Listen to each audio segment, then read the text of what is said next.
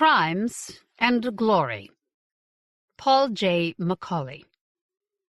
Born in Oxford, England in 1955, Paul J. McAuley now makes his home in London. A professional biologist for many years, he sold his first story in 1984, and has gone on to be a frequent contributor to Interzone, as well as to markets such as Asimov's science fiction, sci-fiction, Amazing, the magazine of fantasy and science fiction, Skylife, The Third Alternative, When the Music's Over, and elsewhere.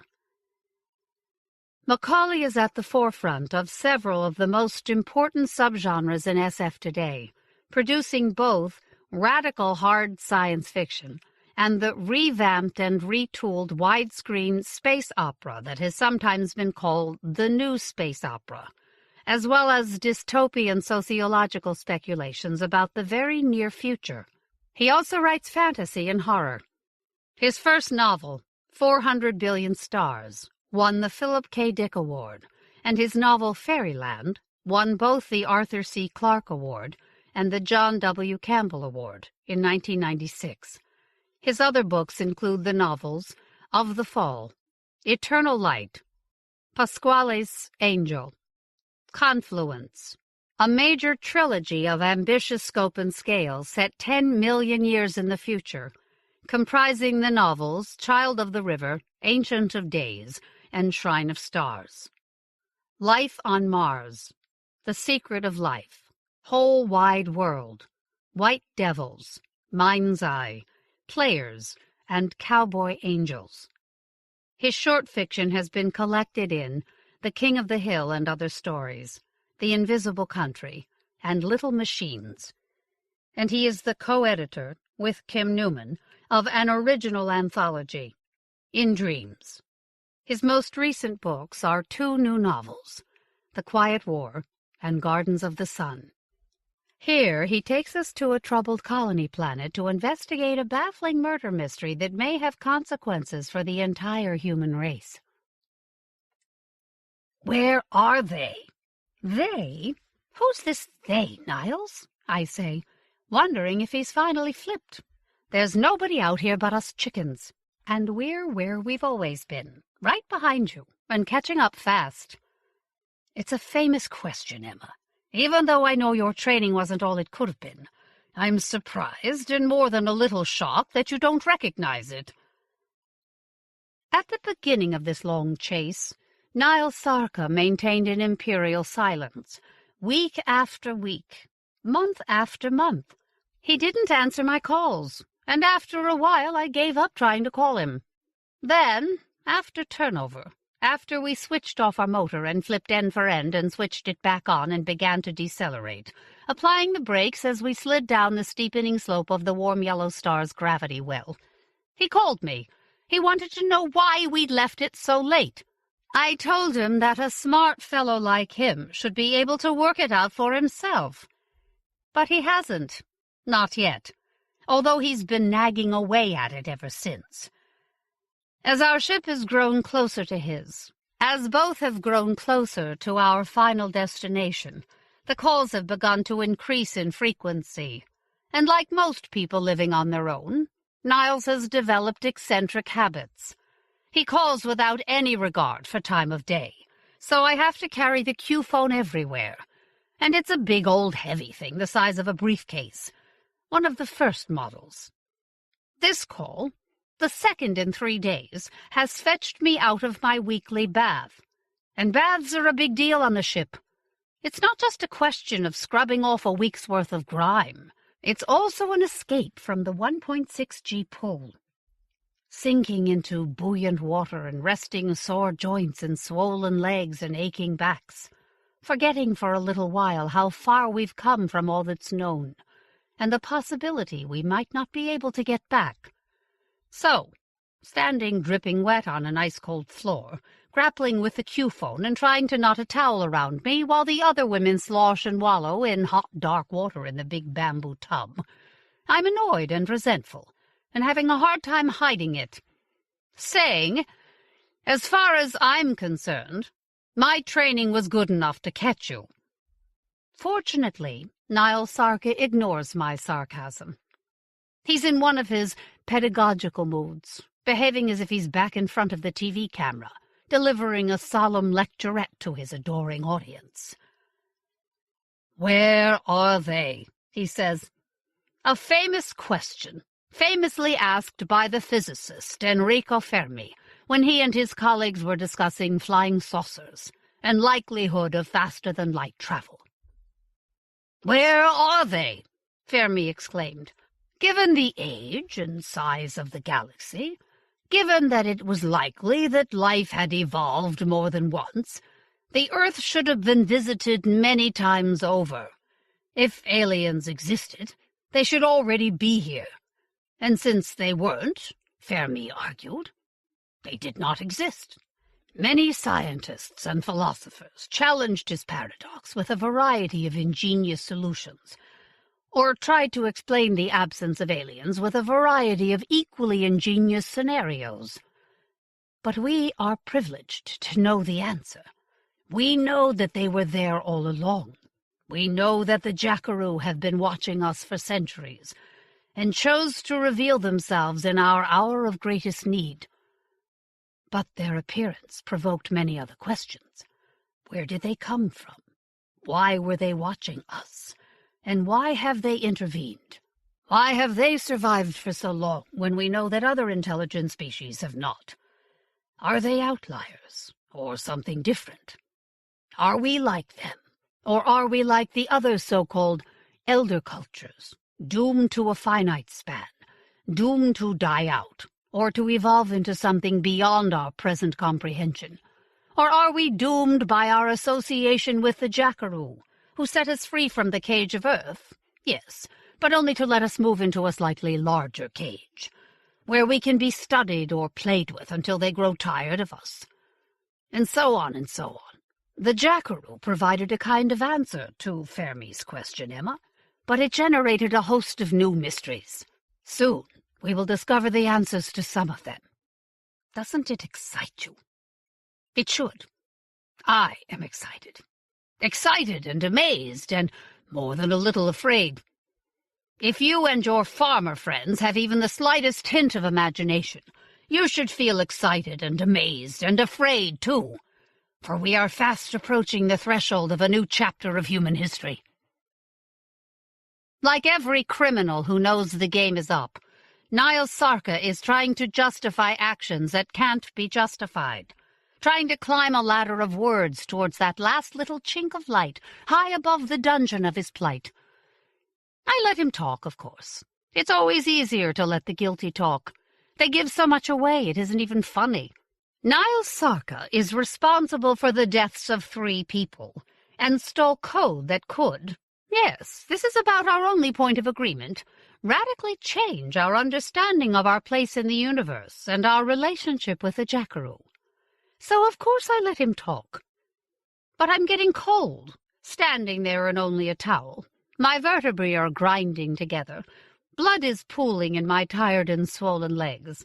And I'm growing more impatient than usual with his discursions and bluster, his condescending lesson on the history of the search for extraterrestrial life. So when at last he says that he doesn't care what people think of him now, that history will judge him, and that's all that counts, I can't help myself. I'll tell you who will judge you, Niles. A jury of your peers in Court 1 of the Justice Centre in Port of Plenty.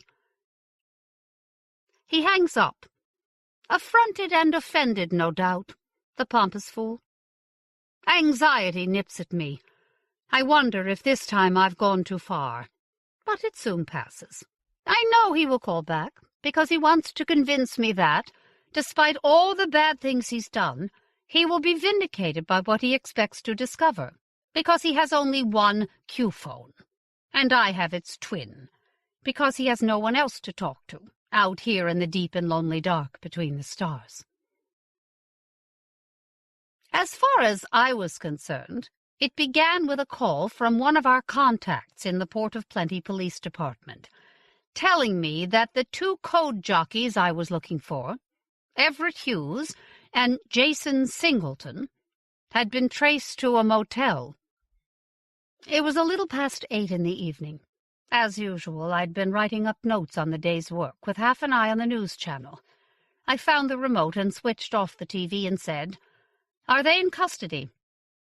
"It looks like they're dead. The room they rented is burned out, and there are 2 crispy critters inside. I hate to be the bearer of bad news, but there it is. And info is info, good or bad, right?" I didn't bother to reassure him that he would get paid in due course. "Who's the attending?" "Zacharias. August Zacharias. He's good police. Closes more than his fair share of cases. A prince of the city, too." "Where can I find him?" "He's still at the scene. From what I hear, it's a mess out there." The motel was at the outer edge of the city, close to an off-ramp on the orbital freeway and an access road that climbed a slope of thorn scrub to an industrial park. The street lights along the road were out, the long, low sheds of the park squatted in darkness, and the lights were out in the motel office and its string of rooms, too. A transformer on top of a power line pole fizzed and sparked. I parked behind a clutch of police cruisers and the satellite van of the local TV news team, and badged my way past the patrol officers who were keeping a small crowd on the right side of crime scene tape, strung between a couple of sawhorses.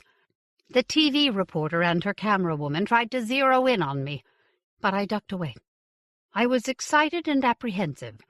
This had brought 3 months of careful investigative work to a sudden and unwelcome crux, and I had no idea how it would play out.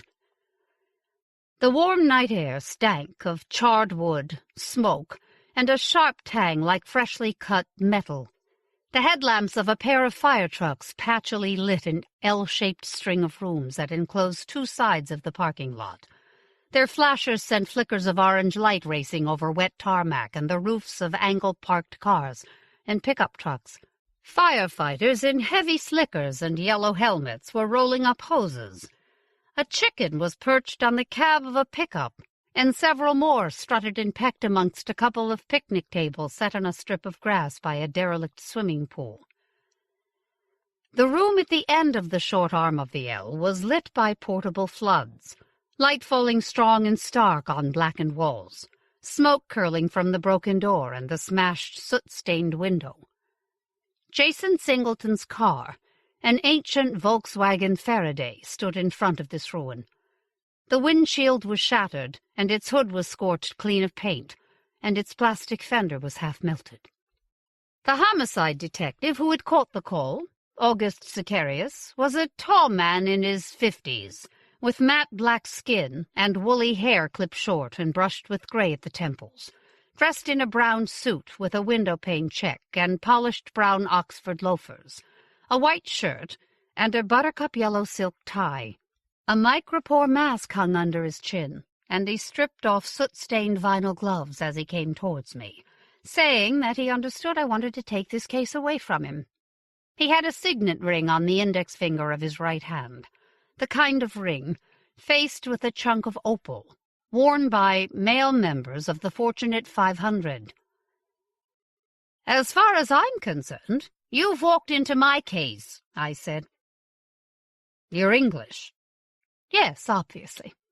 "Were you in the police before you came here?" 10 years in the Met." "The London police?" "Scotland Yard?" "No Scotland Yard." "And then you came here, and joined the geek police." "I joined the UN police, Detective Zacharias, and currently I'm working with the Technology Control Unit." "Now we've bonded, perhaps you can tell me what happened here." August Zacharias had a friendly smile and possessed the imperturbable calm of someone with absolute confidence in his authority. But from bitter experience I knew exactly what he was thinking, that I was a meddling, boot-faced bureaucrat with a humor bypass and a spreadsheet for a soul who was about to steal a perfectly good double murder from him and cause him all kinds of grief besides. And I couldn't help wondering how he paid for his tailored suit, handmade loafers and expensive cologne, whether the gold Rolex on his left wrist was real or a street market fake, whether he was just a working stiff who wanted nothing more than to put down this case and move on to the next, or whether he had a private agenda. Aside from the usual rivalry between our two branches of law enforcement, the plain fact of the matter is that the PPPD is riddled with corruption. Most of its patrol officers take kickbacks and bribes. Many of its detectives and senior officers are in the pockets of politicians, gangsters, or business people. Myself, I'm from Lagos, he said. I was in the army there, and now I am a homicide detective here. And that's what this is. Homicide. 2 men died in that room, Inspector Davis. Someone has to answer for that. Have the bodies been identified? You want to know if they are the 2 young men you were looking for. I'm afraid I can't confirm that yet. They are very badly burned. This is Jason Singleton's car, I said. It is certainly registered to him, and according to several of the residents, it was used by a man answering Mr. Singleton's description. Tall and blond, in his 20s, possibly English. His friend was heavy-set, with long black hair, tattoos, and an American accent, also in his 20s. That sounds like your other missing coder, Everett Hughes, yes? Although they signed the register as Mr. Gates and Mr. Jobs. Geek humor. I wondered if it was supposed to be funny. You posted an APB for both men. May I ask why? I believe they stole elder culture technology from their employer. That would be Meyer Lansky. You work fast, Detective Zacharias. Out of necessity, Inspector. We had 241 straight-up murders in this city last year, not to mention a significant number of suspicious deaths, fatal accidents, and kidnaps. We put down just 33% of those murders. The municipal council and the police commissioner want us to improve our success rate. We already have 98 names on the board, and it's only April. If I don't close this in a day or two, it will be pushed aside by a fresh case. So, these boys stole something from their employer and hid out here while they looked for a buyer. Is that it? We're being frank with each other, Detective. I hope so. Frankly, I want you to stay away from Meyer Lansky. He's important to us. I don't suppose you can tell me why. I'm afraid not. Has the car been searched yet? We didn't find anything in it. We are waiting for a tow truck. The crime scene people will examine it back at the police garage, under sterile conditions, unless you want to take charge of it. We don't have the facilities, but someone will observe and advise your crime scene techs while they work on it. Did you find a computer or a phone in the room? Not yet. Things are very much melted together. Or something like a flat thermos flask. You are welcome to examine the crime scene, Inspector. I'll even let you pat down the bodies before the ME takes them away. I ignored his impertinence. I want your people to maintain a perimeter until my people arrive. Until they do, nothing should be touched. The bodies will remain where they are. I will need you to turn over all witness statements. And please don't say a word to the TV people, or anyone else. Those bodies are cooked all the way through, and something fried every electrical device in the immediate vicinity.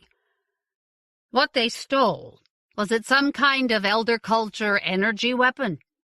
Everett Hughes owns a motorcycle, a 125cc Honda. I don't see it. Then it's probably not here, August Zacharias said. He was smiling, enjoying our little to and fro, having fun. Perhaps the killer took it, or perhaps these 2 young men tried to sell whatever it was they stole.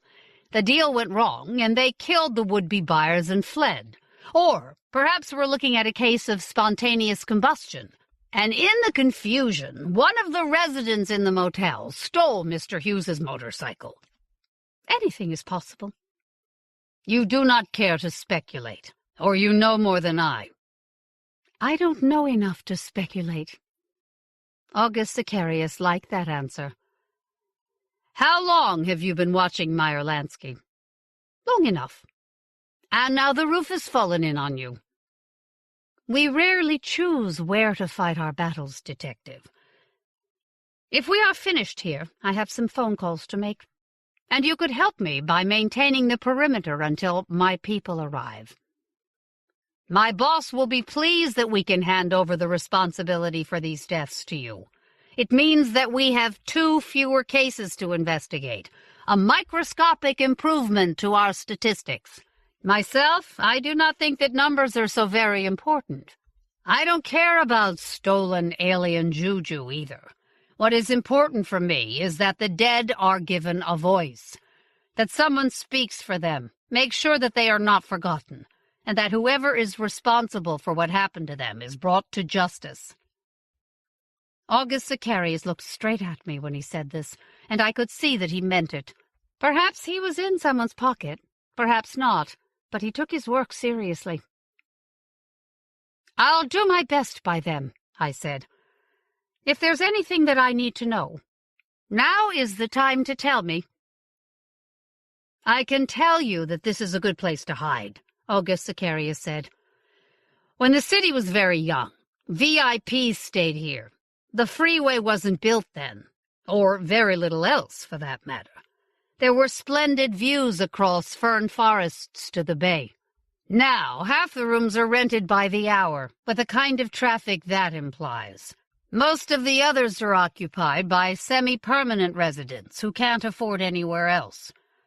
An old Chinese woman who keeps chickens and will put curses on people, or remove them, for a small fee. A Ukrainian poet who is drinking himself to death. A small gang of Indonesians who work as day laborers on various construction sites. They trap the giant lizards that live in the brush and roast them over fires in the empty swimming pool. Last year, 2 of them fought with parangs in the parking lot.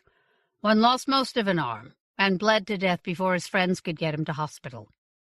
I worked the case. The winner of that little set who went away for 2 years. Manslaughter. You know the place. August Zacharias smiled and made a sweeping gesture. Welcome to my world, Miss Davis. Luckily, I'm just visiting. That's what Everett Hughes and Jason Singleton thought. And look what happened to them. I phoned Varnik Serra and told him to bring his crew to the scene as soon as possible. Then I phoned my boss, Marc Godin, and told him what had happened. Marc wasn't happy about being called late at night, and he wasn't happy about the mess the double murder might cause. But he was already ahead of me when it came to discussing what to do next. We can't contain the story. The local TV news is already onto it. And if the Koreans aren't already involved, they soon will be. Pak Young-min will want to have some hard words with this man, Lansky. Words will be the least of it, sir. In any case, if he has not already done so, Lansky may try to scrub his records of incriminating evidence. I'll draw up stop and seizure papers, and we'll visit Judge Provenzano and get them made official. Then you can visit Mr. Lansky and ask him to come in and talk to us. I already have papers drawn up, I said, and told him where to find them. Always prepared, Emma. I must have had a premonition. Meet me at the office in... How long will it take out there? I'm just waiting for Varnik to take over, I said. A shame about those 2 kids, Mark said. But perhaps this will give us something to use against Messieurs Lansky and Pock. Yes, we should always look on bright side, I said. Let me speak about the dead for a moment. Let me do the right thing by them, as Detective August Zacharias would say. Like most people who won the emigration lottery and didn't sell their prize to one of the big corporations or to a redistribution agency, or give it away to a relative who either deserved it or wanted it more than they did, or have it stolen by a jealous neighbor, a spouse or a child, or a random stranger. UN statistics show that more than 4% of emigration lottery winners are murdered or disappeared, or simply puttered away for a day that never came, and meanwhile got on with their lives in the ruins of Earth. And it was still possible to live a life more or less ordinary after the economic collapses, wars, radical climate events, and all the other mess and madness. Even after the Jackaroo pitched up and gave us access to a wormhole network, linking some 15 M-class red dwarf stars in exchange for rights to the outer planets of the solar system. For the most part, for most people, life went on as it always did. The ordinary little human joys and tragedies, people falling in love or out of love, marrying, having children, burying their parents, worrying about being passed over for promotion, or losing their job, or the lump in their breast, or the blood in the toilet bowl. Like everyone, in other words, who won the emigration lottery and believed that it was their chance to get out from under whatever muddle or plight they were in and start over. More UN statistics. 36% of married lottery winners divorce within 2 months. Jason Singleton and Everett Hughes wanted to change their lives for the better. They wanted more than the same old, although that's what most people get. People think that by relocating themselves to another planet, the ultimate in exoticism, they can radically change their lives. But they always forget that they bring their lives with them. Accountants ship out dreaming of adventure and find work as accountants. Police become police, or bodyguards to high-end business people or wealthy gangsters. Farmers settle down on some patch of land on a coastal plain west of Port of Plenty, or on one of the thousands of worldlets in the various reefs that orbit various stars in the network, and so on and so forth. But Everett Hughes and Jason Singleton were both in their early 20s, and as far as they were concerned, anything was possible. They wanted to get rich. They wanted to be famous. Why not? They'd already been touched by stupendous good fortune when they'd won tickets to new and better lives amongst the stars. After that, anything seemed possible. They met aboard the shuttle that took them out of low Earth orbit to the wormhole throat anchored at the L5 point between the Earth and the Moon, and plunged through the wormhole and crossed more than 5,000 light-years in the blink of an eye, and emerged at the leading Lagrangian point of a Mars-sized moon, of a blue-green methane gas giant that orbited an undistinguished M0 red dwarf star, and traveled inward to the planet of First Foot, and landfall at the spaceport outside the city of Port of Plenty. It was a journey I had made 22 years ago, after I'd divorced my first husband, and 2 weeks later won a place on the emigration lottery. At the time, it had seemed like a message from fate's hotline. Pack up what was left of my life, travel to a new world, start afresh. When I arrived on First Foot, Port of Plenty had been a shanty town amongst alien ruins. I worked for the PPPD for 3 years, then signed up with the UN Security Agency, working in the spaceport to begin with, then joining what was then the brand-new Technology Control Unit. A year after that, I met my second husband and we married, and it all went wrong very quickly. But that's another story. And besides, the man is dead. And all this time, Port of Plenty was growing around me, extending along the shoreline of Discovery Bay, climbing through the semi-arid hills that circled it, spreading into the outer margins of the Great Central Desert. It's a sprawling megalopolis now, a nascent Los Angeles or Mexico City. A whole generation has grown up on First Foot.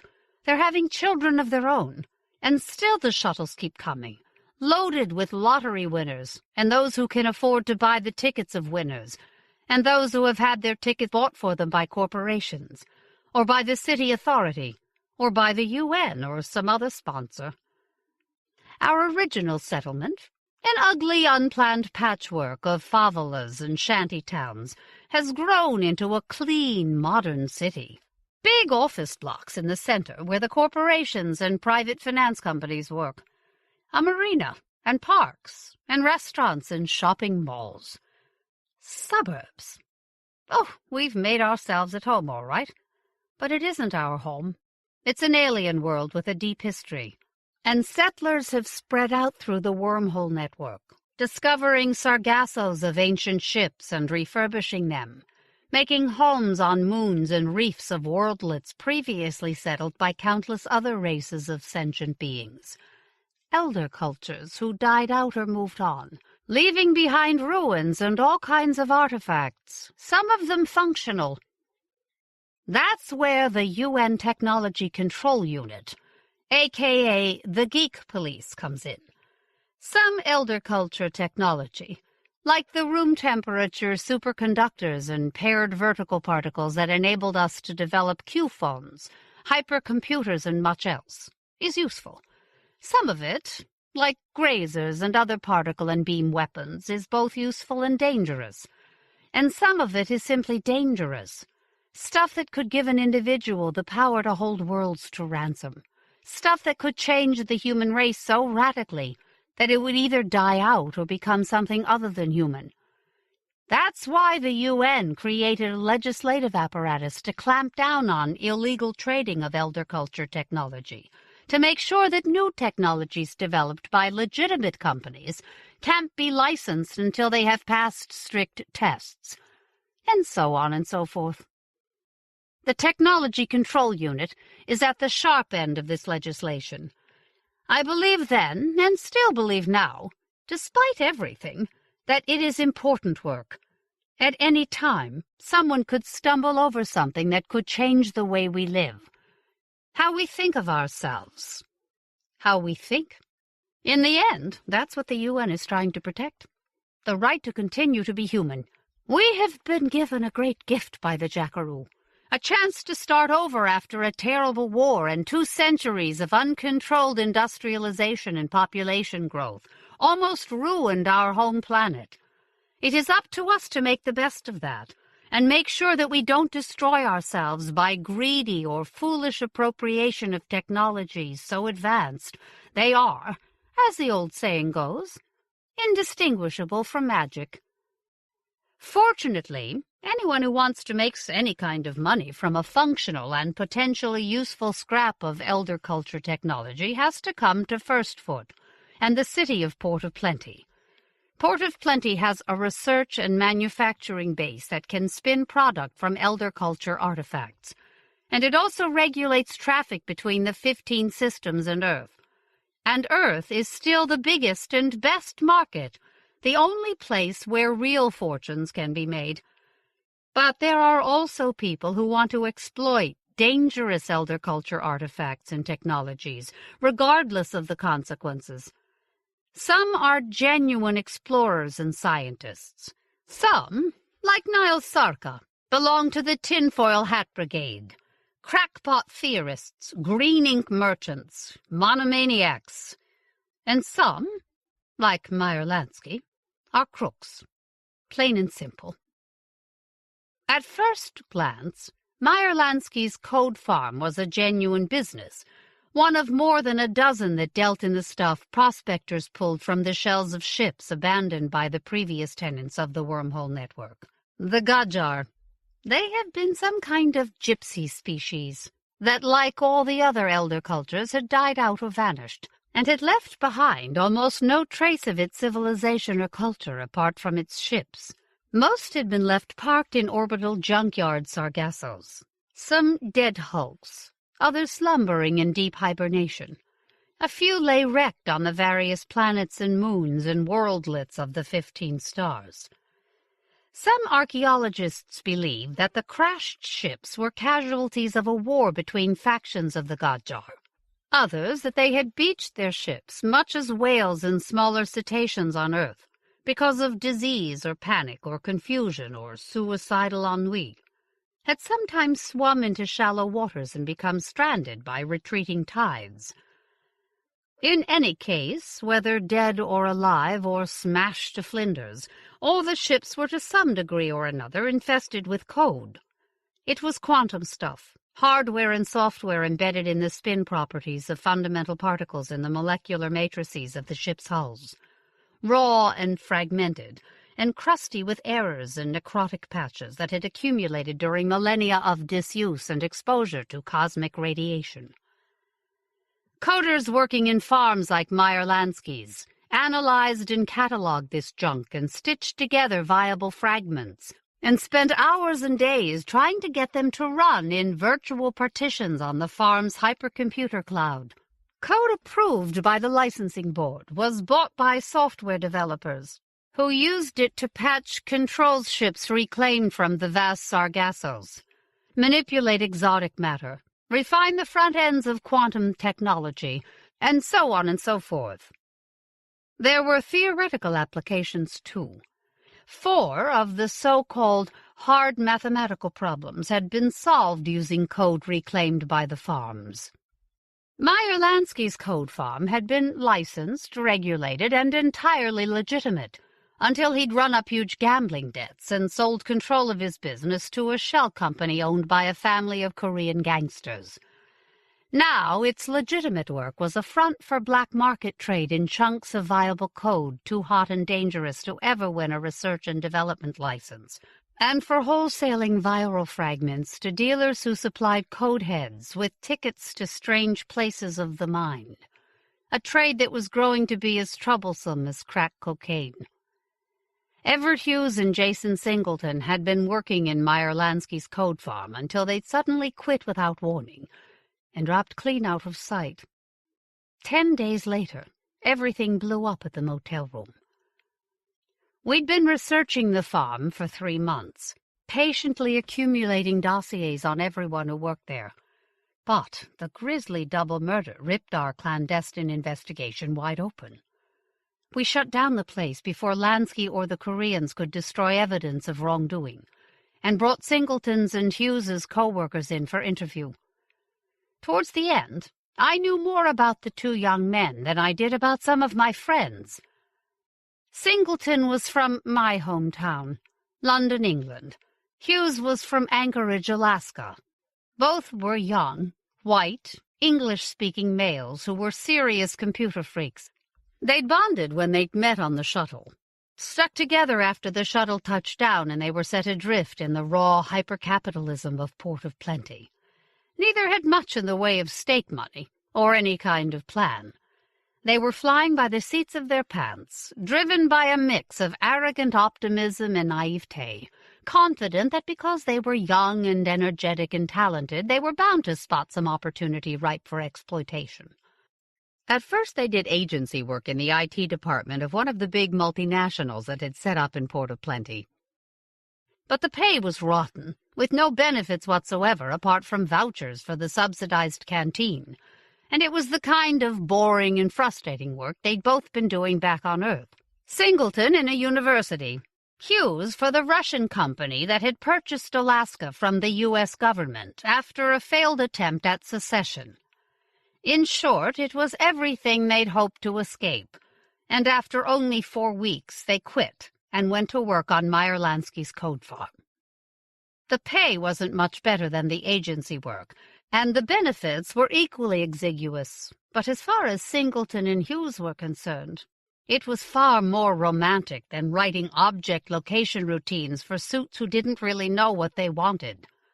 And his fellow coders agreed that Everett Hughes had a talent for the work, a weird ability to instantly assess the viability of any kind of code, the way some people saw colors in words, or music in numbers. Either it looked good or it didn't, he said, meaning that the code should conform to a kind of symmetry or beauty. Although he found it hard to explain exactly what that was, and if pressed he would grow surly, hunch his shoulders, sneer that it wasn't worth trying to explain it because either you had the righteous gift or you didn't. He had the gift, and he was usually right. J. Singleton got by through determination and hard work, but Everett Hughes flew. Apparently, they had been planning to stash away a good percentage of their pay until they had accumulated enough to buy themselves berths on a code-hunting jaunt. They'd have to buy their own equipment and front the gangmaster fees for transport, plus a 30% kickback on anything they made. But they were confident that they would strike a hot load that would set them up for life. But it seemed that the two of them had grown bored with working and saving and working, and had taken a shortcut. They'd stolen something from Meyer Lansky, and either Lansky or the Koreans had found them, and killed them, and taken the stuff back. Or they'd tried to sell it to the wrong people. Those were my working hypotheses. But I was worried that the code itself might have had something to do with the two bodies in the burnt-out motel room. We were running a pool in the TCU on when someone would stumble across true AI, and who knew what else someone might find out there. In any case, Hughes and Singleton must have stolen the code because they thought it valuable, and if it was valuable, it must be functional. Unknown code with unknown capabilities. Out there in the world. Recapturing it was suddenly my main priority, and the first thing I needed to do was to shut down Meyer Lansky's operation and find out what Hughes and Singleton had been working on before they'd bugged out. Like all the ships we humans use, the reef farmer's ship is a shell retrieved from one of the vast sargassos that orbit almost every one of the 15 stars. Many ships are frozen relics, no more functional or repairable than a watch that spent 1,000 years at the bottom of the ocean. Others are merely quiescent, systems ticking over in a sleep deeper than any hibernation, but fully functional once awakened.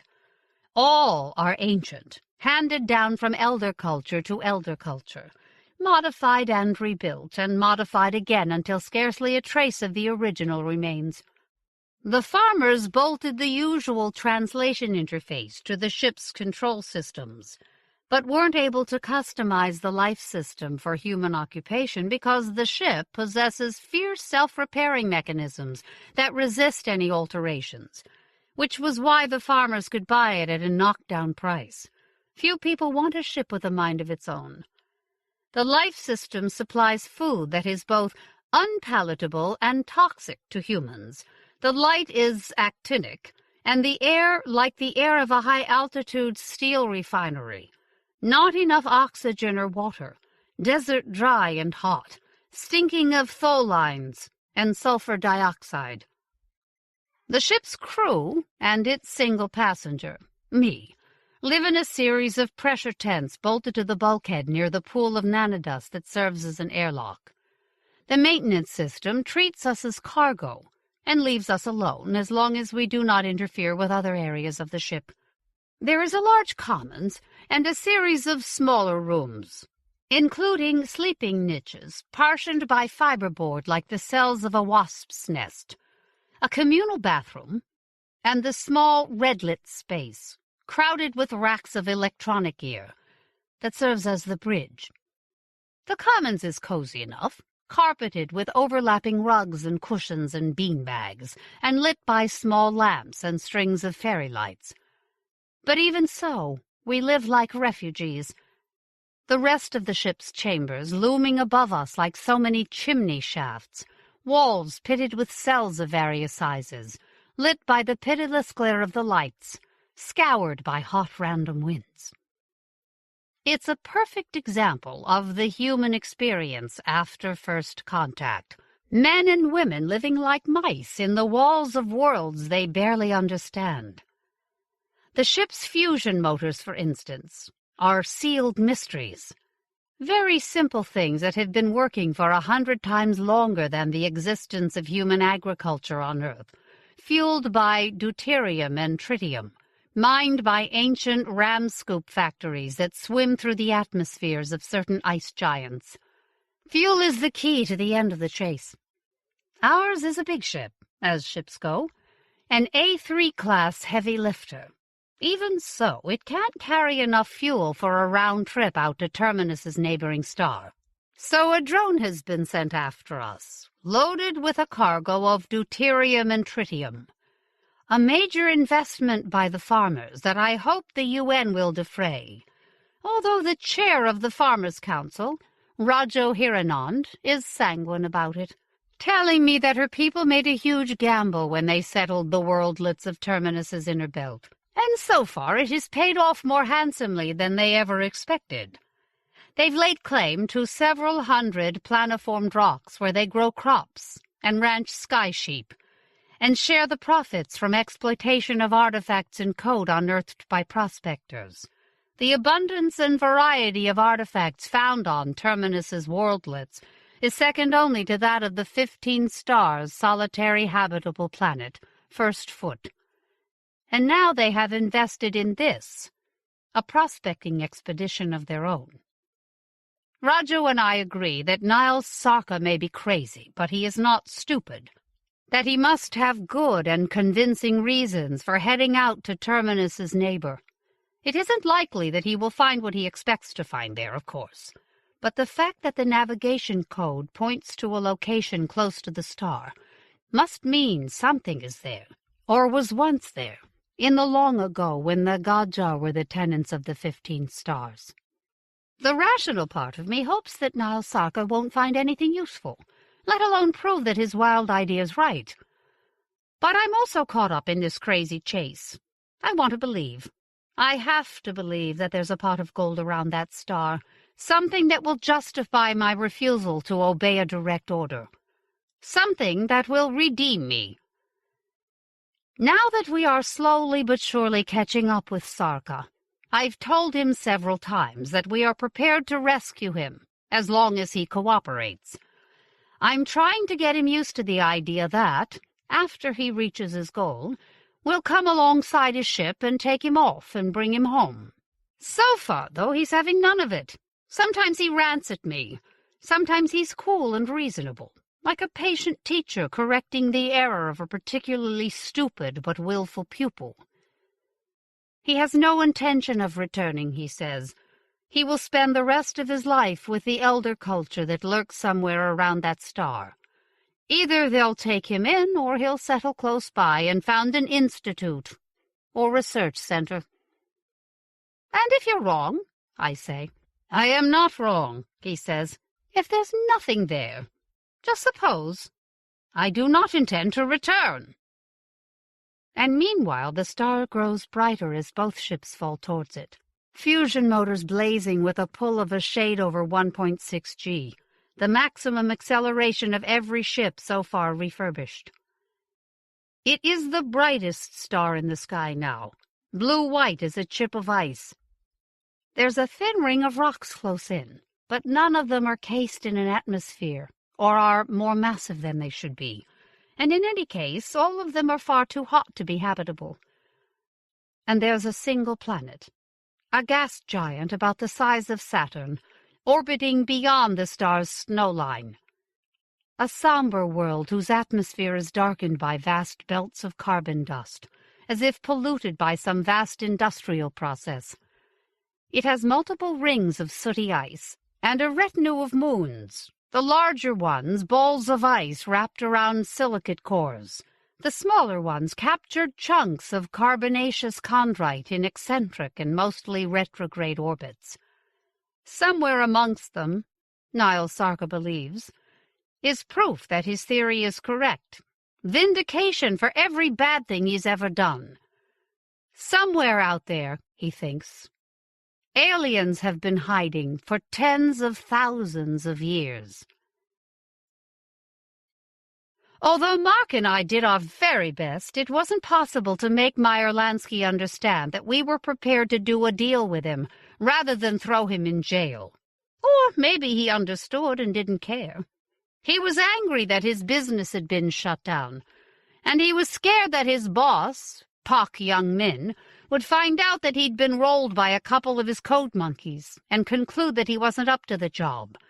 The usual retirement plan for the Pak family's gangland employees and associates was a bullet in the back of the head, and a short ride down the river to the sea. So Lansky refused my offer of protection when I served papers on him at his house around midnight, and he refused again when he was brought in for questioning. A broad-shouldered man dressed in a white suit, neatly barbered hair dyed the color of tarnished aluminum. He sat in my office with a grim, shuttered expression, and his arms folded across his chest, giving Mark and me the dead eye while his lawyer explained why he couldn't answer any of our questions. One of the assistant city attorneys was there, too, and Mark and I knew things had taken a turn for the worse when she asked for a break and stepped out of the interrogation room with Lansky's lawyer. Mark took the opportunity to tell Lansky all over again why he would be doing the city and the UN a service by telling us where the stolen code was and what had happened to the two coders, repeating the scenario he'd already painted, with Lansky as the innocent party, first robbed by two of his employees, and then involuntarily involved in their murder by his boss. You had to tell Pak young men about the theft, because otherwise it would come down on your head. I understand that. But after that it was out of your hands, and things got out of control, Mark said. He had taken off his jacket and hung it on the back of his chair at the beginning of the session. Now, in white shirt and red braces, he leaned forward and stared straight at Lansky. You are a smart man. You know how much trouble you are in. And you know what Pak young min is capable of. But we're here to help. We can make your troubles disappear. All you have to do is tell us exactly what happened. What was stolen? What happened to the two foolish kids who stole it? Where it is now? Meyer Lansky shook his head, eyes half closed, lips pressed tight. He looked as if he was trying, by sheer mental effort, to teleport himself to some more congenial place. Mark looked up at me, and I told Lansky that the UN would settle him anywhere he chose, that we'd even take him back to Earth if he cooperated with us, that he would have a chance to start over, and meanwhile the men he feared would be put away for the rest of their lives. Lansky shook his head. Nothing was stolen. Those two kids, they just left. It happens all the time. It's time to tell the truth, Mark said. Lying about what Pak young min did won't save you. He'll go down anyway, and you'll go with him. But you can save yourself. All you have to do is tell the truth. It seems hard, I know, but once you start, you will feel so much better. It will be like a great weight lifting from your back. Mark was good, and I did my best to back him up, but we couldn't get through to Lansky. Talk to my lawyer, he said, and wouldn't say anything else. At last his lawyer and the assistant CA came back, the assistant shaking her head, the lawyer telling Lansky that he was good to go. Hard-shelled son of a bitch, Mark said after they had left. He's scared, of course, but not of us. Unfortunately. I suppose we'll have to wait for the forensic results, I said. I was tired and empty. It was 2 a.m. My investigation had been broken open, and I had nothing to show for it. We will rest, and tomorrow begin again, Mark said, as he shrugged into his jacket. You are my best investigator, Emma. I trust you to deliver what we need. But our first break wasn't anything to do with me, or with Varnik Sarah's forensic crew either. It was all due to one of our technical staff, Prem Gurung. Prem was a modest young man who attributed his find to luck, but I knew better. His cubicle was as messy as the bedroom of an undisciplined teenager, desks stacked with folders, papers, fab trinkets, and littered with every kind of electronic junk. Walls tiled with photographs, postcards, printouts, cartoons, and coasters in defiance of every regulation. But he was a skilled, intelligent, and hard-working investigator. He had been examining the work logs of Hughes and Singleton, and chunks of the mirrored code they had been working on, and had quickly found something of interest in one particular piece. An incomplete variant of the navigation package used to control refurbished ships retrieved from the Sargassos. It isn't so much what's there as what isn't, Prem said. He was eager to show me, and I reluctantly agreed to take a look. Code is usually explored and manipulated via virtual simulations, Disneyed up by interfaceware. Dreamscapes that look a little like coral reefs, their exotic beauty haunted by sharks and moray eels, and riptides that can fry synapses or burn permanent hallucinations in optic nerves. Coders, exposed to the stuff 8 or 10 hours a day, commonly suffer all kinds of transient hallucinations and risk permanent neurological damage, psychosis, blindsight, loss of motor control, death. But they are like deep-sea divers working in the chthonic depths, while I was a snorkeling tourist dipping in for a brief peek, gliding over a garden of colorful geometric shapes, complex fractal packages of self-engulfing information that branched like bushes or were packed as tightly as human brains, or formed shelves or fans or spires, everything receding into deep shadow in every direction, under a flexing silvery sky. Still, I couldn't shake off the sense of things unseen and fey lurking at the edges, where steep cliffs plunged into the unknown. Prem guided me to a spot carpeted with intricate spires, and asked me if I saw it. "I'm not very technical, Prem." "It's a patch, copied from another part of the code," he said, turning the viewpoint through 360 degrees. Spires of every size and shape, glowing with purples and greens and golds, flowed around us in a three-dimensional tapestry. It isn't easy to see at first, which is, of course, the point. But when you do see it, it's obvious. I have written a little executable. Here. A ghostly scape descended from the silvery sky, spires in wirework outline sitting askew the spires that stood around us. It does not seem to match at all, until you perform a simple geometric transformation, Prem said. The wirework outline spun and stretched and merged with every contour of the spires around us, gleaming like frost on their complex and colorful surfaces. "I think someone deleted something and wanted to cover it up," Prem said. "Fortunately for us, he was skilled, but lazy. Instead of designing something from scratch, he copied and distorted another part of the code and stitched it in. It is on the surface a seamless illusion. It even runs several processing cycles, although they are, of course, all futile. Like code that has gone bad, as much code does. The strange shapes and colors of the code reef, hallucinatory bright, crammed with thorny details that repeated at every level of magnification, were aggravating my headache. I hadn't had much sleep and was running on coffee and fumes. I stripped off my VR and asked Prem if he had any idea about what had been deleted. He told me that despite the fractal nature of the code, little or nothing of the excised portion could be reconstructed. He started to witter on about working up a rough contour grid by extrapolation from the boundaries, using edge-crossing detection, random walk searches, and vertex pruning mutators. Blah, blah, blah. Like every tech, he was more interested in playing with a problem than actually solving it. I cut him off and said, "Bottom line, you don't know what it is, and there's no way of finding out." "I'm afraid so. The deletion is too thorough for reconstruction, and catalog comparisons have proven to be of no use. They stole something. We don't know what it is, but Hughes and Singleton definitely stole something. They mirrored the code and deleted the original, did their best to cover up what they'd done, and made off with a copy." "That's certainly one scenario," Prem said. "Although there is a problem. How did they smuggle the stolen code past the farm's security?" It was a good point.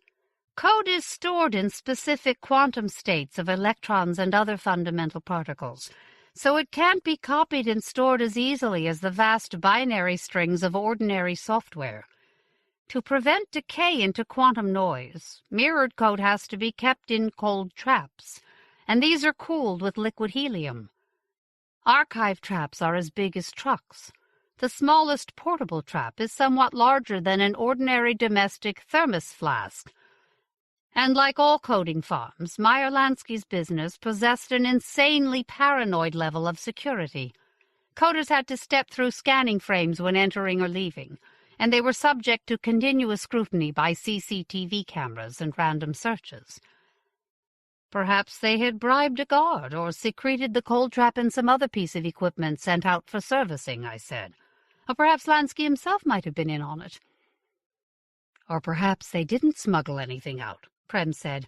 Perhaps they hacked into the farm's records and found out where the code came from, then deleted the code and altered the records. Perhaps they did not sell the code, but the location of the original. I liked the idea. It would certainly explain why Hughes had left with Sarka. But there was no way of proving or disproving it unless we caught up with them. Meanwhile, Varnik Sarah's crew had come up blank on DNA analysis because the two bodies had been thoroughly cooked. But they had identified one body as Jason Singleton's from its English dental work, and the second wasn't Everett Hughes, but a male in his 40s. He had an old, healed bullet wound in his left shoulder. An examination of his burnt skin under UV light had revealed a blood group tattoo on his right ankle, suggesting that he'd been a soldier at some point. Varnik's crew had also retrieved a partial thumbprint from a stolen SUV in the motel's parking lot, and that had yielded a hit on the U.S. military database. Abuelo Baez, who'd served as a sergeant in the Special Forces of the U.S. Army until 2 years ago. The name did not appear on the immigration records, so he must have arrived on first foot under an alias, either working for one of the corporations or on the dock side. Varnik was planning to work up a facial reconstruction and use it to track down the dead man's immigration file. I hoped that once I knew Abuelo Baez's alias, I would be able to discover what he had been doing in Port of Plenty, perhaps even link him to Meyer Lansky or to the Pak family. Varnik also told me that there was a small discrepancy between the two bodies. Jason Singleton's body had smoke particles in its lungs, consistent with someone who had burned to death. Abuelo Baez's didn't. Either the ex-soldier had been killed outright by the blast, or he'd been dead before the room had been set on fire. It wasn't possible to tell. All of this was useful, but it was my hunch about the missing motorcycle that yielded the most significant advance in the case. It had been discovered in the parking lot of a mini-mall, a kilometer south of the motel. Security camera footage showed that it had arrived some 30 minutes before the fire in the motel had been started. Everett Hughes had been riding it and loitered near a rank of vending machines for some 40 minutes, until a white Honda Adagio pulled up. I showed Mark the footage of Hughes getting into the Adagio, pulled down an enhanced freeze frame of the moment when the courtesy light in the car came on as Hughes opened the door, briefly illuminating a bearded man wearing a baseball cap pulled low enough to obscure half his face. I explained that the driver had not yet been identified, but the car had been traced to the Hertz branch at the spaceport, where it had been rented using a snide credit card, and it had been retrieved for trace analysis. After Hughes and the driver returned the Adagio to the rental company, they took the shuttle bus to a ship that departed 2 hours later, a standard J-class cruiser registered in Libertaria. It dropped through wormhole number 2 6 hours ago, and I've asked our offices in every port it could reach from that part of the network to look out for it. That's the bad news. The good news is that the Varnik and the PPPD's forensic people retrieved fibers and hair from the seats, and fingerprints from the steering wheel, and elsewhere. Hughes's friend is Niall Sarka.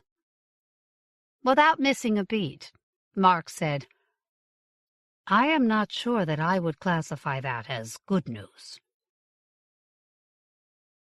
Niall Sarka was one of the fortunate 500, the self-styled elite who'd ridden the first emigration lottery shuttle to First Foot.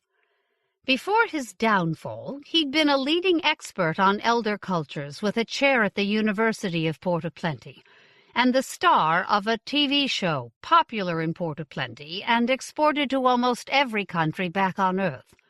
In each episode, he led his crew of prospectors to a new site in search of strange and valuable elder culture artifacts, surviving dangers and hardships, exploring weird landscapes and worldlets, unearthing wonders. Most of it was faked and exaggerated, of course, But Sarka was a handsome and charismatic man with an infective enthusiasm for his work. Also, to the disgust of his fellow academics and the delight of his TV audience, he recklessly embraced crackpot ideas about the fates of the elder cultures and conspiracy theories that suggested that the Jackaroo had influenced human history by dropping meteorites, or manipulating the climate, or starting the world war that, just before they turned up as saviors, had almost destroyed us. He was a leading exponent of the belief that the 15 stars were not a chance to start afresh, but a trap, a cage in which we would be the involuntary participants in some vast and strange experiment, as had the elder cultures which had preceded us. And he had worked up a crazy theory of his very own, which he talked up on every episode of his show. All of this made him rich and famous and notorious, but in the end his hubris was clobbered by nemesis. In the end, he took one risk too many, and other people paid for his mistake with their lives. My boss had been one of the team that had prosecuted Niles Sarka after most of his crew had become infected with nanotech viroids, while excavating the remains of ancient machinery in a remote part of the Great Central Desert. Mark had seen the bodies, all of them horribly transformed, some still partly alive. His boss, who'd later shot himself, had ordered cauterization of the site with a low-yield nuclear weapon. The crew had been working on an unlicensed site with inadequate protective measures. Niles Sarka was convicted of manslaughter and spent 5 years in jail. As soon as he was released, he promptly fled First Foot and established himself on Libertaria, using what was left of his fortune to pursue the theory that was now an obsession. Given that there was a wormhole link with the solar system and Earth, he said, then it followed that there must have been links with the homeworlds of each of the elder cultures that had once inhabited the worlds and worldlets of the 15 stars. And those wormholes might still be around, somewhere, collapsed down to diameters smaller than a hydrogen atom, or hidden inside gas giants, or in orbits close to stars where they could not be detected by their fingerprint flux of strange quarks and high-energy particles. It might be possible to find the homeworld of the Godjar, or one of the other elder cultures, and find out what had happened to them. It was even possible that some remnants of the elder cultures might still be alive, either on their homeworlds or elsewhere. To his fans, and despite his conviction and fall from grace, he still had many fans. He was a gadfly genius, a rogue intellect who took great risks to prove radical theories that the establishment tried to suppress. To his fellow academics, he was a highly irresponsible egotist who used his notoriety to promote fantasies as risible as the lost continent of Mu, or the Venusian origin of flying saucers, heedless of the damage he caused to serious scholarship. As far as the UN was concerned, he was a criminal willing to take every kind of risk with elder culture technology. He was beyond our reach on Libertaria, but he remained on our watch list. And now he was heading out for parts unknown, either in possession of code mirrored from a navigation program, or of the whereabouts of the code's original. Given the huge risk he'd taken coming back to Port of Plenty, it seemed likely that he believed the code had something to do with his crazy idea about finding the homeworld or a surviving remnant of an elder culture. It also seemed likely that he had killed Jason Singleton and the mercenary Abuelo Baez. Even if the code was harmless, Niles Sarka still had to answer for those deaths. The problem was that we had lost track of his ship. It could be anywhere in the wormhole network, heading for any one of the other 14 stars. It might even be heading back to First Foot Star by a circuitous route. During the early years of exploring the network, the UN had tried to set up a monitoring system of spy satellites around the wormhole throats, but it had been sabotaged by various factions over the years, and in the end it had proven too expensive to maintain. Even if Sarka and Hughes go to ground on Libertaria, we have no jurisdiction there, Mark said. We can try to negotiate with them, I said. Perhaps. It would help if we knew exactly what Hughes and Singleton stole, Mark said. That's why we need to talk to Meyer Lansky again, I said. But Lansky had disappeared, and so had his wife and their 2 young sons. A police detail had been watching the front of the house. It seemed that Lansky and his family had left through the back, escaping across the golf course, either of their own free will, or because someone had come for them. A safe sunk in the floor of a walk-in closet in Lansky's residence had been left open, but still contained large amounts of cash and jewelry, and credit cards and phones registered to a variety of names. Traces of blood belonging to Lansky and his family were found on a wall and the carpet in the adjoining master bedroom. I believed that they were dead, their bodies dumped in the sea, or in the fern forests beyond the edge of the city, or incorporated into the foundations of a new building or freeway overpass. And their killers had probably taken from the safe copies of the records for the code farm, detailing legitimate and black market transactions.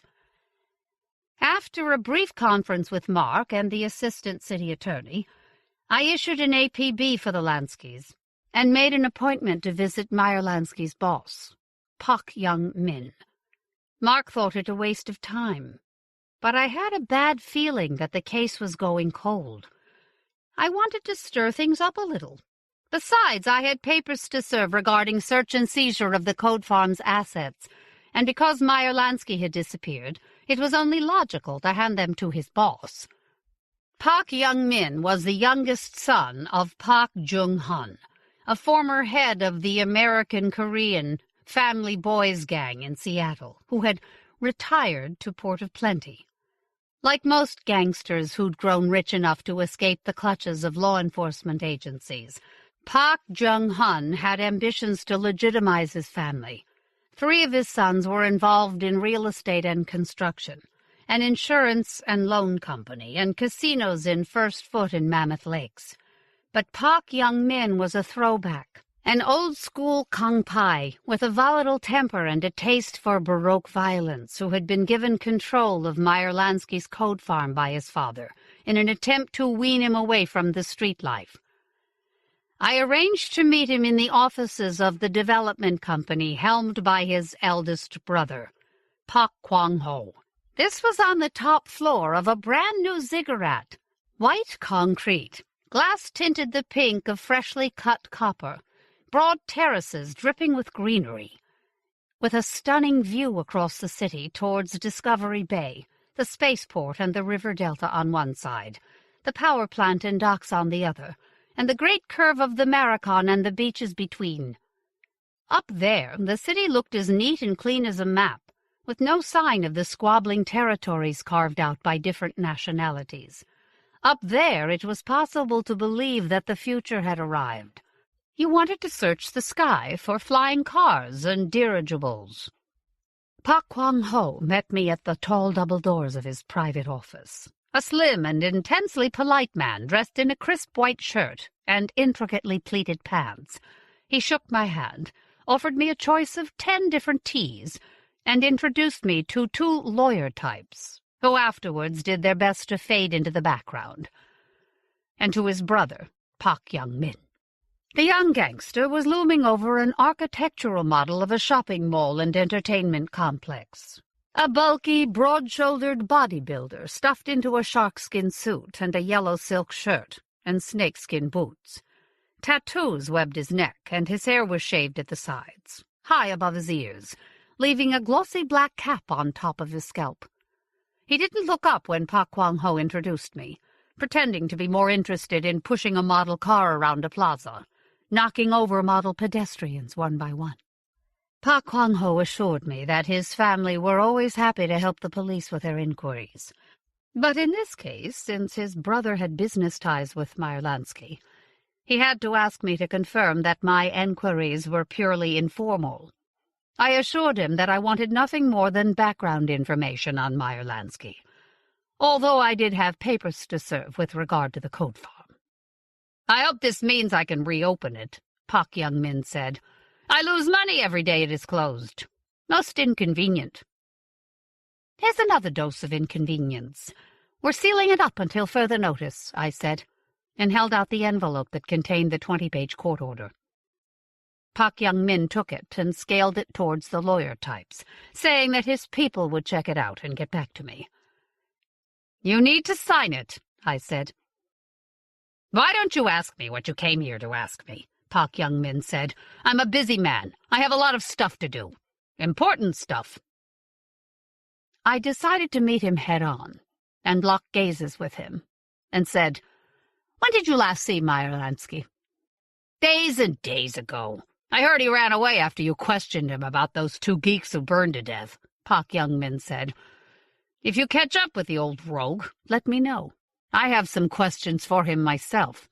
"You have no idea where he might be," I said. "Him and his family." "I've been in Mammoth Lakes for the past week," Pak Young Min said, and took out a gold cigarette case, and, ignoring his brother's warning that he couldn't smoke here, lit a black Sobrani with a match he ignited on his thumbnail. One of the bodies in the motel room was that of Jason Singleton, an employee at your code farm. "Meyer Lansky's code farm," Pak Young Min said. "You own it. He runs it. I wouldn't know who he employs. When can I reopen the place, by the way?" "When we've finished our investigation. Although by then there probably won't be anything left of your little operation." Pak Young Min looked at me with insolent amusement. "I know about you and your crusade," he said.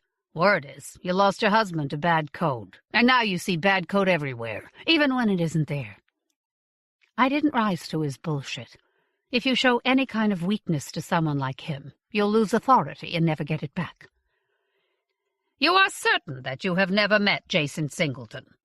"I've never had anything to do with those freaky little geeks." "Have you ever met Everett Hughes?" "Is he the other one who burned up in that room?" "He's the one who got away," I said. "The other body in the motel room was that of Abuelo Baez, a former U.S. soldier who served in the Special Forces." "I've never heard of any of these people," Pak Young Min said. "Perhaps you know the face," I said, and showed him the printout of Abuelo Baez's reconstructed death mask. Pak Young Min breathed out a riffle of smoke and said, "He isn't one of mine." "You might know him as Abel Martinez," I said. "That's the alias he used when he came to Port of Plenty. We identified him from a file in the Gaming Commission's records. Every employee of every casino has one. I'm surprised you don't know him, Mr. Pak. He worked on the security detail of the casino in Mammoth Lakes, owned by your family." "My brother has nothing to do with the running of the casino," Pak Kwang Ho said. "And neither do I. We're looking into everything Mr. Baez was doing here, and everyone he associated with," I said. "If you remember anything about him, it would be better if you told me now." Pak Young Min shrugged. "You should speak to the manager of the casino," Pak Kwang Ho said. I told him that I would, and thanked them for their time, and turned my back on both of them and walked towards the big double doors of the office. Pak Young Min called after me. He was the kind of man who had to have the last word. "Come find me in Mammoth Lakes. I'll show you a good time. Loosen you up a little." I paused at the doors. Turn. The corny old Columbo trick, but it's sometimes useful. "One other thing. Have you heard of Niall Sarka?" The two brothers looked at each other. Pak Young Min said, "Isn't he the crazy guy who had that TV show?" "He and Everett Hughes took off together," I said, and left them to think about that. Later, I told my boss that I was certain that Pak Young Min knew all about Hughes and Singleton. Lansky was not a stupid man. He probably discovered the deletion in the navigation package and the alteration in his records after they dropped out of sight, and decided to come clean about it to his boss. Pak Young Min sent his muscle man, Abuelo Baez, a.k.a. Abel Martinez, after the two coders. Baez tracked them down to the motel room, but he was killed by Niles Sarka, Mark said. I'm not sure what happened there, but I don't think it matters, I said. Sarka was definitely involved, and I'm certain that the Pucks didn't know about that until I told them. If we're lucky, they'll start making inquiries around the spaceport and incriminate themselves. I can ask them, why are they looking for the killer of Abuelo Baez if Baez had nothing to do with them? It is a long shot, Mark said. I would prefer something tangible. So would I said. But even if we can't tie them to Baez, we'll get them for Lansky. Pak Young Min killed him. I'm sure of it. Lansky's family, too. He knew that we talked to Lansky, and he didn't trust him to keep his mouth shut. He probably took copies of incriminating records from Lansky's floor safe at the same time. If we have a pretext for arresting him, we might be able to get hold of those records. And somewhere in them is the location of the original of the code Hughes and Singleton stole. We need to find it. Do you really believe that Sarka and Hughes are chasing after it? They haven't turned up at Libertaria, or anywhere else we have representatives or reliable sources. That leaves about 10,000 habitable but uncolonized planiformed worldlets, and any number of rocks and moons, Mark said.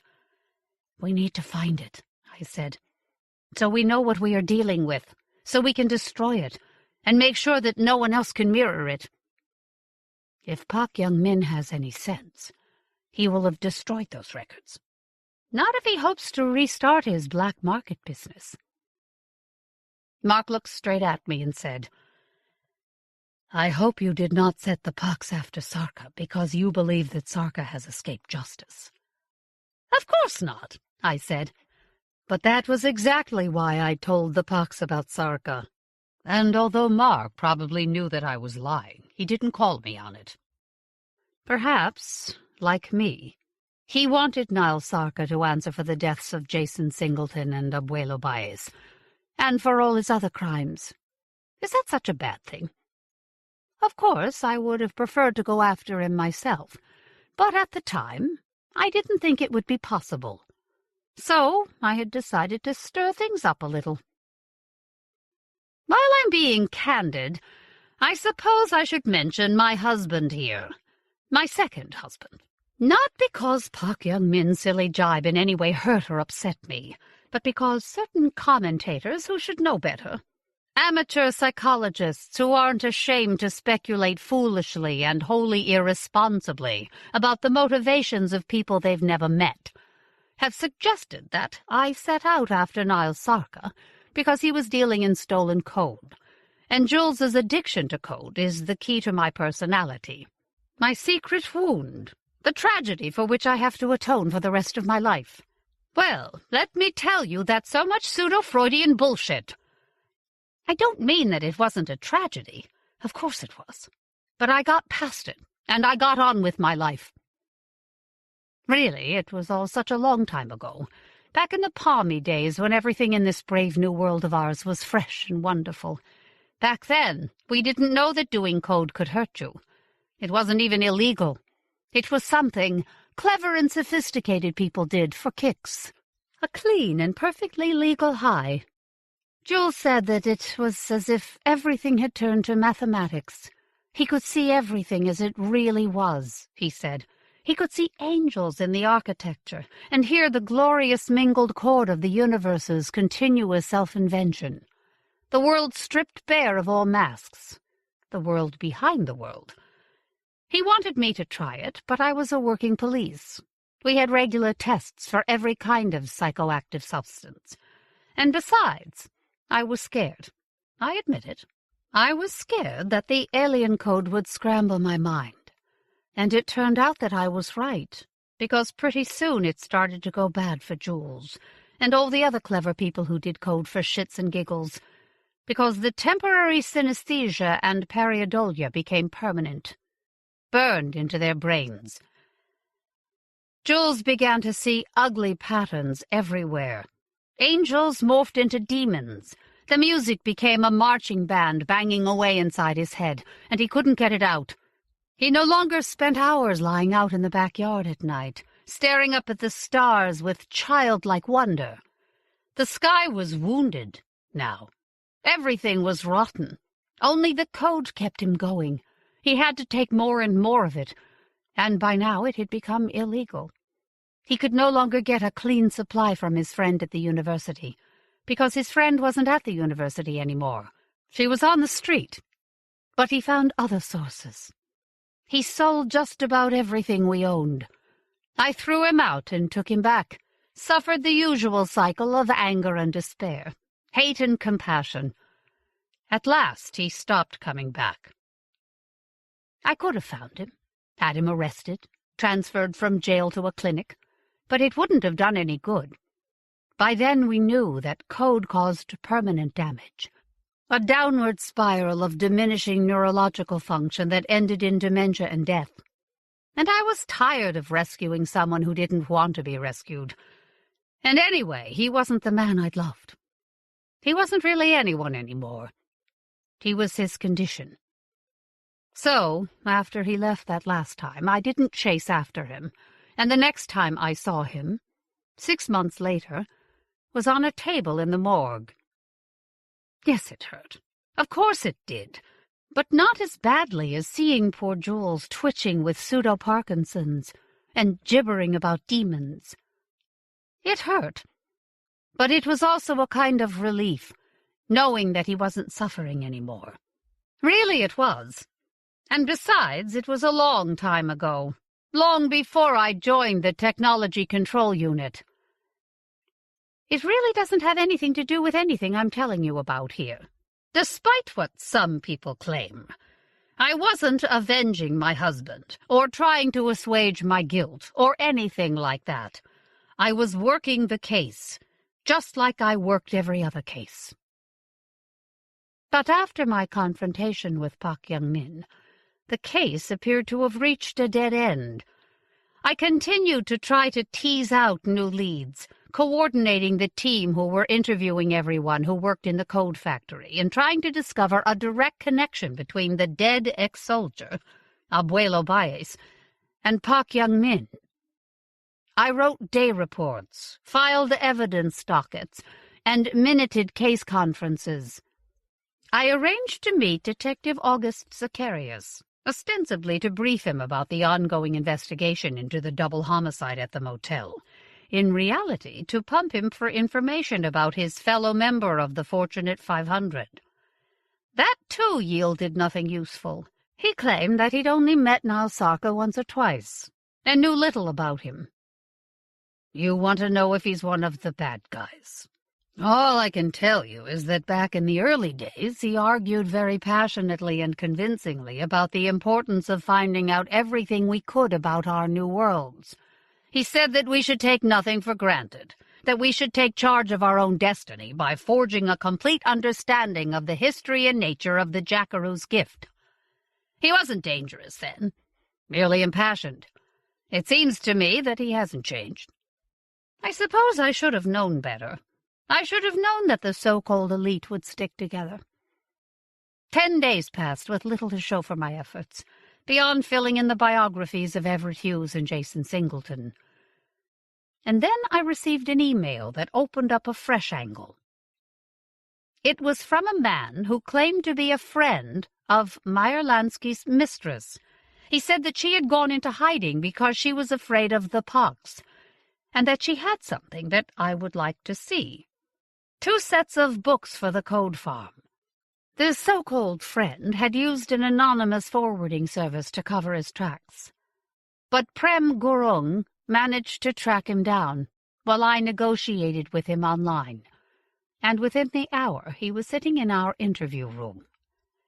He was a small-time hustler by the name of Randy Twigger, a former boyfriend of Lansky's mistress. He put up a feeble show of defiance that quickly collapsed when I called his bluff and told him that he could be arraigned for accessory to murder and kidnap of the Lanskys. Later that day, with a pair of armed marshals at my back, I was knocking on the door of a motel room in the fishing resort of Marina Vista, 400 kilometers east of Port of Plenty. Meyer Lansky's mistress, Natasha Wu, was a tough and level-headed young woman who was ready and willing to be taken into protective custody, and wasn't surprised that Randy Twigger had screwed up by trying to make some money for himself. He was supposed to make an arrangement so that I could meet with you. But he always was greedy, she said, and dismissed him with a flick of her manicured fingers. She said that she'd heard about the disappearance of Meyer Lansky and his family on the news, said that she'd known at once that they were dead. Meyer was ultra-paranoid the last time I saw him.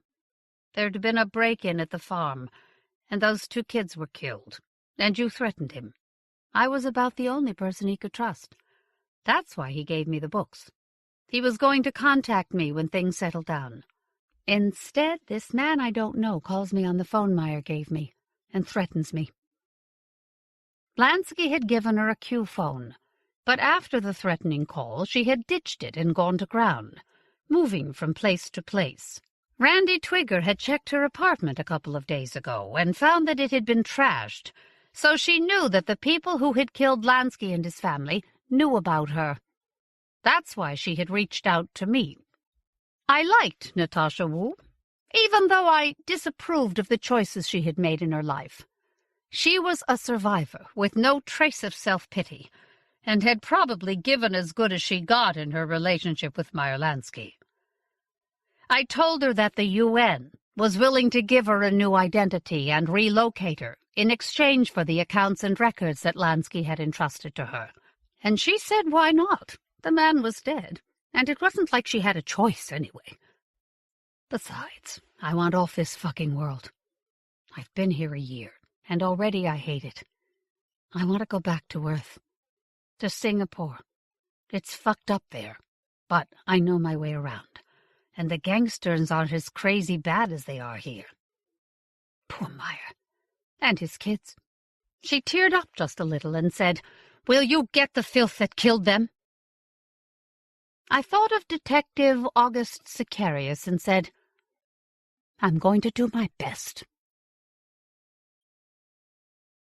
At the UN building, I sat with Marc Godin and one of the city attorneys while they made a deal with Natasha Wu and took her initial deposition. Then I escorted Natasha to one of our safe houses, so I didn't get a chance to talk to Mark about searching the records for the location of the original of the code, or chasing after Sarka and Hughes. I stayed at the safe house overnight, and was eating breakfast with Natasha and the 2 UN special agents detailed to protect her when Mark called. "There have been developments," he said. "Something I think you will like." "Has Prem found where the code came from? Are we going after Sarka?" "Meet me at the UN building," he said, and rang off. We bought coffee at the Roach Coach in the parking lot in front of the UN building and walked 2 blocks to the seafront. I told him that Natasha was holding up. He told me that the records were all that we hoped they would be. "The late Monsieur Lansky was a meticulous man," Mark said. "We have details of all his black market transactions, and that is a great prize. As for the code that has caused so much trouble, you will be pleased to hear that we know now where it came from. A planoformed but uninhabited worldlet in the outer belt of the system of Terminus. It was located and mirrored by a prospector named Suresh Shrivastov, registered in Libertaria." "And what are you going to do about it?" "That's what we must talk about now. Let's find a seat." It was a fine, warm spring morning. Far around the great curve of the beach, 2 bulldozers looking small as toys were leveling sand where a kraken had beached a few days ago. A raft of bladders and pulpy limbs the size of 2 football fields. It had drawn huge crowds, and dismembering and removing it had been an industrial process. People were strolling along the front or walking their dogs on the wide beach, and a few early bird surfers were riding the waves. Mark and I found a bench. and Mark told me that the UN representative in Libertaria had contacted Suresh Shrivastov's agent. The prospector had just departed for the star 2M4962, and according to his agent, he had nothing to say to the UN. It may be an attempt to force us to negotiate, but as long as we find the code, it does not matter, Mark said. As for that, I have also contacted our representative in the Terminus system. I regret there is no positive news there either. There are 2 belts of rocks around Terminus. The people who live there, farmers all of them, live on the inner belt, and their traffic control system is pretty rudimentary. Regrettably, it doesn't extend to the outer belt, and there is no evidence that Sarka's ship has visited the system. It doesn't mean that he didn't go there. That's true. Or that he might not be there right now. That is also possible. In any case, the original of the code will still be there, if Sarka or that prospector hasn't already destroyed it. Now we come to the heart of the matter, Mark said. It is not Niles Sarka, of course, but the code. There have been political developments.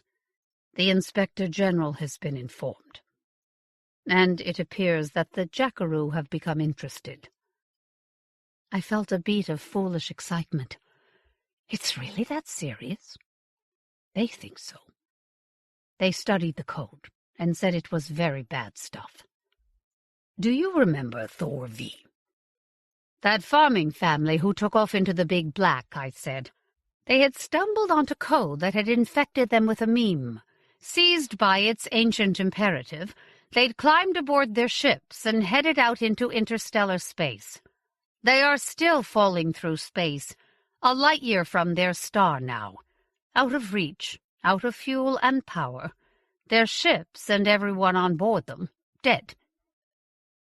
Mark said, The Jackaroo claim that Hughes's code may have a similar effect on anyone who interacts with it. And there is a nasty twist. It is slow-burning, so those infected have time to infect others. And those who become infected but are unable to reach a ship will become insane. The Inspector General has authorized a strike team to travel to Terminus. I have argued successfully that our department should remain involved. So, let me ask you formally. Are you willing to volunteer to accompany the strike team? I've already thought about this, boss. There's nothing I'd like better. Of course. Now, I want you to go home and change your clothes. Pack for a long voyage, and make any necessary personal arrangements.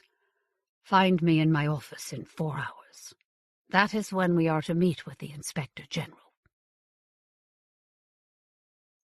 The Jackaroo are supposed to keep out of human affairs. They don't, of course.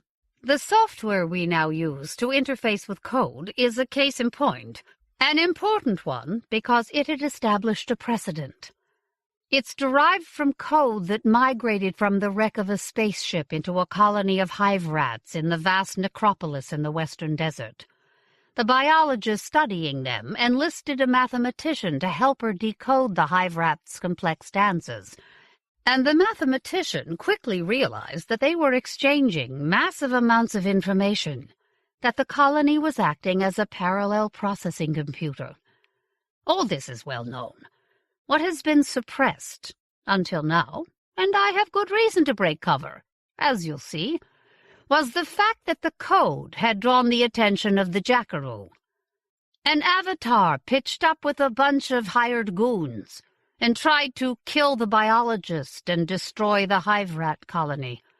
The Jackaroo claimed afterwards that it was the action of a rogue element, and we had to pretend to believe them. In any case, the biologist and a local law enforcement officer fought back. The goons were killed, and the avatar was destroyed. I became involved a little later. The law enforcement officer had picked up a piece of kit that the avatar had been using. It not only tracked and disrupted Q-phone signals, but could eavesdrop on them. We bought the technology from her, and in exchange she agreed to keep quiet about the Avatar. After that incident, the UN and the Jackaroo made an informal agreement to cooperate when it came to suppressing potentially dangerous technology. That is what I had walked into when Mark took me up to the Inspector General's big wood-paneled office. The Inspector General, a small but imperious blonde woman in her 60s, shook my hand and told me that from now on I was operating under Section D. But I paid scant attention to her. I was staring at the man-shaped figure that stood off to one side. A showroom dummy woven from a single giant molecule of metal-doped polymer, dressed in a black suit and white shirt, and polished black shoes. A proxy for a creature no human had ever seen, linked by a version of Q-phone technology to an operator who could be anywhere in the universe. Moving now, stepping towards me, and greeting me in a newsreader's rich baritone. "We have followed Dr. Sarka's career with great interest," it said, "and this is a very interesting turn of events." "A potentially serious turn of events," the Inspector General said. "Sarka is a dangerous man, and he may be about to lay his hands on dangerous code." "We have examined the damaged code," the Avatar said. "What was deleted presents a clear danger to you. We are here to help." "And we're grateful, of course," the Inspector General said. The Avatar responded with a lengthy speech, telling us that the Jackaroo were grateful for the UN's cooperation and for my role in helping to heal a potentially difficult rift. How this was a fine example of the harmonic convergence of the Jackaroo and the human race. How the present small difficulty would be quickly overcome by application of that same cooperation in general, and my talents in particular, and so on and so forth. I won't bore you. It was the usual mash-up of clichés, mixed metaphors, and orotund sentiment, like a mission statement for some multinational company, written by committee and run through a computer, which had scrupulously removed any trace of originality, human feeling, and passion.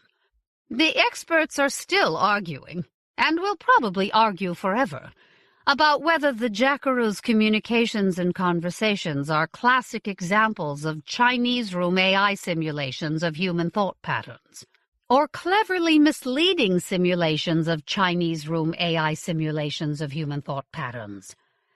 As someone who's been on the receiving end of one of their perorations, I can tell you that the distinction doesn't matter.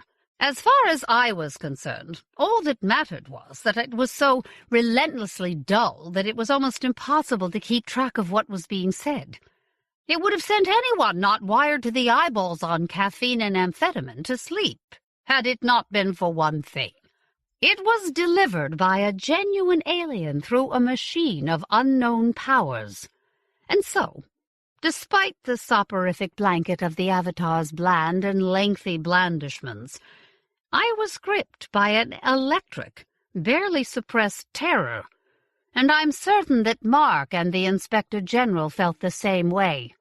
For despite their best intentions, or because of them, you can't help but be paranoid about the Jackaroo. They are alien, and therefore completely opaque. Neither angels nor devils, but distorting mirrors that reflect our best hopes and worst fears. "May I ask a question?" I said, when it had finished, or at least run out of words. "If you're offering to help us, what kind of help are we talking about?" "We are here to advise, nothing more," the Avatar said. "After all, we do not want to reveal that we are helping you. It would violate the terms of our agreement. However, we may be able to locate Dr. Sarka's ship, should it use a wormhole again, and we do not see a problem with passing on that information." The Inspector General chipped in again, said that the Jackaroo usually refrained from direct interference, but because this was an unusual and highly alarming case, They would utilize a little-known property of the wormhole throats to identify any used by Sarka's ship. They had already confirmed that Sarka had visited Terminus, and because he had not returned through that system's only wormhole, he must still be there. Our first priority was to find, identify, and destroy the code. Our second was to track down Hughes and Sarka, and if it came to it, we would try to purchase the mirror of the code from them. The Inspector General mentioned a ceiling limit that exceeded the GDPs of several countries back on Earth. We have no intention of paying Sarka, of course. He will be arrested for murder as soon as he tries to collect. Hopefully he will have become infected before then, and will have aimed his ship at some damn star or other. "It is possible," the Avatar said. "But we cannot count on it because the incubation period is variable." I saw a big flaw in the plan at once. Niall Sarka wasn't stupid, and would guess that my offer was bogus. And in any case, if the code promised to validate his theory, he wouldn't part with it for any amount of money. But I didn't raise any objections. As I've already explained, I believed that summary justice was better than letting Niall Sarka gain power over dangerous code. When the Inspector General asked me if I needed time to think about this, I said that I already had thought about it, and would gladly accept. It was almost not untrue. They have been manipulating us from the very beginning, Emma, playing with us as a child plays with white mice in a cage. And they have been watching us a very long time. They know things about us that we do not know. They sit in judgment beyond ordinary human plight or perception. But they do not know everything. Their survey of our comings and goings on Earth and everywhere else is not omniscient. That is why we will escape their chains, and that is why we are here. You and I. It's 2 a.m. Everyone on the ship is asleep, except for the maintenance robots puttering about their inscrutable business beyond our encampment, the 3 men and women of the night watch, and me. I'm trying to make a cup of green tea with one hand, while holding the Q-phone's handset in the other, listening to, for the 10th or 12th time, a variant of Niall Sarka's standard lecture on the Jackaroo and their fiendish plans and plots. I said, "They knew about Hughes and Singleton. They knew about the code." "No, Emma. They intercepted Q-phone messages between me and a friend in Port of Plenty who was acting as go-between. They did not know what the code was, or where it came from, because poor Everett and Jason did not know what it was, and they wouldn't tell me where the original was located until we had concluded our dealings face-to-face, and quit First Foot. Even so, they tracked you to Terminus. Did they? They lied about the nature of the code. Perhaps they lied about that, too. They do not know everything, and they lie. If they are gods, they are petty and spiteful gods. I don't know about you, but even at its lowest, I don't think that humanity deserves gods as low and base as them. No, we aspire to greater things. Why else would we have come all this way, you and I? I'm here to bring you to justice, Niles. You know that. You're here because of your nature, Emma. You're here because you want to be here. You see, you aren't very different from me after all.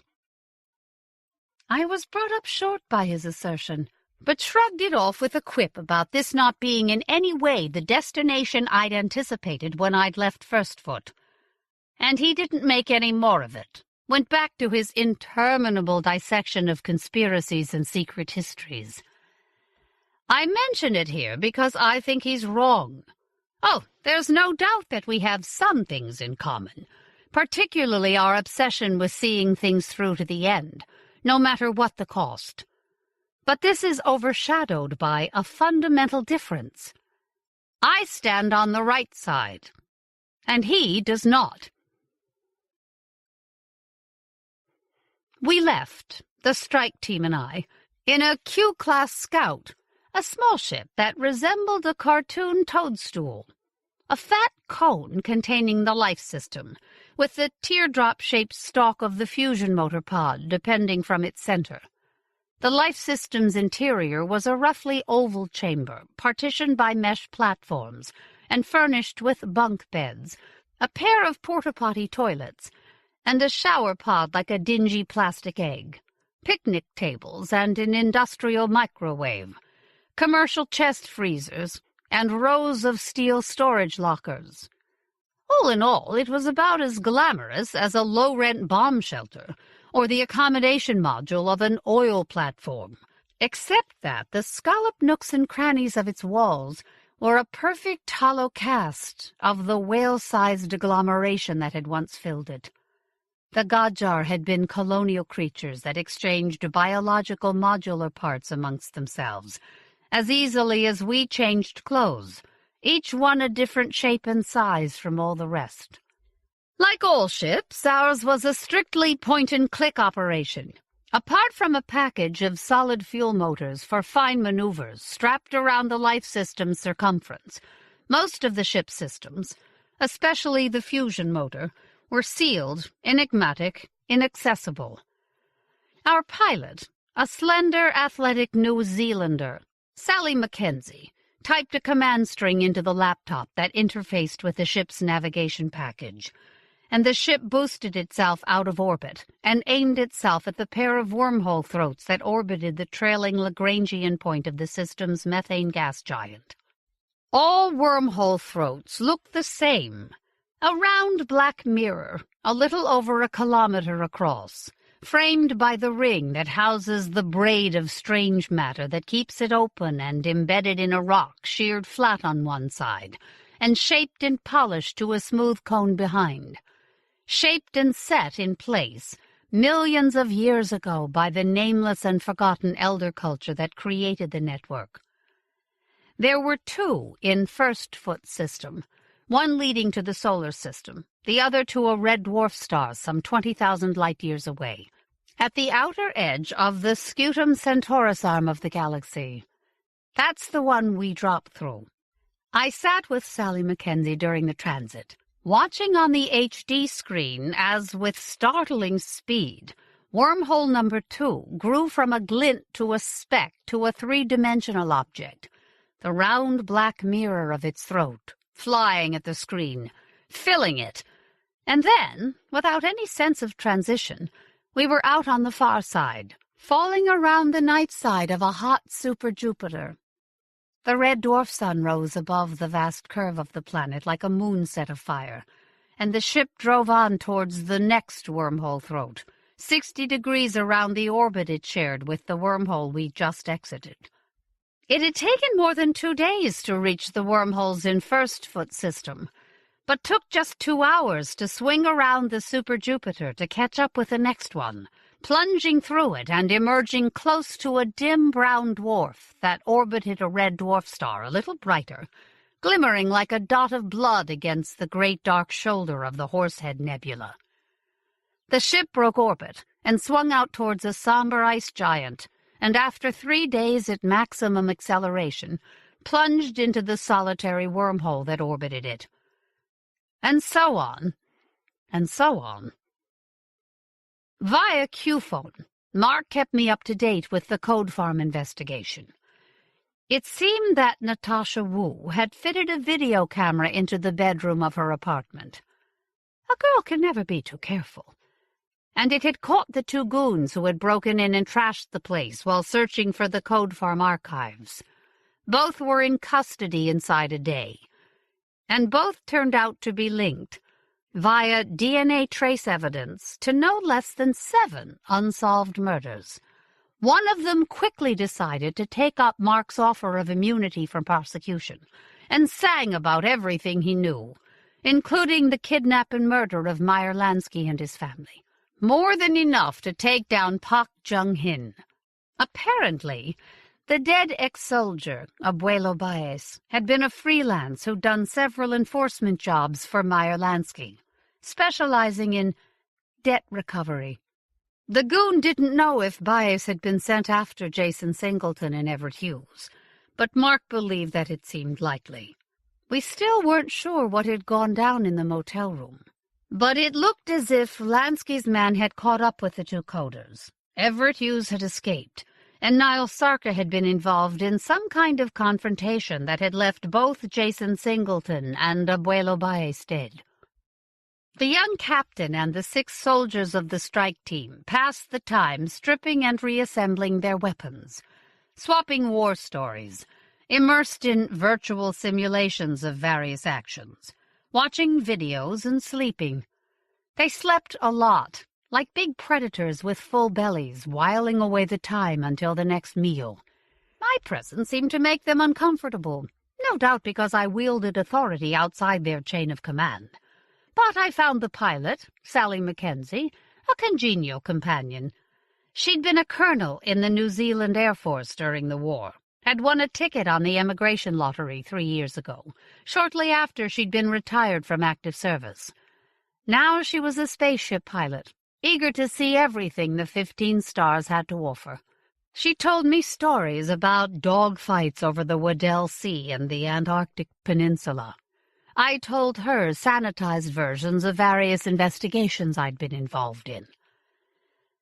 And so we moved from wormhole throat to wormhole throat, a chain that passed through 6 star systems until we reached our destination, the star 2CR 5938, otherwise known as Terminus, so called because there was only one wormhole throat orbiting it, one way in, one way back out, the end of the line.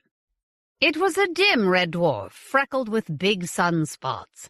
The bright filamentous arc of a flare bridged one edge of its disk from equator to pole. It was partnered with a G0 star that shone a little over 1/10 of a light-year away, only a little less bright than the dozens of hot young stars that were beginning to burn through a tattered veil of luminous gas that slanted across half the sky. The red dwarf was circled by 2 concentric belts of asteroids, rubble left from ancient collisions of protoplanets, prevented from accreting into larger bodies by the gravitational interference of the hot and dense super-Jupiter that orbited between them. Our ship fell towards the outermost belt, at the edge of Terminus's habitable zone. The UN representative had already reached an agreement with the Reef Farmers' Council, which had sensibly agreed to keep away for fear of infection with the meme that the jackaroo had warned us about. Our destination was an undistinguished worldlet amongst 10,000 such, unequally bilobed like a peanut, an agglomeration of basaltic rocks heated and partly melted by successive shock fronts that had driven the orbital migration of the super-Jupiter, afterwards lightly cratered by impacts with debris left over from the formation of thousands of others like it, and mantled in a layer of dust and pebbly chondrules. It had orbited Terminus for more than 7 billion years, undisturbed by anything except the occasional minor impact, until some nameless elder culture had planiformed it, injecting into its center of mass a spoonful of collapsium, exotic dark matter denser than neutronium that gave it a pull, averaging a little less than the moon's gravity, wrapping it in a bubble of quasi-living polymer that kept in a scanty atmosphere of oxygen, nitrogen, and argon, landscaping it, seeding it with life. Scores of tenants had come and gone since then, some leaving no trace of their occupation apart from subtle changes in the isotopic composition of the worldlet's atmosphere and biosphere, others adding species of plants and microbes to its patchwork ecology, the most recent leaving ruins. Ghosts had riddled it with pits and shafts. Box builders had left chains of crumbling cells stretched here and there on top of ridges and around the edges of eroded craters. Spiders had parked a small asteroid in stationary orbit above its nipped waist, and spun a cable, woven from diamond and fullerene, and studded with basket-weave habitats, down to its surface. And a few thousand years ago, a spaceship of the Gajar had crashed at the pole. Despite its deep history, the little worldlet was a bleak and marginal environment. Cold as Arctic tundra before global warming, sheeted with ice and snow, black bacterial crusts and cushion algae growing in sheltered niches in the equatorial rift, cotton trees floating in the air like clouds spun from pale wire.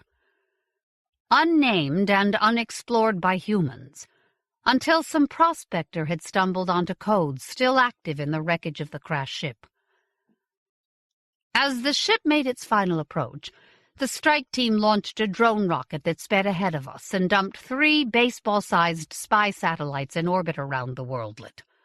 They soon located the ancient crash site, an oval impact crater under the snowcap at the pole of the larger of the worldlet's 2 lobes, with traces of metal spattered around it that showed us a spray of bright dots in the sideways radar scans. And their high-definition cameras also picked up a tiny source of heat and an ordinary blue camping tent at the worldlet's equator, close to the base of the spider cable. The young captain who commanded the strike team, Jude Foster, told Sally Mackenzie to establish an equatorial orbit and ordered his soldiers to get ready to make a crash entry. Apparently, using the elevators of the spider cable was out of the question. They were too slow, and anyone on the surface would have plenty of time to prepare an ambush. "This is an eccentric scholar and a coder barely out of his teens," I said. "Hardly a major threat to your people." "Surely you have not forgotten that your eccentric scholar is wanted for homicide, Inspector," Captain Foster said, with wintry condescension. "And in any case, a whole crew of malcontents might be concealed down there. It is my duty to take appropriate precautions." Like me, Captain Foster was a Brit, pale, blonde, and laconic, also startlingly young and eager to prove himself on his first real action. We had a brief discussion about whether or not I should accompany the strike team on their crash entry, or wait aboard the ship until they had secured a perimeter around the base of the cable. I prevailed. I freely confess that I was scared silly, but I was determined to do my duty.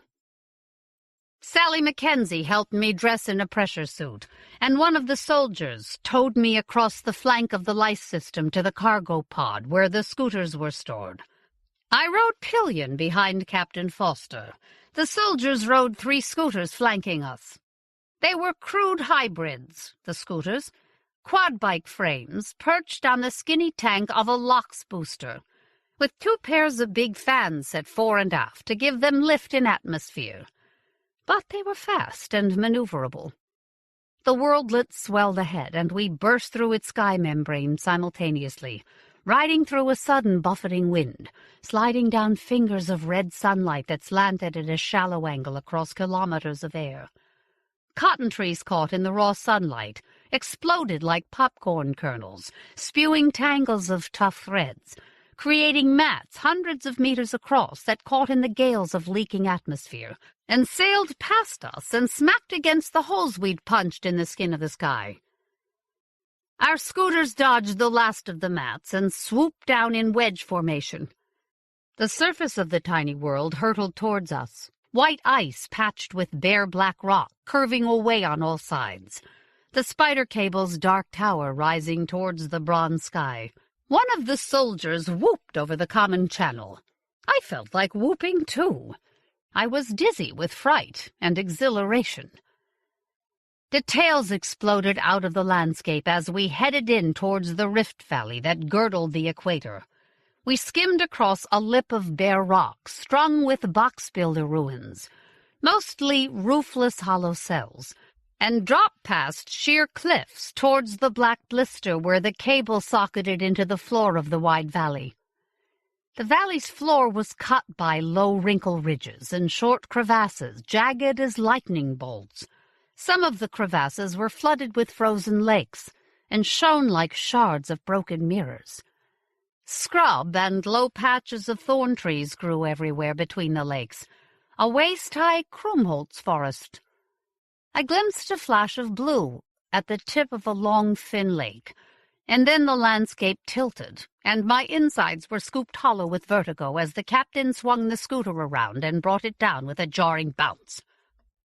A man stood beside an ordinary blue nylon camping tent pitched at the lake shore. He was dressed in boots and jeans and a black puffer jacket, raising his hands as the soldiers advanced towards him from two sides.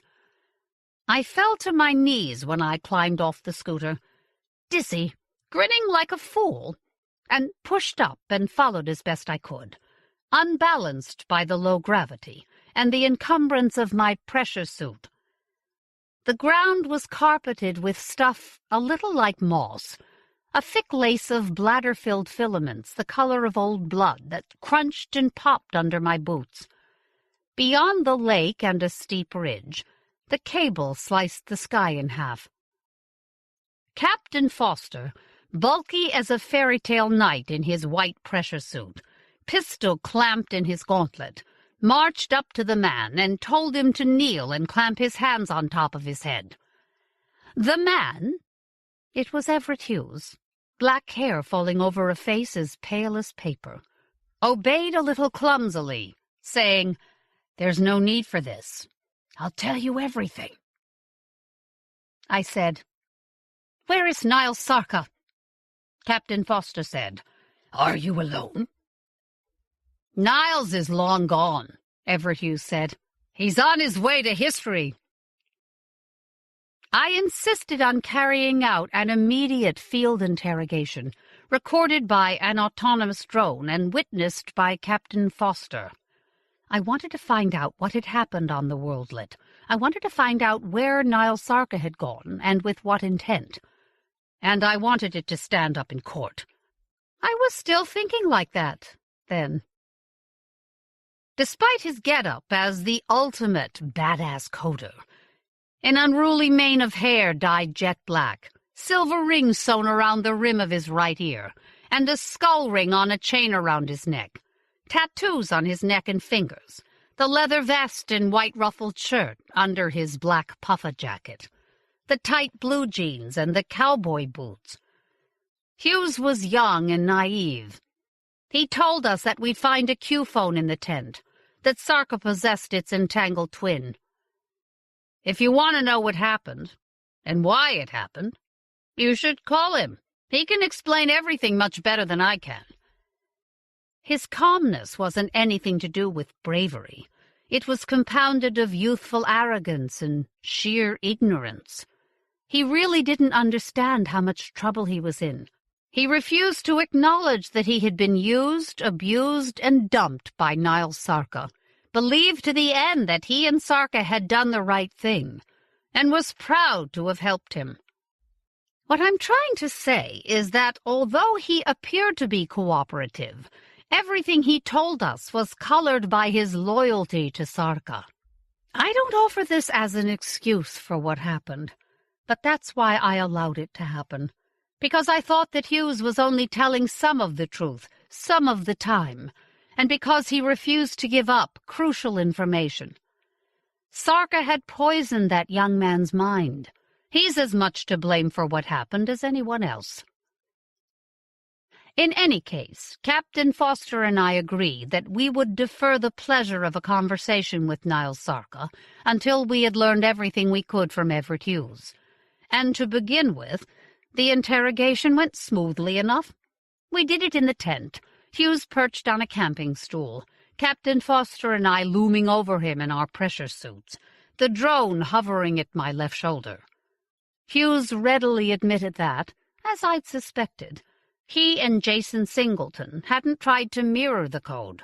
Instead, they'd hacked into the database of the code farm, discovered where the code had come from, and then erased the code and every bit of data pertaining to it. When I told him that it was too bad for him that Meyer Lansky had kept duplicate records in his home, he shrugged and said he'd factored the possibility into his plans. I figured Lansky wouldn't tell you about them because it would have meant admitting to all his black market deals, and I reckon that even if you did manage to get your hands on them, it would take some time, because you couldn't just go in and search his place. You'd have to get all the papers in order and so on. Time enough for Niles and me to get out here and do what we needed to do. He said that he'd deleted the code because Lansky insisted that every chunk should be checked by 3 different people. And he knew that the next guy in the line would have seen what it was and what it meant. And then, because they were worried that their tampering would be discovered, he and Jason Singleton had gone into hiding before reaching out to Niall Sarka. As soon as I laid eyes on that code, I knew that Niall Sarka was the man to go to.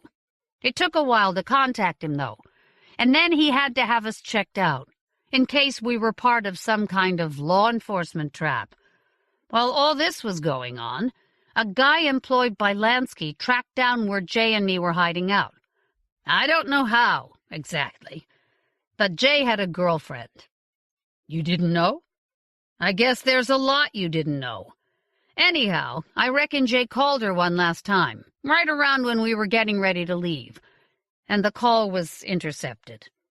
Maybe the guy had bugged her line, or maybe he'd broken into her place and was waiting for Jay to show. I hope not.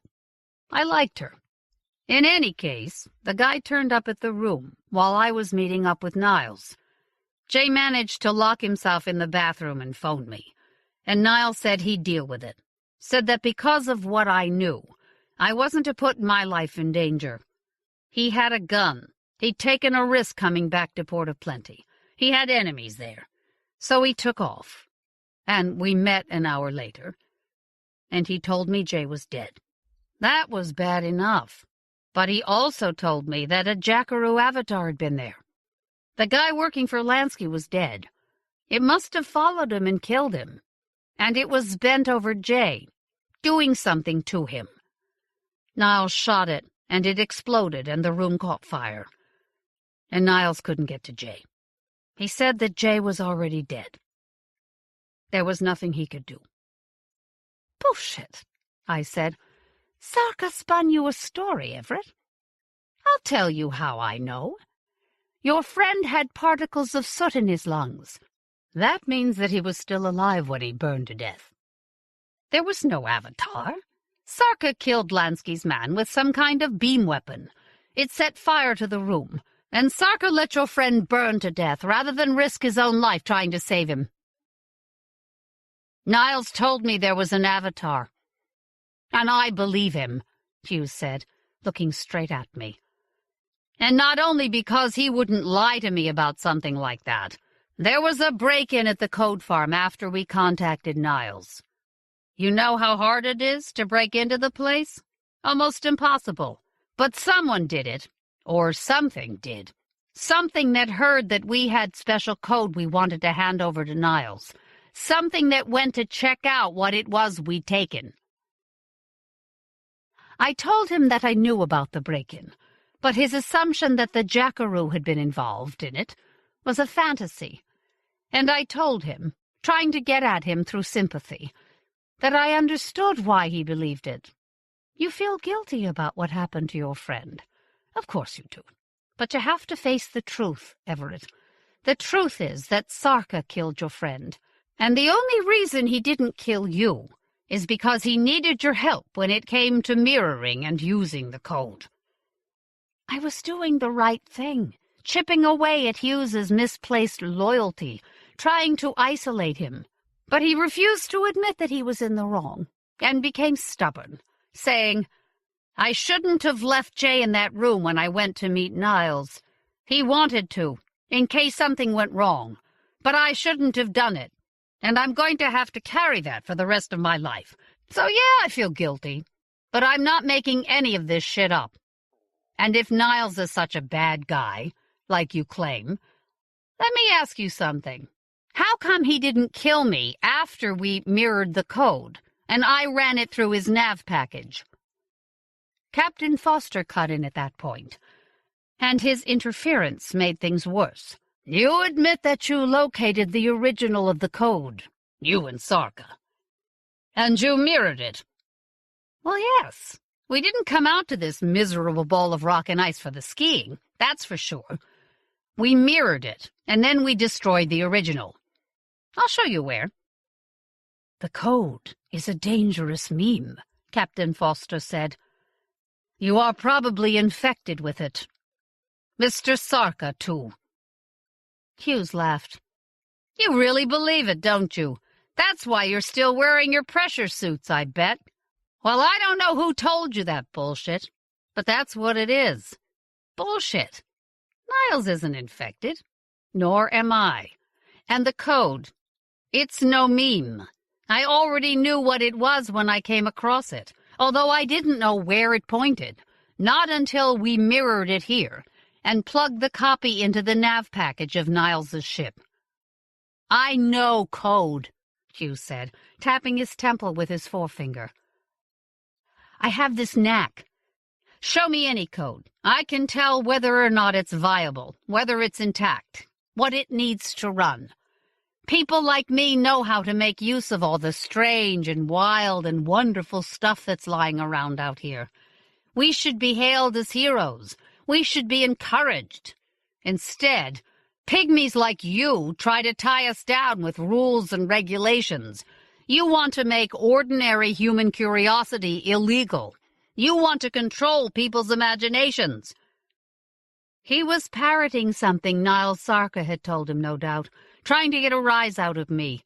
When I told him that the code was dangerous and had to be secured at once, he shook his head and said again that the code wasn't any kind of meme. I knew, as soon as I laid eyes on it, what that code was.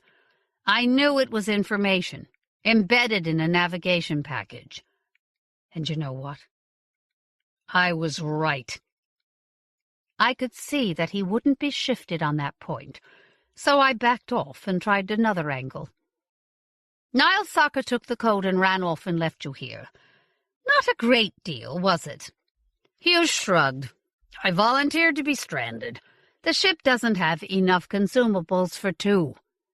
He could have taken you to one of the farms on the inner belt. He was going to contact them once he got far enough away. Then they'd come and pick me up."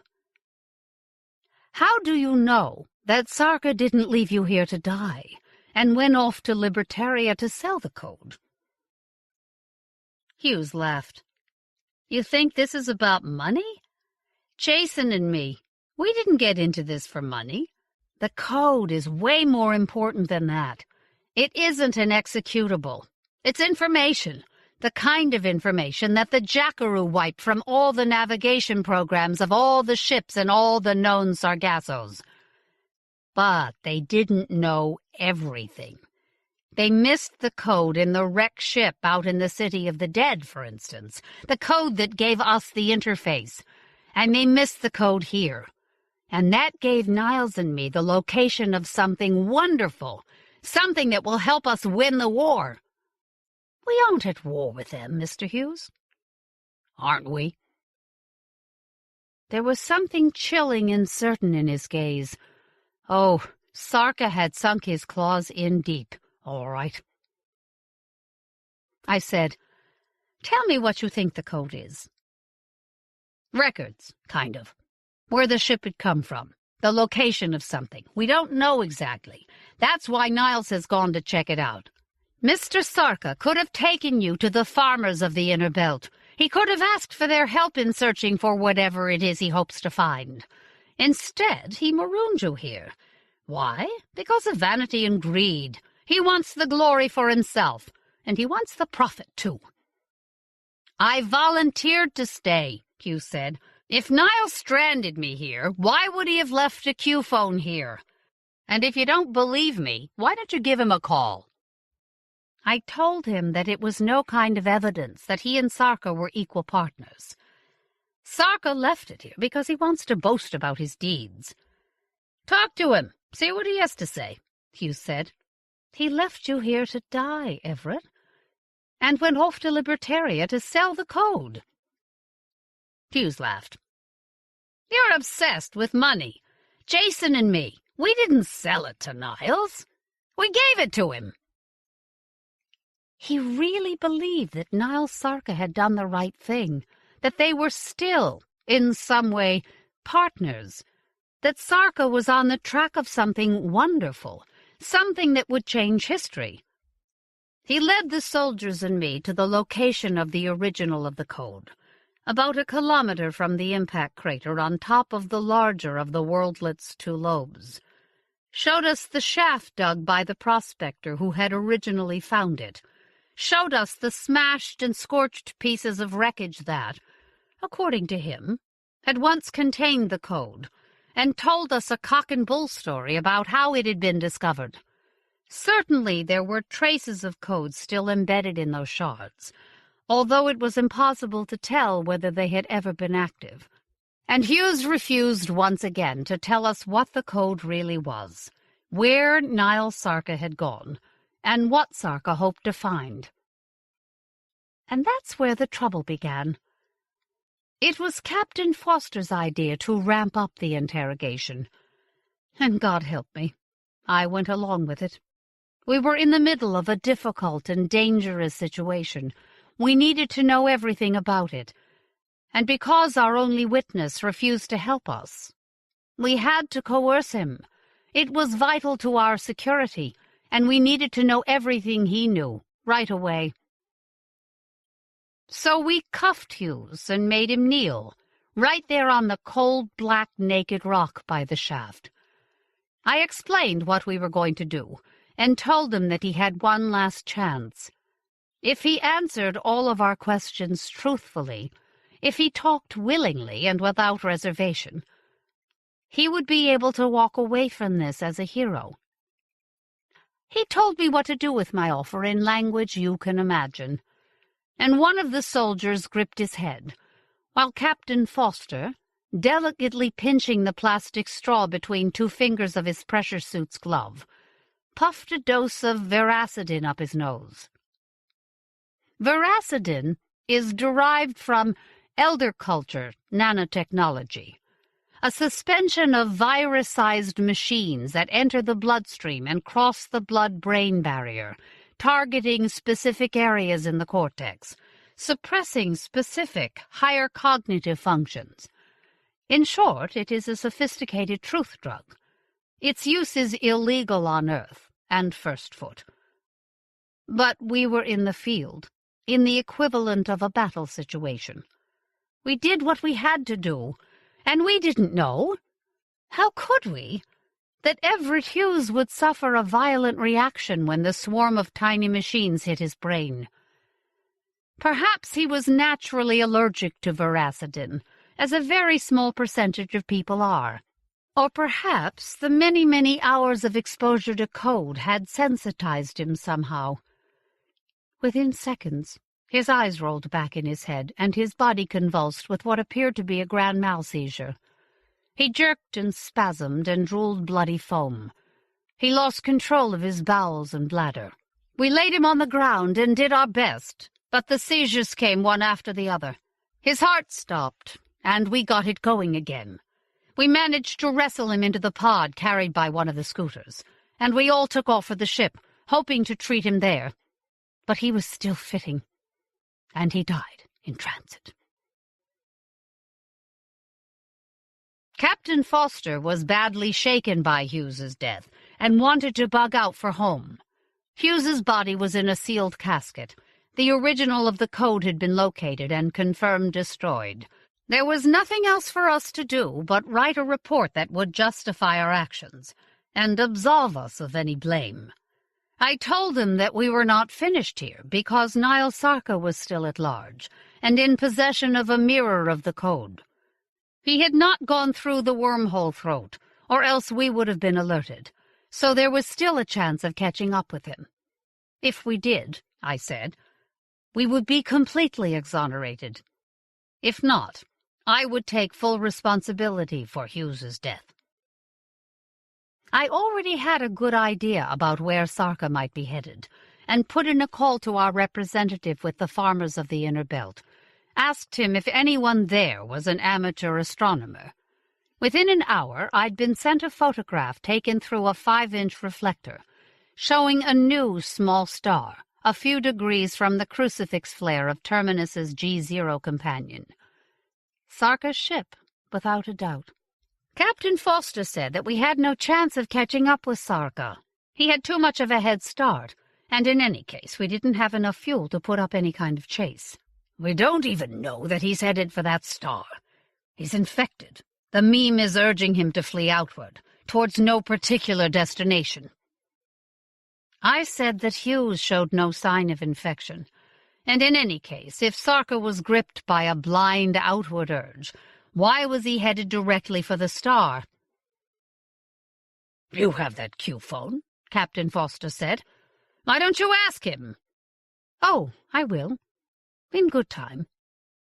I was beginning to formulate what I needed to do.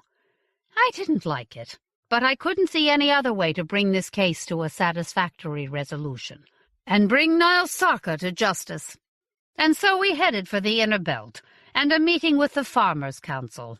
They said that they knew nothing about Suresh Shrivastov, the prospector who'd found the code, claimed that he'd been working the outer belt illegally. For what it's worth, I believe them. That kind of piracy is increasingly common, and it would explain why Mr. Shrivastov refused to talk to us. The farmers also said that they had known nothing about the little expedition mounted by Sarka and Hughes, and made it clear that they resented the UN's intrusion into their affairs, and the danger to which their people had been unknowingly exposed. Luckily, I found an ally in the council's chair, Rajo Hiranand, a tough, cynical, and highly intelligent old woman. Her motivations were not entirely selfless. She wanted her community to share in whatever profit might be made from whatever it was that Niall Sarka might discover. But her heart was in the right place. "I would guess that this is the end of your career with the UN," she said, after the vote to accept my offer of help had been won.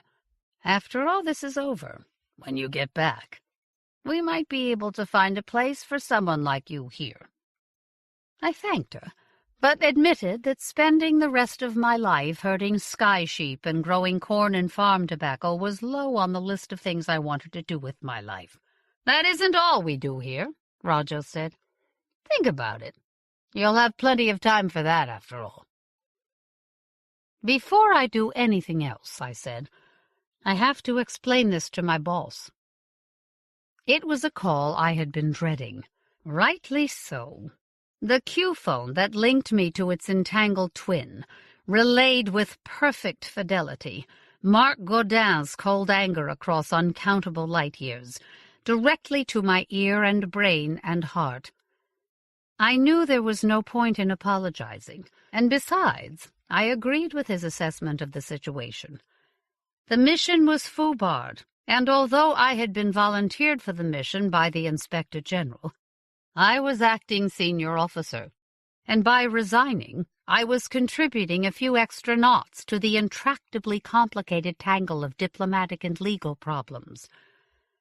But it still hurts grievously to think of how Mark severed every bond, ignored my years of loyal service, and refused to acknowledge the sacrifice I was making.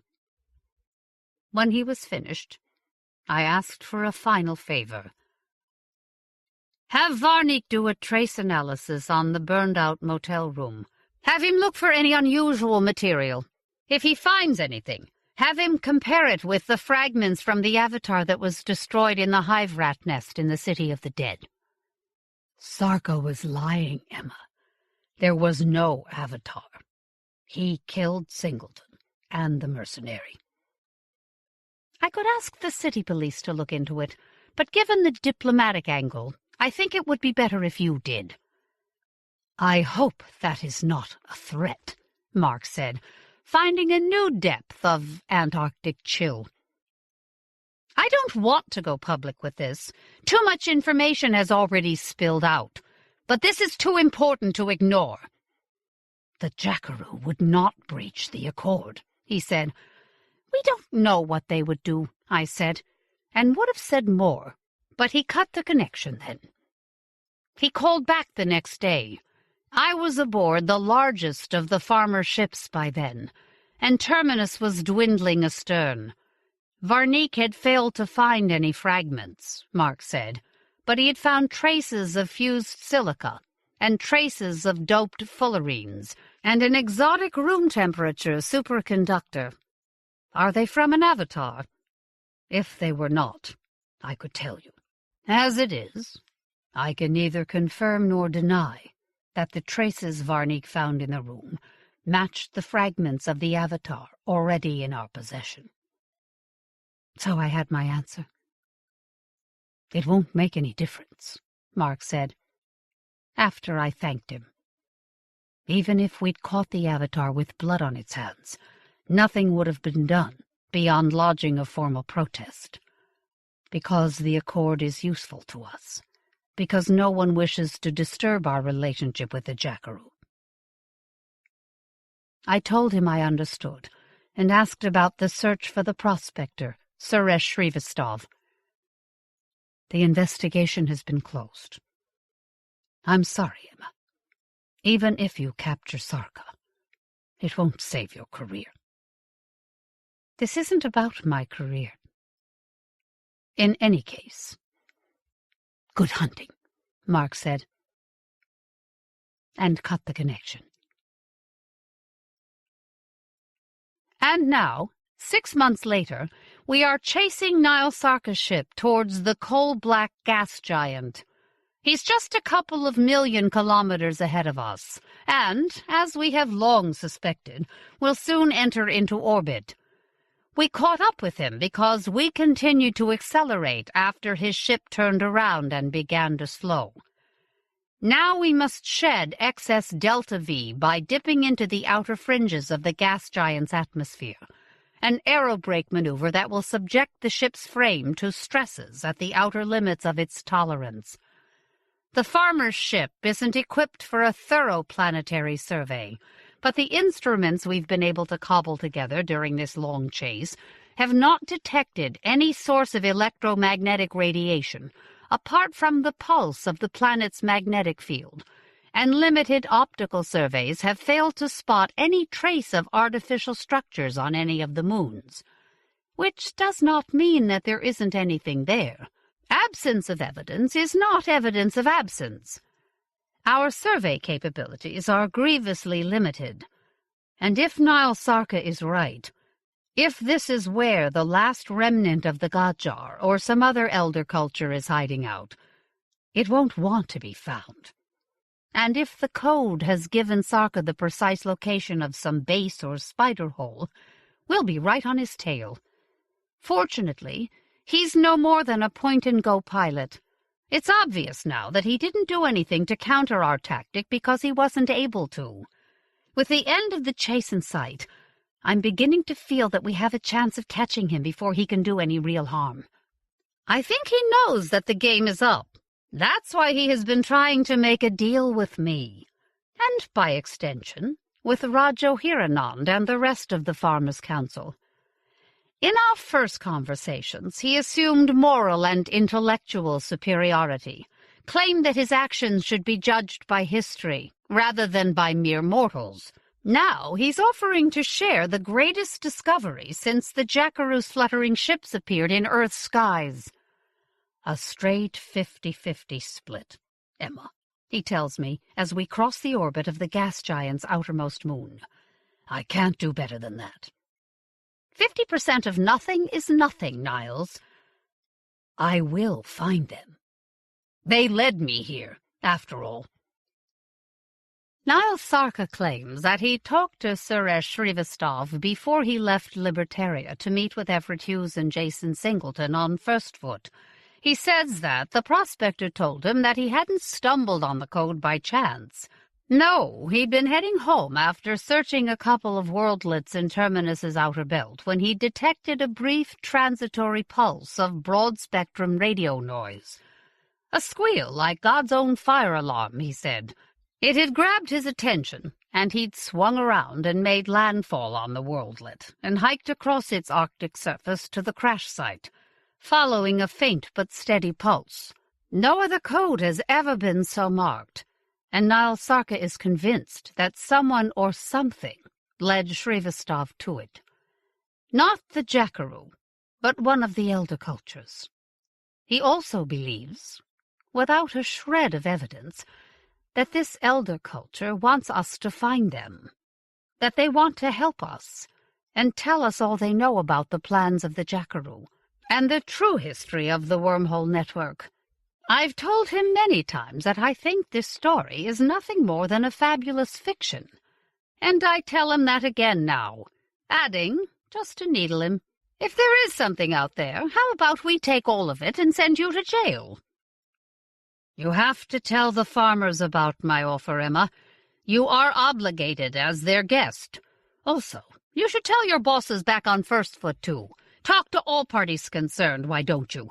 And get back to me. Well, I don't want to talk to my boss, of course. I'm in deep trouble with the UN, and haven't been in communication with Marc Godin or any other UN official since the chase began. But I call Rajo and tell her about my latest conversation with Niles, and his offer, and she says that she must consult with the council. Fortunately, it doesn't take long. We are not varying our agreement, Rajo says. We will capture him, and whatever you find out there, we will deal with it then. I tell her that I'm relieved that she and the council see Sarka's offer for what it is. Did you think that we would renege on our deal? Have faith in us, Emma, as we have faith in you. I call Sarka. His ship is close to the edge of the cold carbon-black limb of the planet now, and we are in the middle of preparations for aerobraking. He doesn't answer for more than 10 minutes, and when he finally picks up, and I start to tell him that he can't make any kind of deal with the farmers, he says that it doesn't matter. There's something in his voice I haven't heard for a while. An unsettling, manic glee. It's too late to make a deal. I'll take it all. Everything here. You are not my nemesis, after all, Emma. You are my witness. He signs off and won't answer when I call back. And then his ship drops out of sight beyond the limb of the gas giant. We won't see him again until after aerobraking. I help the crew finish tying everything down, and then we all strap into crash couches and plug into the interface, and watch the black-on-black bands of the gas giants swell towards us. And just as the ship hits the fringes of its atmosphere and begins to shudder and groan as deceleration piles on the G's, and the view is washed with violet light as friction with the atmosphere heats the hull of the ship and wraps it in a coil of ionized plasma, one of the crew posts a snatch shot of a shaped rock orbiting at the edge of the ring system. A cone with a flat face. A wormhole throat. A moment later, we enter the terminal phase of the aerobraking maneuver. Plasma as hot as the surface of the gas giant star envelops us, and gravity crushes us. I'm trying to breathe with what seems like a full pirate crew squatting on my chest. My heart is pounding like crazy. Black rags are fluttering in. The ship quivers and groans, and is filled with a tremendous roar as it scratches a flame 10,000 kilometers long across the face of the gas giant. And as the plasma dies back, and the pull of deceleration fades, there's an alarming bang. The flight crew has fired up the solid fuel motors, finessing our Delta V as we climb away from the night side of the planet, and head out towards the edge of the rings. Later. We've completed our first orbit, and failed to find any trace of Sarka's ship. There's only one place he could have gone, and there's no question about what we have to do, even though we are perilously low on fuel. Now we're on final approach. We've been videoing everything, transmitting it via Q-phone directly to Terminus. If we fail, others will follow. The black mirror of the wormhole's throat rushes towards us, and then stars bloom all around. Thousands of stars, bright burning jewels flung in handfuls everywhere we look, stars of all colors, and threads of luminous gas strung between them. We're in the heart of a globular cluster, in orbit around a planet twice the size of Earth, and clad in ice from pole to pole. There are so many stars in the sky, and they are all so bright and so close together that it takes a few minutes to locate the planet's sun. An undistinguished red dwarf, as dim and humble as any of the 15 stars gifted us by the Jackaroo, outshone by many of its neighbors, millions of kilometers beyond the ice planet's limb, is a cluster of 6 wormholes, arranged in the points of a hexagon. Sarka's ship is moving towards them, riding the blue flame of his solid fuel motor. All around me, a babble of crosstalk erupts as the ship's crew speculate wildly on where those wormholes might lead, about whether the ice planet is habitable, whether there are habitable planets or moons or planiformed rocks in this system, or elsewhere. "It's a new empire," someone says. My Q phone rings. "Do you see?" Niles Sarka says. "Dare you follow?" "You haven't found what you were looking for." "I found something better."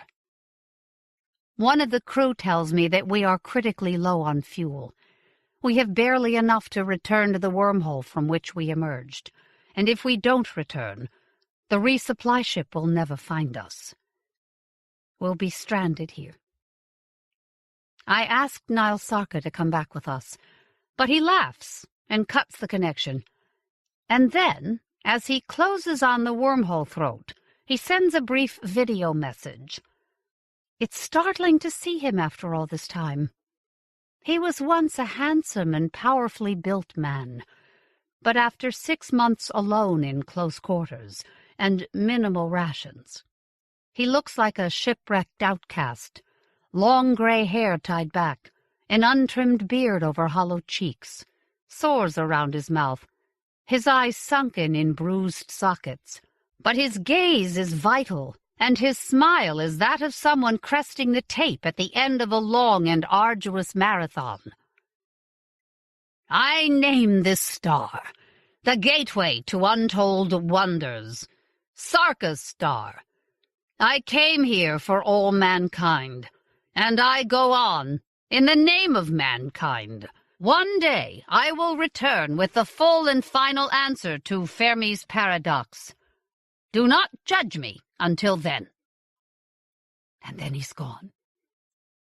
We swing past and fall towards the wormhole that will take us back to the G0 star, and the crew is still babbling about new worlds and stars to be explored.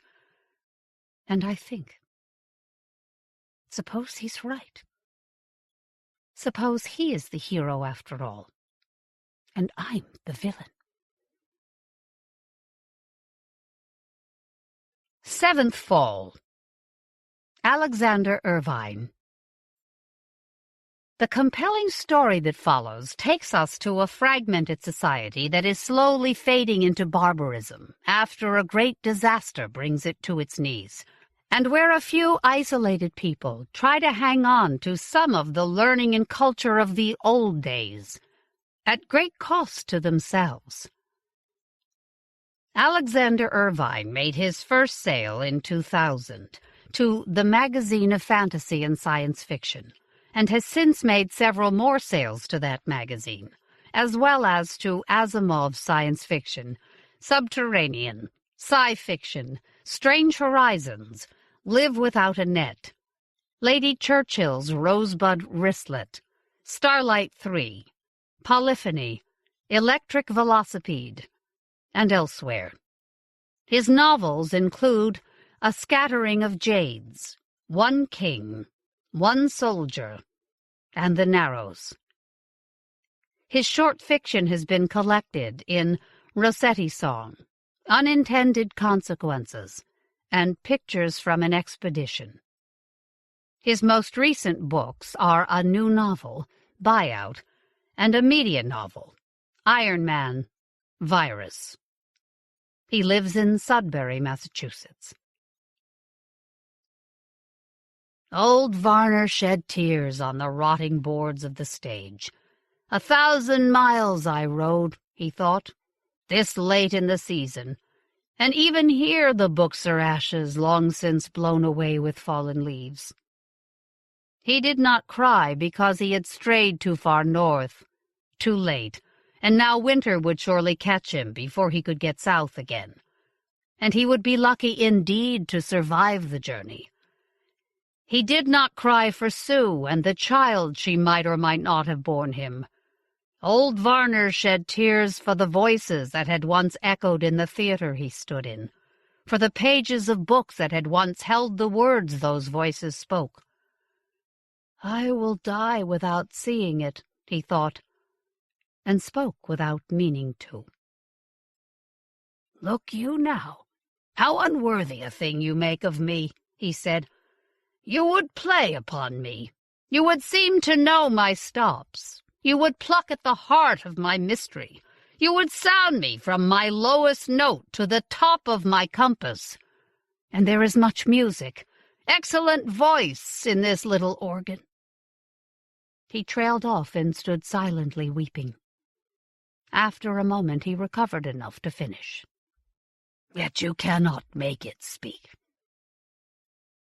The empty ruins of the Mendelssohn Theatre, on what had once been the campus of the University of Michigan, did not answer, and Varner did not know the rest. "It's every actor's dream to play the Dane," Varner's father said. "Who's the Dane?" Varner asked. He was 11, and still playing mostly women's roles. Ophelia, one of the witches in Macbeth, Rosalind. His father said he had promise. "In 3 years, my boy, you'll be playing men," he said, and young Varner burned for the passage of time. The only time he was permitted on stage as a man was as Puck, but midsummer was a tricky choice in some parts of the country. The more God-fearing the area, the more likely it was that playing elves and fairies could get you burned. "Hamlet," his father said, "the greatest role ever written for the stage, in the greatest play ever written. One of these days you'll play it." Varner studied in the whispery pages of a riverside Shakespeare as the caravan rattled and creaked its way down Old 55 from Chicago toward St. Louis. When they stopped for the night at a rest area, pitching tents behind a sign that said, "Pet Exercise Area," his father stopped him. "There's only 26 hours in the day, my boy," he said. 337 days in the year. You can't read them all away." They looked up at the stars and ate beef jerky and flatbread. A garland of moonlets trailed the crescent smile of Luna. Some of them were large enough to be named. Varner's father called most of them after the names of the mechanicals in midsummer, while others came and went too quickly to merit a name. It had only been 50 years since the fall. Varner heard the whisper of falling leaves in his voice, the faint rasp of the grave. "It is too much to dream in these times," he thought wearily. "When I wake, I cry to dream again." He mounted his horse, Touchstone, and rode down State Street to William, collapsed storefronts on either side with trees grown through their fallen roofs. At William he left the weedy street and entered a grove of trees that must have once been a quadrangle. Varner's father had taught him that word when he was a boy, and he listened to the older generations tell stories of life before the fall and the long winter that followed. It was a forbidden word, reeking as it did of the pursuit of knowledge. Missionaries of the book had been known to kill a man for speaking it. Buildings of brick and sandstone, stately even in their decay, stood all around Varner. One of them would be a library, and perhaps this library would be the one they had missed. He tied Touchstone to a rusted railing at the foot of a stair, and walked slowly into a marble-floored atrium. Right away he knew that he had chosen correctly. Through a doorway he could see the battered husks of computers, and beyond them, toppled bookshelves blackened with old fire. Failure again. Too much could happen in 100 years. "Is there nowhere you have not reached?" Varner asked softly of men absent, or long dead. "Must the rest be silence?" Knowing what he would find, He went through the stacks from floor to floor, wandered into unlocked rooms, and broke locks where he found them. And, even though the missionaries of the book had been here and left ashes and ruin behind, he sometimes found books crumbling in these locked rooms, technical manuals, management texts, business books. But no novels, no poems or plays. No Hamlet. "You are too old, Varner," he said to himself. "Too old to play the role anyway. Why do you search?" He said this every time. It was his ritual, his sacrament of failure, repeated in libraries from the Rocky Mountains to the drowned ghosts of the great eastern cities. And as he always did, Varner reached in his pack and found the thin bound sheaf of papers that was all he had of the play he had dedicated his life to. He read it through. Act 1, nearly complete. Salvaged from his father's belongings. Halves and fragments of Acts 2 and 3, with the third scenes of both complete. Varner spoke the king's praying monologue aloud when traveling, to stay awake on Touchstone's back, and answered with Hamlet's, "Am I then revenged?" crying out to the forests and fields of what had once been the United States of America.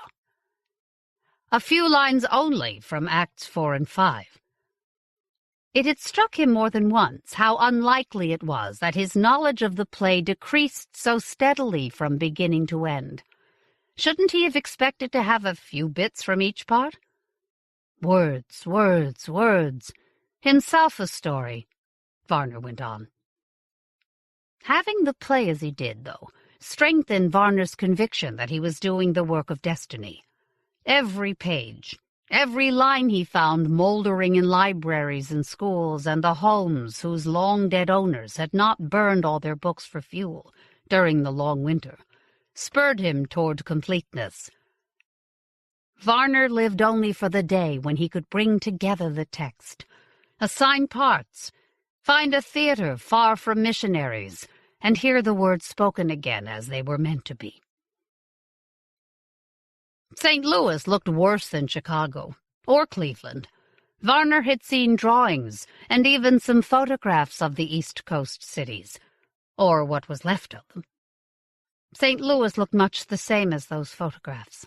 The fall had unleashed every fault in the Earth's crust, and according to Varner's father, Memphis and St. Louis had been leveled by quakes before fire and flood had reduced them the rest of the way to ruin. From across the Mississippi, Varner saw the stumps of the arch, one higher than the other.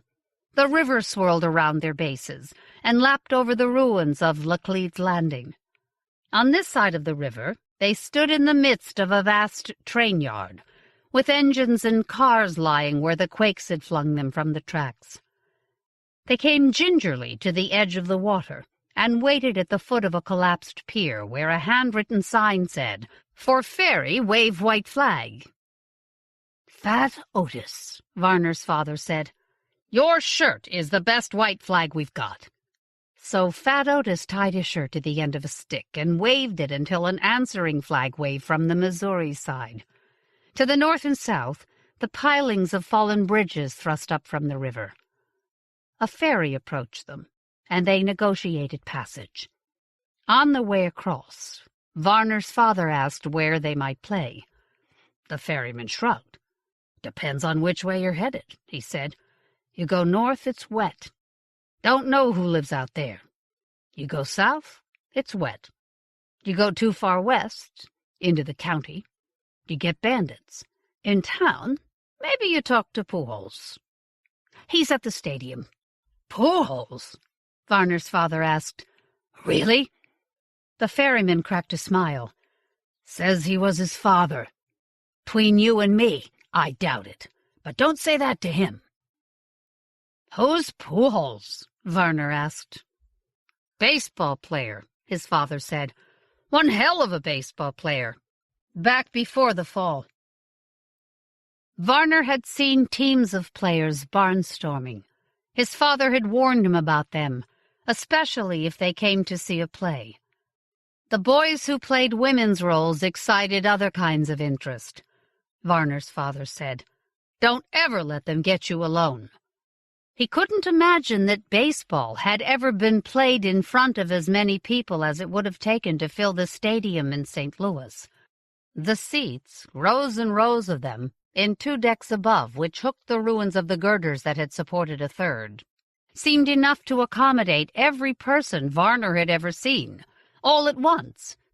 Pujols was about as old as Varner's father, his face brown and seamed where it showed through a white waterfall of a beard. He wore a shirt with an insignia of a cardinal perched on a baseball bat, and held a bat in both hands throughout their conversation. He asked what the company could perform. "Any and all Shakespeare," Varner's father said, "except the ones that aren't worth performing. Some musical reviews, which are for later in the evening, and we do a story about the fall." "Shakespeare," Pujols said. "A funny one. I will feast you after, and then we'll see about your songs." Leaving Ann Arbor, Varner turned south, following US 23 until it merged into 75, which went all the way to Florida. There would be snow here soon. He would need to get back to Cincinnati and down the river soon. As he got older, he made a seasonal ritual of letting the river take him back to the life he remembered from his youth. The boats, days spent dangling fishing lines into the warm brown water near Natchez, or the shattered ruins of Memphis.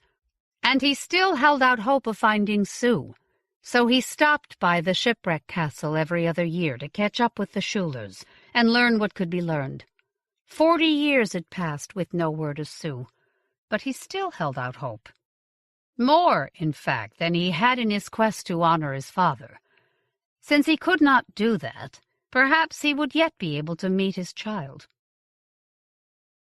On the outskirts of a town called Monroe, which his father had said was the birthplace of a general famous for dying, Varner came to a camp, 40 or 50 people in lean-tos and a few huts built of scavenged timber, all arranged around a central blockhouse. 3 men rode out to meet him with guns. "State your business, stranger," one of them said.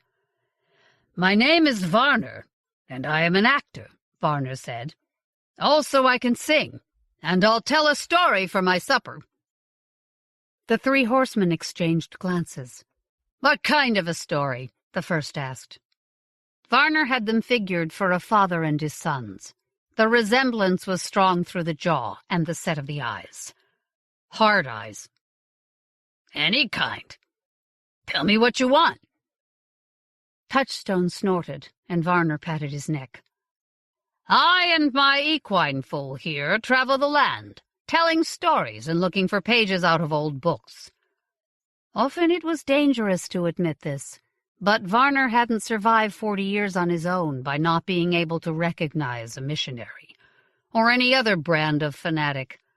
These were honest people, or if not honest, not zealots, or casual killers. The second horseman, one of the boys, asked, "What kind of books?" "I'm interested in any kind, but I'm a literary man. It's the old stories, the great stories, that I want the most." "You know the Odyssey?" "Not in Greek," Varner said, daring a joke. "But the story? Oh, yes. From 'Sing me, O Muse,' to the slaughter of the suitors, I know the Odyssey. Would you like to hear it tonight?" "We heard part of the Odyssey the last time an actor came by," the boy said. "Only he didn't get to finish because—" "It'll be up to Marquez what we hear tonight," the first horseman interrupted. "He'll want to meet you." He turned and rode back toward the camp. The 2 boys fell in behind Varner. Neither of them spoke to him again.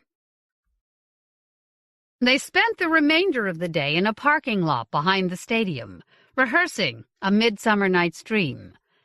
Varner's father considered it the funniest of Shakespeare's plays, and Varner was glad for the chance to play without wearing a dress.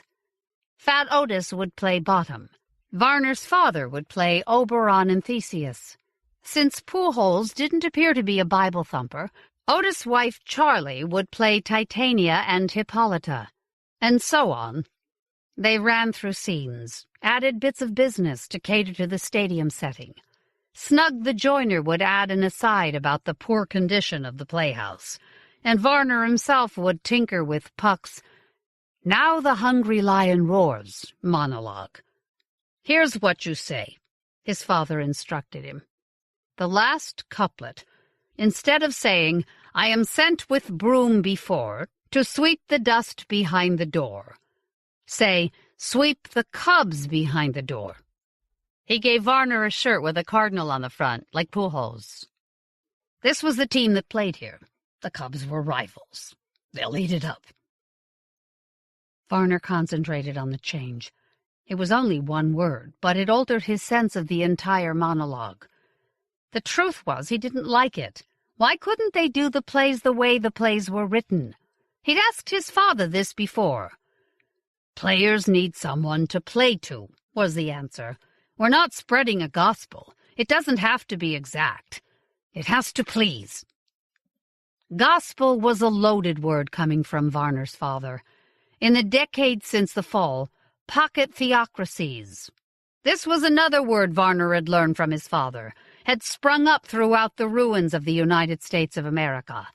Some were benevolent, some dangerous, depending on their leaders' readings of Scripture.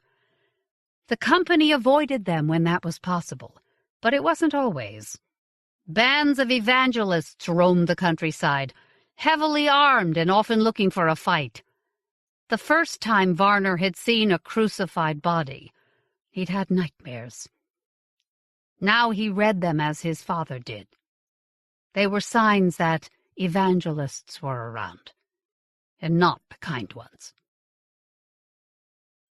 "You know what I want to hear?" Marquez said. "I had a storyteller come by 4 or 5 years ago who said he knew the Odyssey, but he didn't. Do you?" "You told Ezra's boys you did." Varner nodded. "I'll tell you the same thing. I know the Odyssey. And the Iliad. Not line by line, but I know the stories. And I won't change anything, or leave anything out." Unlike my predecessor, he thought, whose body probably fed the perch in Lake Erie, if they bothered to drag him that far. "I want you to start like the book does, with Telemachus," Marquez said. "And the bit with the gods arguing. I hate it when people start with Calypso, just because they think the sexy bits should go first." "Spoken like a man who has read the book," Varner said. Marquez grinned. He was 10 or 15 years younger than Varner, and had strong teeth. "The missionaries don't come around here anymore," he said. "I've read some books, yeah." Varner's pulse quickened. Not yet, he thought. Give him what he wants. Then you can ask. "What time would you like to start?" It was almost dark, past equinox. Dark came early this far north. "Let's get you fed first," Marquez said. "You'll sit at my table. But don't touch my women." Varner didn't touch Marquez's women. Even if he'd wanted to, he wouldn't have taken the chance. Not with books around. Dinner was trout, roasted squash, wild greens. Marquez ate well. "What was the name of the general who was from here?" Varner asked, to start a conversation. "That was George Armstrong Custer. Killed at Little Bighorn, out west somewhere. But he was from here, yeah. There's a statue of him in town." "How come you don't live in town?" "Because in town is full of people who don't like people whose last name is Marquez." "Fuck them," Marquez said. "I don't want to live in their town anyway. They come out here, I send their horses back. Now they leave me alone.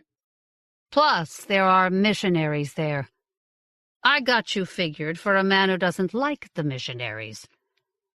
"They don't like me," Varner said, "because I look for books." Marquez finished crunching through his salad. "I'll show you my books if I like the way you tell the story. Deal?" Left unspoken was what would happen if Marquez didn't like Varner's telling. "Deal," Varner said.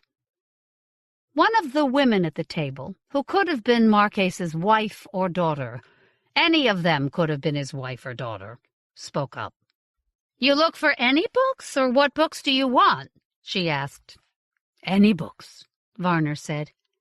In the context it was true, and if Marquez had what he was looking for, it wouldn't pay to let him know ahead of time how highly Varner valued it. "How do you find them?" "I hear things sometimes," Varner said. "I'm not the only one looking for books. We talk to each other, when we survive long enough." He thought of a man he had known only as Derek, burned 3 years before with his books used as the pyre. Varner had found the body only days after it had happened. He hadn't even stopped to bury the body, in case the missionaries were still nearby. "Everyone who sits at my table knows how to read," Marquez said. "Even the women. They hate that in town." "What books do you have?" Varner asked. It was hard to keep the hunger out of his voice. "People all around here know to bring me books. Any little thing they find, they bring me." Marquez filled his glass as he went on, then passed the bottle. "My best book is Grimm's Fairy Tales. You can read all of the pages." When they loaded into the stadium, Poore's men had already built a stage, or pieced one together from storage. It had aluminum steps and interlocking sections. Varner felt like a real professional just stepping onto it. Curtains bearing the Cardinal logo hung at either side and behind it, to hide entrances. A tent behind the upstage curtain was big enough for costume changes. One of Poore's lieutenants showed them a tunnel from a dugout back into what Varner took for a green room, until his father said, "Well, I'll be damned. So this is what a Major League clubhouse looked like." Once, Varner thought, when there was electricity and television and things like that, this must have been a pretty nice place. He wasn't sure how it helped baseball players get ready for a game, but there was a lot about the pre-fall world he didn't understand. The look on his father's face in the torchlight saddened him. He was old enough to know what had been lost. Sometimes Varner was angry that he had never seen the wondrous pre-fall America that the old people liked to reminisce about. But sometimes he thought he was better off never having known it. His world was his world. He liked it, on the whole. He liked traveling with his father. He liked doing plays. And although he missed the mother he had never known, the women of the company ganged up on him like a platoon of mothers, so he had never felt unloved by women. Maybe when I get older, he thought, but couldn't complete the idea. He had lots of fragmented ideas about how things might be when he got older. When the company came out of the dugout, the thunder of the crowd was the biggest noise Varner had ever heard. There must have been thousands of them, clustered in different sections of the stadium, and scattered among the trees in the outfield, and lounging on blankets closer in toward the stage. Poore stood on his dais and shouted through a bullhorn. "Traveling players have come to St. Louis to do a show just for us, people. They bring Shakespeare, and later, after the little ones are shuffled off to bed, some stories for grown-ups." Whistles and cheers from the crowd overwhelmed Poore's voice. He calmed everyone down and said, "I hate introductions, so that's as long as this one's going to be. To the play!" Adrenaline rippled through Varner as he waited in the wings while the tangle of mismatched lovers was introduced, and the mechanicals made their first appearance to plan their own play. He bounced on his toes as Fat Otis cleared the stage, then launched himself out onto the stage to meet the fairy played by his second cousin Ruby. The play was a hit. Nobody went up. Everyone was funny. All the little bits of business Varner suggested went over like, as Varner himself would say, gangbusters. Whatever that meant. Varner had never performed before so many people, and never gotten such a raucous response to Puck's merry malice. When he tore open the front of his costume to reveal the cardinal beneath, proclaiming that he would sweep the cubs behind the door, the stadium erupted. They could hardly hear themselves through the last scene of the play, and Varner had to deliver his "If we spirits have offended" closing monologue at the top of his lungs, which took something away from the whimsical, mocking approach he preferred.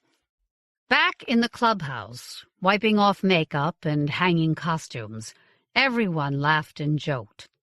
Some performances were best forgotten as soon as they were over, but not this one. This one they'd remember.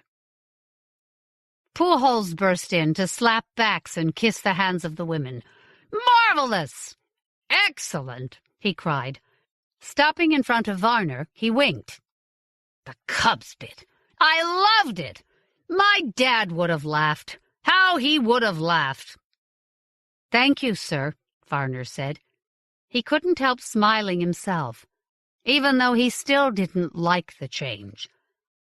How could you be upset about it when it made the audience so happy? The entire camp showed up to hear Varner. Children sat down in the front, their parents and the older adults clustered near them, with the younger people hovering in the back so they could nip away to do the things young people always did when their elders were looking the other way. Varner told the Odyssey the way he had heard it from his father, who had memorized it during the long winter. He kept the expressions he'd loved hearing in his father's voice. Wine-dark sea, rosy-fingered dawn, wily Odysseus, gray-eyed Athena.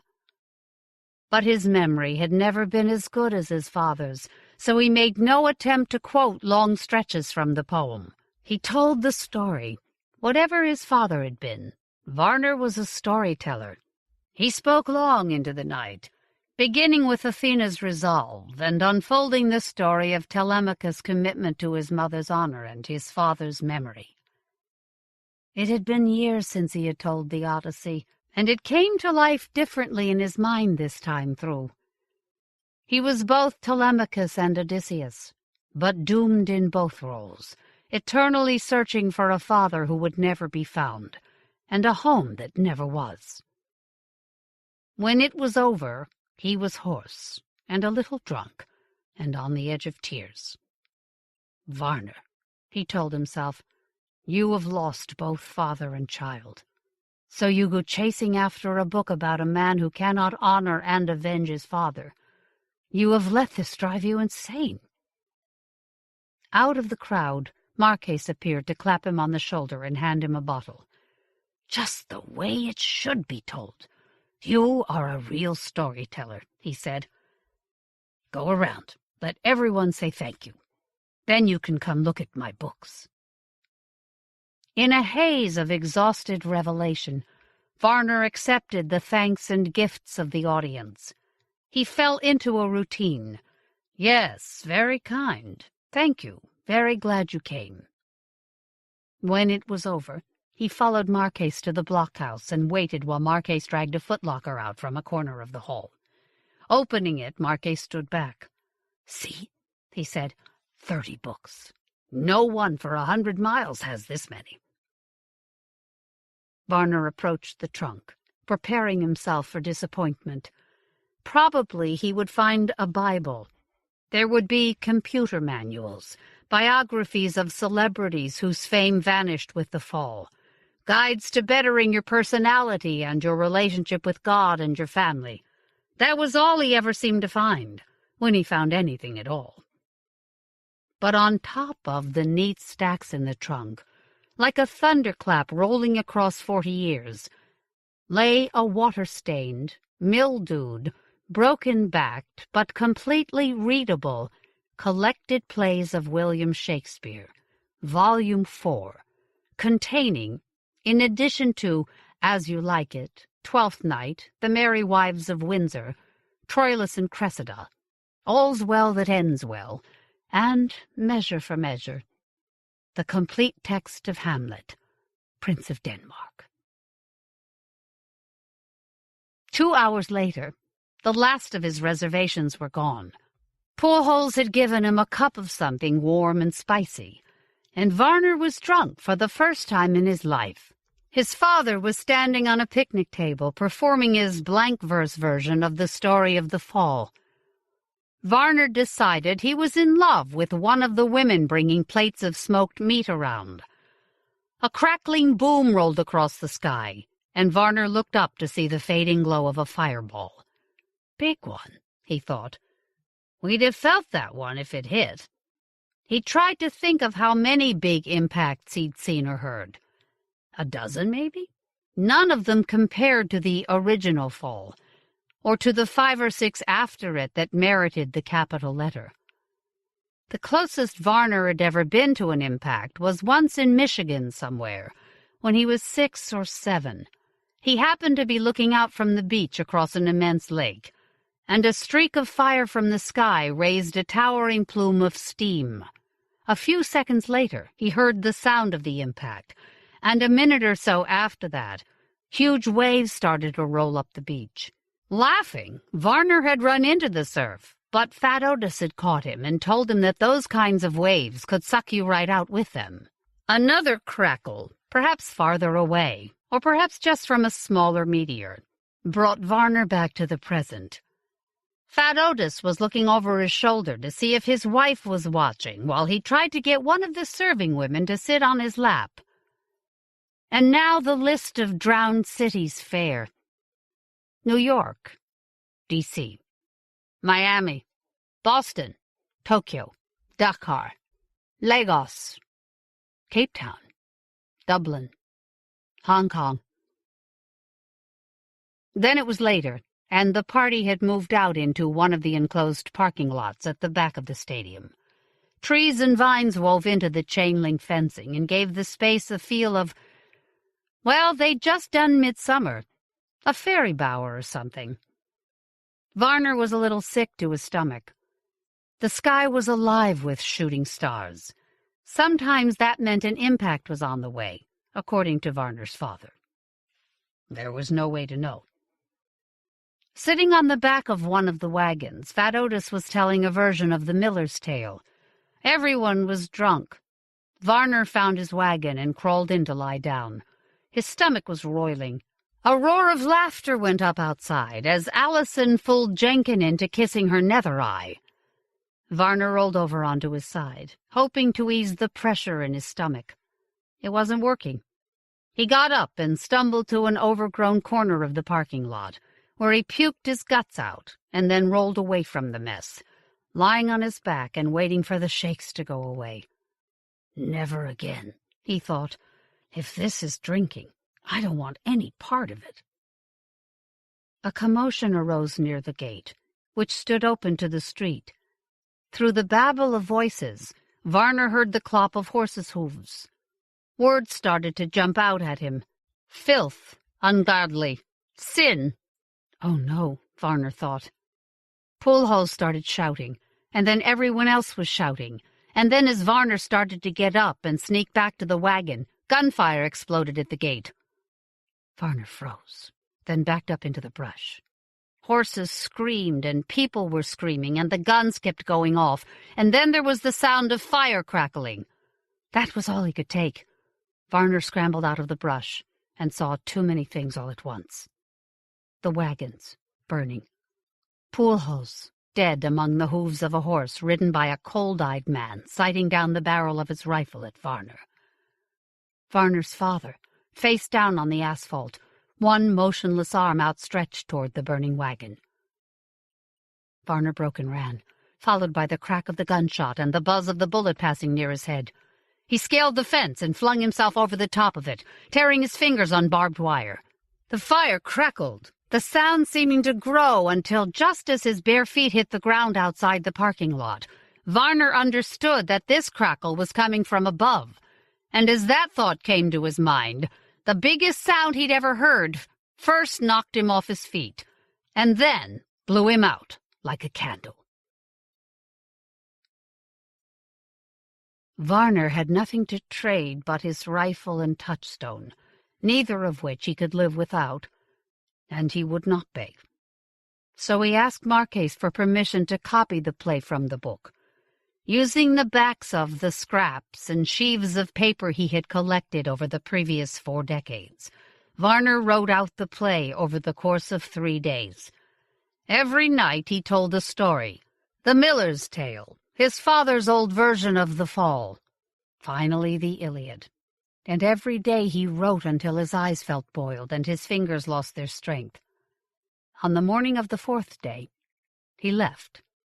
Instead of going to Cincinnati, he turned west, driving Touchstone along the old turnpike until he turned south on the outskirts of Chicago and found passage on a boat down the Illinois River out of Peoria. Snow fell twice before he arrived there. "I have it," Varner thought when he was safely on the boat. "But I am too old to play the role, and I have no troupe. It all comes to nothing, this striving after approval from people gone to dust. Yet I keep doing it. The whole reason for coming this way was so he could pass by the shipwreck castle and ask, as he did every year or 2 or 3, whether there had been news of Sue. He read the play over and over while the boat made its slow way down toward its confluence with the Mississippi at Grafton. Each reading, it seemed, was a litany of his sins. "I have played the Dane," Varner realized. "Since I was 19 years old. That is all I have done." Once he stood on the deck of the boat, the pages held out over the water. "Let it be gone," he said to himself, but could not make himself do it. The pilot, a boy of 23, said, "What's that?" "A story," Varner said. He looked at the pages, fluttering in a chill morning breeze, and at the swirl of water below them. "What you want to throw it away for?" the pilot asked. "Tell it to me instead." "What's it called?" "Hamlet," Varner said. "What's it about?" "A man whose father is killed, and he can't figure out how to avenge him." Still Varner held the pages out over the water. What would it be like to be free of them? "Revenge is simple," the pilot said. "You find the sons of bitches and kill them, right?" Later it would be called the 7th Fall, although everyone knew that there must have been more, in other parts of the world. Varner remembered stealing shoes from a dead man partially buried in a drift of bricks. He remembered running, then being knocked down by aftershocks. A glow in the sky to the north turned him south, and by morning he had come to swampy bottomland where the angry Mississippi boiled and churned. Varner was hungry and lost. His father was dead. Everything was gone. He had no food, and he knew better than to drink the water here. He climbed into the crook of a willow tree, high enough that he thought the water couldn't reach him. I could die, he thought. He'd never been able to believe that he could really die until that moment. He felt the earth growling, and the willow tree swayed. Varner gripped the branch between his thighs and pressed his back into the trunk. His father was dead. Fat Otis was dead. Cousin Ruby was dead. Everything he had owned was burned. Poolholes was dead. Who would live in the stadium? The river churned and roared. Dead animals floated in the foam, rolled over and disappeared. Varner leaned to one side, his shoulder coming to rest against a side branch. Would the missionaries come looking for him? The sound of the bullet passing hung in his ears, became the whine of mosquitoes. Stop, Varner thought. All of it. Stop.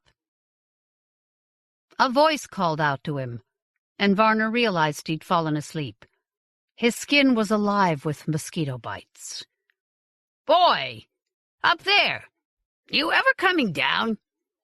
Varner looked down and saw that the river had risen during the day. It was getting dark, and in the deepening shadows, he saw a flat-bottomed boat with an old man standing in its stern, holding a long pole that trailed into the water. The man lit an oil lantern. "Come on down from there," he said. "River might keep coming up, and the snakes will be up in the trees if it does." "Snakes?" Varner said. He didn't like the idea of snakes. "Goddamn right, snakes," the man said. "Why are you up there?" "I was running away," Varner said. "From who?" "Missionaries, I think. They—" But before he could say it, a wave of grief welled up in Varner's throat and choked away the words. "All right, kid, all right," the boatman said. "I know all about the missionaries. You come with me. Come down from there before the snakes get you." He stopped at the old shipwreck on the outskirts of a town once known as Herculaneum. Karl Schuler was dead, but his son John lived in the same part of the ship. He had been Varner's favorite brother, and 40 years on, they fell easily back into conversation, even though they only saw each other every 2 or 3 years. The other 2 Schuler boys were dead, and one of the sisters. The other sister, Piper, was in another part of the ship with children and grandchildren of her own. "I heard a year or so ago about Sue," John said before Varner could ask. "I heard river bandits got her up north somewhere. And her kids, too." "Kids?" Varner said. It was all he could say. There was too much, all at once, to get into words. "A daughter and her husband," John said. "There was a boy survived. People up that way found out where she'd come from and brought him down here. He's staying up in town with Sue's people this past couple of weeks." Varner left the wagon and rode Touchstone hard up into town. Herculaneum had never been much of a city, by the looks of it, and 100 years after the fall it was barely a ruin. Sue's people had always lived in the courthouse, and still did. Varner knocked on the door and found himself looking into the eyes of Sue's sister, Winona. "I'm Varner," he said. "Sue and I went around for a while." "Yes," she said. "You did. Are you here about the boy?" "I am," Varner said. "Well, I don't want you in my house," Winona said, "but I'll bring him out to talk to you." The boy was 9 years old. I played Rosalind and Hero and Hermione when I was 9 years old, Varner thought. "Your grandmother's name was Sue?" he asked. They were sitting on the stone courthouse steps, cracked and heaved from quakes. "Yes, sir," the boy said quietly. "And she was from here?"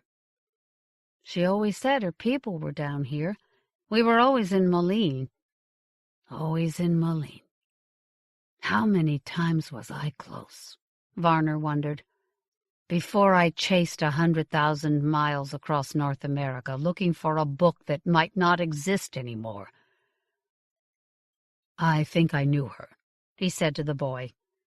"A long time ago." "Yes, sir," the boy said. There was so much more to say. "A long time ago, when we weren't much older than you. She lived here." Varner couldn't get at what he wanted. "I came here when I was 11, because someone killed my father." For the first time the boy looked at him. "In St. Louis," Varner added. "We were passing by Hannibal," the boy said. "They were in canoes. I just swam." His voice was nearly toneless. Varner nodded.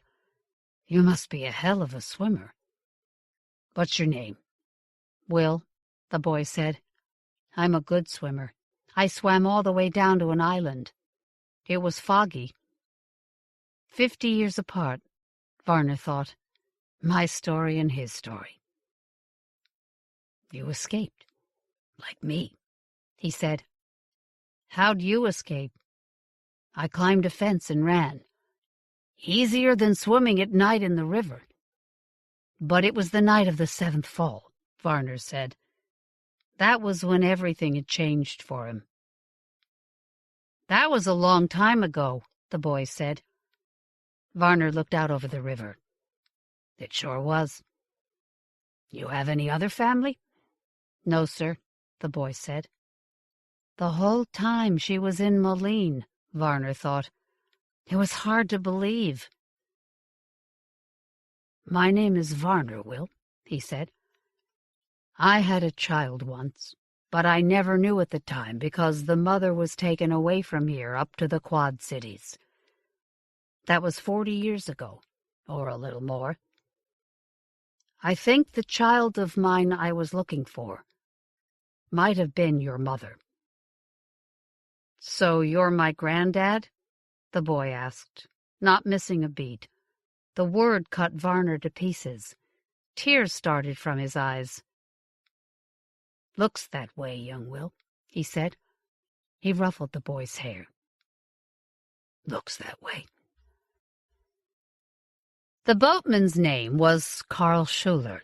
He added Varner to his family, and for the first time in his life, Varner had a mother. Her name was Adele. She was thin and red-haired, with a sharp tongue that often sent the 5 children. Varner was the 5th, fleeing out into the swamps. They lived with a number of other families. Varner was never certain how many, or how they all were related, in the beach tull of a container ship. After the 7th fall, parts of the Schulers' living area needed to be repartitioned and fixed up. Varner was glad to pitch in. He wasn't sure what it would be like, living in one place all the time. But his father had instilled in him the proposition that adversity existed for the purpose of teaching you how to make lemonade.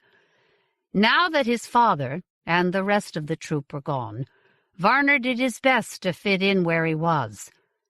He told the Schulers stories that he'd learned, and before long he was telling them to an audience of everyone who lived in the ship or happened to be stopping for the night on their way up or down river. For hundreds of miles along the Mississippi, from St. Louis all the way down to the submerged ruin of New Orleans, a loose confederation of rivermen traded and tried to keep the peace.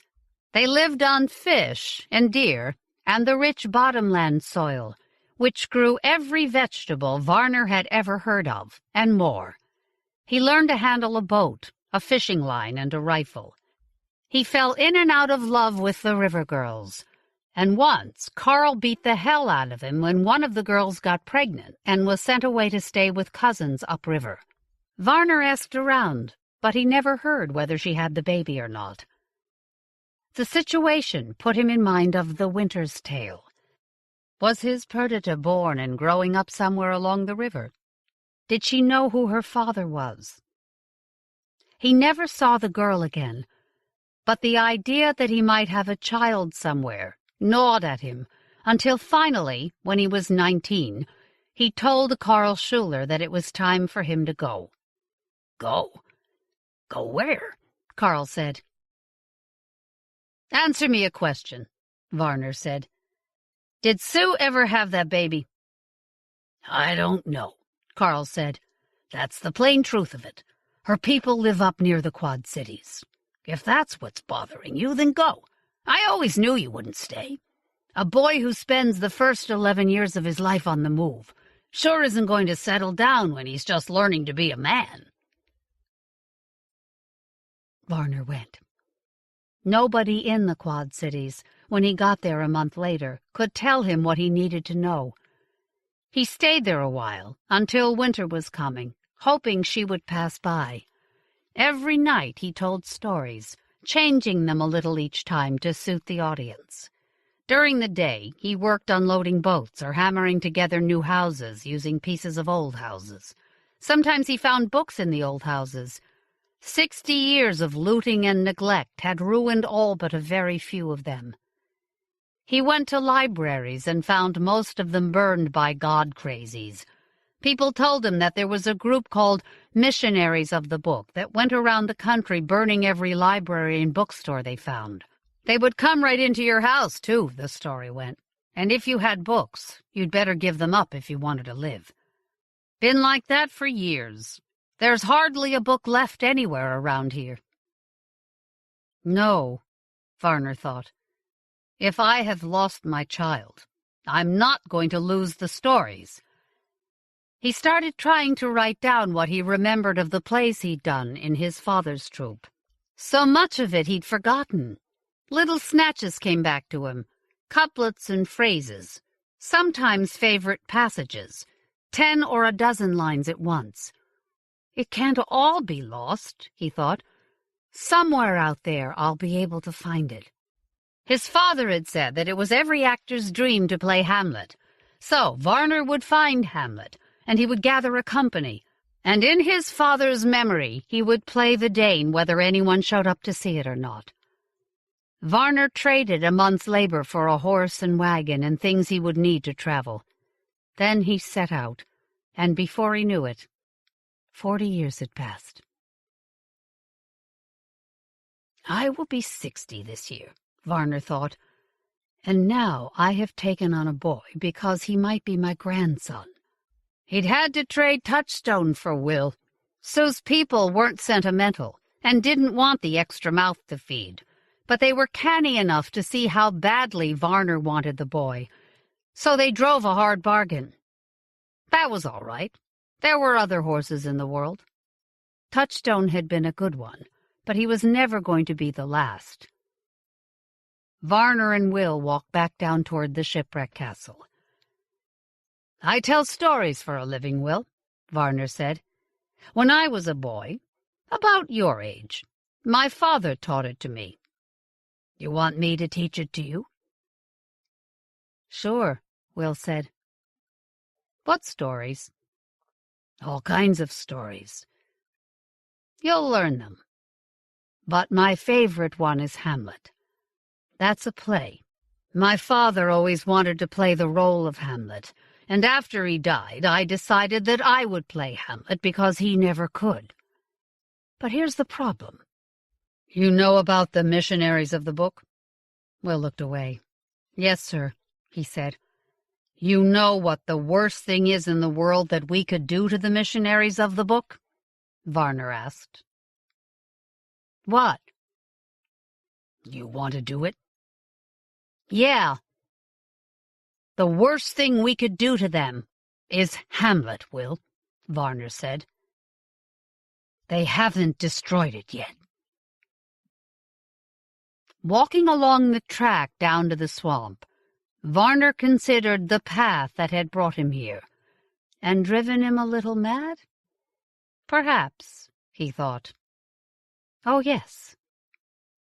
But when the wind was westerly, old Varner thought, he still knew a hawk from a handsaw. Butterfly Bomb. Dominic Green.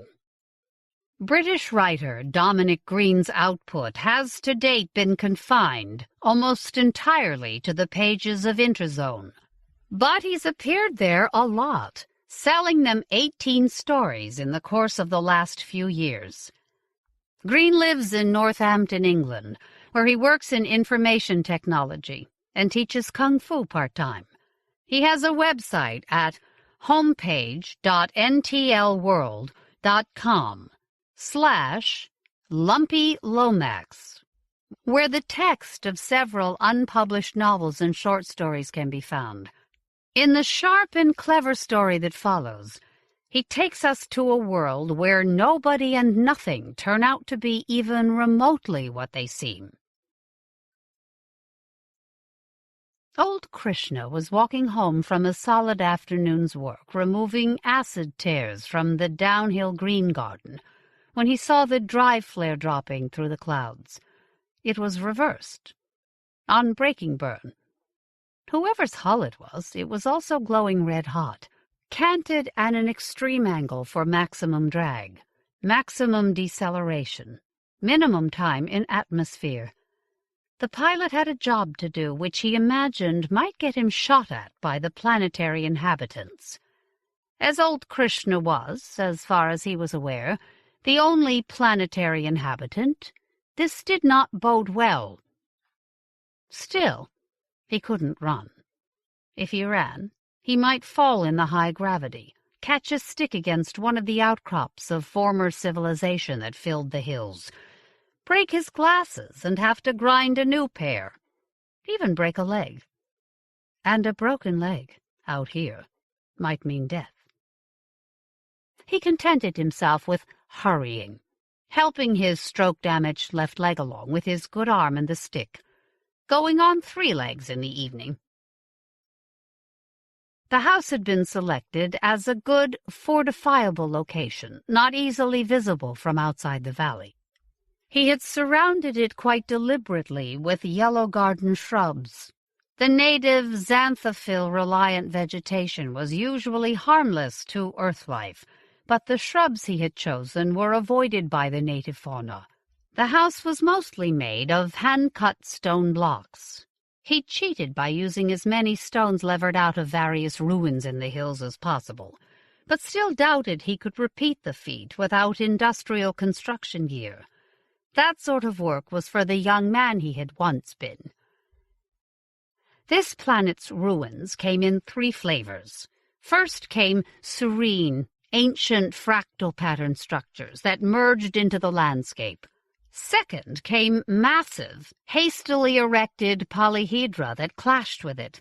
The latter were trademarks of the later Adaphiran Empire, the former a matter for future archaeologists. Krishna had had neither the time nor the stomach to research that matter for himself. The third type of ruin was ramshackle, overgrown, cheerfully constructed of the cheapest possible materials, and clearly identifiable as human. Each ruin had a tidy, identical grave before its front door, and many such ruins surrounded old Krishna's house. There was an ornamental green garden next to the house, where he'd managed to keep a few terrine flowers alive outside the confines of a glass house. Edelweiss, crocus, Alaskan lupin, heather, all chosen for the cold and rarefied air. He had kept the heather for the color, and the bees. At this time of day she might be in the garden stealing bee honey, pinning up wet clothes, cutting back flowers, or even just sitting reading in the single hammock. The bushes round the garden disintegrated in a welter of flame. Incinerated pine needles blew in his face like furnace cinder. He smelled cheap, low-tech reaction mass. Petrochemicals! They were still burning hydrocarbons. The ship was the mass-produced, swing boomerang type he had been dreading, capable of furling itself up into a delta for atmospheric exit, or making itself straight as a dive for vertical takeoff and landing. It had just vertically landed in his garden. The satellite defense system should, of course, have vaporized the ship before it even entered the atmosphere. But it had been a decade before anyone had happened by to maintain the defenses. His masters had not sent so much as a radio message for years. There had probably been a coup in the in-worlds. He could hear their voices now. He couldn't understand them. They were not using translators. A human ear could only hear impossibly complex birdsong, filling the spectrum of sound from the deep sub-basso profundo of a mating grouse to the falsetto trill of a bat. The creatures were not singing, however, and did not in any way resemble birds. Old Krishna doubted their speech could be understood by the house translators. Certainly, though, they would speak proprietor. He had to hurry. They would see reason. He could hear pre-burned sparklers already, touching all fuel leakages to prevent explosion. He wondered if she could have been killed by their landing jets, and felt a small, irrational surge of joy as he heard her voice. They would not understand the voice. It was not talking to them, after all. It was shouting to him. "Krishna, it's all right. I am going with these gentlemen.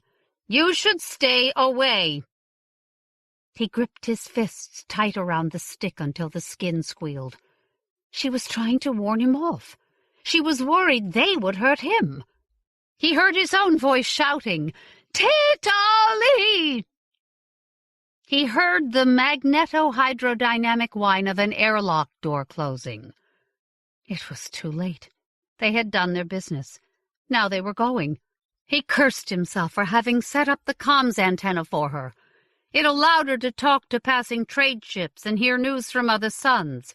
But it also lit up their location like a neon sign to ships whose purpose was not trade at all. There was still time.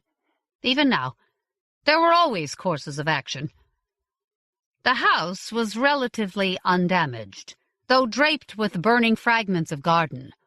Outside the house was a rough stone cube that old Krishna, after the manner of his beliefs, had determined was his god. He made his obeisance to it as he entered the house, and bowed to it again as he left with a dusty maximum survivability container, the lock on which he had to break open with a hammer. Having opened the container, he extracted from it a long tubular device, terminating in a spike at one end. He thrust the spike into the ground, uncovered the activator, and pulled out the pin. Immediately, the heavy capital end of the device flared into life, no doubt powered by some obscene radiation or other. It would probably be best not to remain close to it. High above him, deep beneath him, a powerful and no doubt carcinogenic radio signal was being broadcast on all bands millions of miles out into space, saying only one thing: "Come and get me." Old Krishna had hoped he would never have to use it. Stamping down the small fires all around the house, he settled down on his god with a book to wait. The book was an exciting fiction, allegedly written many thousands of years ago, which he had purchased from a trader. The principal characters included the architect of the entire universe, and his only begotten son. He had reached chapter 10 of the book, in which a wicked king stole away a poor man's one small ewe lamb, when the second swing boomerang appeared in the sky. He put down his book, took up the few possessions he imagined he would be allowed, and walked down the hill to meet the ship. The superintendent of the slave ship looked old Krishna up and down, sourly. "We've expended nearly 300 million joules of energy detouring down this gravity well. We were expecting a colonial settlement at the very least. You say you're the only person on planet?" Old Krishna nodded. "Yes, Your Honor. You will find me worth the calories. There was originally another planetary inhabitant, my granddaughter, who was taken by Minorite slavers, not unlike yourselves. I intend to follow her into slavery and locate her." The superintendent, unusually for a slaver, was human. He bore the facial tattoos of a freedman. He had probably once stood on just such a barren hillside as this, waiting while his own father had sold him into service.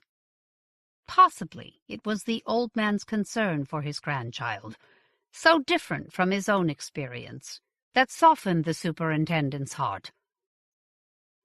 "We're not a shuttle service, grandfather," said the superintendent gently.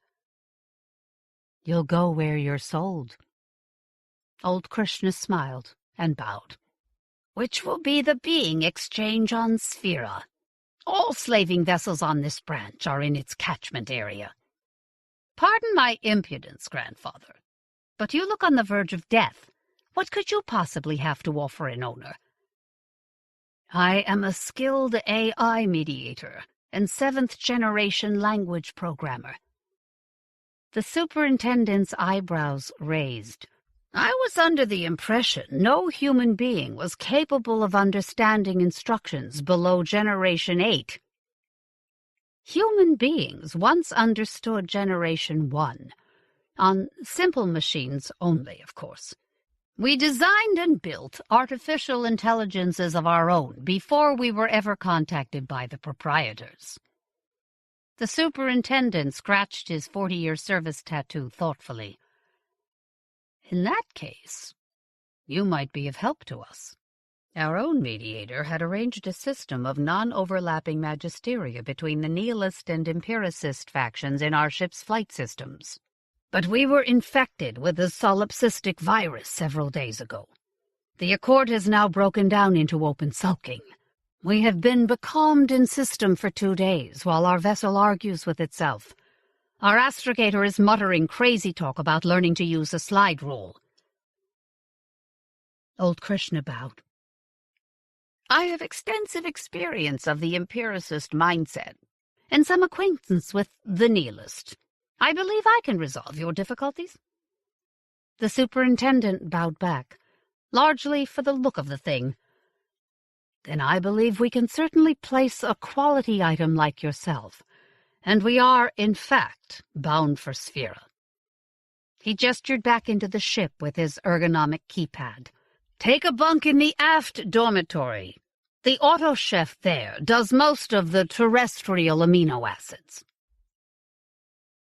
The aft dormitory was cramped, the bunks clearly built for svastikas, a radically symmetrical race previously conquered by the proprietors. Unfortunately, the proprietors had taken to breeding them selectively. This, in turn, had led to a very small gene pool, and left the svastikas vulnerable to a disease which had exterminated all but a few zoo specimens. Now human beings were left to curl up uncomfortably in spaces originally designed for creatures resembling man-sized echinoderms. The dormitory was currently occupied by sunken-eyed, sorrowful colonists from a world old Krishna had never heard of, a world very similar to Krishna's. One of the string of Adaphira-formed worlds abandoned by the Adaphiran Empire. Growing terrestrial crops in a xanthophyll-reliant ecosystem had proven more difficult than the colonists had imagined, and they had not thought to make provision for an emergency journey home. Slavers' representatives handed out come-and-get-me beacons for free on colony dispersal worlds. They were cheap enough and brought in entire homesteads at a time without any need for violence. Old Krishna found himself occupying the top bunk to a troubled adolescent who kept glancing apprehensively at the single Featherfoot guard who nominally prevented exit from the dormitory. "He's not quite as scary as he looks," said old Krishna. "Those pinnate fringes on his legs are actually gills. The reason why you feel so lightheaded in here is because the oxygen content has to be kept high to allow him to breathe.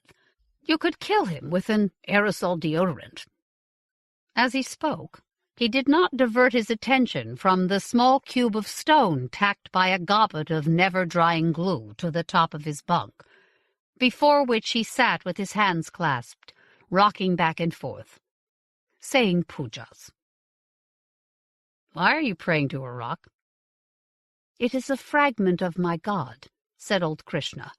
"My actual god is similar, though somewhat larger. I keep this fragment so that I may carry it with me easily on long journeys." The boy did not understand.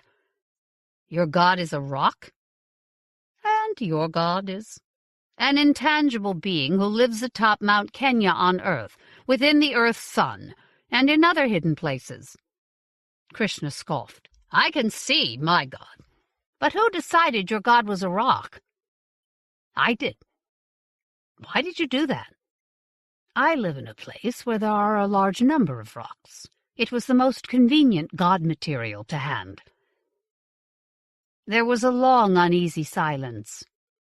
"Father says the proprietors used to have a culture that depended too much on machines," said the boy at length. "He says their machines failed, and they've had to improvise. Bring in people and make them work their fields, dig in their mines, compute their orbital trajectories, work them to death." He shuddered. "He says the calculus sweatshops are the worst." "Their machines didn't entirely fail," said Krishna. "They had developed an advanced community of artificial intelligences that developed two diametrically opposed views of the cosmos. Until these two views are reconciled, their society's automated systems are on hold." "And when will that happen?" said the boy. Krishna grinned. "Hopefully never. They were about to launch an invasion fleet against the solar system when the schism hit. That was in 1908 AD. The very first sign of system failure, actually, was when 2 of their scout ships collided over Tunguska in Siberia. They have since found out 2 things. Firstly, that humans provide the perfect slaves, as we've only just moved away from manually controlled systems ourselves. And secondly, that there are plenty of humans willing to sell other humans into proprietor slavery. And when the schism ends, they won't need slaves anymore? Said the boy hopefully. And what do you think will happen to the slaves they do have, once they find out they don't need them? Said Krishna, his eyes twinkling like diamond drills. I see your point, said the boy. I also suspect the calculus shops are not as black as they are painted, said Krishna. This will be a long journey. Let me teach you the rudiments of integration and differentiation. Believe me, it will be a better life than the mines.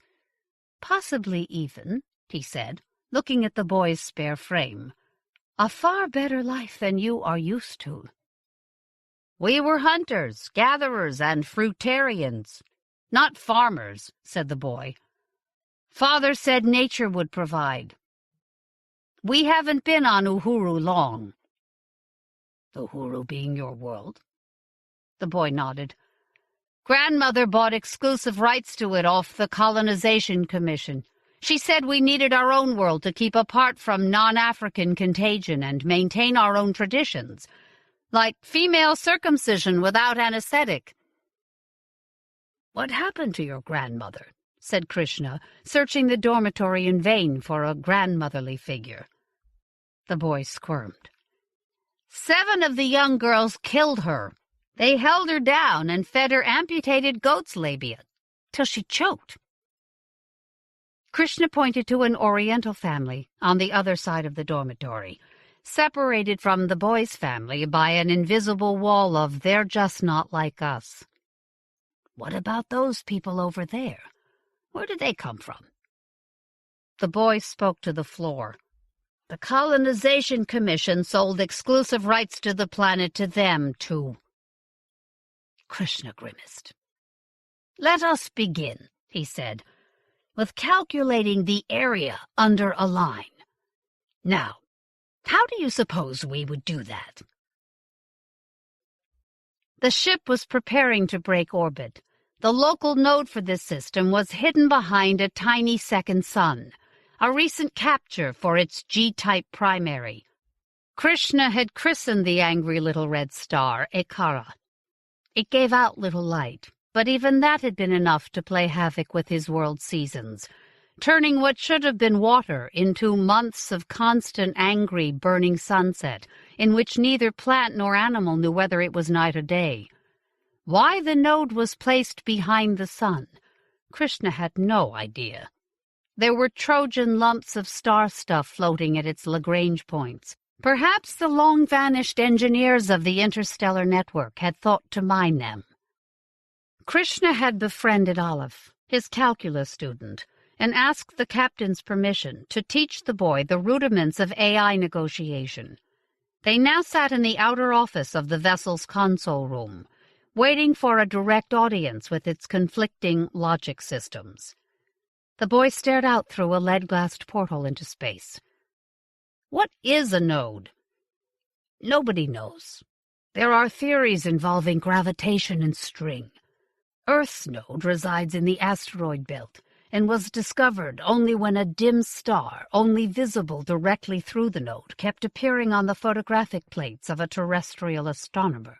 That star was a white dwarf, 100 light-years from Earth, and it was shining as if it were an astronomical unit away.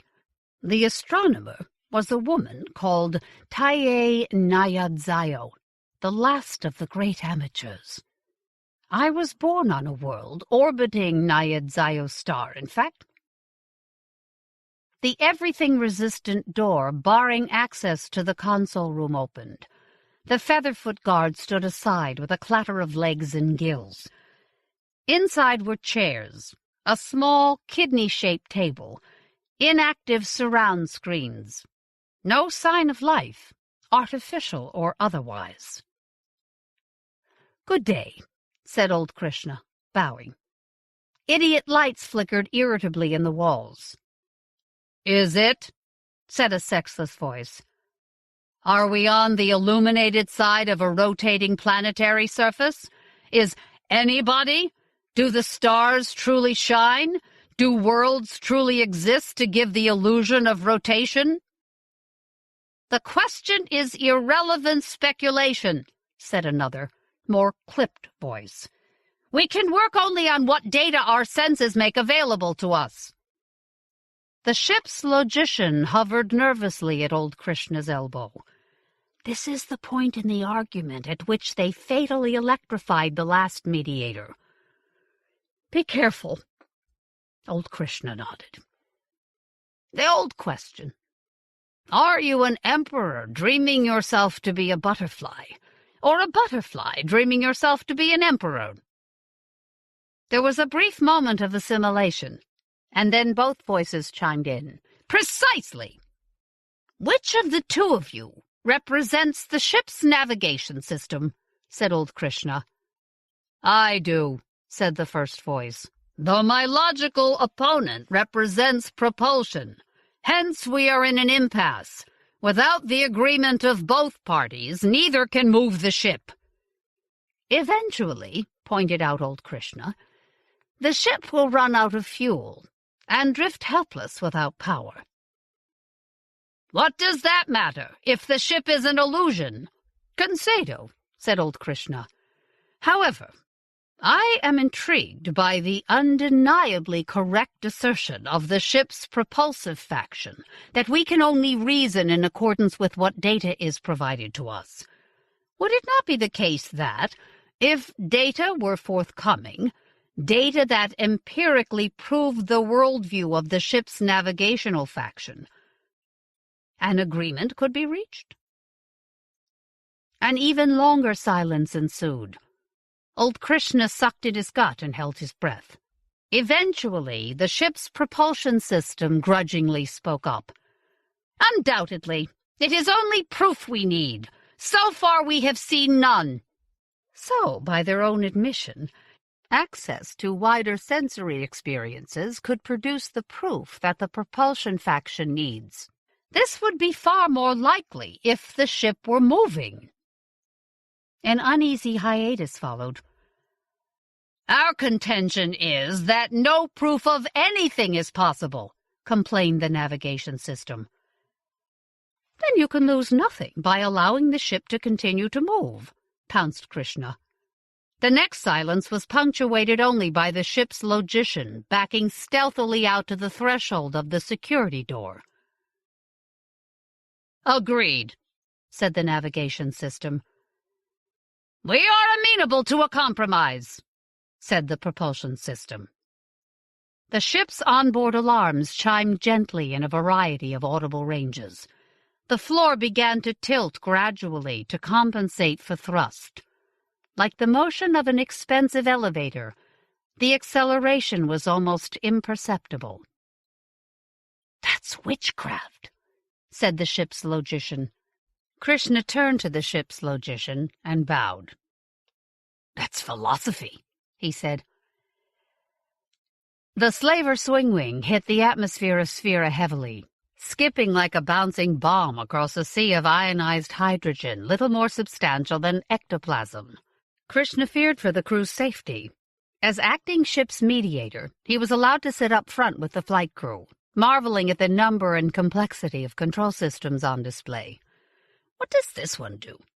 "It's the emergency coolant control for the aft reactor. If it goes blue, we are in trouble." "And this one?" "The coolant system vapor pressure. If it goes blue, the coolant is no longer superfluid, and we are in serious trouble." "And this flashing blue one here?" The pilot sighed as if found out in a misdeed. "The echo response for the landing beacon at Glideway 3 in the settlement. We are in serious trouble." "Does this mean you will have to land the vessel manually?" The pilot licked dry lips as if Krishna were describing an entirely mythical process. "If we can't pick up another guide beam." He tapped at a hotspot on his main control display. The blue light winked several times resolutely in response. Krishna nodded. I was afraid of this. Land us at the main glideway. Are you insane? Are you aware of the amount of flying metal in the sky hereabouts? There will be none today. Not at this location. Land us. The pilot looked to the superintendent, who nodded grudgingly. The pilot proved no better at putting a ship down on concrete than he had been at skimming one through an ionosphere. The undercarriage crunched into the vessel's belly with such power that Krishna was sure it had been forced back to its bump stops. The air brake shrieked open in the lifting body. The ship slowed, as if it had run into a wall of elastic. "Could you have landed us any harder?" said the superintendent. "I feel I don't have enough excitement in my life." "It was a manual landing, and you survived it," said the pilot, swallowing hard. "You can complain when I kill you." "There are lights on in some of the terminal buildings," said the ship's logician. "But look at that loading ramp. It's skewed right across the taxiway. And that building over there is on fire." The superintendent turned to Krishna. "What did you mean by, 'I was afraid of this'?" "You should set me down and take off again immediately, and not open the locks to anyone or anything, even if it looks like me." The superintendent looked at Krishna for long seconds. "What are you?" he said finally. "I am exactly what I seem to be.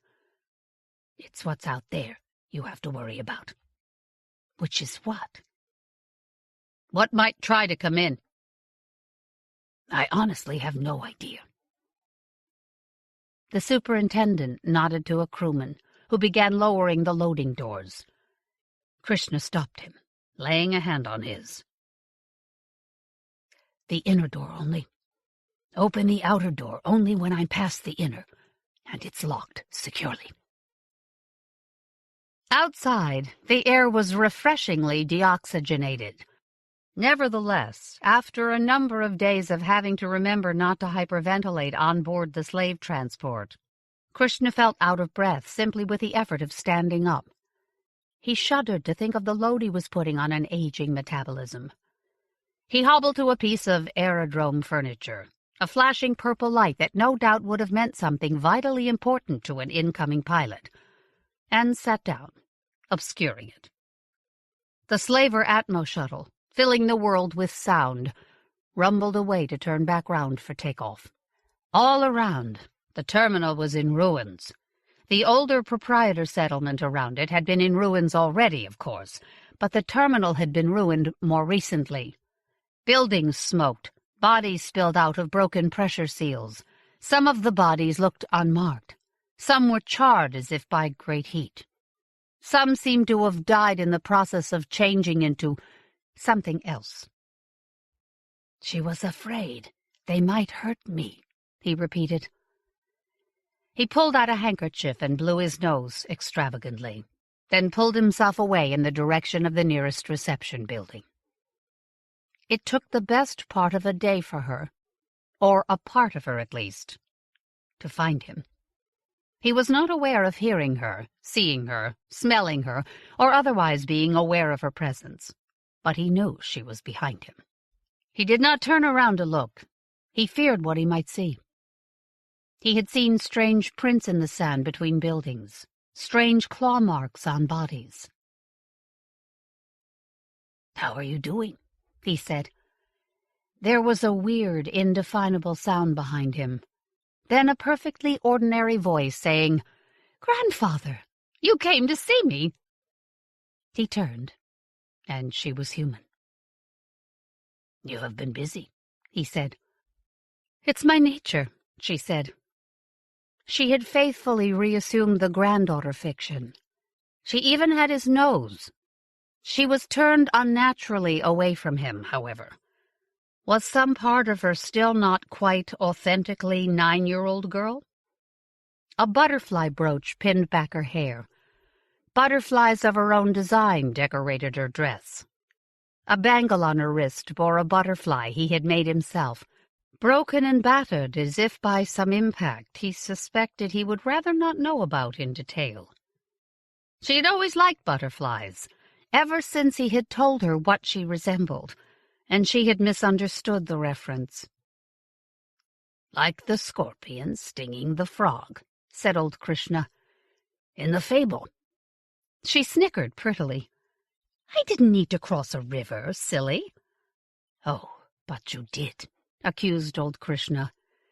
"It may have been a slaver ship, but you still used the people on it to spread from world to world.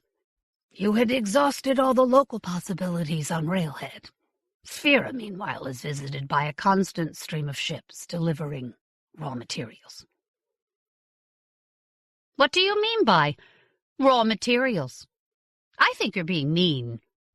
"I mean people, because you are a device for manufacturing corpses. You asked me to build the comms terminal for that reason and no other. It's your nature. This world is on a major space lane. You must come home with me. More people will die." "How did you get here?" She had simulated humanity too well. Excitement was shining in her eyes. "Do you have a spaceship?" "I made sure the ship that brought me took off again immediately, and the only ship I'm going to summon will be one that takes us both back home. I can't allow you to do something like this, or like what you did to Railhead, again. It may be your nature, but until we can find some way to disarm you, you can't be allowed to occupy the same world as other sentients. You were your creator's scorched earth policy against the Adafirans. You were designed to make sure no other intelligent species would ever be able to live comfortably on Railhead, even if they managed to conquer it. You were designed to mimic other species, walk among them, infiltrate them, incubate like a virus, strike like an epidemic. My people designed things like you themselves, though ours were far less sophisticated. You're an area denial munition. You're a butterfly bomb." She twirled a lock of hair sulkily between her fingers. "I was right. You are being mean." "How many of you are there on this planet now?" She smirked like a naughty little sister, just as he had taught her. Her face had been as expressionless as a carnival mask at first. Aping humanity had been a skill he'd taken decades to give her. Now he regretted it. "Enough. We've been watching you for a few hours now. We couldn't be sure you were you." Krishna sniffed with wounded dignity and frowned. "Your reasoning?" "Well, I know I'm not me, so it's only fair to assume others might not be themselves either." "You know what'll happen now? This world will be disinfected. Word will be passed to the proprietors by my masters, and ships will come. Ships carrying bombs. Did you know this world has an indigenous biosphere with a billion-year history? It has a species of plant that photosynthesizes moonlight. All that diversity, all that biomass will disappear. You will disappear. You are an infestation. They will be very thorough." "If even one of me survives, grandfather, I survive. I am both very and literally single-minded." "And where you survive, people will die. I know this. I am the only surviving citizen of Railhead, after all, which is why the military trained me to be your chaperone. I need hardly remind you that I had a sister once, whose resemblance to you is no amazing coincidence." "That's even less fair.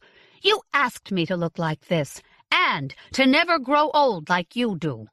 I've had to learn how to be your sister and daughter and granddaughter, and you never let me learn to be your wife." Krishna grimaced and waved the conversation away with a gnarled hand. "That is a thing we are never going to do. It's probably just an accident you didn't kill me.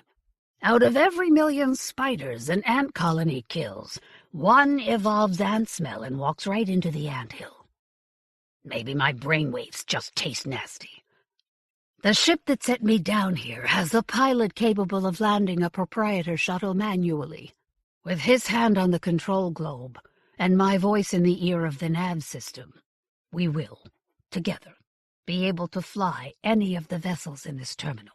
They are, mostly, still intact, if alarmed at the fact that the biologicals are fighting among themselves. I have located a suitable ship. An orbital cargo transport.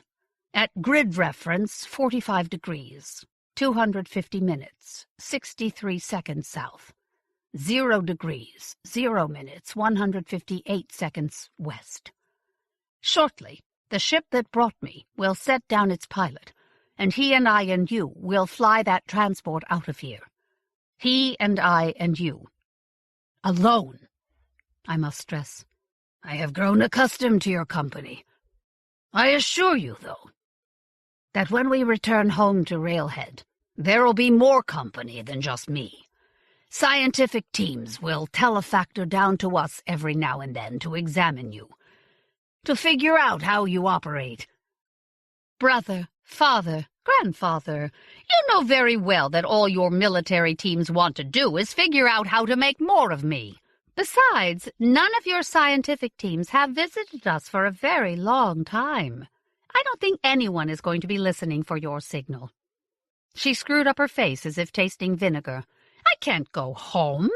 It would be like deliberately driving a needle into my eye. You have no idea. Besides, I do not require your company any longer. His hands trembled on the stick. What did you say? She looked indicatively at a point behind his left shoulder. He turned. "Hello, grandfather," said a voice. A male voice. He growled softly in his throat. "I am no grandfather of yours." "Nor of hers." The resemblance was picture-perfect. Gangly limbs, skinned knees and elbows, festival clothes. It had been the anniversary of first planetfall. Mother and father had baked a cake in the shape of a rocket he had been too young to remember. He banged a stick on the ground like a sorcerer dispelling demons. "Out! Out of my shape!" His own youthful face smirked back at him. "Shan't!" He pulled himself forwards towards himself, breathing with difficulty. "You can't kill me." "But I can get out of your way easier than air." He skipped away from himself easily to just outside stick range. "Your heart is beating a mite too fast for your health, by the way. I can hear it, grandfather. If any vessel leaves this world, it leaves with all of us or none." Krishna drew himself up to his full height. His spine complained, unaccustomed to being made straight. "That is transparently not compatible with the offer I have made. I give you 1 hour to discuss it amongst yourselves." "We have no need to discuss it. We are of one mind. Nevertheless, I give you 1 hour, after which time my transport will leave. In the meantime, please indulge an old man by allowing him what may after all be his last walk with something that looks like his sister. I must make it clear that this world will be destroyed. This is not raving. This is a fact." She simulated genuine concern.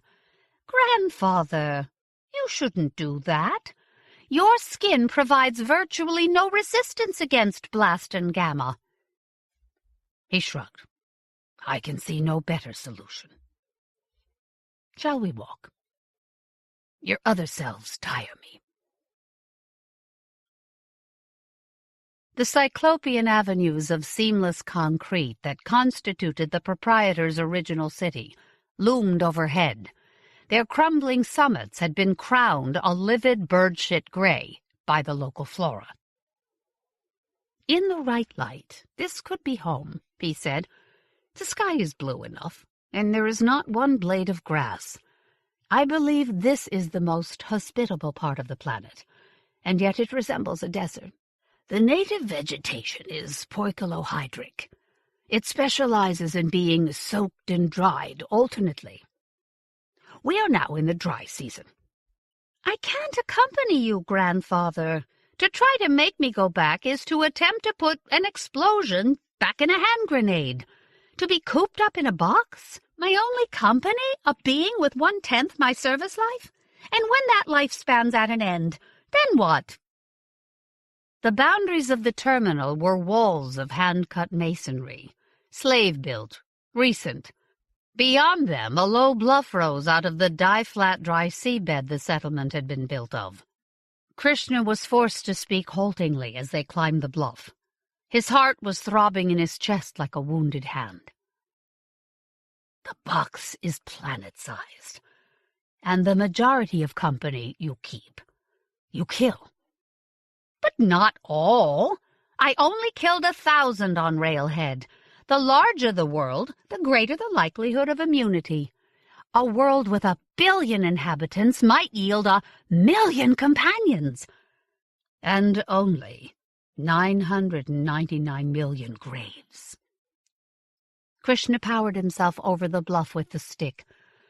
What he had been walking towards came into view, standing on the dry seabed, surrounded by armed crewmen. She had not been expecting to see it, and stopped dead. "It's a shuttle," she said redundantly. "Yes." He began poling himself along with the stick. He had to move faster. "The shuttle that brought me here, to be precise. It circled around behind the bluff and landed here right after takeoff. We will have to hurry, if we want aboard. The crew will turn on the burners if they believe anyone but you and I is coming. Did you really believe I'd give you the location of the ship we were leaving on? I keep telling you, I am not going with you." Krishna nodded. He could not count the beats of his heart now.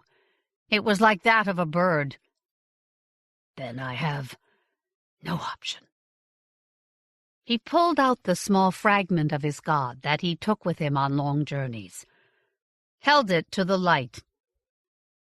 "Behold my travel god.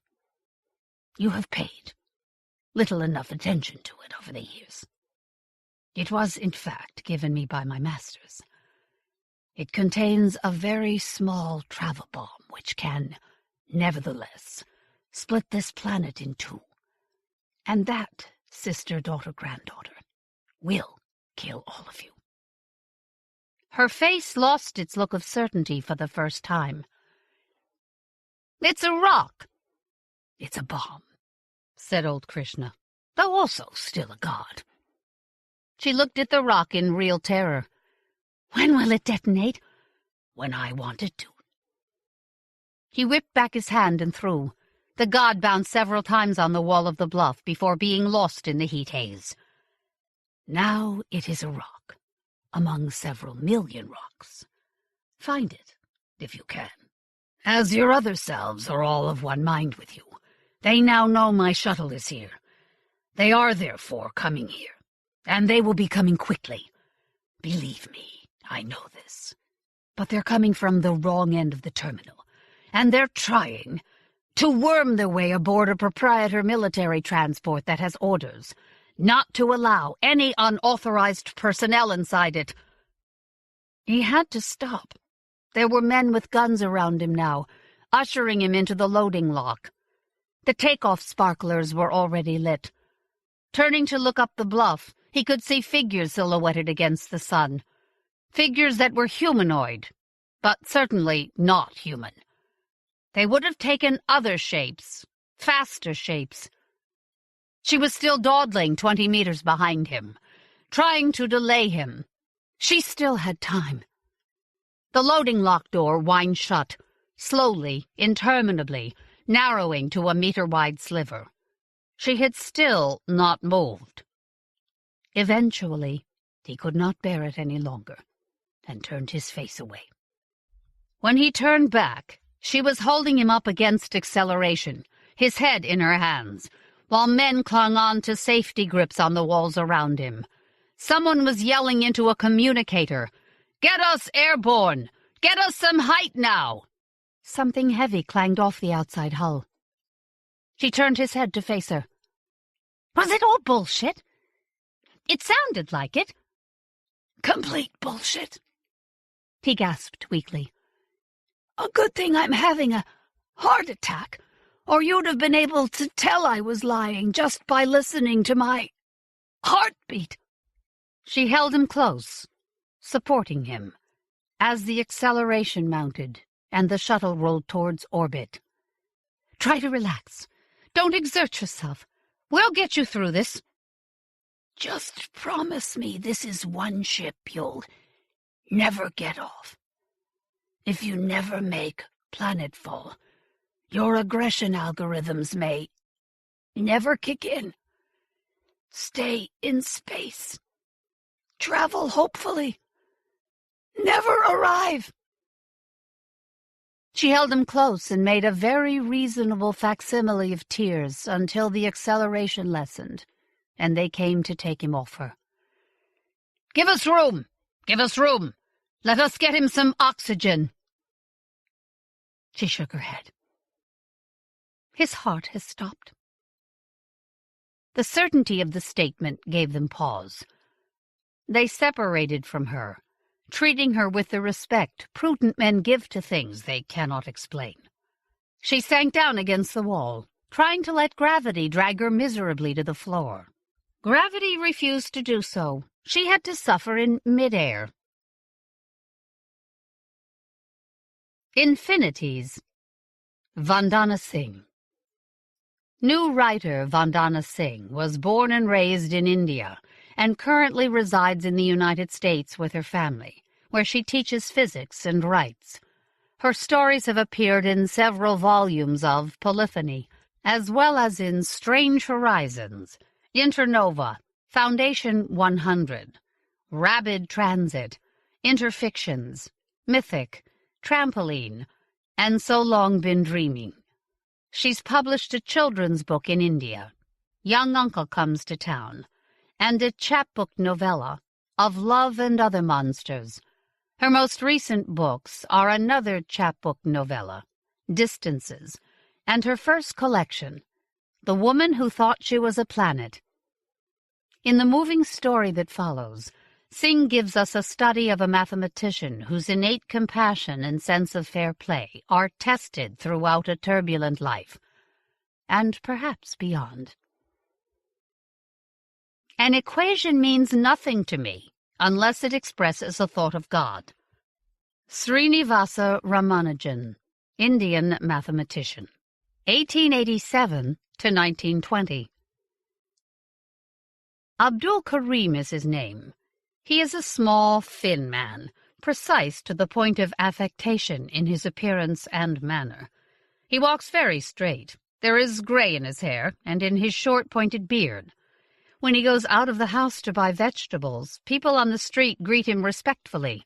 "Salam, Master Sahib," they say, or "Namaste, Master Sahib," according to the religion of the speaker. They know him as the mathematics master at the municipal school. He has been there so long that he sees the faces of his former students everywhere. The auto rickshaw driver Ramdas, who refuses to charge him. The man who sells pan from a shack at the street corner, with whom he has an account, who never reminds him when his payment is late. His name is Imran, and he goes to the mosque far more regularly than Abdul Karim. They all know him, the kindly mathematics master. But he has his secrets. They know he lives in the old yellow house, where the plaster is flaking off in chunks to reveal the underlying brick. The windows of the house are hung with faded curtains that flutter tremulously in the breeze, giving passers-by an occasional glimpse of his genteel poverty. The threadbare covers on the sofa, the wooden furniture as gaunt and lean and resigned as the rest of the house, waiting to fall into dust.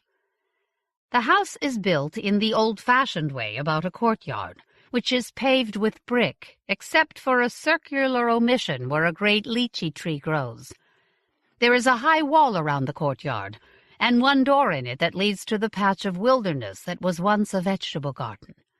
But the hands that tended it, his mother's hands, are no longer able to do more than hold a mouthful of rice between the tips of the fingers, tremblingly conveyed to the mouth. The mother sits nodding in the sun in the courtyard, while the son goes about the house, dusting and cleaning as fastidiously as a woman. The master has 2 sons.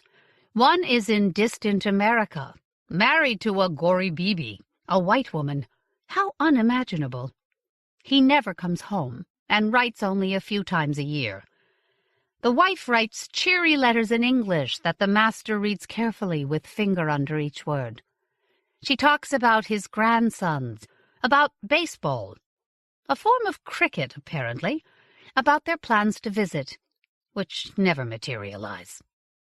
Her letters are as incomprehensible to him as the thought that there might be aliens on Mars, but he senses a kindness, a reaching out among the foreign words. His mother has refused to have anything to do with that woman. The other son has gone into business in Mumbai. He comes home rarely, but when he does, he brings with him expensive things. A television set, an air conditioner. The TV is draped reverently with an embroidered white cloth and dusted every day, but the master can't bring himself to turn it on. There is too much trouble in the world. The air conditioner gives him asthma, so he never turns it on, even in the searing heat of summer. His son is a mystery to him. His mother dotes on the boy, but the master can't help fearing that this young man has become a stranger, that he is involved in some shady business. The son always has a cell phone with him and is always calling nameless friends in Mumbai, bursting into cheery laughter, dropping his voice to a whisper, walking up and down the pathetically clean drawing room as he speaks. Although he would never admit it to anybody other than Allah, Abdul Karim has the distinct impression that his son is waiting for him to die. He is always relieved when his son leaves.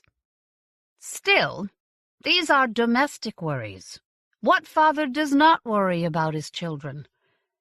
Nobody would be particularly surprised to know that the quiet, kindly master of mathematics shares them also. What they don't know is that he has a secret, an obsession, a passion that makes him different from them all. It is because of this, perhaps, that he seems always to be looking at something just beyond their field of vision, that he seems a little lost in the cruel, mundane world in which they live. He wants to see infinity.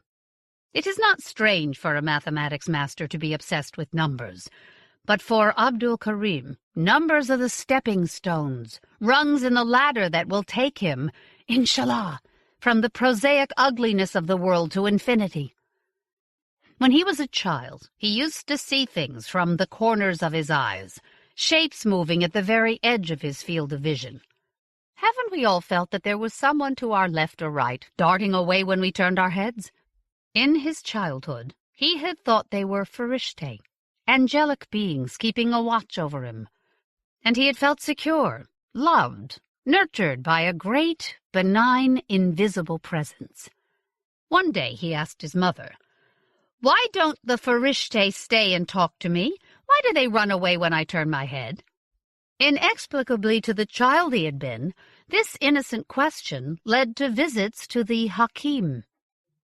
Abdul Karim had always been frightened of the Hakim's shop, the walls of which were lined from top to bottom with old clocks. The clocks ticked and hummed and whirred while tea came in chipped glasses, and there were questions about spirits and possessions, and bitter herbs were dispensed in antique bottles that looked as though they contained jinns. An amulet was given to the boy to wear around his neck. There were verses from the Quran he was to recite every day. The boy he had been sat at the edge of the worn velvet seat and trembled. After 2 weeks of treatment, when his mother asked him about the Farishte, he had said, "They're gone." That was a lie. My theory stands as firm as a rock. Every arrow directed against it will quickly return to the archer. How do I know this? Because I have studied it from all sides for many years. Because I have examined all objections which have ever been made against the infinite numbers.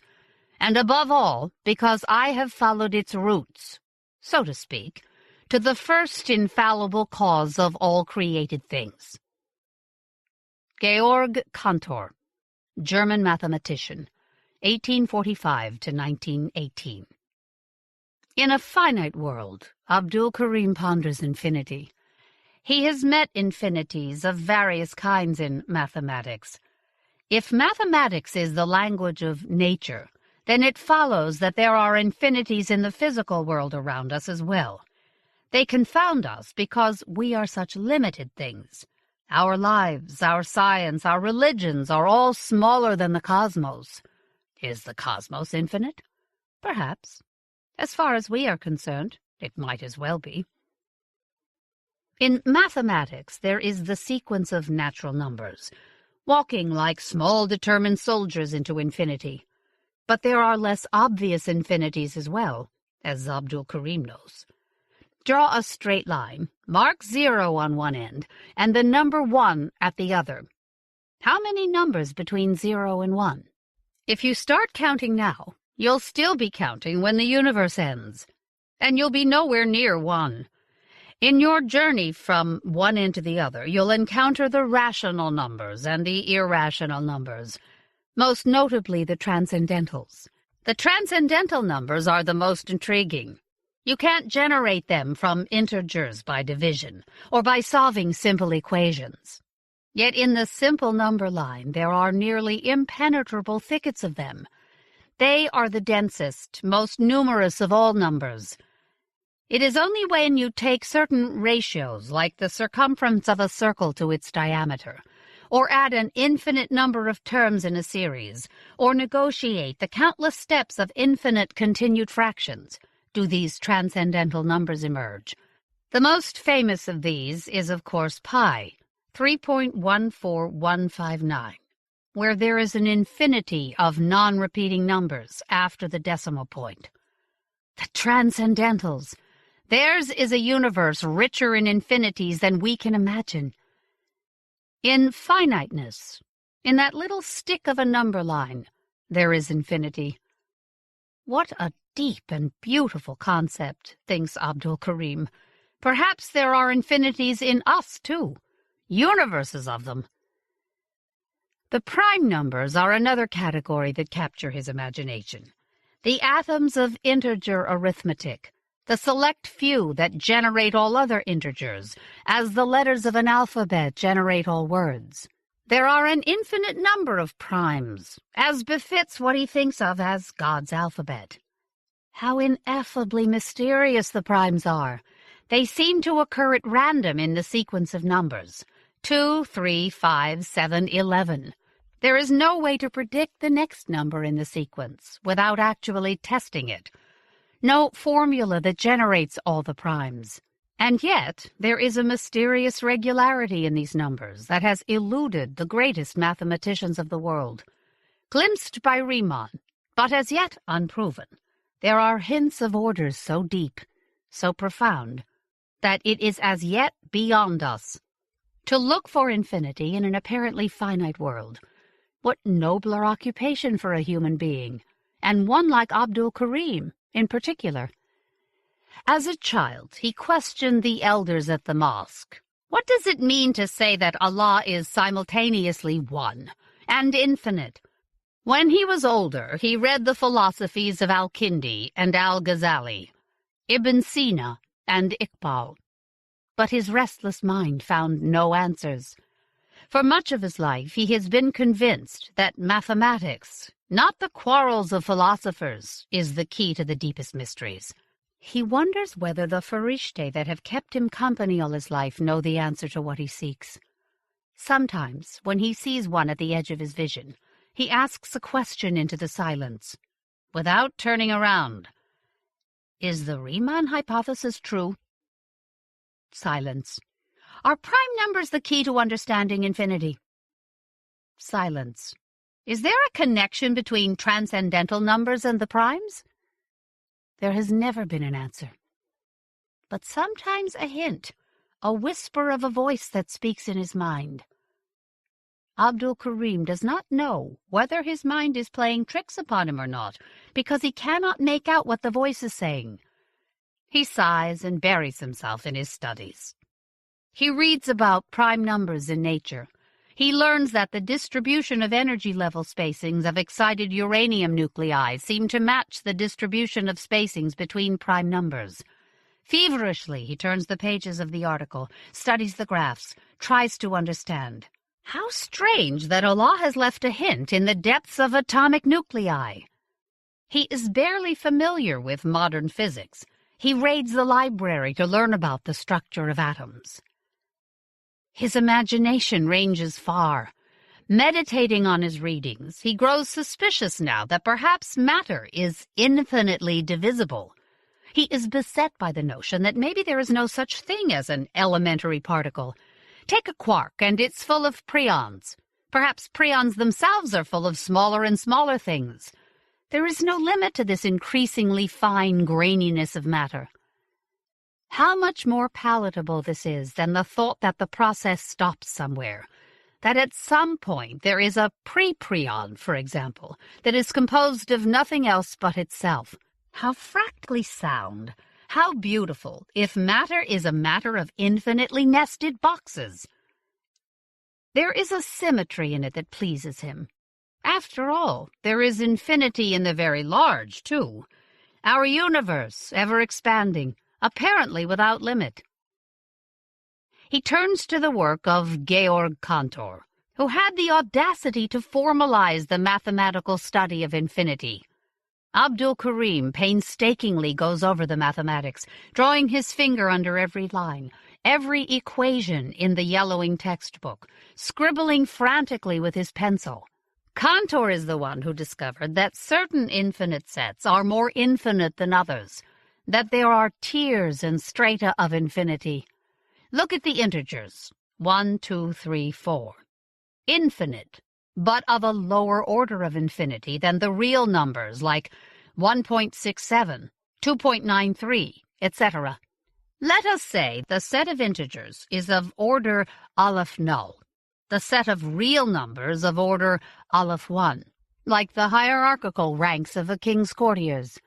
The question that plagued Cantor and eventually cost him his life and sanity was the continuum hypothesis, which states that there is no infinite set of numbers with order between Aleph null and Aleph 1.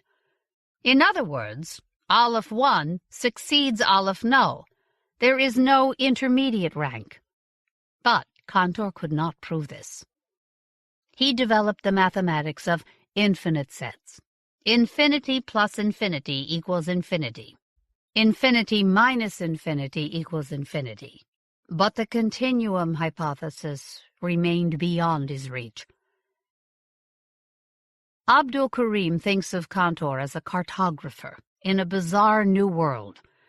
Here the cliffs of infinity reach endlessly toward the sky, and Cantor is a tiny figure lost in the grandeur, a fly on a precipice.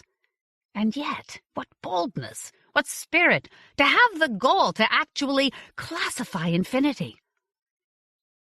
His explorations take him to an article on the mathematicians of ancient India. They had specific words for large numbers. 1 purvi, a unit of time, is 756,000 billion years. 1 Sirsa Prahelica is 8.4 million purvis raised to the 28th power. What did they see that caused them to play with such large numbers? What vistas were revealed before them? What wonderful arrogance possessed them that they, puny things, could dream so large?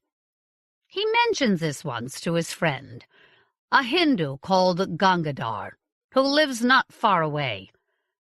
Gangadhar's hands pause over the chessboard. Their weekly game is in progress, and he intones a verse from the Vedas. From the infinite, take the infinite, and lo, infinity remains. Abdul Karim is astounded that his ancestors could anticipate Georg Cantor by 4 millennia.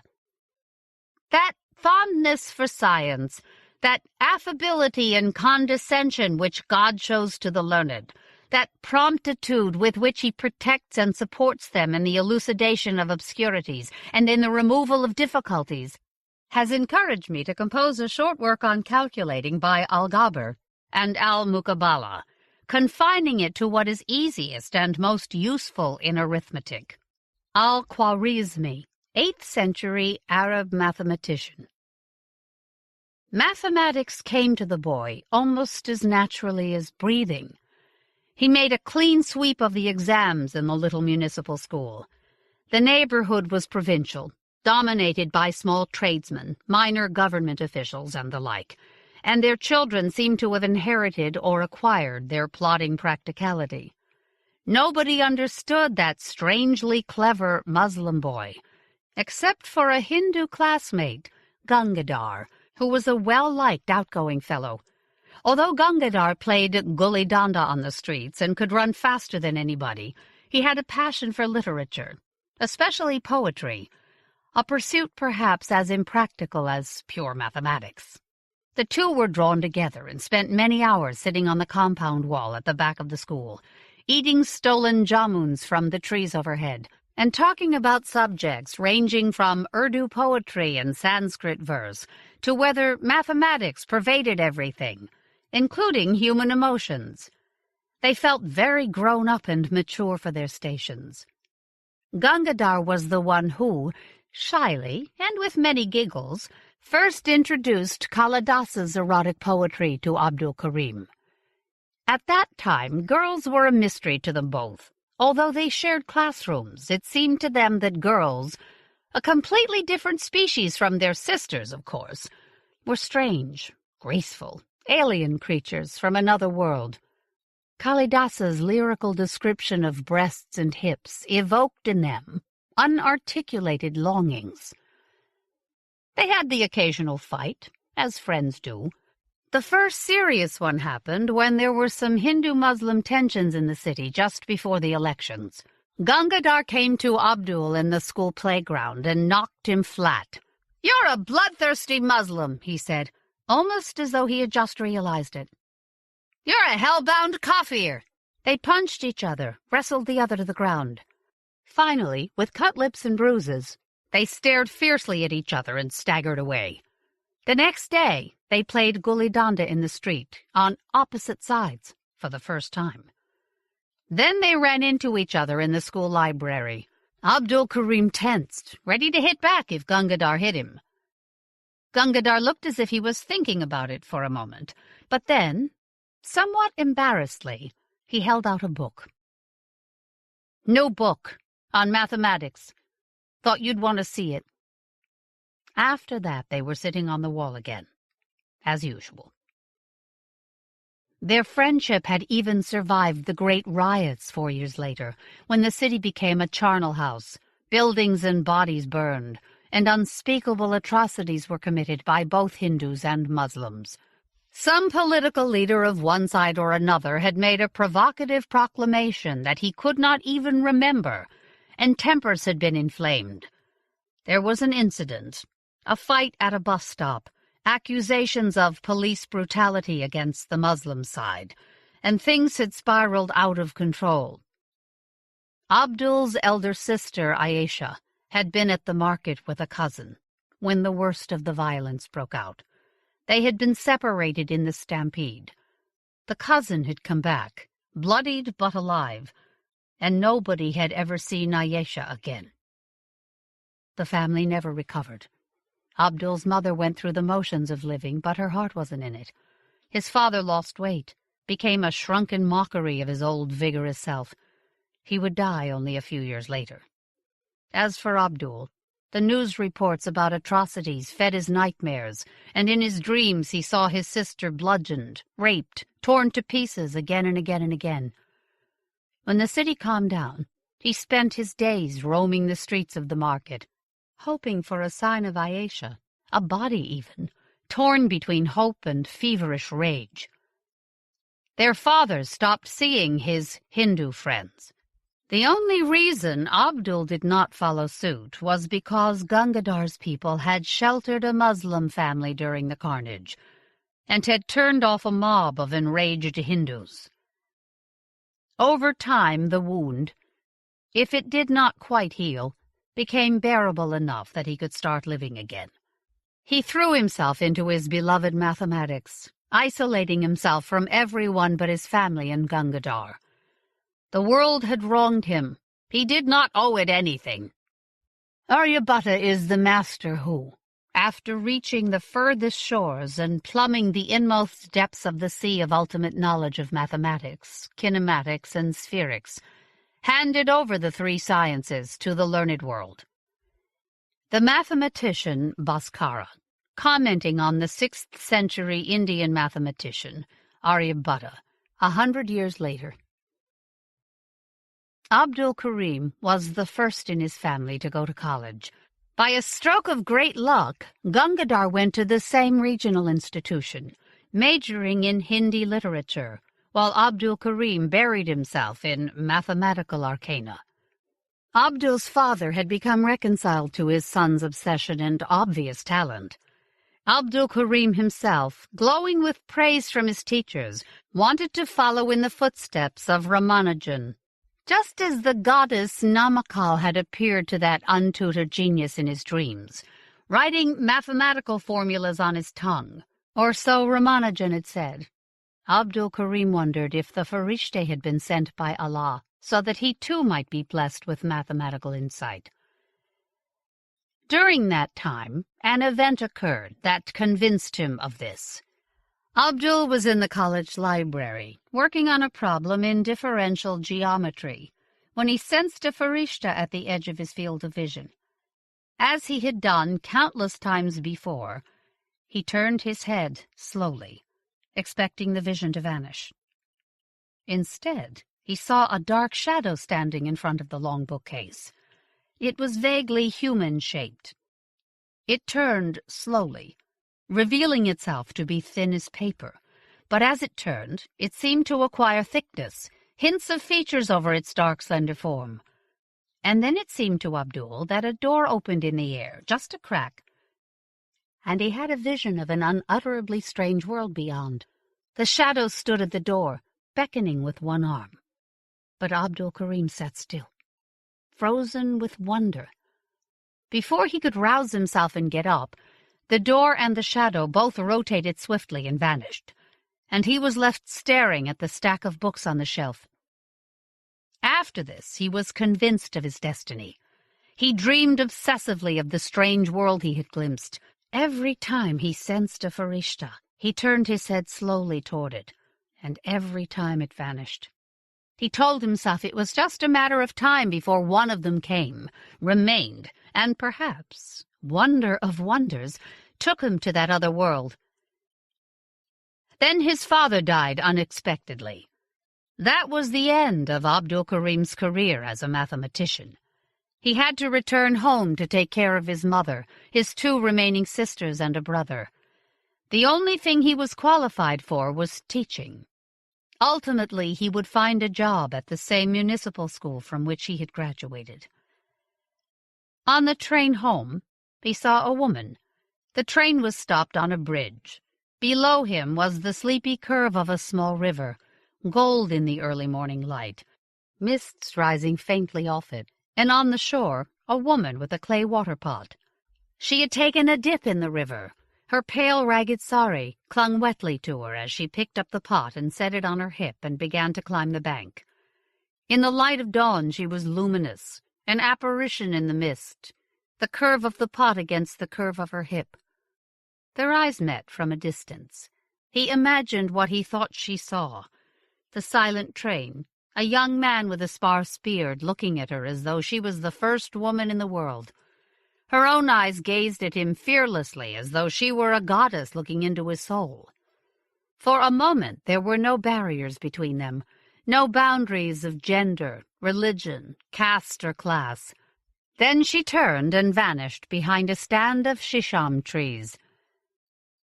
He wasn't sure if she had really been there in the half-light, or whether he had conjured her up, but for a long time she represented something elemental to him. Sometimes he thought of her as woman, sometimes as a river. He got home in time for the funeral. His job kept him busy, and kept the moneylender from their door. With the stubborn optimism of the young, He kept hoping that one day his fortunes would change, that he would go back to college and complete his degree. In the meantime, he knew his mother wanted to find him a bride. Abdul Karim got married, had children. Slowly, over the years of managing rowdy classrooms, tutoring students in the afternoons, and saving, paisa by paisa, from his meager salary for his sister's weddings and other expenses, Abdul Karim lost touch with that youthful, fiery talent he had once had, and with it the ambition to scale the heights to which Ramanujan, Cantor, and Riemann had climbed. Things came more slowly to him now. An intellect burdened by years of worry wears out. When his wife died and his children grew up and went away, his steadily decreasing needs finally caught up with his meager income, and he found for the first time that he could think about mathematics again. He no longer hoped to dazzle the world of mathematics with some new insight, such as a proof of Riemann's hypothesis. Those dreams were gone. All he could hope for was to be illumined by the efforts of those who had gone before him, and to relive, vicariously, the joys of insight. It was a cruel trick of time, that when he had the leisure, he had lost the ability. But that is no bar to true obsession. Now, in the autumn of his life, it was as though spring had come again, bringing with it his old love. In this world, brought to its knees by hunger and thirst, love is not the only reality. There are other truths. Sahir Ludhianvi, Indian poet, 1921 to 1980. There are times when Abdul Karim tires of his mathematical obsessions. After all, he is old. Sitting in the courtyard with his notebook, pencil, and books of mathematics for so many hours at a stretch can take its toll.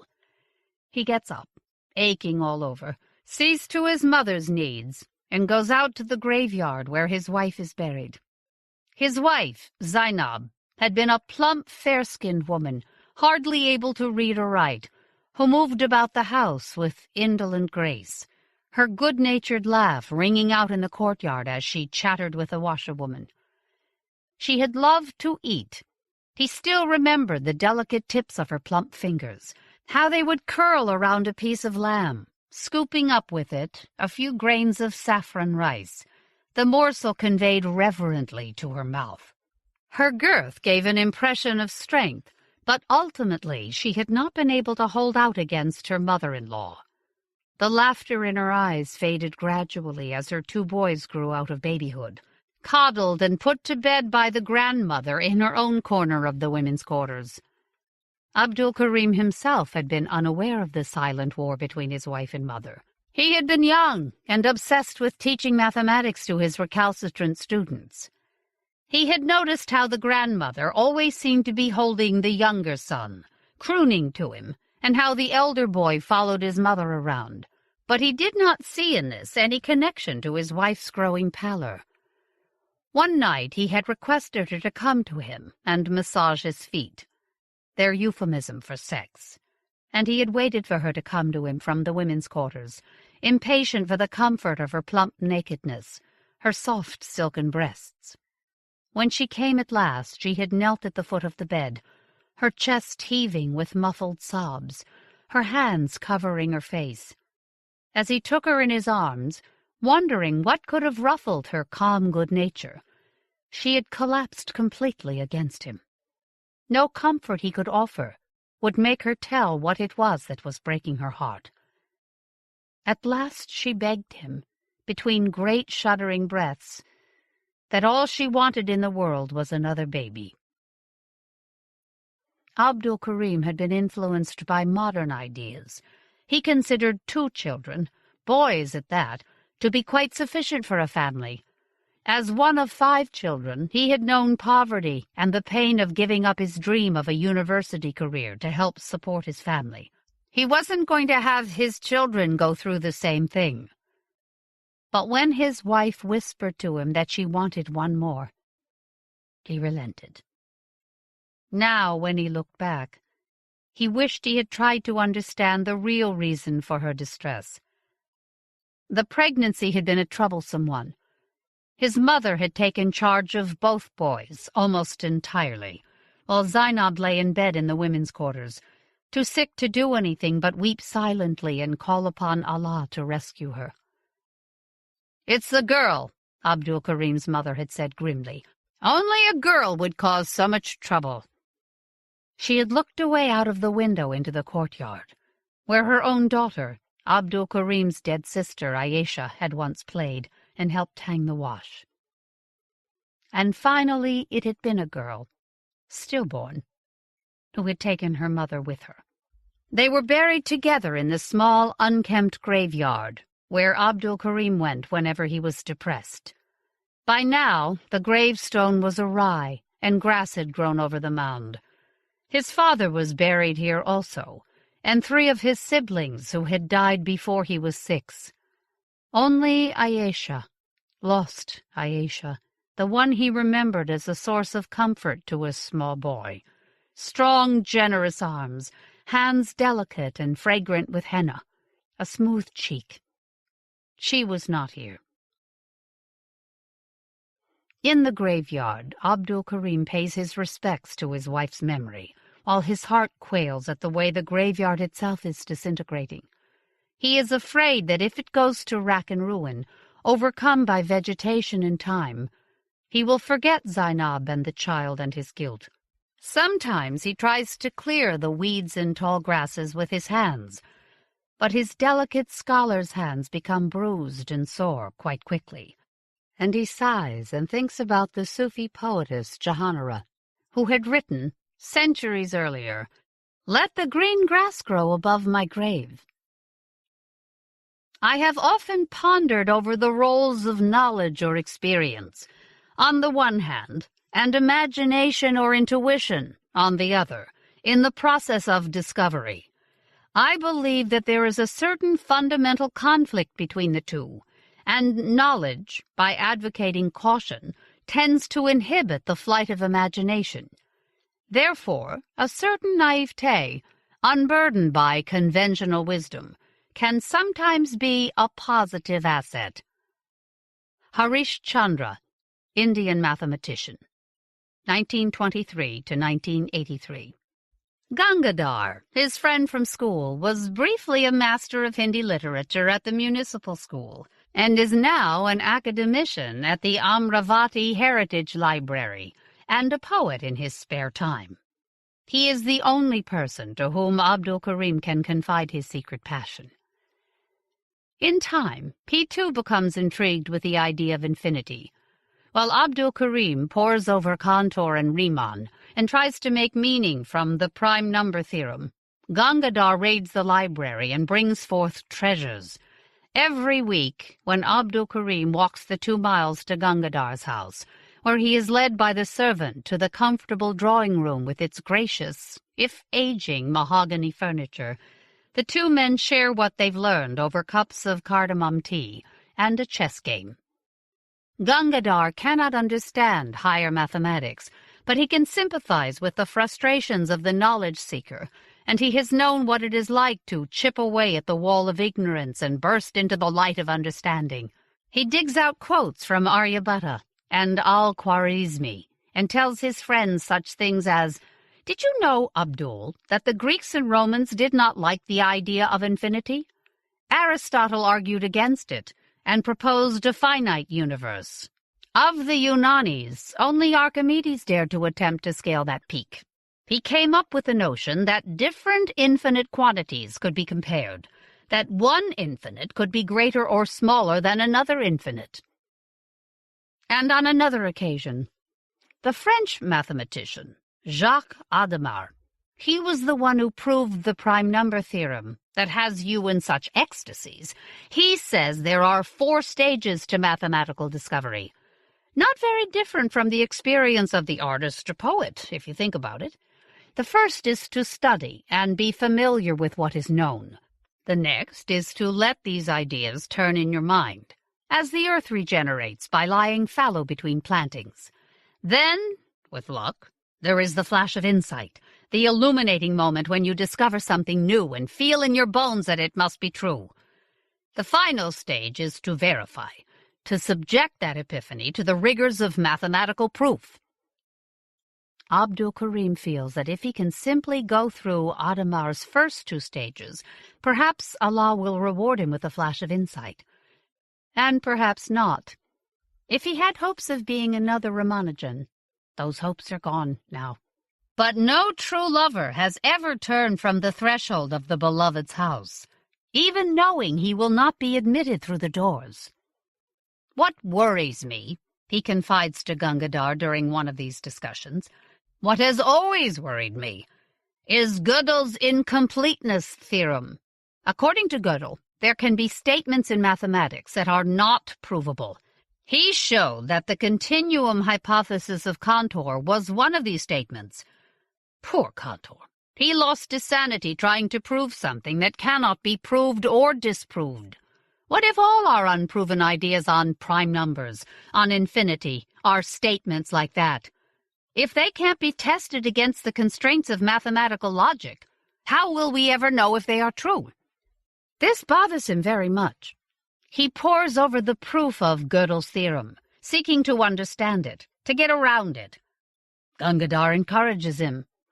You know, in the old tales, every great treasure is guarded by a proportionally great monster. Perhaps Gödel's theorem is the djinn that guards the truth you seek. Maybe instead of slaying it, you have to, befriend it. Through his own studies, through discussions with Gangadhar, Abdul-Karim begins to feel again that his true companions are Archimedes, Al-Khwarizmi, Khayyam, Aryabhatta, Bhaskara, Riemann, Cantor, Gauss, Ramanujan, Hardy. They are the masters before whom he is as a humble student, an apprentice following their footprints up the mountainside. The going is rough. He is getting old, after all. He gives himself up to dreams of mathematics, rousing himself only to look after the needs of his mother, who is growing more and more frail. After a while, even Gangadhar admonishes him. A man cannot live like this, so obsessed. Will you let yourself go the way of Cantor and Gödel? Guard your sanity, my friend. You have a duty to your mother, to society. Abdul-Karim cannot make Gangadhar understand. His mind sings with mathematics. The limit of a function, Fn, as n goes to infinity. So many questions, he asks himself, begin like this. The function Fn may be the prime counting function, or the number of nested dolls of matter, or the extent of the universe. It may be abstract, like a parameter in a mathematical space, or earthy, like the branching of wrinkles in the face of his mother, growing older and older in the paved courtyard of his house, under the lychee trees. Older and older, without quite dying, as though she were determined to live Zeno's paradox. He loves his mother the way he loves the lychee tree, for being there, for making him what he is, for giving him shelter and succor. The limit, as n goes to infinity. So begin many theorems of calculus. Abdul-Karim wonders what kind of calculus governs his mother's slow arc into dying. What if life did not require a minimum threshold of conditions? What if death were merely a limit of some function Fn, as n goes to infinity? A world in which human life is but a pawn. A world filled with death worshippers, where death is cheaper than life. That world is not my world. Sahir Ludhianvi, Indian poet, 1921 to 1980. While Abdul-Karim dabbles in the mathematics of the infinite, as so many deluded fools and geniuses have done, the world changes. He is vaguely aware that there are things going on in the world, that people live and die, that there are political upheavals, that this is the hottest summer yet, and already 1,000 people have died of the heat wave in northern India. He knows that death also stands at his mother's shoulder, waiting, and he does what he can for her. Although he has not always observed the 5 daily prayers, he does the namaz now with her. She has already started becoming the citizen of another country. She lives in little leaps and bends of time long gone, calling for Ayesha one moment and for her long-dead husband the next. Conversations from her lost girlhood emerge from her trembling mouth. In her few moments of clarity, she calls upon Allah to take her away. Dutiful as he is to his mother, Abdul Karim is relieved to be able to get away once a week for a chess game and conversation with Gangadhar. He has a neighbor's aunt look in on his mother during that time. Heaving a sigh or two, he makes his way through the familiar lanes of his childhood, his shoes scuffing up dust onto the ancient jamun trees that he once climbed as a child. He greets his neighbors, old Amin Khan Sahib, sitting on his charpai, wheezing over his hookah. The Ali twins, madcap boys chasing a bicycle tire with a stick. Imran at the pawn shop. He crosses, with some trepidation, the increasingly congested market road, past the faded awnings of Munshi Lal and Sons, past a rickshaw stand, into another quiet lane, this one shaded with jacaranda trees. Gangadhar's house is a modest white bungalow, stained an indeterminate gray from many monsoons. The creak of the wooden gate in the compound wall is as familiar a greeting as Gangadhar's welcome. But the day comes when there is no chess game at Gangadhar's house. The servant boy, not Gangadhar, ushers him into the familiar room. Sitting down in his usual chair, Abdul Karim notices that the chessboard has not been laid out. Sounds come from the inner rooms of the house, women's voices, heavy objects being dragged across the floor. An elderly man comes into the room and stops short, as though surprised to see Abdul Karim. He looks vaguely familiar. Then Abdul remembers that he is some relative of Gangadhar's wife. An uncle, perhaps, and he lives on the other side of the city.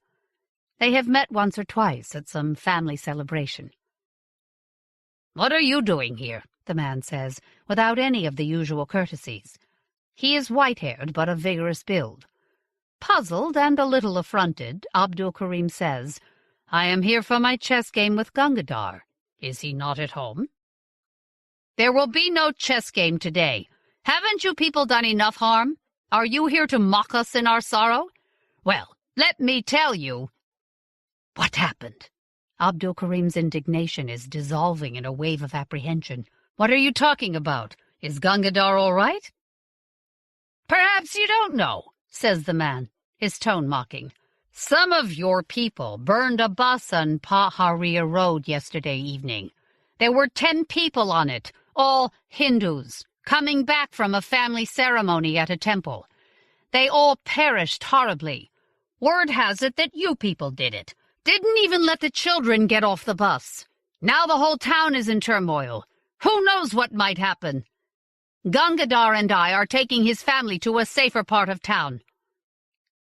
Abdul Karim's eyes are wide with shock. He can find no words. "All these hundreds of years, we Hindus have tolerated you people.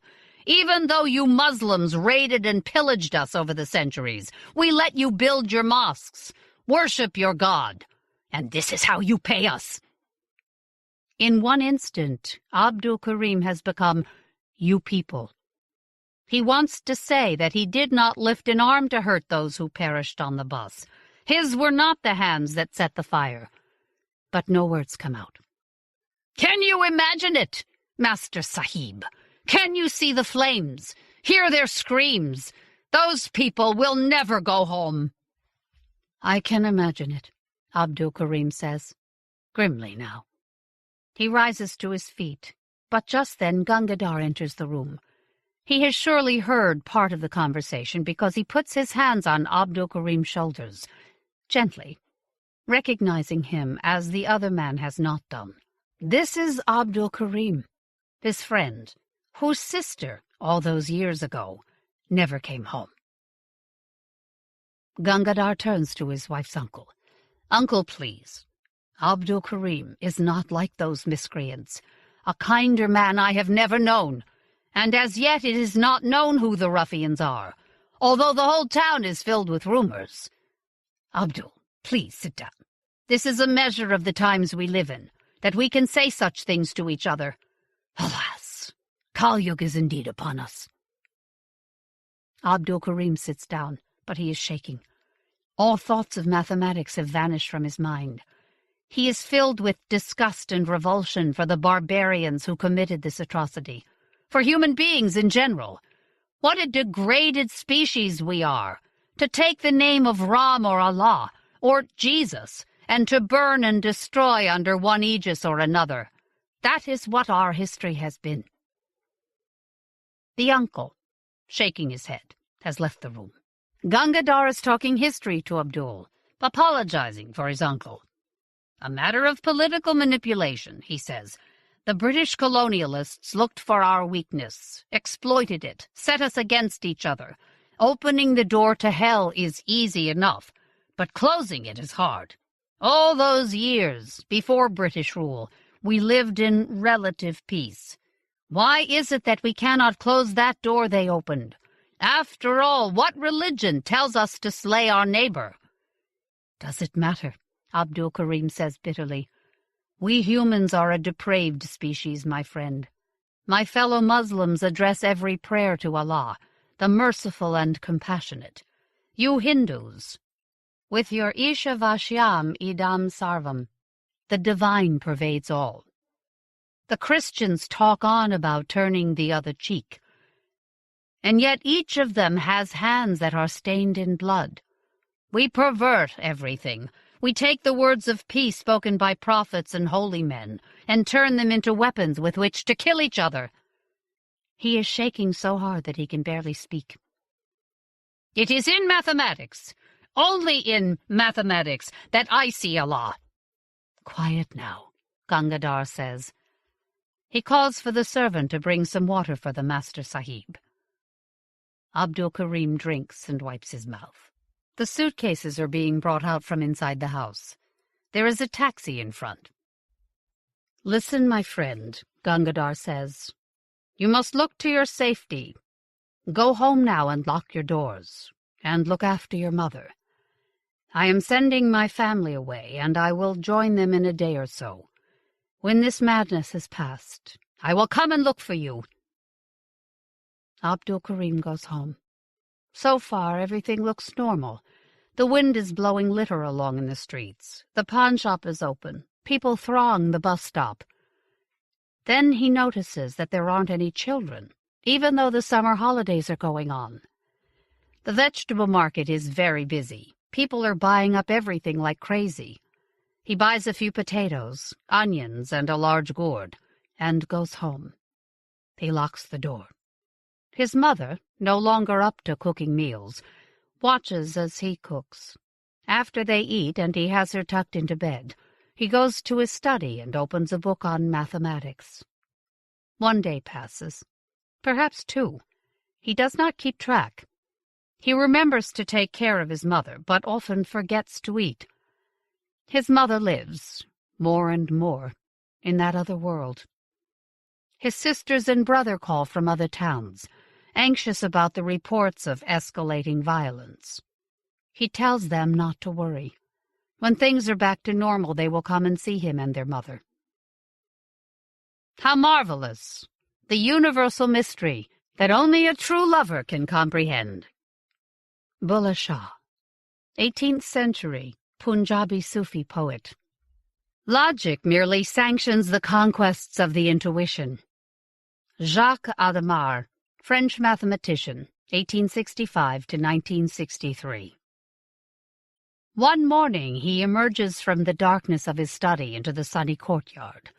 Around him the old city writhes and burns, but Abdul Karim sees and hears nothing but mathematics. He sits in his old cane chair, picks up a stick lying on the ground, and begins to draw mathematical symbols in the dust. There is a farishta standing at the edge of his vision. He turns, slowly. The dark shadow stays there. waits. This time Abdul Karim is quick on his feet, despite a sudden twinge of pain in one knee. He walks toward the door, the beckoning arm, and steps through. For a moment he is violently disoriented. It occurs to him that he has spun through a different dimension into this hidden world. Then the darkness before his eyes dissipates, and he beholds wonders. All is hushed. He is looking at a vast sweep of land and sky, unlike anything he has ever seen. Dark pyramidal shapes stud the landscape, great monuments to something beyond his understanding. There is a vast polyhedral object suspended in a pale orange sky that has no sun. Only a diffuse luminescence pervades the sky.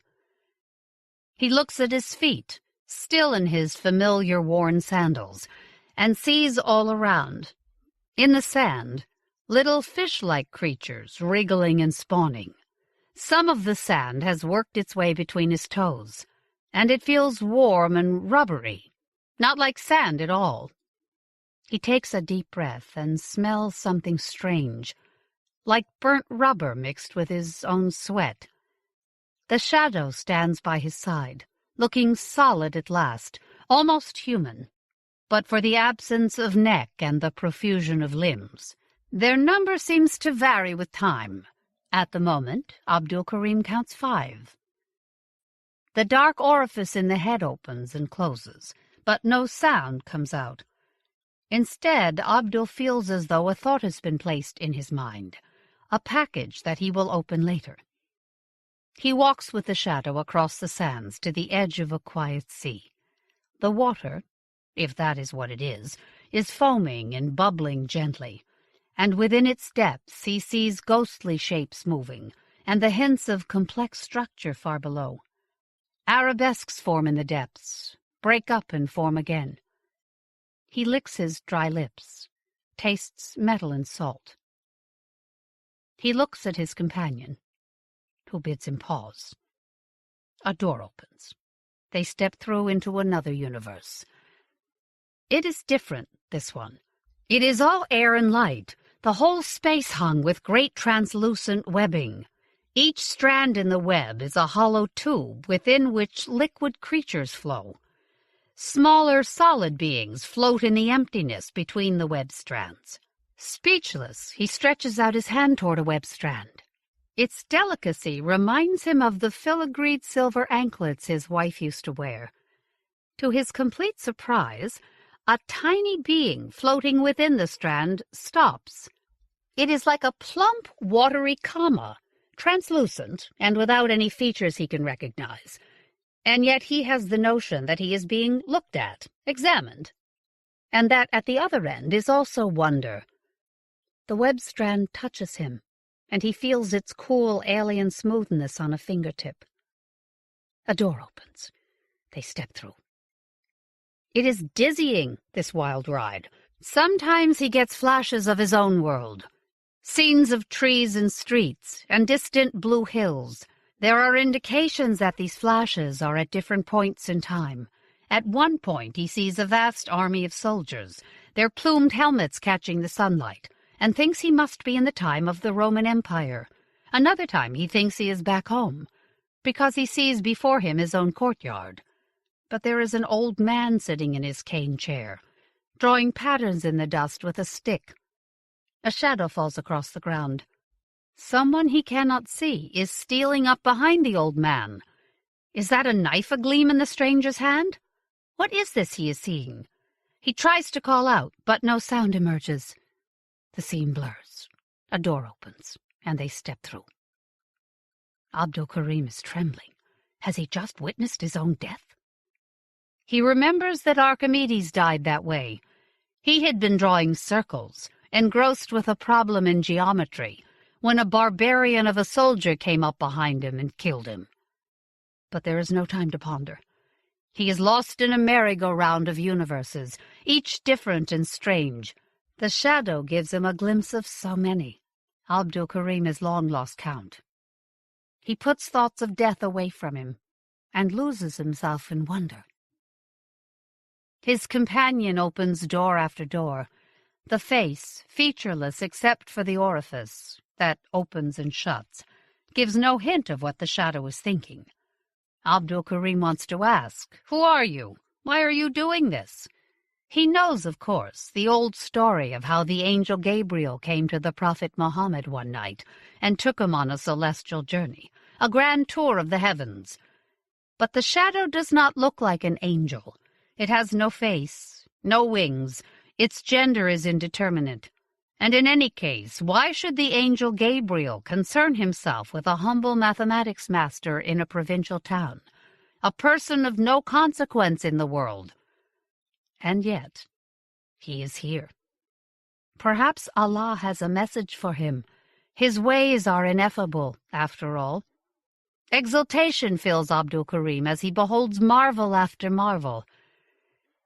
At last they pause in a place where they are suspended in a yellow sky. As Abdul Karim experiences the giddy absence of gravity, accompanied by a sudden jolt of nausea that slowly recedes, as he turns in midair, he notices that the sky is not featureless, but covered with delicate tessellations. Geometric shapes intertwine, merge, and new ones emerge. The colors change, too, from yellow to green, lilac, mauve. All at once it seems as though numberless eyes are opening in the sky, one after the other, and as he turns, he sees all the other universes flashing past him, a kaleidoscope vast beyond his imaginings. He is at the center of it all, in a space between all spaces, and he can feel in his bones a low, irregular throbbing, like the beating of a drum. Boom, boom goes the drum. Boom, boom, boom. Slowly he realizes that what he is seeing and feeling is part of a vast pattern. In that moment, Abdul Karim has the flash of understanding he has been waiting for all his life. For so long he has been playing with the transcendental numbers, trying to fathom Cantor's ideas. At the same time, Riemann's notions of the prime numbers have fascinated him. In idle moments, he has wondered if they are connected at a deeper level. Despite their apparent randomness, the primes have their own regularity, as hinted by the unproven Riemann hypothesis. He sees at last that if you think of prime numbers as the terrain of a vast country, and if your view of reality is a two-dimensional plane that intersects this terrain at some height above the surface, perhaps at an angle, then of course what you see will appear to be random. Tops of hills, bits of valleys, only the parts of the terrain that cross your plane of reality will be apparent. Unless you can see the entire landscape in its multidimensional splendor, the topography will make no sense. He sees it. The bare bones of creation, here, in this place, where all the universes branch off, the thudding heart of the metacosmos. In the scaffolding, the skeletal structure of the multiverse is beautifully apparent. This is what Cantor had a glimpse of then, this vast topography. Understanding opens in his mind as though the metacosmos has itself spoken to him. He sees that of all the transcendental numbers, only a few, infinite still, but not the whole set, are marked as doorways to other universes, and each is labeled by a prime number. Yes. Why this is so, what deeper symmetry it reflects, what law or regularity of nature undreamed of by the physicists of his world. He does not know. The space where primes live, the topology of the infinite universes, he sees it in that moment. No puny function as yet dreamed of by humans can encompass the vastness, the inexhaustible beauty of this place. He knows that he can never describe this in the familiar symbols of the mathematics that he knows, that while he experiences the truth of the Riemann hypothesis, as a corollary to this greater, more luminous reality, he cannot sit down and verify it through a conventional proof. No human language as yet exists, mathematical or otherwise, that can describe what he knows in his bones to be true. Perhaps he, Abdul Karim, will invent the beginnings of such a language. Hadn't the great poet Iqbal interpreted the prophet's celestial journey to mean that the heavens are within our grasp? A twist, and a door opens. He steps into the courtyard of his house. He turns around, but the courtyard is empty. The Farishta is gone. Abdul Karim raises his eyes to the heavens. Rain clouds, dark as the proverbial beloved's hair, sweep across the sky. The lychee tree over his head is dancing in the swift breeze. The wind has drowned out the sounds of a ravaged city. A red flower comes blowing over the courtyard wall and is deposited at his feet. Abdul Karim's hair is blown back. A nameless ecstasy fills him. He feels Allah's breath on his face. He says into the wind, "Dear, merciful, and compassionate God, I stand before your wondrous universe, filled with awe. Help me, weak mortal that I am, to raise my gaze above the sordid pettiness of everyday life, the struggles and quarrels of mean humanity. Help me to see the beauty of your works, from the full flower of the red silk cotton tree to the exquisite mathematical grace by which you have created numberless universes in the space of a man's step. I know now that my true purpose in this sad world is to stand in humble awe before your magnificence, and to sing a paean of praise to you with every breath I take." He feels weak with joy. Leaves whirl in the courtyard like mad dervishes. A drop or two of rain falls, obliterating the equation he had scratched in the dust with his stick. He has lost his chance at mathematical genius a long time ago. He is nobody, only a teacher of mathematics at a school, humbler than a clerk in a government office. Yet Allah has favored him with this great insight. Perhaps he is now worthy of speech with Ramanujan and Archimedes and all the ones in between. But all he wants to do is to run out into the lane and go shouting through the city, "See, my friends, open your eyes and see what I see." But he knows they would think him mad. Only Gangadhar would understand. If not the mathematics, then the impulse, the importance of the whole discovery. He leaps out of the house into the lane. This blemished radiance, this night-stung dawn, is not the dawn we waited for. Faiz Ahmed Faiz, Pakistani poet, 1911 to 1984. Where all is broken, where each soul's athirst, each glance filled with confusion, each heart weighed with sorrow, is this a world or chaos? Sahir Ludhianvi, Indian poet, 1921 to 1980. But what is this? The lane is empty. There are broken bottles everywhere. The windows and doors of his neighbors' houses are shuttered and barred, like closed eyes. Above the sound of the rain, he hears shouting in the distance. Why is there a smell of burning? He remembers then what he had learned at Gangadhar's house. Securing the door behind him, he begins to run as fast as his old man legs will carry him. The market is burning. Smoke pours out of smashed storefronts, even as the rain falls. There is broken glass on the pavement, a child's wooden doll in the middle of the road, decapitated. Soggy pages filled with neat columns of figures lie scattered everywhere. The remains of a ledger. Quickly he crosses the road. Gangadhar's house is in ruins. Abdul Karim wanders through the open doors, stares blindly at the blackened walls.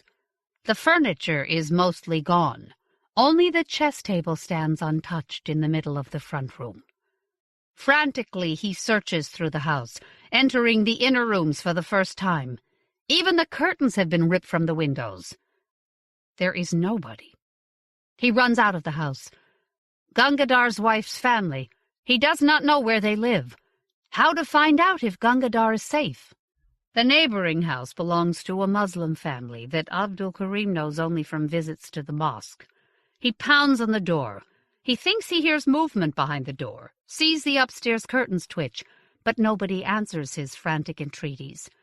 At last, defeated, his hands bleeding, he walks slowly home, looking about him in horror. Is this truly his city? His world? Allah, Allah, why have you abandoned me? He has beheld the glory of Allah's workmanship. Then why this? Were all those other universes, other realities a dream?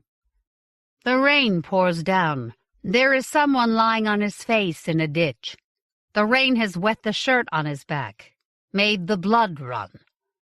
As Abdul Karim starts toward him, wondering who it is, whether he is dead or alive, young, from the back it could be Ramdas or Imran, he sees behind him, at the entrance to the lane, a horde of young men.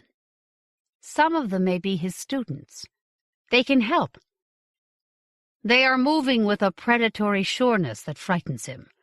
He sees that they have sticks and stones.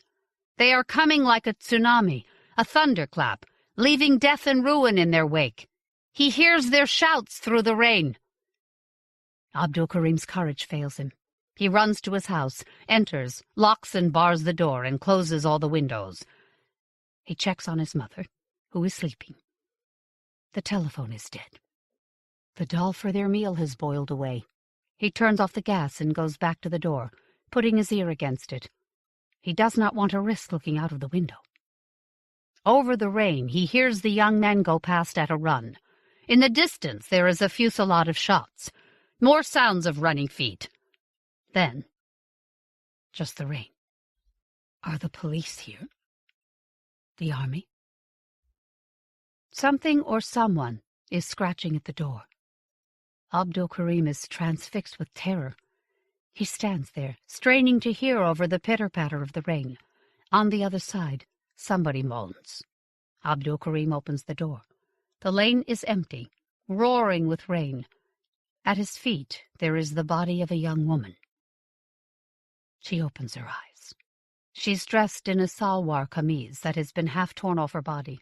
Her long hair is wet with rain and blood, plastered over her neck and shoulders. There is blood on her salwar, blood oozing from 100 little cuts and welts on her skin. Her gaze focuses. Master Sahib. He is taken aback. Is she someone he knows? Perhaps an old student, grown up? Quickly, he half carries, half pulls her into the house and secures the door. With some difficulty, he lifts her carefully onto the divan in the drawing-room, which is already staining with her blood. She coughs. My child, who did this to you? Let me find a doctor. No, she says. It's too late. Her breath rasps, and she coughs again. Tears well up in the dark eyes. Master Sahib, please let me die. My husband, my son, they must not see me take my last breath. Not like this. They will suffer. They will want revenge. Please, cut my wrists. She's raising her wrists to his horrified face, but all he can do is take them in his shaking hands. My daughter, he says, and doesn't know what to say. Where will he find a doctor in the mayhem? Can he bind her cuts? Even as he thinks these thoughts, he knows that life is ebbing from her. Blood is pooling on his divan, dripping down to the floor. She does not need him to cut her wrists. Tell me, who are the ruffians who did this? She whispers. I don't know who they were. I had just stepped out of the house for a moment. My family. Don't tell them, Master Sahib. When I'm gone, just tell them I died in a safe place. Daughter, what is your husband's name? Her eyes are enormous. She is gazing at him without comprehension, as though she is already in another world. He can't tell if she is Muslim or Hindu. If she wore a vermilion dot on her forehead, it has long since been washed off by the rain. His mother is standing at the door of the drawing-room. She wails suddenly and loudly, flings herself by the side of the dying woman. "Ayesha! Ayesha! My life!" Tears fall down Abdul Karim's face. He tries to disengage his mother, tries to tell her this is not Ayesha, just another woman whose body has become a battleground over which men make war. At last he has to lift his mother in his arms, her body so frail that he fears it might break. He takes her to her bed, where she crumples, sobbing and calling Ayesha's name. Back in the drawing room, the young woman's eyes flicker to him. Her voice is barely above a whisper. "Master Sahib, cut my wrists. I beseech you in the Almighty's name. Take me somewhere safe. Let me die." Then the veil falls over her eyes again, and her body goes limp. Time stands still for Abdul Karim. Then he senses something familiar, and turns slowly. The Farishta is waiting. Abdul Karim picks up the woman in his arms, awkwardly arranging the bloody divan cover over her half-naked body. In the air, a door opens. Staggering a little, his knees protesting, he steps through the door. After 3 universes, he finds the place. It is peaceful. There is a rock rising from a great turquoise sea of sand. The blue sand laps against the rock, making lulling, sibilant sounds. In the high, clear air, winged creatures call to each other between endless rays of light. He squints in the sudden brightness. He closes her eyes, buries her deep at the base of the rock, under the blue flowing sand. He stands there, breathing hard from the exertion, his hands bruised, thinking he should say something. But what? He does not even know if she's Muslim or Hindu. When she spoke to him earlier, what word had she used for God? Was it Allah or Ishwar? Or something neutral? He can't remember. At last he says the Al-Fatiha, and, stumbling a little, recites whatever little he knows of the Hindu scriptures. He ends with the phrase, Ishavashyam idam sarvam. Tears run off his cheeks into the blue sand, and disappear without leaving a trace.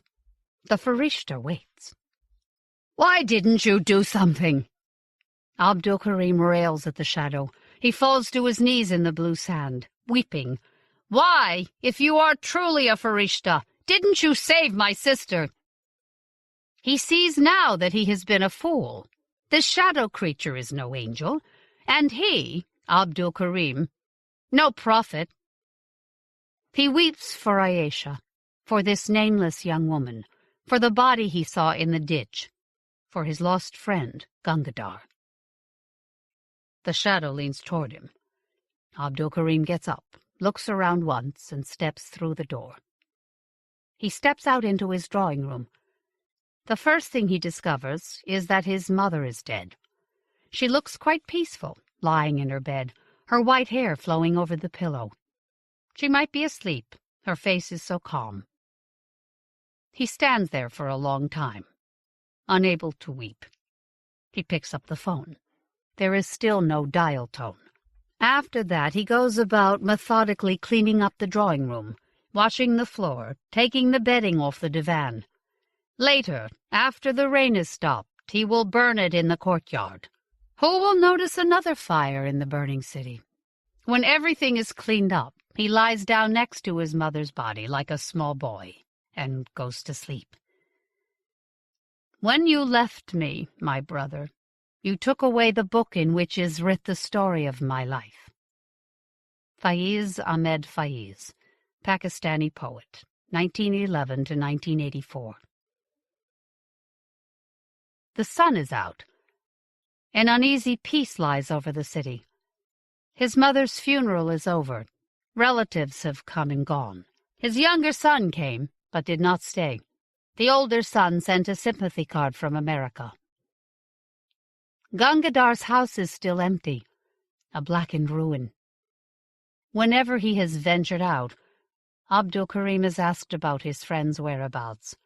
The last he heard was that Gangadhar was alone in the house when the mob came, and his Muslim neighbors sheltered him until he could join his wife and children at her parents' house. But it has been so long that he does not believe it anymore.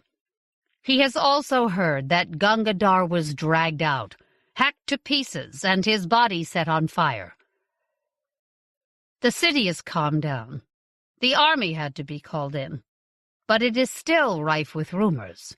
Hundreds of people are missing. Civil rights groups comb the town, interviewing people, revealing, in clipped, angry press statements, the negligence of the state government, the collusion of the police in some of the violence. Some of them came to his house, too. Very clean, very young people, burning with an idealism that, however misplaced, is comforting to see. He has said nothing about the young woman who died in his arms, but he prays for that bereft family every day. For days he has ignored the shadow at his shoulder, but now he knows that the sense of betrayal will fade. Whose fault is it, after all, that he ascribed to the creatures he once called Farishte, the attributes of angels? Could angels, even, save human beings from themselves? The creatures watch us with a child's curiosity, he thinks. But they do not understand. Just as their own worlds are incomprehensible to me, so are our ways to them. They are not Allah's minions.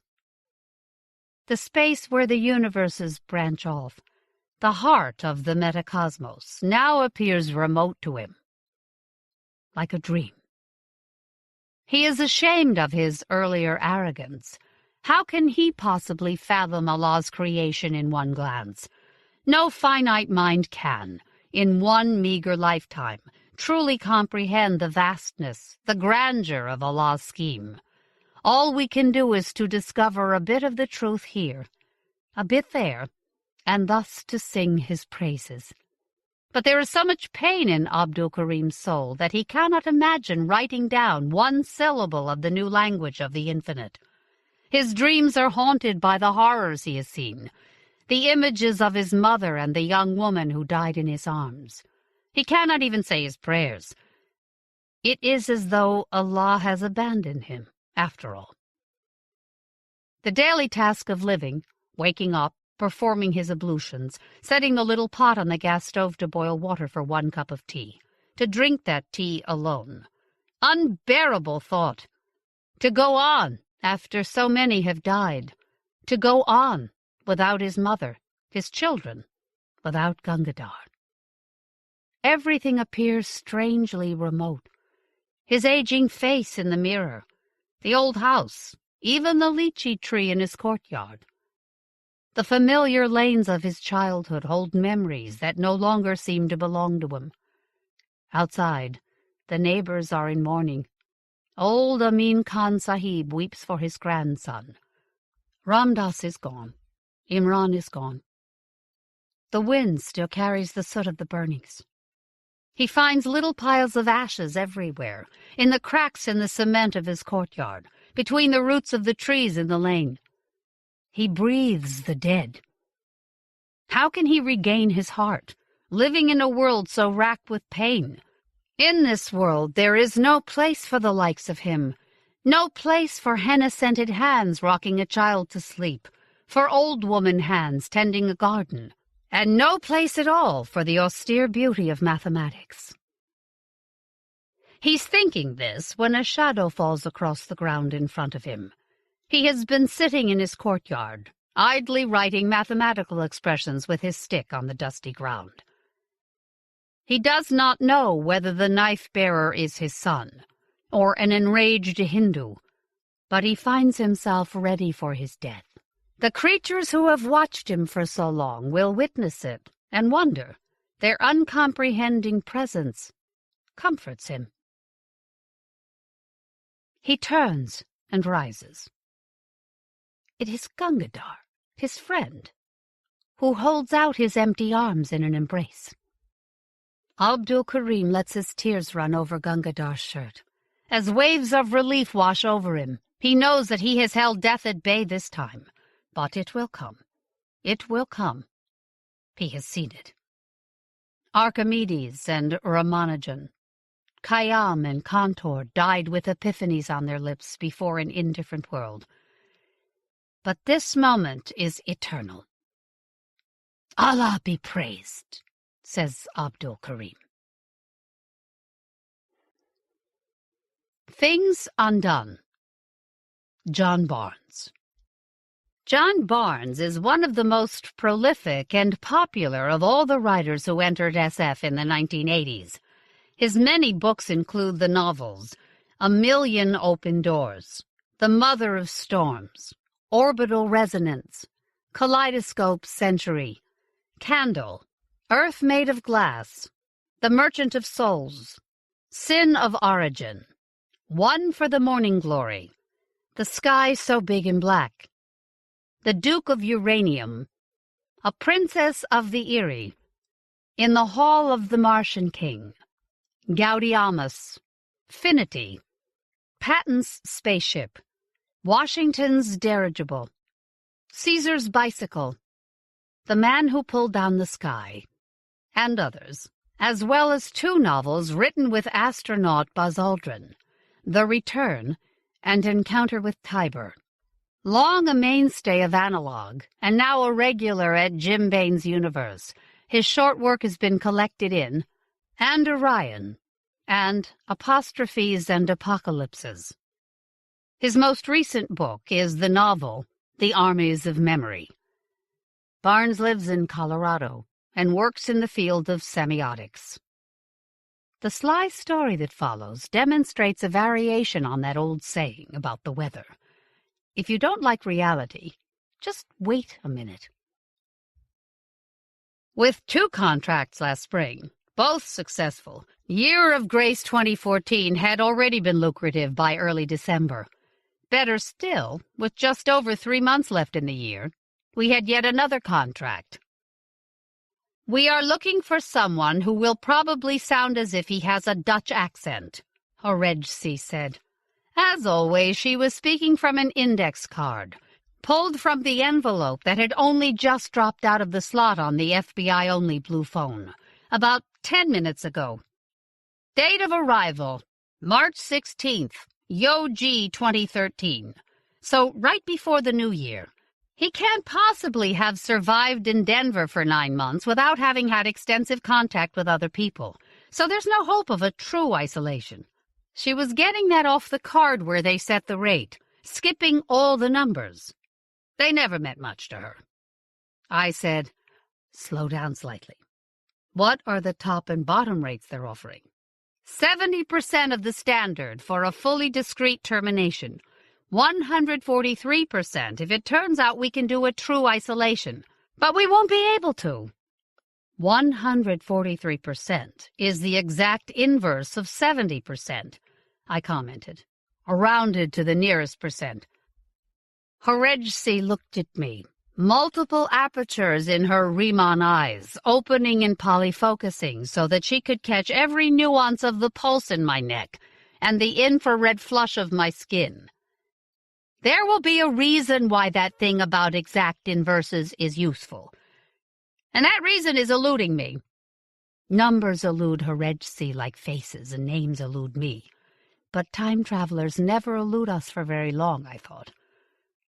I enjoyed thinking it. I said, the penalty for having to resort to killing him is exactly the same as the reward for getting him all the way into the WPP. Normally, the reward is much lower than the penalty. When they pay 70 for a complete screw-up, where we have to shoot him and grind him, they only pay maybe 110 for true isolation. So, for some reason, they are incenting us very, very hard to achieve true isolation, even though it's obvious that true isolation is impossible. That is interesting. You're right, she said. Furthermore, I said, Horegsi is a good partner. The best, actually. The only one I'll ever want. But she always stops talking about numbers just before it gets really good. This means that they are incenting us to improve, if only by the slightest margin. across the whole spectrum, from barely acceptable failure to triumphant success. Horejsi nodded. I think I get it, Rastigavat. The pay scale is telling you that the case is much more important than the usual ballast tracking job. They want all the results we can squeeze out, no matter what it takes. And there's no such thing as good enough. We can coast. Has there ever been a case with a pay scale like this before? 39 cases since I started working with you. After 6 cases with Gomez. And in every case, the bonus was less than 80% of the inverse of the penalty. So no, never. Not only is this the most urgent case ever, it's the most urgent by a wide margin. Horejsi nodded. We're not supposed to notice that. If we didn't, we wouldn't be smart enough to catch time jumpers. Right. She gave me her weird grimace that meant smile. She didn't get Rymanized till she was in her 20s. She was born blind in common, so she hadn't had the right feedback to develop proper facial expressions when she was young. I grinned back. It was nice to work with someone who got jokes. I estimated that I knew at least 2,000% more than I was supposed to know about Horejsi. For example, her first name was Ruth, but since I could never call her that, I called her Horejsi, same as she called me Rastigavat, even though she knew my first name was Simon. I estimated that we covertly shared between 820 and 860 simple declarative statements about each other that we were not supposed to know. We also were the only 2 people in the world who knew each other at all. I looked a little more normal, but I didn't get to know people much. Except for Horejsi, they were boring. And if anyone found out that Horejsi didn't bore me, she'd be gone. Literally before I ever knew her. When a common becomes important to elite, there's a waiver on the temporal rules. Her grimace grin got more intense, and she focused her vision apertures directly at my face. The Lord of Grace alone knows why. Knowing Horejsi better than anyone else in the world is like knowing just one fact about a star no astronomer has seen. It was good that I knew how to be fascinated without showing it. At last she said, All right, shall I resume reading cards? Please. I took a sip of coffee, careful to set the cup down without making a bump or disturbance that might draw either of our attention from what she was doing, because if we missed anything, it was gone for good. Regulations required that as she finished each card, she dropped it into the combustor.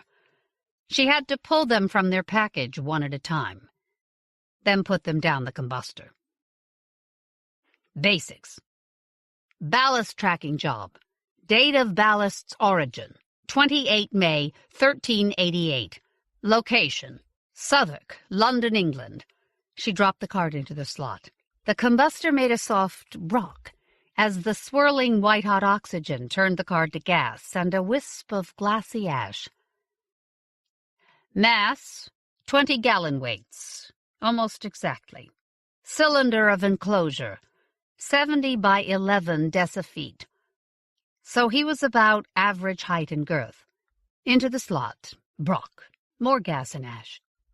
Our mystery man was the ballast load for the backward journey of Alvarez Perón, which was the alias for a man named Confidential, who had worked for the federal government as a available on a need-to-know basis, while leading a double life.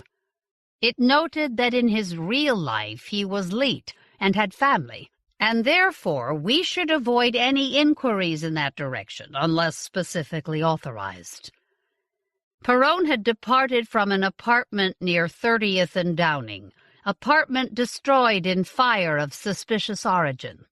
That was unsurprising. It takes time to build an illegal time machine and prepare to use it. So he'd taken a place in the bad side of town under another name, and then probably firebombed it just after the ballast came through. That was a pretty common trick, not least because it forced the ballast to run instead of doing the natural thing and holing up in the place where the time machine had been. Horejsi and me had caught 8 ballasts who had barely had a second to realize they were naked or in rags, bleeding and hurt, in a strange place, before the room had gone up in flames and they'd fled for their lives into the street.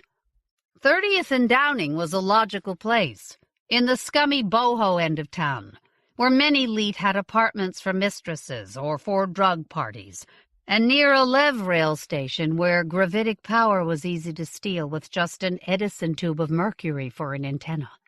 We could have had the case the day after he left.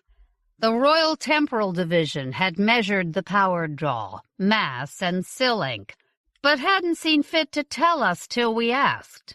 And of course we hadn't asked till we detected it by our methods, which meant not until after anomalies began to accumulate and caso-propagate forward around the disappearance of Perron's ballast. That was typical. RTD cops gave no cooperation to anyone, least of all us Phoebes. So, I said, just rechecking your memory with mine. We have it that Perron had no prior record of experimenting with time machines, but given that you can make one out of 3 old radios and any pre-1985 ultrasonic clothes cleaner. She nodded, and he could have gotten the physics from the tween-web. Plenty of articles there. Or with his confidential background, and being from a elite family, good odds he's a high-level physicist or mathematician. She turned another card. This is the longest kinograph of him they can find, and it's only about 40 seconds. He liked tango, so he made it to most of the Argentu clubs here in town. I watched. Faces are all alike, but I remember Gates. Perron sent his partner through a quick, neat boleo, and let her out in a nice cruzada. He took good care of her axis without fussing about it, and I could tell his lead was firm and clear, letting her look good. But not very imaginative. He didn't particularly make her look good. He's good, I said, but not great. You dance? She sounded equally astonished on each word. Add one more declarative statement to things she knew. Yeah, I met Perron. We danced in some of the same places. He was around for a while. Till a few months ago, in fact. I looked at the kinograph more closely. You sure can tell he's been gone for 9 months, can't you? His face is blurring badly. I don't really remember it well, either, but I don't think that's an effect of the time travel. I think I just never paid much attention to him. You'd know him if you saw him again? Yeah, no question. If they drop me back for an exchange, I can do it. Mention it in your daily to the FBI, but they aren't going to want to try. My fuzzy memory is bound to be better than that kinograph. So, combust it. Brock. Reggie pulled out the next card. Perron had a lot of friends. How many? 41 identified. That's a lot for you or me. Not so much for a regular social dancer. Sounded like a lot. Always give me the number. Sorry, Rustigavat. You're right. She was checking me, opening apertures to see if I was upset with her. So I smiled and nodded to let her know it was okay. That was Reggie, always worrying whether I liked her. Better to get her off that worry.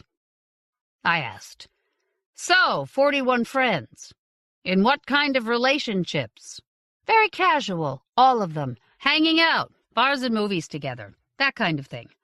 9 from dancing. 32 from spec-think, which is a philosophy kiosk on tween-web. Now his old cronies on spec-think are arguing about who he was, where he went, and so on. May I look at the card? She handed it over. I could listen to Reggie try to explain a table of numbers all month and not learn anything. She just didn't see numbers. If she let me look and then explain to her, we both knew a lot more. Frequency of contact, frequency of mention, and trust in mention all showed the usual pattern after someone jumps back. His friends were talking about him less and less, being troubled by not quite remembering old what's-his-name. In the last 3 months, 4 of them had decided he was a hoax invented by the rest of the group, and 5 more were sympathetic to that view. He had been the most frequently quoted member of his personal web. 85% of quotes originating with him had already been reattributed. Popular guy, I said. But one of the things I like about the dance communities, you don't have to talk more than you want to, and most people prefer it if you don't get too involved with each other. And it's nice, precise exercise. I love all that. So since I didn't dance with him and wasn't much of a talker, I just didn't interact with him much. The only thing I remember is that there were always people around him. I think I'd recognize him from his gait, though. If he came back. You don't think we'll retrieve him? No way. He has almost already gotten away with it. It's a miracle the random searches found him when they did. Whatever Perron has done, it's already melding with reality. There's going to be uproar, I'm afraid. Her apertures opaqued, and she rubbed the back of her head. Shit! Her Reg C hates uproar. Me? I barely notice it. 600 years ago, in the one great lecture of 1403, Francis Tirrett articulated the theory of indexical derivability. And after his death, his 11 students carried the work on. In 1421, a 6-page calculation overthrew all of Aristotelian mechanics and Ptolemaic astronomy, and told them how to build the telescopes and chronometers with which to confirm it. In 1429, Marlowe discovered the periodic table of the elements, valence and carbon chains in his calculations, in a single thick codex. Tirrett's last living student, Christopher Berkeley Maxwell, laid out the basic equations of electromagnetism in the notes found in his rooms after his death. Indexical derivability made all things inevitable.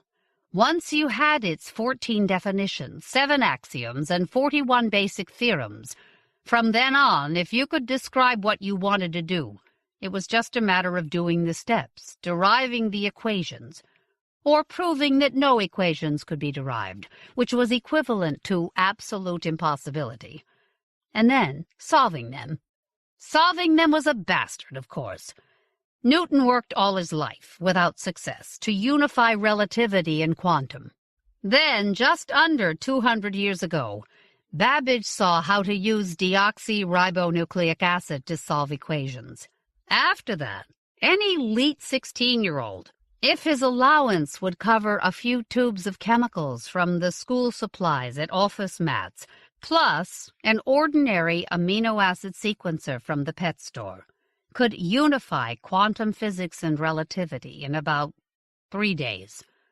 You still needed the occasional genius to explain what the right question was. It wasn't till Einstein that people really understood what time travel would mean or require. But once you could ask a question intelligently, it was only a matter of a few hours to learn whatever you wanted.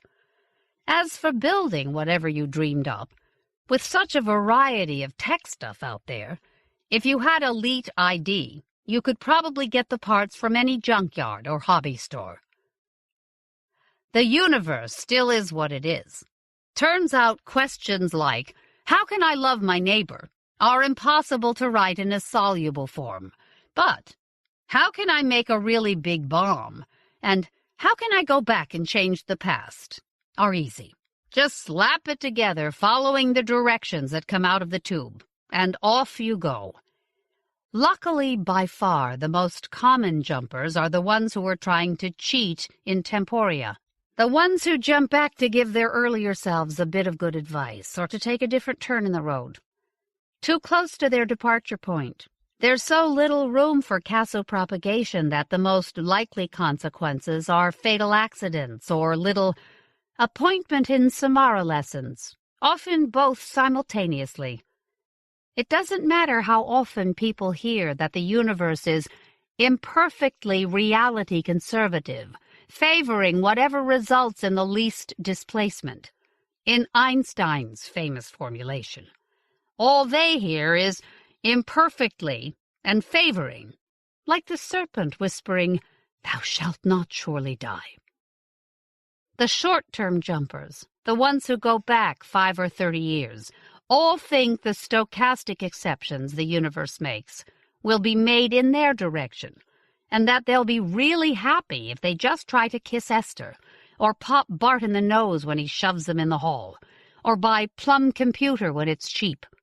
And each short-term jumper is always the only person surprised when it turns out that actually nothing much changes, even if they live, and we don't catch them. The exception to that was that federal authorities could do a quick, simple edit when someone crossed a boundary that must never be crossed. In such cases it worked because, honestly, if you changed people, you changed a lot of things. But if you just deleted them, generally you didn't. Most of us don't like to know how disposable we are, but there you have it. If us feds didn't like what people were doing now, we'd eliminate them at some time back in the past, and history would close around the little space they had taken up. Not as if they had never been, but just plain, they had never been.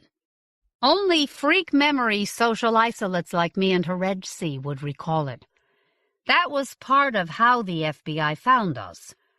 Say a common boy developed a crush on his personal slave. You couldn't punish him for that. He was higher. To punish and forbid meant admitting it was possible to cross the boundary. So you made it that it never had been crossed. A federal agent took a short hop back, and the slave girl had some quick, painless accident as a small girl, and the boy's family was warned to find more appropriate slaves. But if 3 weeks after she ceased to exist, the boy was asking about her, you knew you had someone who had that kind of memory. You could fix him by having him talk to a lot of people. But if he wouldn't do that, he would be either an FBI agent or someone who needed sequestering. There were rumors that for some cases there were many, many people who needed elimination. I had met one older agent who had once told me of having had to eliminate 4 generations into the past to get rid of a Diana Spencer. But he didn't say for what. I gathered it involved a royal person, and noting that the old man telling the tale was drunk, stopped him before he said more. Shortly after that conversation, the man vanished. But perhaps he just died, and I didn't hear about it. I never asked around to see if anyone remembered him. As for me, there was a sad, soft spot in my heart for Lanella, who I think was a free nurse I must have preferred to my own mother. So many leet boys do. We're too young to understand the consequences, and after all, we see the nurse for hours every day, and Mama for perhaps 2 hours on Sunday. If it wasn't all a dream, then Lanella ceased to be while I was away at school for my first year, and when I came home at Christmas and asked for her, they took me to meet a nice man who promised I could be an FBI agent when I grew up. So altering recent history was really nothing. The government did it all the time, whenever it was convenient. Private individuals tried it all the time, and either failed because they didn't have the government's resources or simplicity of intention, or succeeded without changing much. It was illegal for private citizens, and they eliminated free and common people to prevent the violations ever happening. And the fine for leets doing it was outrageous. But though the penalties were harsh for short-term jumps back in time, in truth there was little harm or difference made, whether we caught them or not. There was also little harm from anyone jumping into deep history. If you leaped back and assassinated Alexander, there might be a wild divergence for as much as 200 years, but the immense, massive intemporia of the whole time stream would find its way back to its old bed. And if you went back to, say, the Younger Dryas, whatever you did would be utterly undone. Paleobiological expeditions were common school projects. But every now and then, someone decided to change something in mesohistory, which meant the causal delta hits its maximum near the present. Whenever that happened, the first time the Federal Bureau of Isotemporality knew anything. A couple of battles had reversed their outcomes. The linguistic lines between English, French, Russki, and Hispano in the Armoricas had moved hundreds of miles. The untitled states of Armorica had gained or lost 10 states, and there was a Yorkist on the Confederate throne again. The physics could have turned out worse.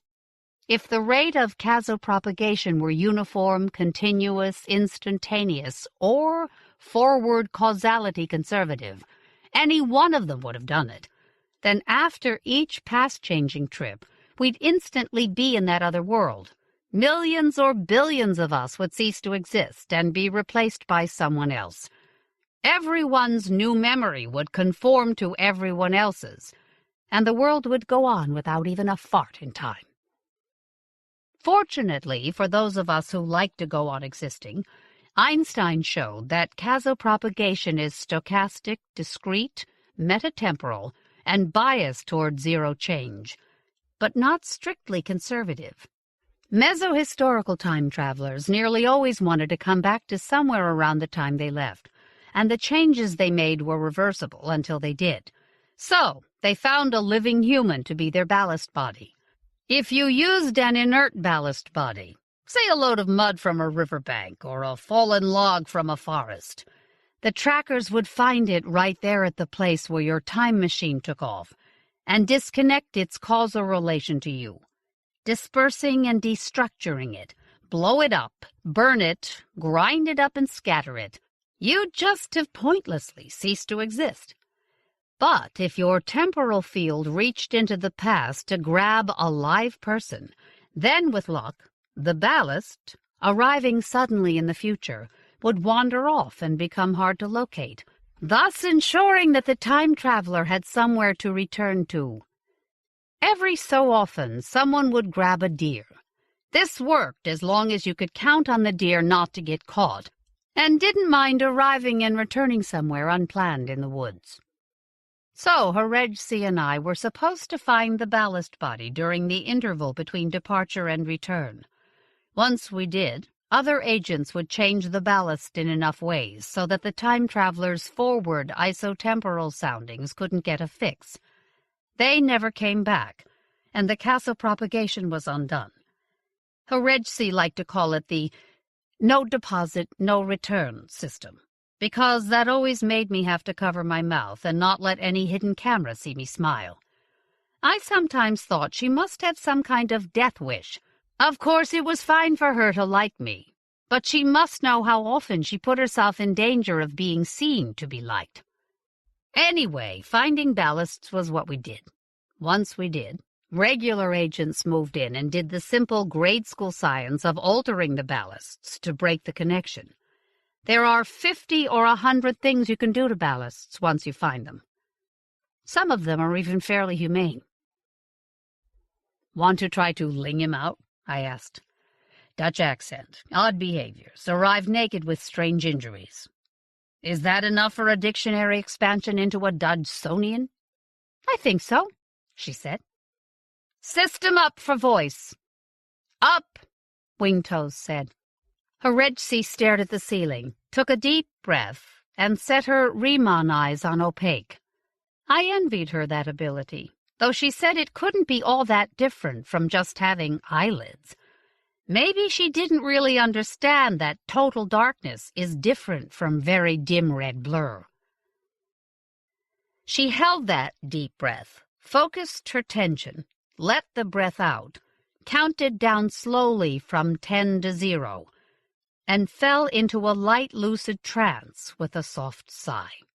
Dutch, Dutch boy paints, Dutch harbor, Dutch treat, Dutch chocolate, Amsterdam, damn, Rotterdam, hope they'll Rotterdam teeth out, dykes, boy with finger in dike, middle school boy jokes, Richard II, Bolingbroke, gutter, alley, Prince Hal, Hal and his pal, Hal Canal, windmills, Chaucer, wife of Bath, need a bath, Bride of Frankenstein needs a bath, mad scientist, Frank the mad scientist, Francis Tyrwhitt to who a merry note.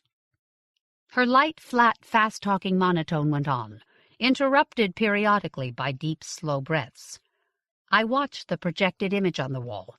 Each word or expression popped onto the screen in pale green, and a swarm of blue points, closely related words, would accrete around it like instant fungus, putting off orange shoots of exact antonyms, red coils of strangely attracted words, and gray filaments of etymological links. Structures accreted, stabilized, recycled, and eventually homologies emerged in the data. The structures whirled, bounced, adhered, and merged, dragging their parent objects with them, until at last I put my hand up and said, very softly, "Wing-toes, that's enough."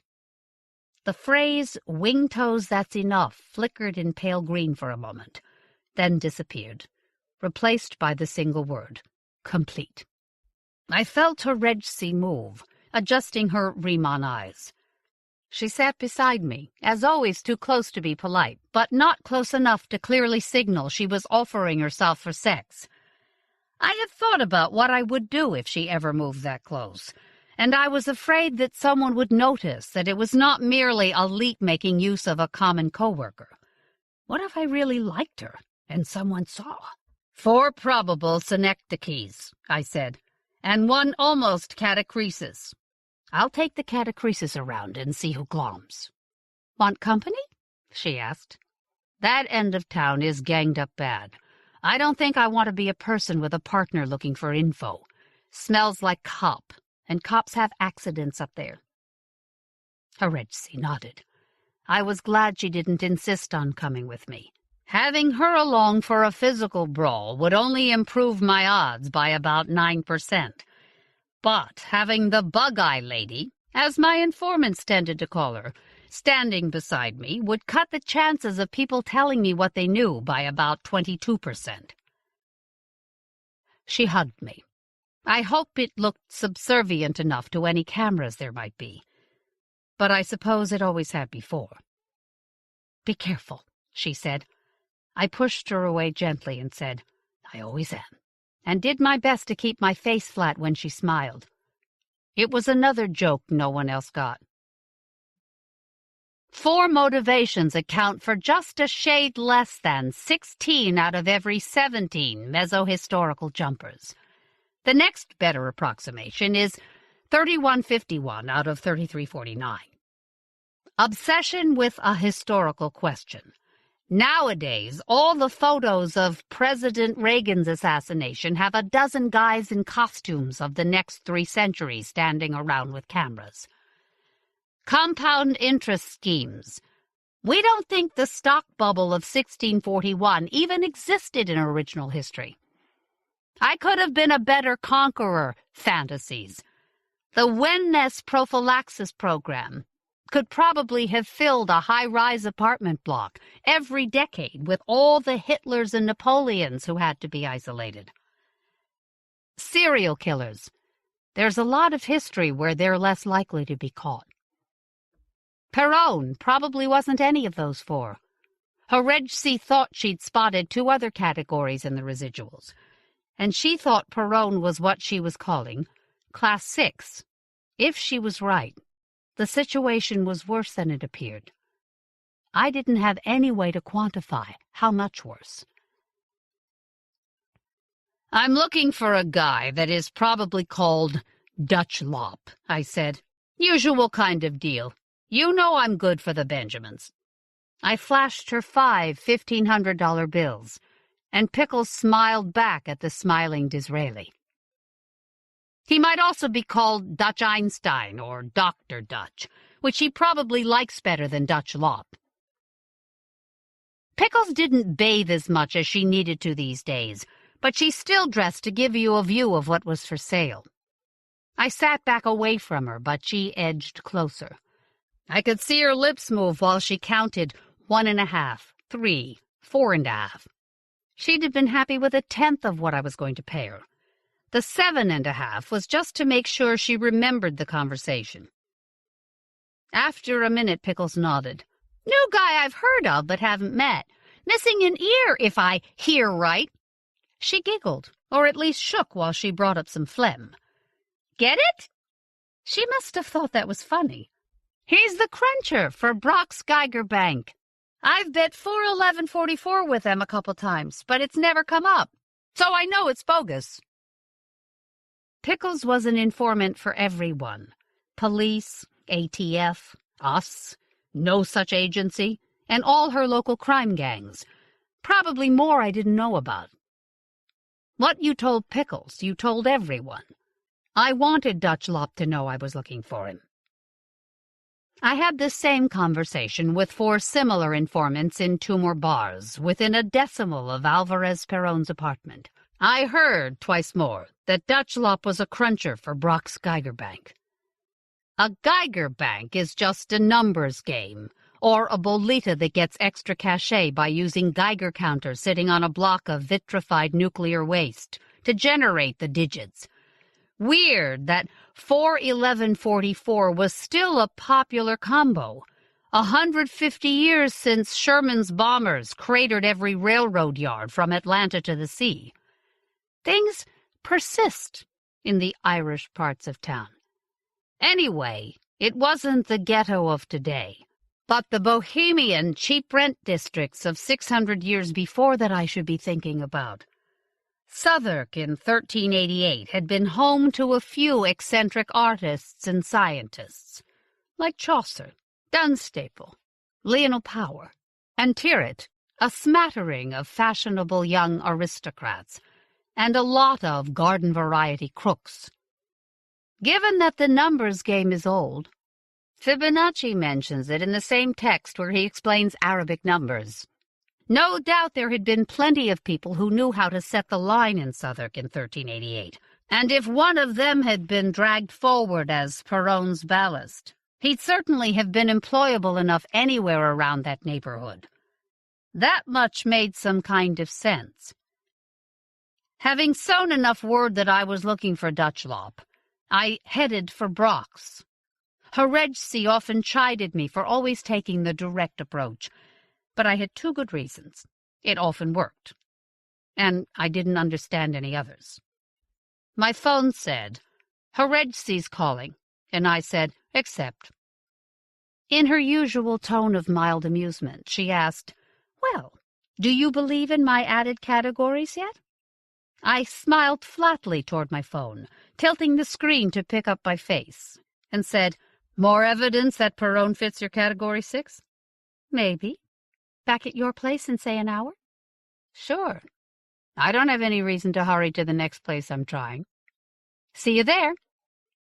She hung up. One of a lot of things I like about Heredsi.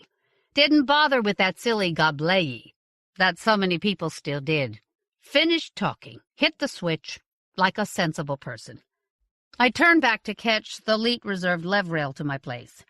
I'd get there before Heredsi, who had to ride the common.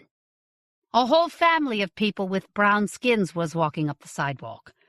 They looked exactly like the ones I had seen preserved in museums, except they wore clothes and were talking among themselves.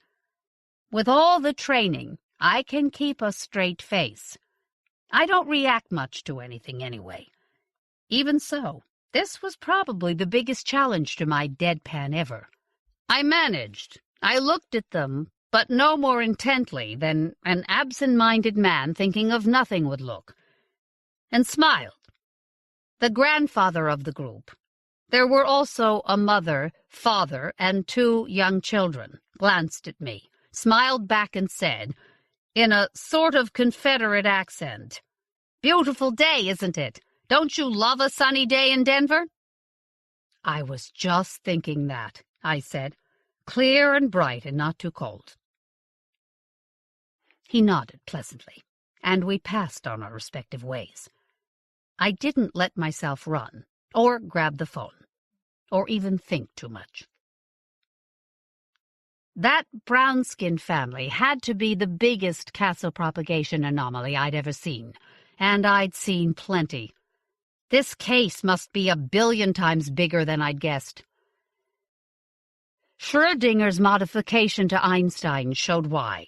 Although usually changes that least altered energy, causality, or entropy propagated earliest, every so often something big popped up ahead of the small changes.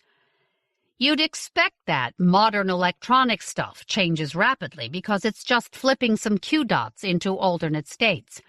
After that, old-style electronic records change, because that takes only a few thousand electron volts per bit. Paper records might require as much as a single calorie per page. So, in the fluctuations of 20 years or so, those change. Finally, gross things, changes of shipwreck locations, emptying and filling graves, shapes of furniture and buildings, placements of trees and roads, take many megajoules, or more, and change across a century, the ones least entangled with others first. The thing that affects other things the least, and requires the most complex rewriting, is long-term memory in the brains of socially isolated people. That doesn't change until it has to, and ghost versions persist in a few heads until the hermit, or monk under vow of silence, or lonely oddball like me or Heredsi, finally dies. Now, don't ask me about the math. I relate to numbers, not math. I can tell you that 524,287 is a Mersenne prime because it just obviously is. But if you want me to find an eigenvector or a derivative, you'll have to send me to the tween web to find the guy that already did. If you don't understand the difference between those two abilities, you wouldn't understand the math. Just as I don't. But according to Herr Dr. Schrödinger, once there's been a change in history, some changes propagate out of order and out of proportion, because the dimensions of conservation are curved and imperfectly orthogonal. I can almost picture that in my head. One consequence is surprising inconsistencies in the real world during the time between the backward departure and the forward resolution, so that long before a couple million quantum computers remember all sorts of different things, and frequently consulted dictionaries change the spellings of 40 words. A freeway is 9 yards west and was built 4 years earlier. Another is that huge things may change, and small things remain the same. Heredsi and I both remembered a 4-hour interval when Denver had been named Auraria and been Hispano-speaking, but all the RTD lev rails had run on the same exact schedules. Schrödinger's equations also showed why any change, great or small, may or may not persist when the original change is undone. As he said, once you had a cat in a box, if you eliminated its parents, then you either had no cat or a different cat that was exactly the same, and you wouldn't know until you looked. A bridge in Pittsburgh might be there intermittently for a couple of years. The statue of Athena in New York Harbor might permanently change to Dolly Madison or Elizabeth Cady Stanton. The passengers on a Frontier Gravliner alighting on the concourse at Denver International might catch a glimpse of what appeared to be a Civil War-era winged rocket with Frontier markings taking off. Those casopropagation anomalies are in proportion to the overall scale of the change that was made in the past. So whatever it was that Perron had done in 1388 in London, it had caused a kind of people who had not existed in 400 years to appear on the street in Denver, speaking English, and sounding a bit like imported Irish slaves. One thing it meant for sure: a lot of phone calls to the FBI's report an anomaly line. Unless we found Dutchlop fast, Heredsi and I were about to have to do an absolute mountain of paperwork. The moment I walked in the door, I told Heredsi about seeing that brown-skinned family, speaking English, on the streets of Denver. So Perron's change was at least big enough to undo some part of the Great Erasure. No wonder the Bureau set us such a large bonus. When they tried to measure significance, The isotemporal estimating engine must have spun till the needle broke, I finished.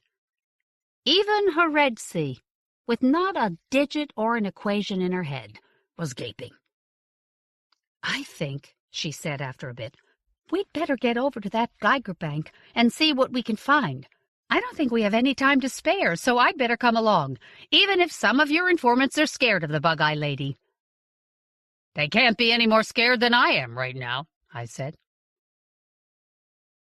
We talked on the train, just the usual sort of thing we'd talk about on a case. I guess because the unusual stuff about this case scared the crap out of us. It was Christmas shopping season, and the common love rail was jammed. Just to get privacy, we had to spend some extra expense account money for a compartment. Even though with the window dimmed, we didn't need the cover of pretending to be a couple. Heredsey slid around to sit closer to me on the bench seat than was polite. I could have put an arm around her. Of course, I was Leet and she was common. That would mean her vanishing.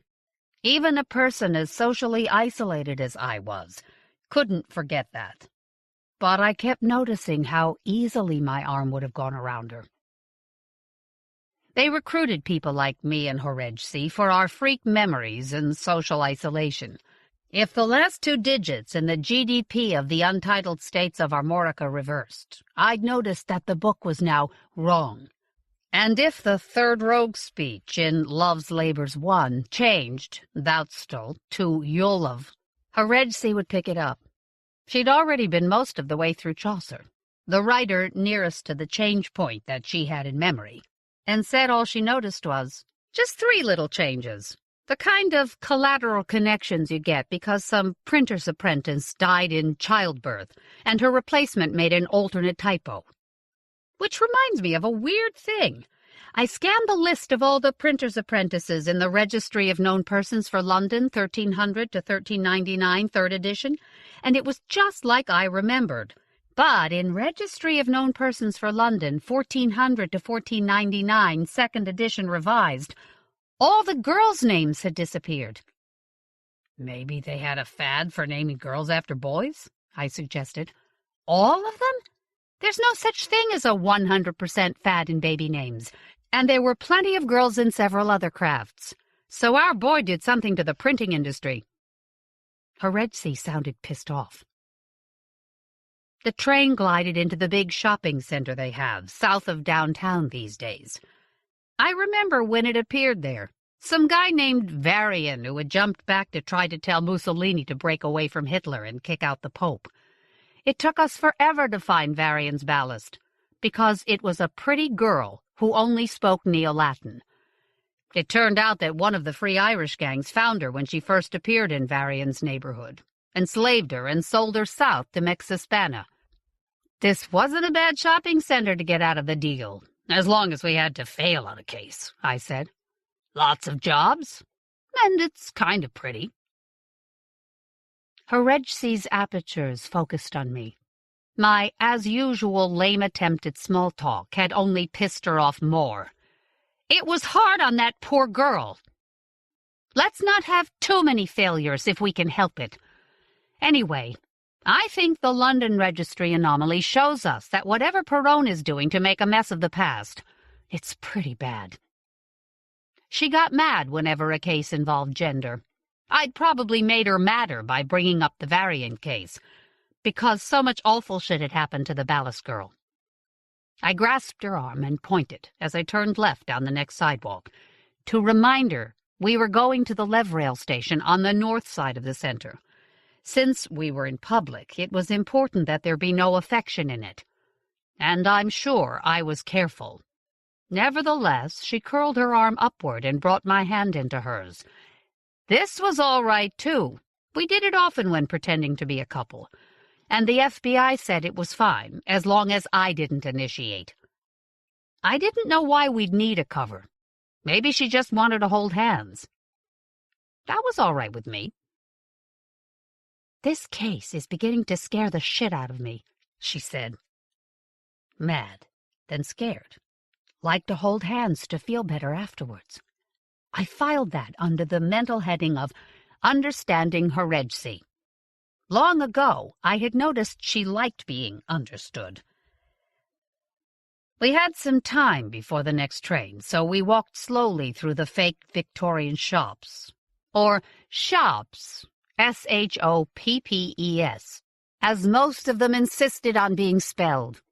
A lot of the shops had dressed their Irish in old-time costumes, so there were bonnets and top hats and so forth everywhere in the glaring winter sun, and every other vendor selling indulgences or bratwurst was dressed like one of Santa's leprechauns.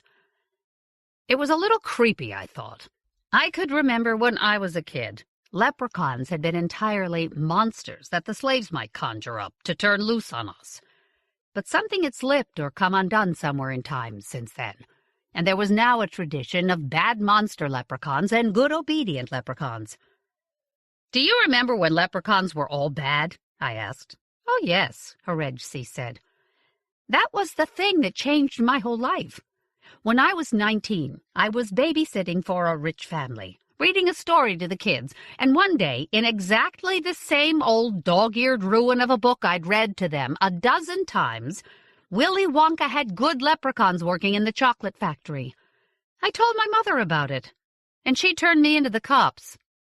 And then they turned you into a cop." "Yeah." She made her smile grimace.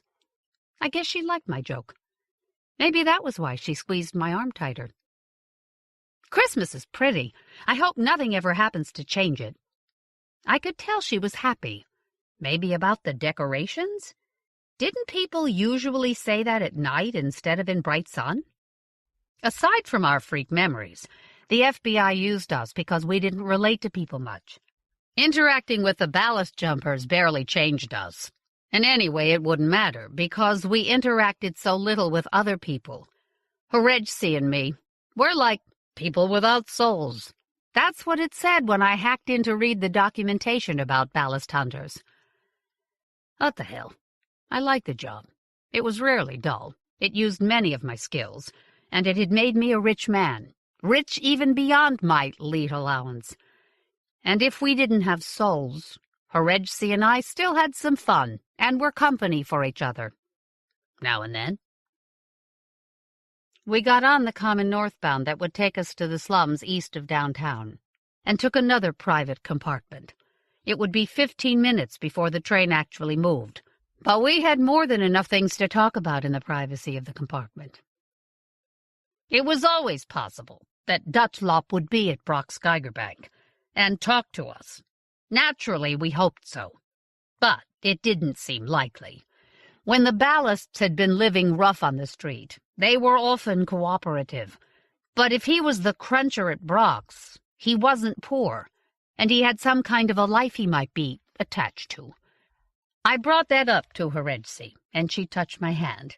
She was still sitting very close, and said, "Whose favorite phrase is theorizing in advance of data?" It took me a moment to get it. "Mine," I admitted. "Well?" "Yeah." She made that weird grimace she does instead of a grin. Another thing Horegsi likes is being right. We talked through a review of what we knew. "How bad was the weather this spring?" Horegsi asked. "I never remember weather." 3 spring blizzards after his date of arrival, and that bad cold snap we had in late March. It was -7 Celsius on March 28th and -3 on March 29th. She nodded, letting apertures open all over the spheres of her eyes, taking in all of the nice, crisp December day through the big window, as the train lifted off and glided through the downtown. Then definitely he found friends and shelter of some kind right away. "And something fed him," she said. "No true isolation possible." The trick with breaking the causality between the traveler and his ballast was to grab and delink the ballast as early as possible. Create a situation in which the easiest inconsistency principle resolution would be that the ballast had always existed in our world and the time traveler had not. Then intemporia would take over and work on our side, erasing most of the changes. But for best effect, we had to delink them early. This one wouldn't be early. Of course, you could also deal with human ballast the way we dealt with ballasts of mud or logs or deer. Scramble it, chemically treat it, and scatter it. Most ballast hunters just didn't like luring or kidnapping people to have them ground to bits and vaporized. Heredsi and I had occasionally muttered a suspicion to each other that the wellness prophylaxis program was just a preliminary step to make us investigators more comfortable, and that as soon as we were off the case, the ballast ended up as extremely overcooked sausage. I shuddered. Cold? Heredsi asked. No, just thinking of something grim. That family you saw means this is something huge, she said, and the bonus the FBI set makes a lot more sense now. We both knew that, but maybe it was comforting for her to keep saying things we both knew. We got off at the Welton station and paused to let Elite Levrail shoot by us, the D-line, hurrying down Welton to Smallville. I wondered if the world would still be there when they got there, or if they'd still be the same people. It gave me the creeps. Heredsi's hand was on my arm again. I covered it with my other hand, to keep it there, because it felt kind of good. It was still bright and sunny, but the wind was picking up in a way that could feel like a nail driven up my nose, and the dry, cold air seemed to tear at my skin.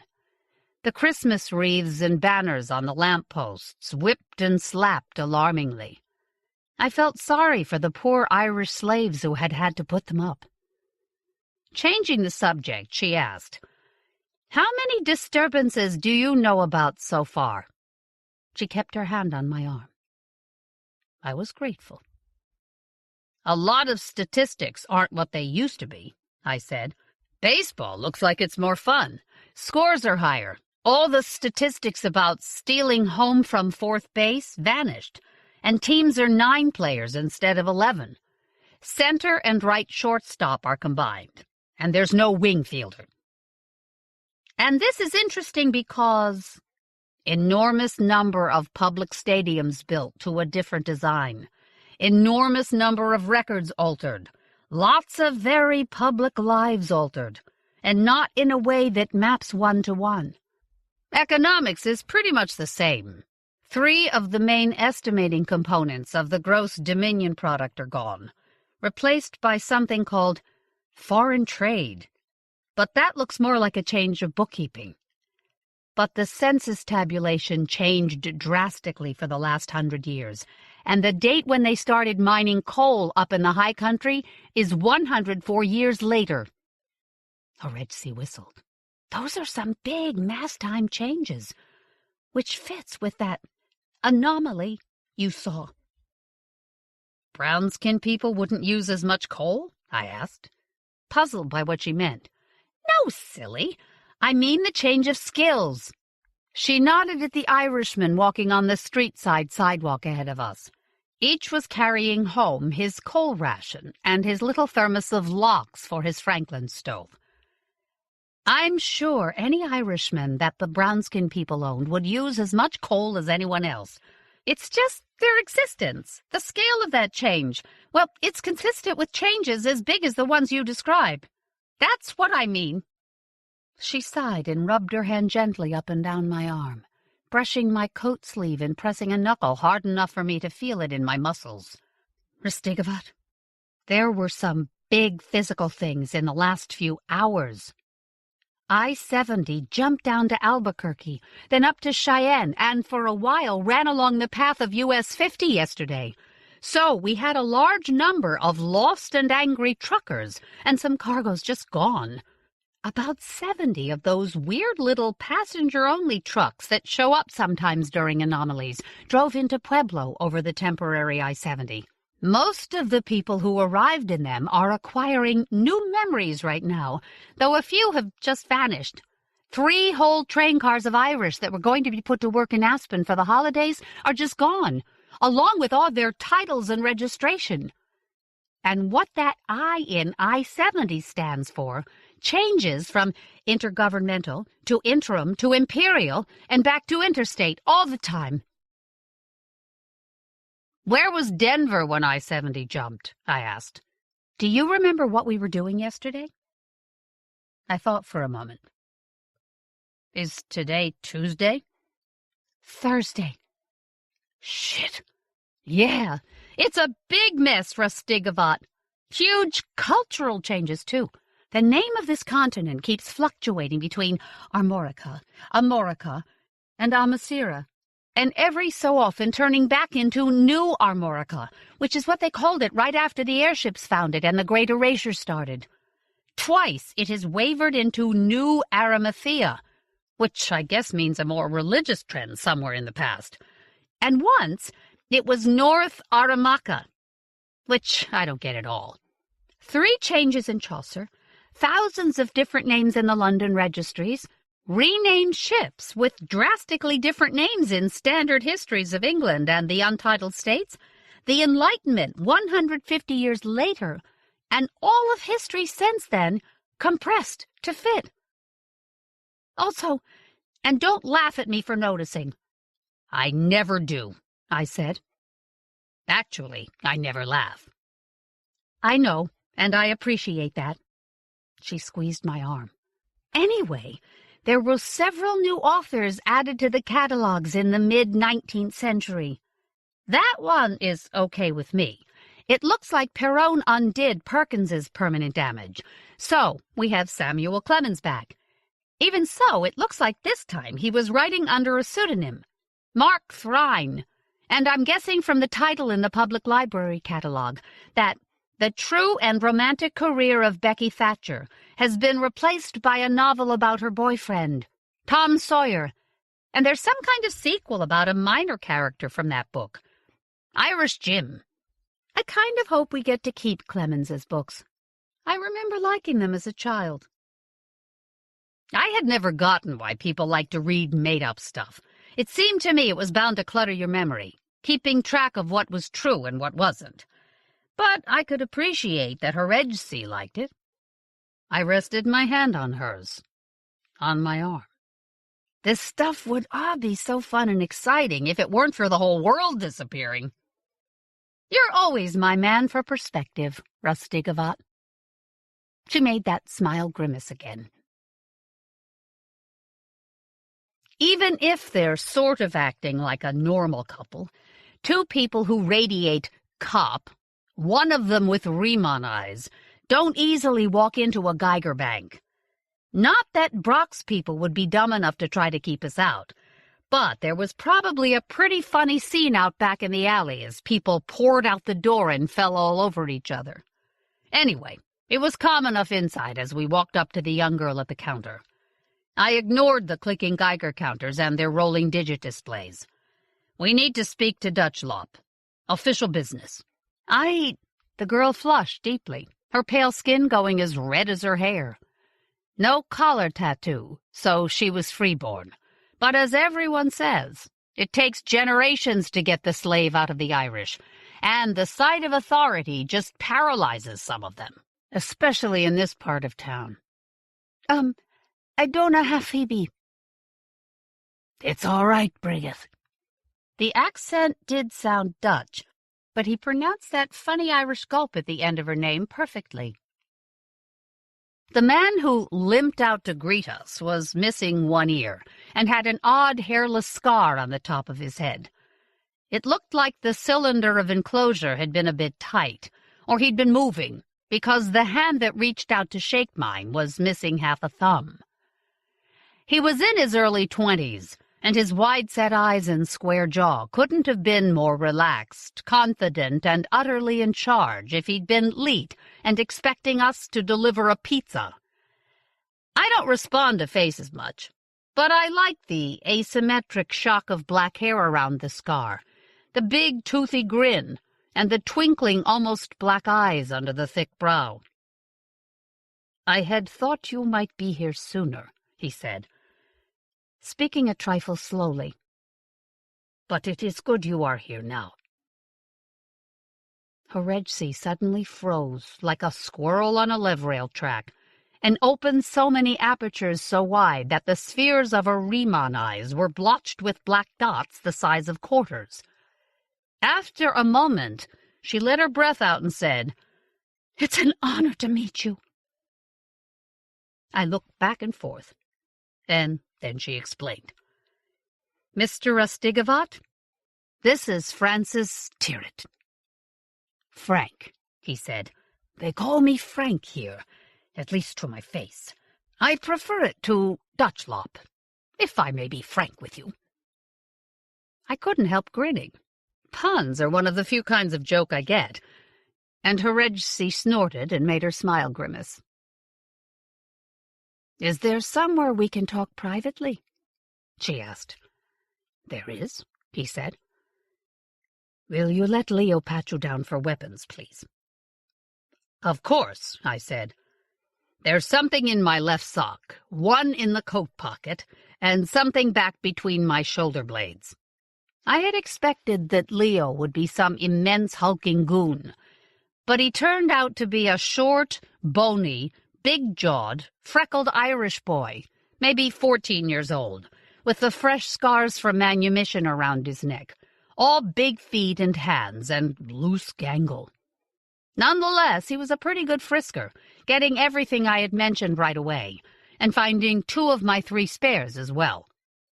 He flushed red bordering on purple as he searched Heredsi, but did an equally good job on her. When he had finished and nodded, Tyrwhitt touched him lightly on the shoulder, and Leo grinned like he'd won the lottery. Tyrwhitt's office was surprisingly luxurious. The surprise was not that it had obviously been expensive. You expect that with anything connected with organized crime. But the type of luxury it radiated. The room looked much more like the comfortable working den of a elite software developer or investment broker than the sort of medium-level organized crime boss office I'd been expecting. There was no gaudy, kitschy art, no visible gold or drug paraphernalia. Only a standard wall projector, not one of the pricey monstrosities. He had gone for solid, practical, but not brand-name furniture. Nothing here would violate the Sumptuary Act, and if this place were ever busted in the media, there wouldn't be much of the usual sneering and tisking about leet goods in a slum apartment. He gestured to a cluster of warm leather-covered seats by a small gas fire, and said, "Well, let me pretend to be a conventional host for conventional guests. Would you like coffee? Whiskey? Anything?" "How about coffee officially, and a splash of whiskey that just sort of happened?" Heredsi said. Her hand stroked my arm. I wasn't sure what this was about, but I said, "Same for me." There's no rule about accepting food or drink from suspects. Usually we like to stay sharp and avoid the possibility of being dosed. But sometimes not insulting hospitality is more important. I have no sense of that. Maybe she was just cueing me in? Tyrwhitt spoke an order into the air, and before we had quite settled onto the couch, Brigid came in with our drinks. When we had all pledged the Creator and taken a first appreciative sip of the good warm stuff, Tyrwhitt said, "All right, let me begin by saying I will be happy to consent to being disconnected from Alvarez Perón. In fact, he intends that I should be. But the reason why I am utterly willing to cooperate is one your superiors will not like." "Well, when the ballast is cooperative, we're mostly just the go-betweens anyway," I said. "So why don't you just explain it to us, Mr. Tyrwhitt?" "Frank. All right, Frank. Just tell us what you want us to tell them, and we can proceed from there." He did, and bizarre as some of the stories we had heard had been, his was right off the scale.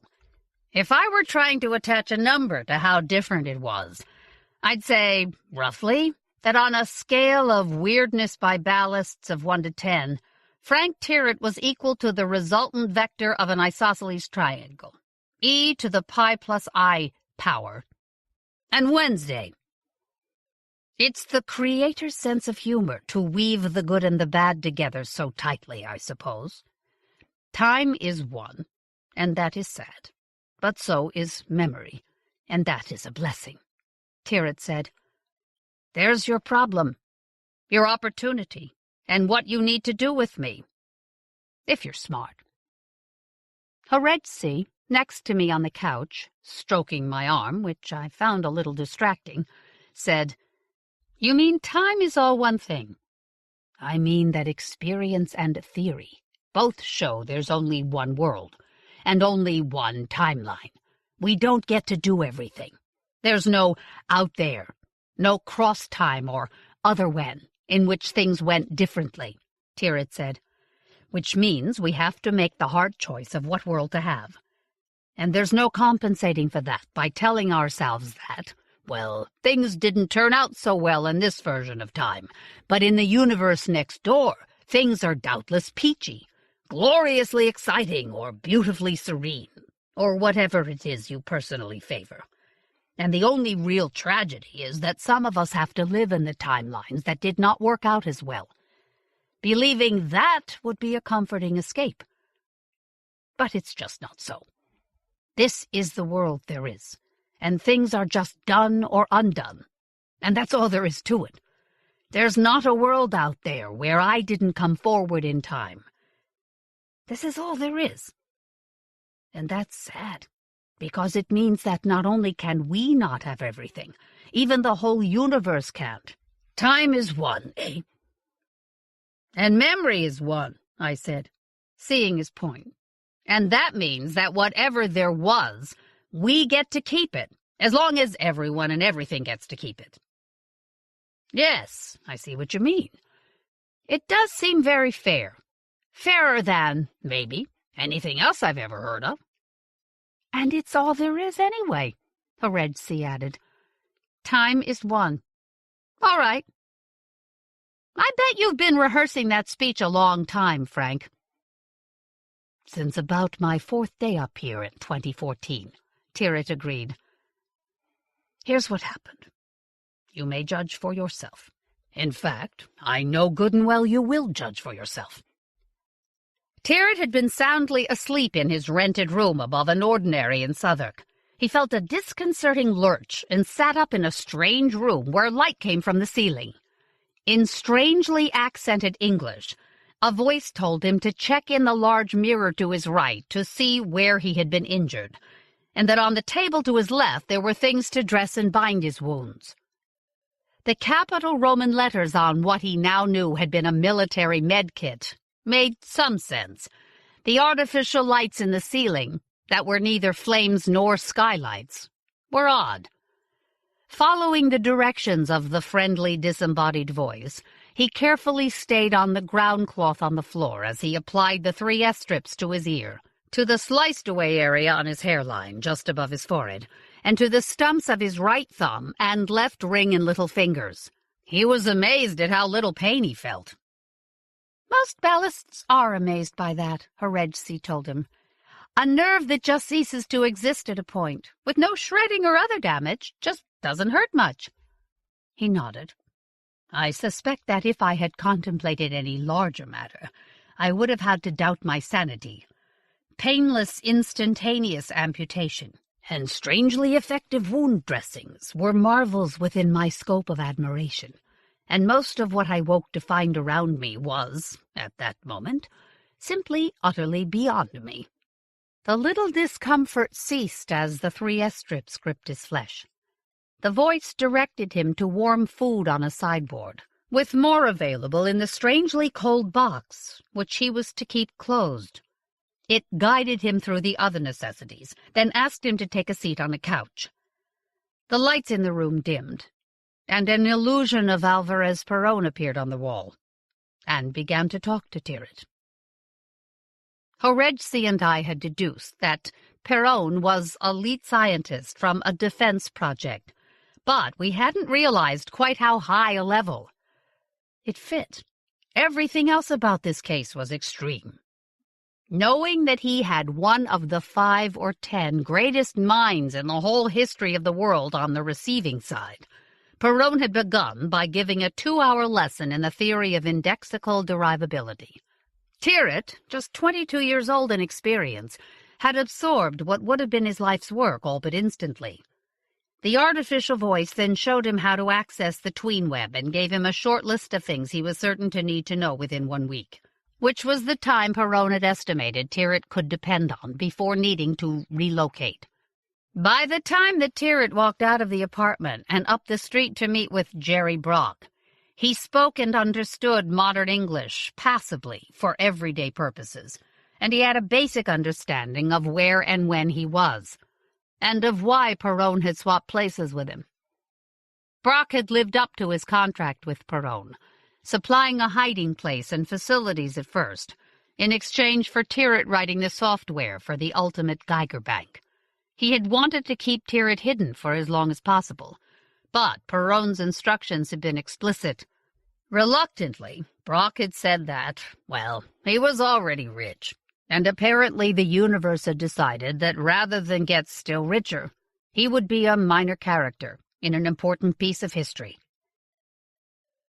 "You have to understand," Tirrett added, "that there was no question of not following Perrone's wishes about what I should do up at this end of the time divide.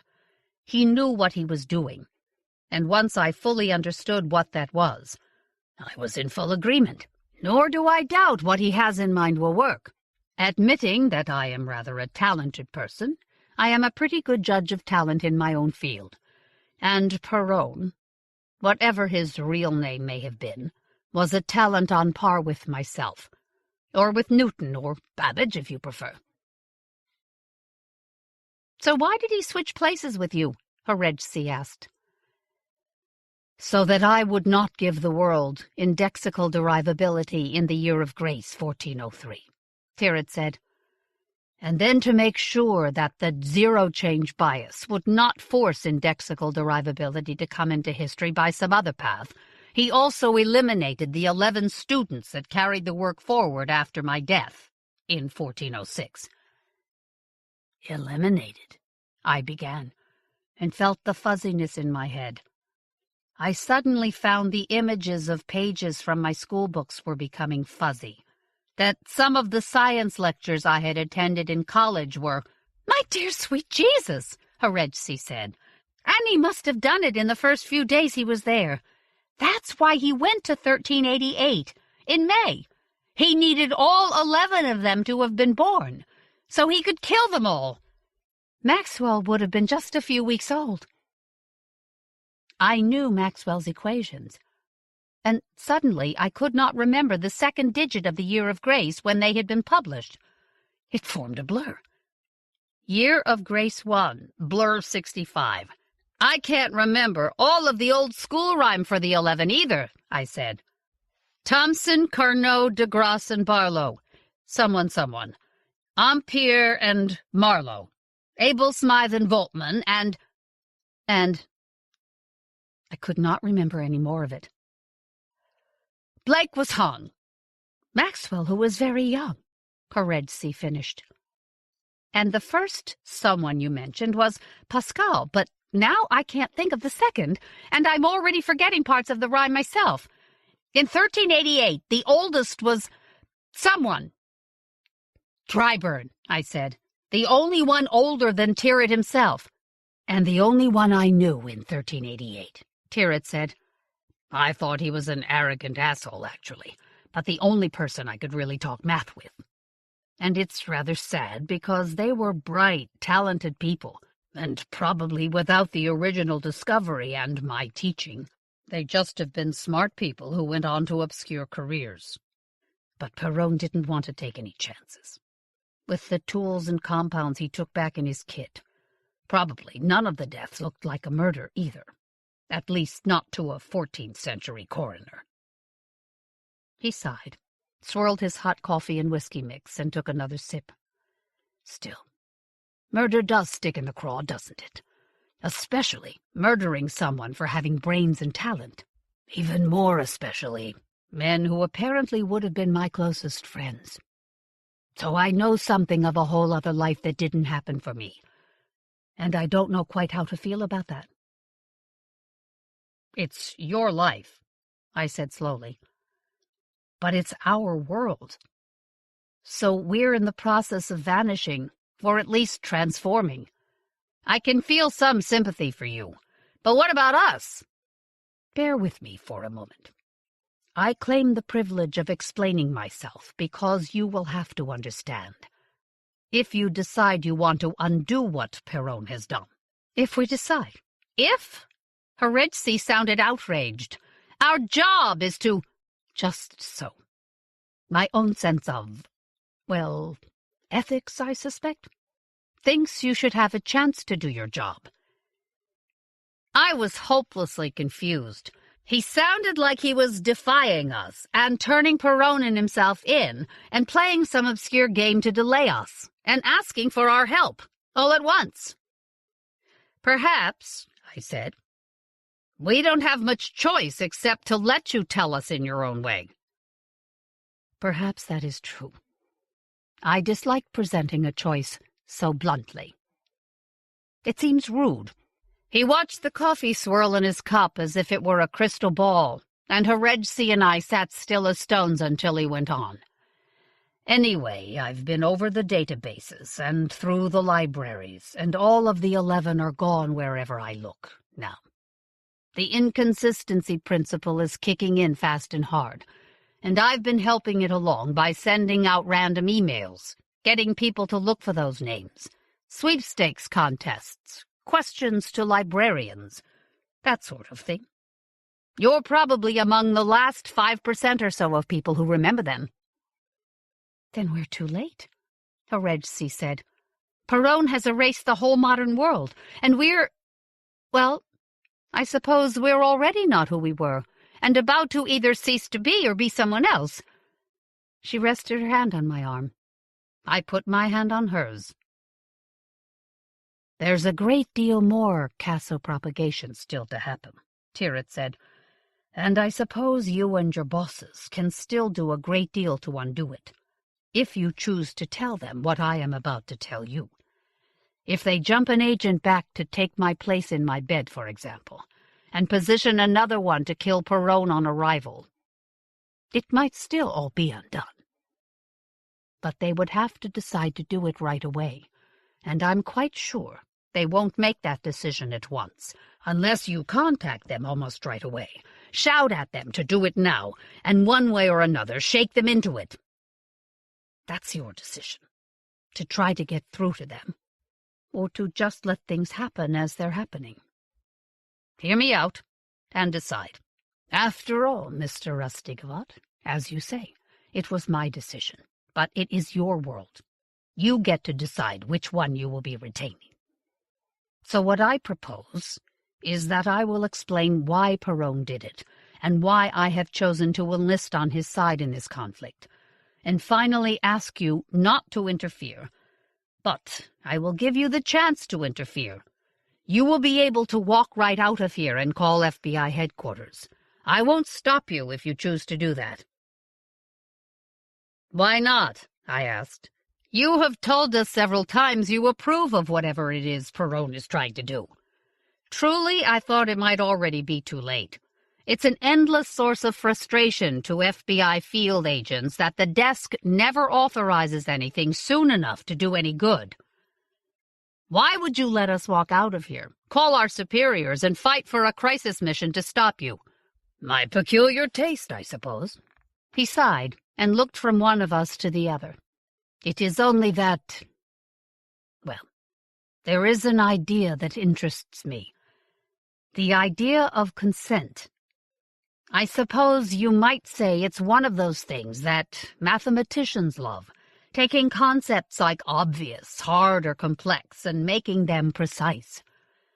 I am interested in the idea of having someone consent to this, actually in following up on Perron's idea about it, which I think was right.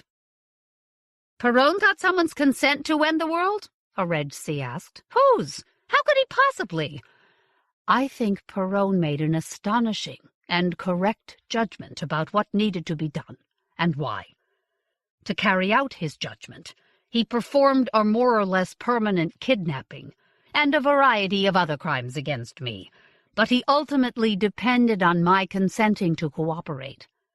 If his recordings had not persuaded me that what he was doing was right, his scheme would have unraveled. Did the 11 consent to be killed? I asked. Did they agree never to be the brilliant, admired people they would have been? They did not. And that is another part of my evidence in reasoning about all of this, you see. The whole thing is made the more confusing, of course, because I am a superb mathematician, but not necessarily any more ethical than any of the rest of you. So I'm quite sure of my reasoning, and not the least bit sure about my premises. Nonetheless, I find I admire what Perron did, and how he chose to do it, and so, as far as my understanding reaches, I intend to try to do likewise. He rose and added coffee and liquor to our cups, without asking. Neither Her Regency nor I objected. For myself, I can say that I probably needed all the warmth I could get. He chose a way that required the consent of one person who would be utterly changed. Me. His way of doing things required that I consent to be someone utterly different from the person I would have been. To coin a phrase, you might call me an extremely representative sample. You've read Gödel about random numbers, I said. But doesn't indexical derivability show there's no true randomness, only chaos and complexity? Imagine, he said, a world where the sciences had to develop without indexical derivability. One where the sciences were based on setting up repeated tests of physical, chemical, and biological processes, or observing the world. And without the 11th and 14th theorems, you'd never know about the complexicons, so you wouldn't be able to study those functions effectively. The numbers might as well have a random component for all you knew, and you'd have to use Gödelian statistics. Probably it would have developed a lot earlier. You see what a different world we are thinking of launching. We're not. You are, Her Regency said firmly. I have no idea what either of you have been talking about, but I gather that somehow you think the consent of 2 of us is the same thing as the consent of 1 billion people. Half the people on Earth are slaves. And you know the market is always booming in ways to prevent suicide. What if I decided to obtain their consent? That one kind of froze me. Officially, I knew slaves couldn't consent to anything. That was basic law. But what if the change of history made a slave free, or even common, or late while we're at it? Wouldn't he surely consent retroactively? I could see how Tirrett had been seduced into thinking about this problem. The math was fascinating. I wanted to spend hours just talking about that. But Her Regency had that strange, I am about to inexplicably explode expression she often got, right when the math was really interesting. So it didn't seem like a good idea. So why not 2 people, one common and one lete, both intimately involved with the case already? Who could I ask otherwise? Everyone? And how would we put their answers together? I suppose we could gather their answers here in the year of grace 2014, with the 43rd Lancaster on the throne of the world. I have at hand a communication system that would allow me to call the whole almost 1 billion Christian beings on all the continents, every son of Adam and every daughter of Eve, lete or common, slave or free, Hispano, Rusky, French, English, and all the minor nations as well. I could use that marvelous communication system to call every one of them and ask, would you like to vanish or be someone else utterly? Because the world that would come into being would be, in ways that might or might not make any sense to you, better than the one we live in now? I also have no doubt, speaking as a mathematician, that I could devise some ingenious way of putting all their expressed thoughts, fears, and hopes together into one common thought, as the Parliament is sometimes essayed to do, and as the Athenians and Romans are alleged to have done. Perhaps something as simple as the casting of a verdict as is done with a jury. Yet somehow that revolts me. I do not think a verdict is made better by the number of hands raised to make it. That seems an idea that could easily become a snare for the half-witted. The decision of one, or a few, reasonably wise, merciful and kind people, it seems to me, is better than that of 1 billion indifferent. So I have chosen to follow the model that Alvarez Perón has shown me. I was called to stand in for every one of my time, and all the ones to come after, and given no choice about having the choice. He said, "These are my reasons. Choose." And I chose. Part of what I chose is to pass a part of the choice on to you. We are in the last days or weeks of your possible consent. If you do not choose, what I have done will stand. Or you may assent in full and say, "Let it stand."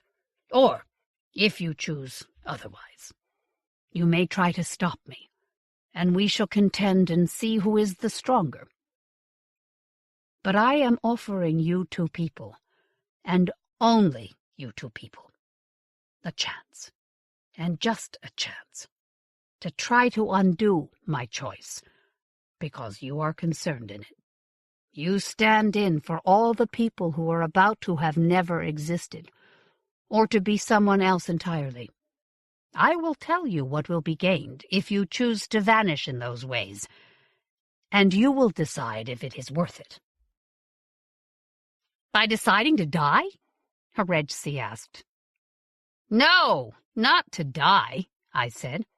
I could see at once that was one of those times when words just make a muddle of things, because they combine so many meanings that are logically separate. And she was a creature of words. Once a soul has come to exist, it has no exit from existence but to die. But when souls abruptly have never existed, nothing experiences the death. So he's offering us the chance to try to be what exists after it all damps back down. And since there is only one time, at any given moment we'll exist or not, but we won't cross over, that is, die, between existing and not existing. I looked to see if she got it, and what she might be feeling about it if she did. I was the only person who could read her facial expressions, but she was really the one of us who understood all this human feeling stuff. And it just seemed to me that if Tirith wanted us to consent, or not, it had to be a matter of how the Christian souls of the earth ought to feel about it, or not, which was more her department than mine. Her head was turned at an angle to get her ear, not her eyes pointed at me. Her Ryman eyes were gone, and she wore dark glasses to hide whatever functionless eyes she did have. A big dog on a harness sat beside her. I knew in a moment I would not remember the name Ryman. No, of course I would. It was the name of the dog.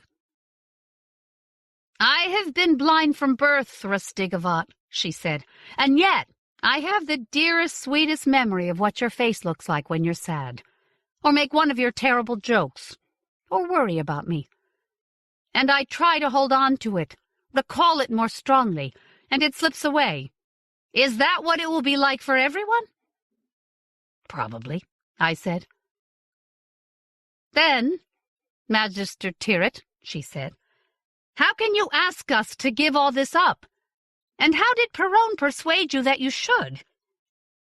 Tirith sighed and said, This will be more difficult than I had thought, and I had not thought it would be easy. He held his breath for a moment, unconsciously stroking the stump of his thumb, and finally went on. The man we all know as Perón. How strange to think that the real name of a man of his gifts will be lost forever, had taken the step that Einstein, Copeland, and Turing all struggled all their lives to achieve. Perón finally united matter and meaning in a single theory, and using that theory, he could meaningfully measure meaningfulness itself, know how much meaning there was within our event horizon, as well as how much meaning there had been, and how much there could be. I can tell already, Mr. Rustigavat, that your training in the physical sciences and logic is fading from your memory, and you will not retain the ideas you need to understand me much longer. So do not object, as it will only cost time. At root, things and ideas are one. Meaning in the soul and causality in the universe are one. Perron cracked this impossible nut. If I remain here and live long enough, I may just barely reach the point he reached, but I doubt I shall have anyone I can teach it to. And what he found was that Christian Europe had made a terrible mistake. When Henry VI of England became Henry I of the world, and decreed that all the world shall be under the Pope, or under the ground, and his airships went forth in the great erasure, to make an empty world for the Christians of Europe to grow into, he was only doing what any other civilization of his time might have done. He felt no wickedness, saw no reason to think anything of it. A few thousand preserved bodies in barrels of formaldehyde, and because of Maxwell's pleas, the largely unreadable books of such peoples as had books, was not only all that was saved, but all he could have imagined wanting to save. Heredzi seemed to draw herself up defensively, and said, "The Caliph, or the Sultan, or the emperors in Peking, Timbuktu, or Cusco would have made some similar decision." They would. If indexical derivability was found early enough, the culture that found it would make an empty world for itself. That was fated, I agree. Tyrwhitt raised his hands, not remembering that due to Kessel propagation she could not see the gesture now. I myself tried to hang on to the name of those immense ball-like eyes that once graced her face, and with which she had seen me. Riemann stirred uneasily and sadly. He was an old dog, always at her side since I had met her at the FBI Academy, and now his bones were uneasy and never quite comfortable.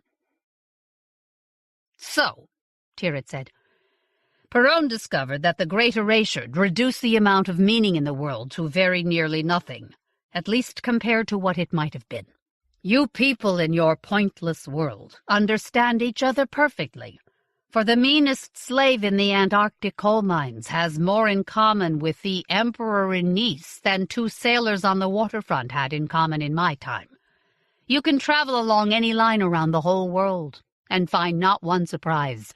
You fight wars in order to run a death toll large enough to reshape populations, with great efficiency in death, but no more passion than boys of my time put into a game of football. I have seen the recordings of your Nuremberg trials, and the judges shaking hands with the accused, and finding that Europe had been suitably reduced. I have cracked into the imperial records to see the decisions for the famines and the massacres, to hold the population at what the emperor thinks tolerable levels. Even you, Mr. Rastigovat, saw something recently that heralded the end of the world, and though you wanted the comfort of your friend's presence, you were more worried, were you not, about the reports you might have to write?" "That," I said, "and because if I rushed to her, someone might realize I was emotionally attached to her. She could be executed for that." "But how did you know?" "You must have been watching me." "I was. I have been for some time. Like most Leet, you were raised never to be aware of a slave. Thus, an adroit slave, such as Leo, can tail you with no fear of detection. I should not have been able to do that with Ms. Heredzi, because despite generations of genetic research, your strange little rump of a culture has not managed to produce a class-conscious dog." I felt as if he'd pried up a carefully nailed-down part of my soul and shone a light in, revealing little white things that smelled bad and squirmed. "And if we do nothing?" I asked. "Indexical derivability will probably remain undiscovered by any civilization, until I give it to the world, after the changes have settled down. Another bit of freedom I believe in, you see. Humans should have the power to use it. All I ask is that they should first become wise enough not to rashly erase the meaning from the world." "Is meaning such a good thing? Heredsi asked. He shrugged. His being. You are asking me to give up mine. True. Heredsi rose. Rastigovat, I think we've heard enough. Let's find out if he means what he says. Tara didn't stop us from leaving, so I guess he meant what he said. I wondered how long before our choice would be meaningless. I wondered why she hadn't called the FBI on her cell phone from Tirith's office, and then found myself thinking, I remember when there were cell phones. Keep looking for a phone booth, she said. God alone knows whether we have any time left at all. Her arm wrapped tightly around mine. It had recently been a strange and marvelous sensation, something which I had just begun to enjoy.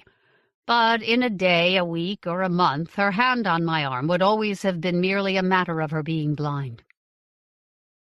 I remember saying that I remembered what you looked like, she said. But now I don't remember how I knew, and I'm... Her arm jerked on mine, painfully hard, and she fell beside me. I bent to see what was wrong. Ryman shrieked and tried to drag his harness out from under Heredsi.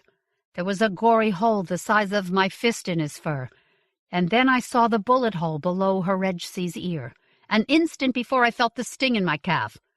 I rolled forward, keeping low, part of my brain figuring that the shots had to be coming from the row of parked cars across the street, and most of the rest of it shutting down because the thought, Heredsi is dead, would have been unbearable.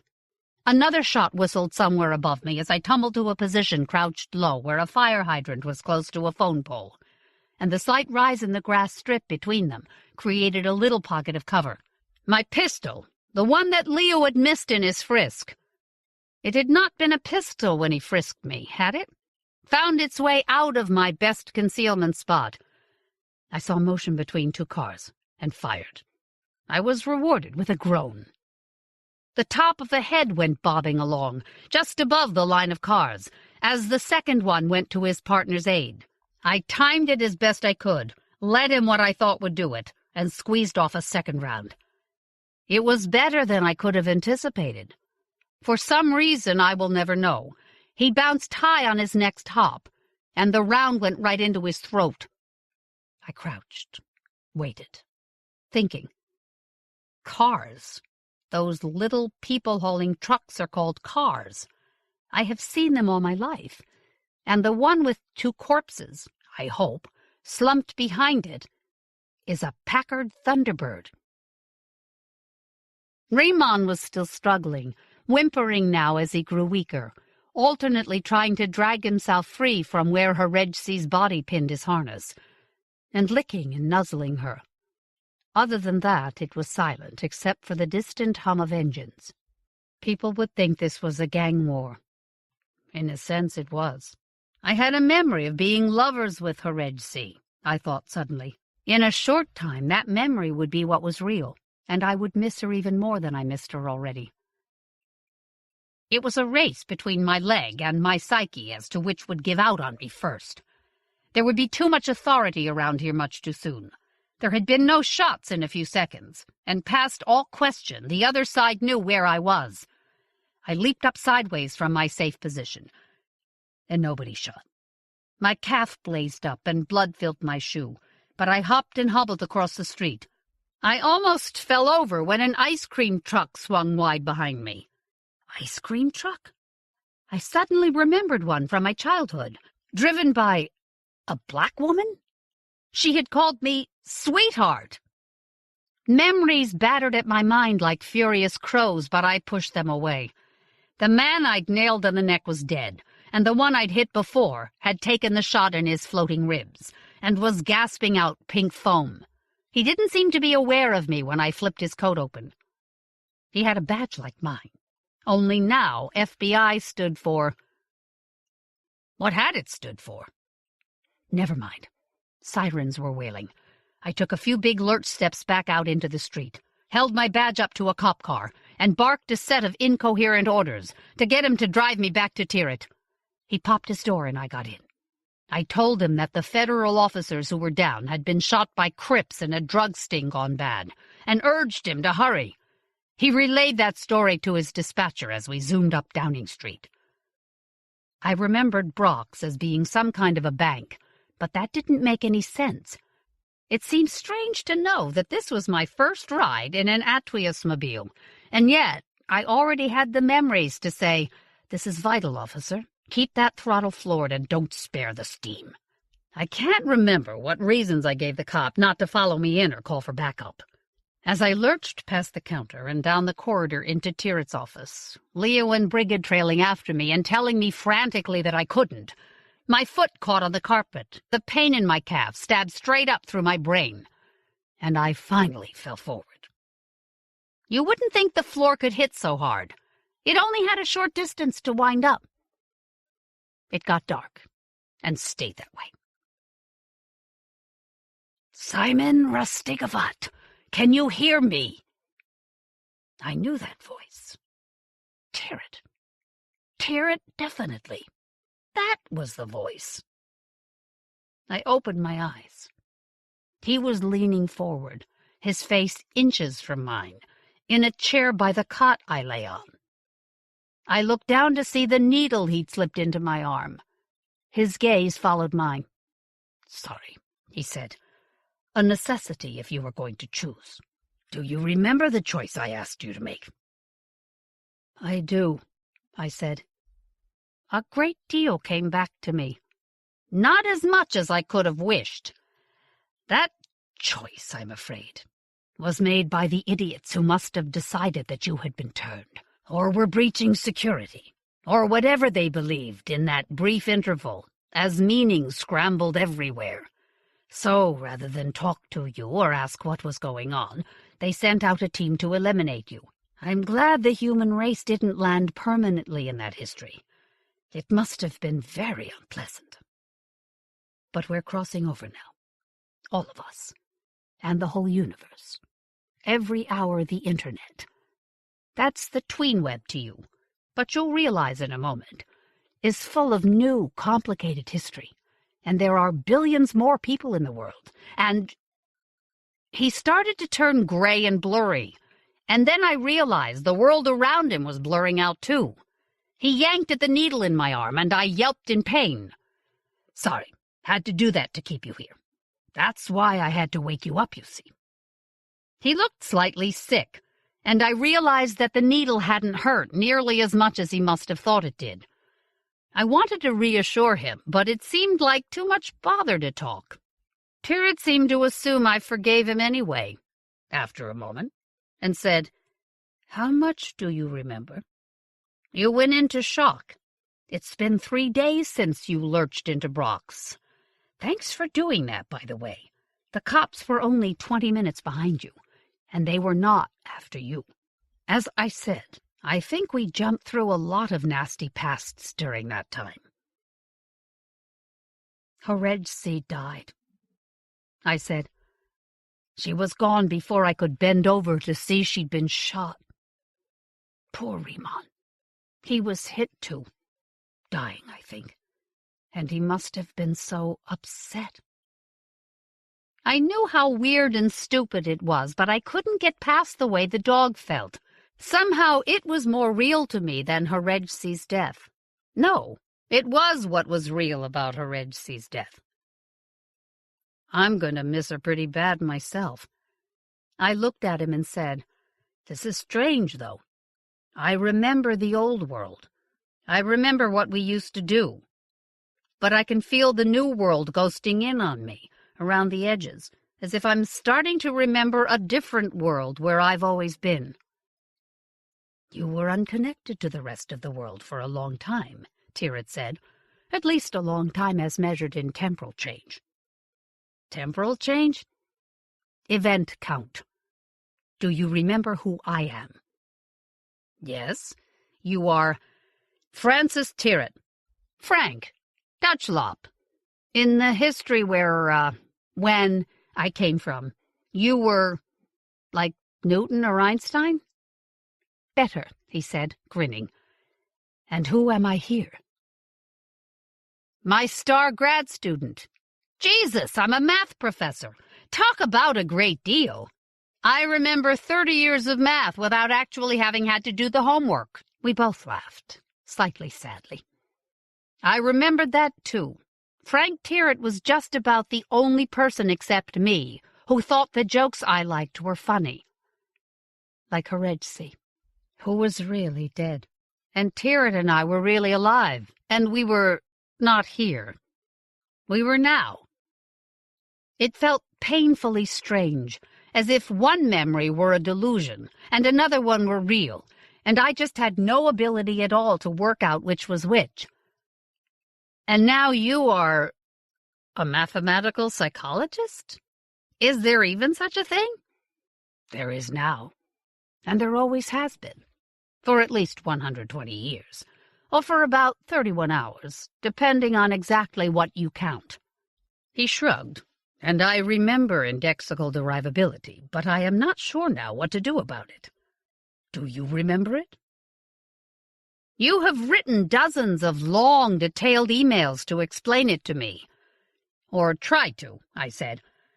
It's hard. I can get there through the deep structure of numbers, and just trying to get there. I'm a math prof myself these days. Oh, I remember. I just said that. One of the network of 11, he said. 11 math professors I've found who are willing to work on indexical derivability with me. Or rather, you are going to be the 11th, if you want to be, because I need a real number theory person. And you're the one. But you need to get in touch with the other 10, soon, and with many others. You've always been reclusive. I certainly remember that. I guess if I want to work on it, I will have to see more people. Well, more people live. I have so many friends online. You do, and you could possibly do all your work with the group online. That is not what I mean.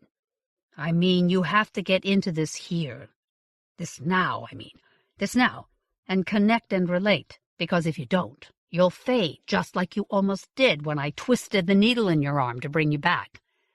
The inconsistency principle is still trying to resolve things.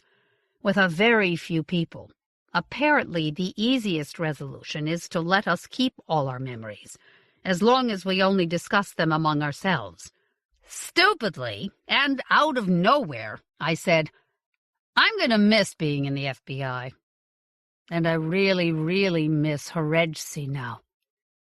I could feel myself start to cry, and he reached out and rubbed my face gently, with a handkerchief. How long has it been since anyone touched you? Before you? Horejsi did now and then. I had to wait for her to do it. I couldn't touch her or ask her to touch me. I liked it so much when she did. And I couldn't say that either. I remember how things were in the other now, he said, nodding, as if it mattered a lot that he remembered. You see, like me, you'll keep those memories, many of them, like a vivid dream or a favorite childhood story. That's the lowest energy, most stable way to be. And you'll be able to write them down before they fade, or talk about them with those of us who remember. I rubbed my face. I don't know if... Do you know how stupid it was that I could never say? There was something I wanted to say to Horejsi, and now I won't even be able to speak her name, except to you and a few others. Do you remember why you couldn't say it? Damage. There's something wrong with me. I don't get what's going on in other people. I don't see them right. Oh, yes, all that. In this now, we're just beginning to see a way to help people fix the problem that you have, and work around it. Over there, no one was trying because it was one of the marks of being leet, like the thinness, the long, thin fingers, the perfect pitch, or the blonde hair. But there was a really simple reason why you couldn't reach out to her. But it was okay for her to signal that she wanted to please you. And that was... I felt the thought dawn. Leet, I said. I was leet, and she was common. If I'd spoken my feelings and anyone had overheard, they'd have killed her. There's no leet now. There never has been. No common. Everyone is pretty much free, he said. No capitals. All the other categories, noble, leet, common, and even slave, are all gone. Now everyone's just free. Please stay. I need people who can help me remember. We need, all those of us who do remember, we need someone to help us remember. Stay? I asked. Make the effort. Be in touch with people. Meet the people you have only talked to on the internet. Speak to strangers. Go out in public where you will meet people. I liked doing that when I was in the FBI. Keep liking it, and act on that liking. In the last few hours, while you have been unconscious, you've started to fade, just the way you did just before I hurt you with the needle, and then come back, and then faded again. But the fading is getting more frequent and more severe. From what I could doodle out really fast, from what I remembered that one of the versions of Einstein had solved, there's sort of a cusp that you must be balancing on. If you're connected enough, the easiest way for the inconsistency principle to resolve the situation, in the path of least energy in all its dimensions, is probably to let you exist as what I'm calling a polymnemonic, a person with more than one mutually contradictory set of memories. But if you aren't connected, if you don't talk and communicate and get yourself involved with everyone else, then the lowest energy way for the universe to resolve you is for you never to have existed. Why do you care? I asked. Well, Tirith said, there's the use I have for your gifts. Here, where there was no indexical derivability, you weren't stunted in your training, and there was more to learn in practice. So we can use you within the group, if you want to talk pure obvious practicality. Then there's the matter of having some company and someone to talk to. I would like to talk with someone who knows what is real. Purely selfishly, I'll be lonely as well. And finally, now that you're awake and emotionally perhaps more ready for it, there is something I'd like to see as well. He turned toward the doorway and called, Ms. Heredsey, I think he's ready to join us now. There was a painfully slow scrape and thud. In a moment I would know, I realized, the thing that had always been wrong, the thing that was on the tip of my mind, the reason why I had only contacted Heredsey via the internet, not the tweenweb. For a moment I hung suspended. The scraping sound sped up, and my heart sped up with it. I was already grinning, remembering what I had always known, and sat up in the bed. I felt so well. Come on, I said. It's finally time, Ruth. What else could it be, Simon? And laughing, I got up to walk to her. Tirith steadied me. I was still tottering from the wound in my calf, and helped me walk forward. And I forgave him his smug little smirk, just as I always had, so many times before. On the human plan. J. Lake. Highly prolific new writer J. Lake seems to have appeared nearly everywhere with short work in the last few years, including Asimov's, Interzone, Jim Bain's Universe, Tor.com, Clark's World, Strange Horizons, Eon, Postscripts, Electric Velocipede, and many other markets, producing enough short fiction that he already has released 4 collections, even though his career is only a few years old. Greetings from Lake Wu, Green Grow the Rushes, American Sorrows, and Dogs in the Moonlight. His novels include Rocket Science, Trial of Flowers, Mainspring, and Escapement. He's the co-editor, with Deborah Lane, of the prestigious Polyphony anthology series, now in 6 volumes, and has also edited the anthologies All-Star Zeppelin Adventure Stories with David Moles, and Tell, stories. His most recent books are a new anthology, co-edited with Nick Evers, Other Earths, 2 new novels, Green and The Madness of Flowers, and 2 chapbook novellas, Death of a Starship and The Specific Gravity of Grief. Coming up is another new novel, Pinion. He won the John W. Campbell Award for Best New Writer in 2004. Lake lives in Portland, Oregon. Here he gives us an incisive and very far-future look at the ultimate destiny of humankind, thousands, if not millions of years from now. I am called Dog the Digger. I am not mighty, neither am I fearsome. Should you require bravos, there are muscle boys aplenty among the rat bars of any low town on this rattled world. If it is a wizard you want, follow the powder trails of crushed silicon and wolf's blood to their dark and winking lairs. Scholars can be found in their libraries, taikonauts in their launch bunkers and ship foundries, priests amid the tallow-gleaming depths of their bone-ribbed cathedrals. What I do is dig. For bodies, for treasure, for the rust-pocked hulks of history, for the sheer pleasure of moving what cannot be moved and finding what rots beneath. You may hire me for an afternoon, or a month, or the entire turning of the year. It makes me no mind whatsoever. As for you, I know what you want. You want a story. Oh, you say you want the truth, but no one ever really wants the truth. And stories are the greatest of the things for which I dig. Mightier even than the steel-bound femurs of the Dinotheria, bred by the Viridian Republic, which I can show you in vast necropolii beneath the stone-doored hills. More treasure than the golden wires to be pulled by the fistful from the thinking heads which line the Cumean caves, screaming as the lights of their eyes flash and die.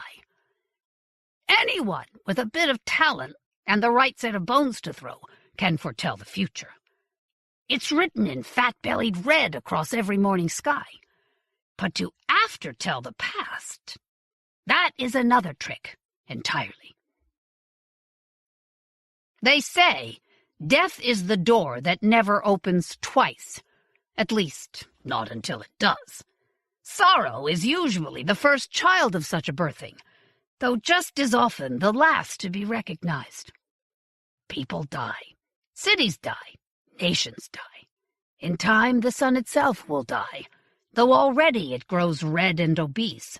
A louche, glowering presence, fat on the midsummer horizon.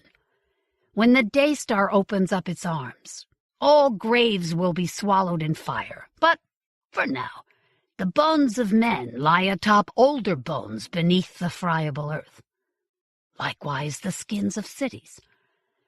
All our places are built on other places.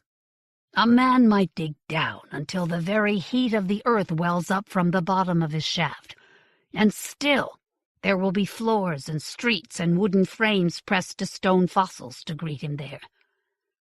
You know that the first woman to greet the morning had gone to sleep the night before as an ape.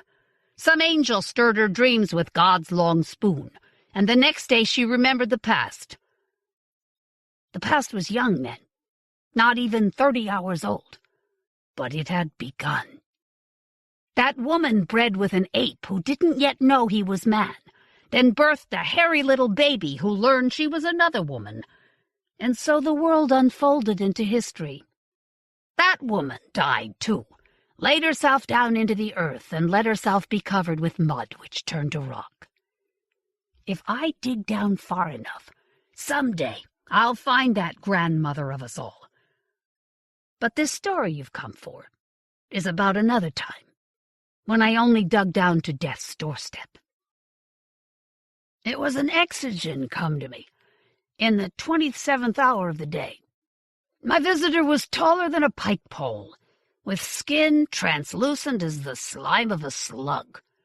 Still, it was on the human plan, with 2 arms, 2 legs, and a knobby bit at the top that glittered. The ropes and nodules of its guts shimmered inside that slick, smooth, shiny skin. Its scent map was strange, The expected story of starships in time-slow decay, mixed in with spices and a sweat, which could have gotten a rock crusher drunk. Dangerous, this one. But they always were. The safe ones stayed home. "Digger," the exogen said. "It used a voder which could have come from before the dawn of technology.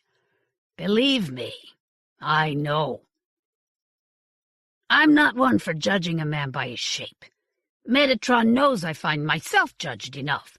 Still, I'm cautious around one who comes from too far away, for a man distant from his home has no need of scruples." "Aye, and that's me." Something flashed pale, pallid blue in the exogen's middle gut. "Compensation. One of them types. I could handle this. Like talking to a Taurian.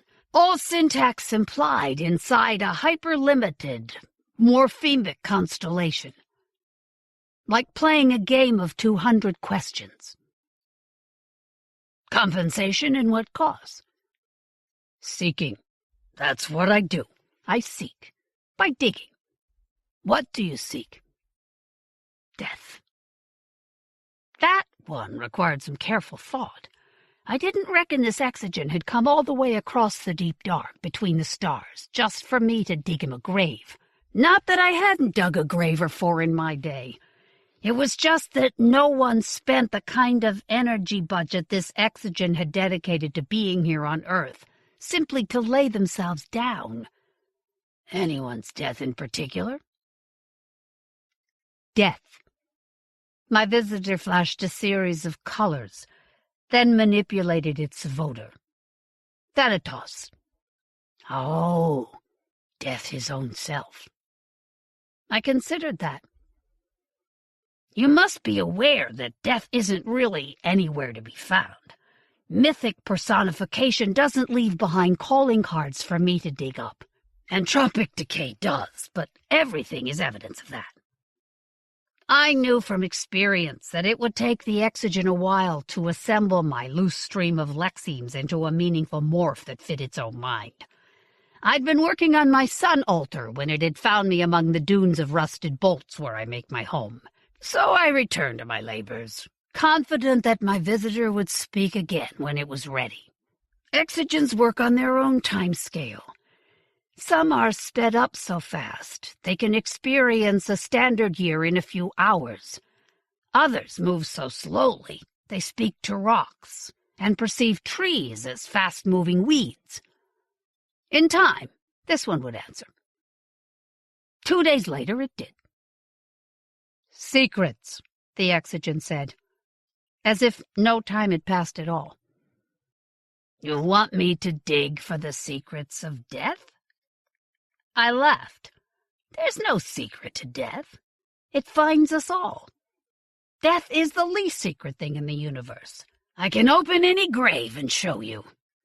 The traveler's hand brushed down its translucent front, trailing tiny colored flares.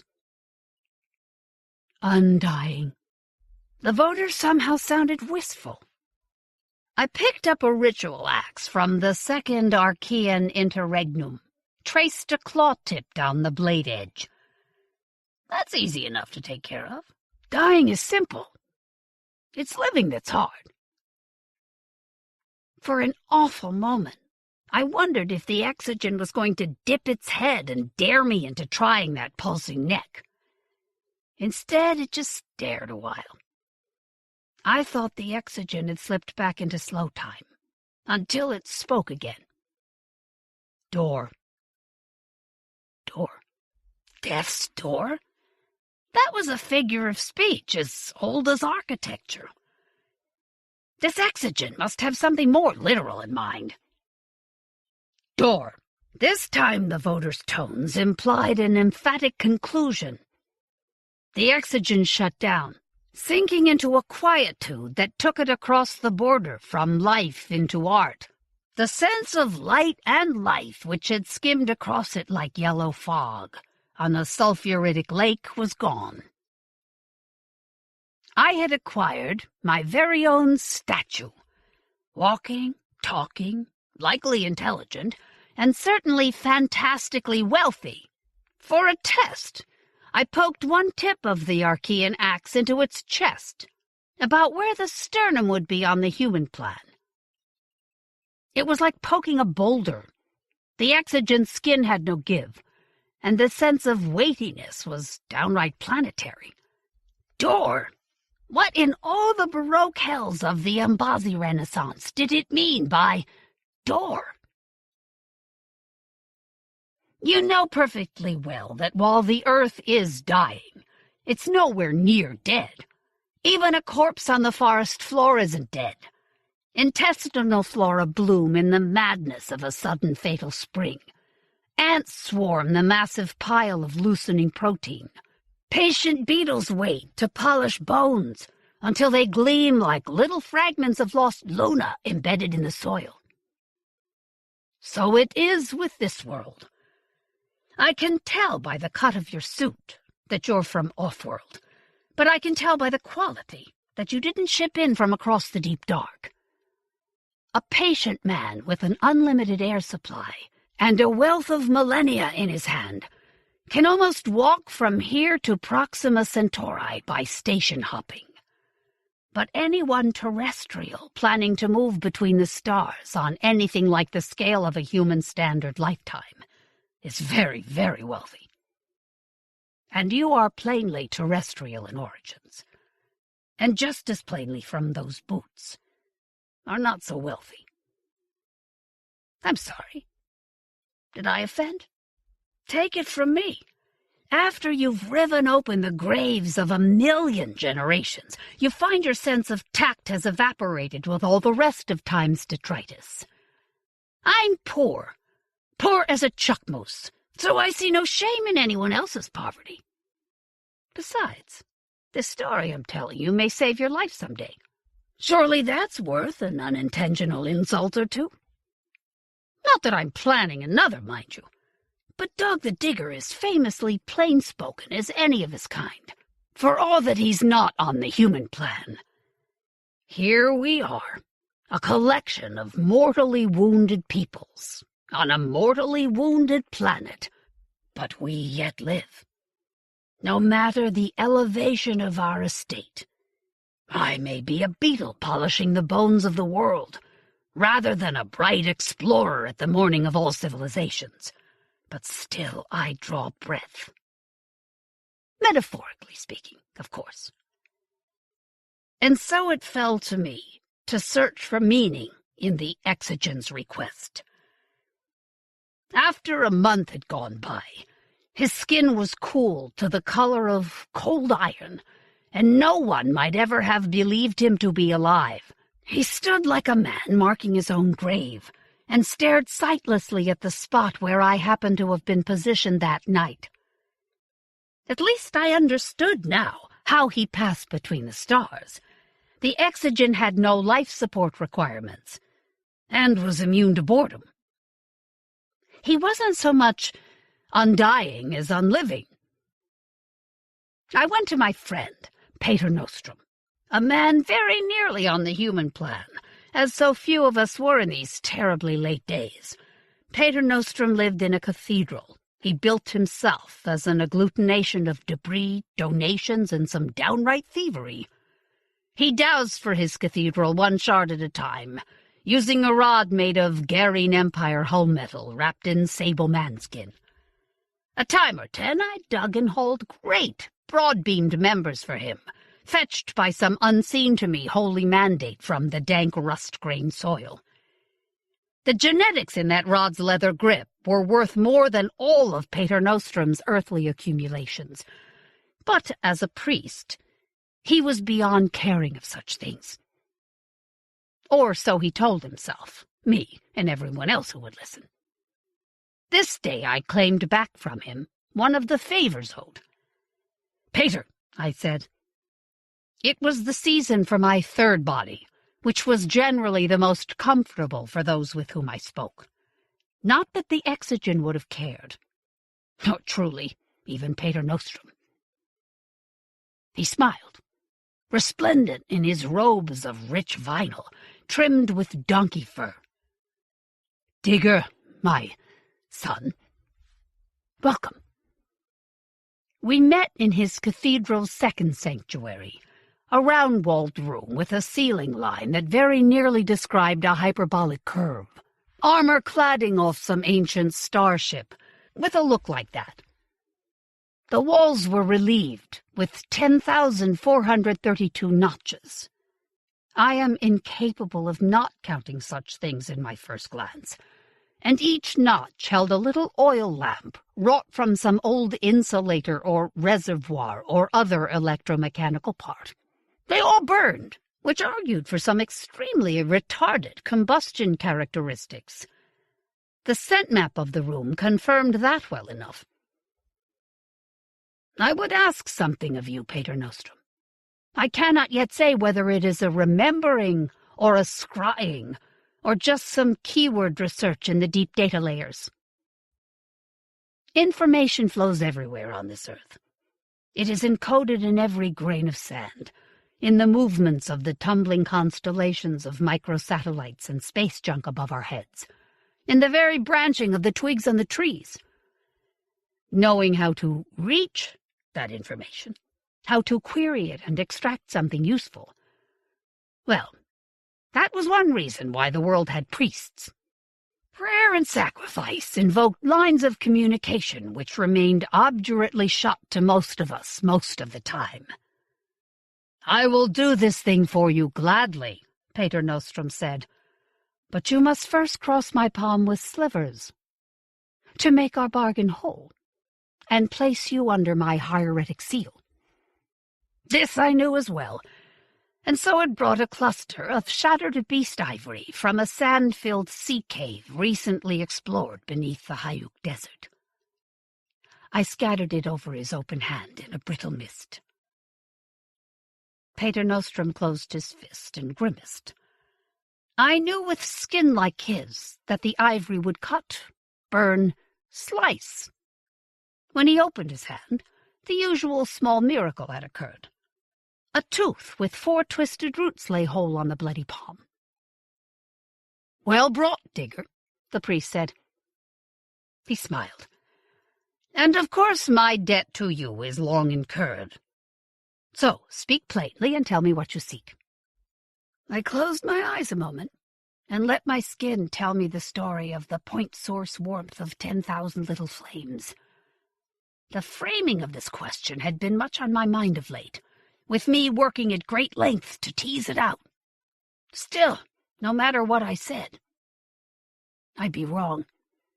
Clearly enough, the only choice was to address the moment and trust my friendship with this old priest. There is a client, a difficult one. It has charged me with finding the door into death. I would know if ever there was such a thing outside the sliding walls of metaphor. If so, where might I find this door, or evidence of its former existence?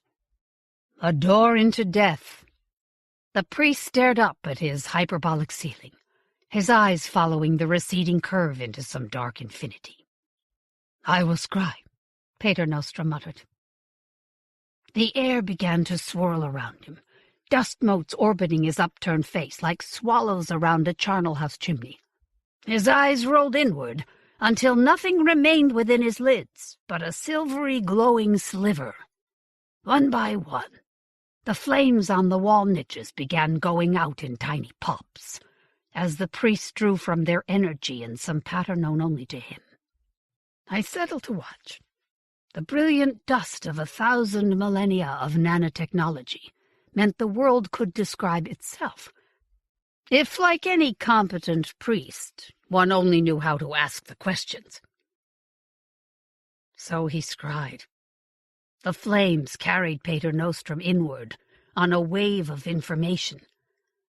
A palimpsest of infinitely successive and fractal functional languages, protocols, handshakes, field gestalts, and, far stranger, more curious engineering dead ends. I knew there had once been information systems which stored data in the probabilistic matrices of quantum foam, extracting it again in a fractional femtosecond, as observational dynamics collapsed the informational field to null. Likewise, I knew there had once been information systems which relied upon the death of trees to transmit data, at a bit rate so low it could be measured in packets per century. Pater Nostrum could reach them all, at least on his best days. Each little lamp was a channel into some dead language, some time-hoard data protocol, some methodology which had once swept the world so hard that its fingerprints remained in the noosphere. One by one, 10,432 flames went out. Slowly, we passed through shadow before being cast into darkness. I don't measure time on the human plan myself, and so hunger, micturation, joint fatigue, and the like tend not to impinge overmuch on my situational experience.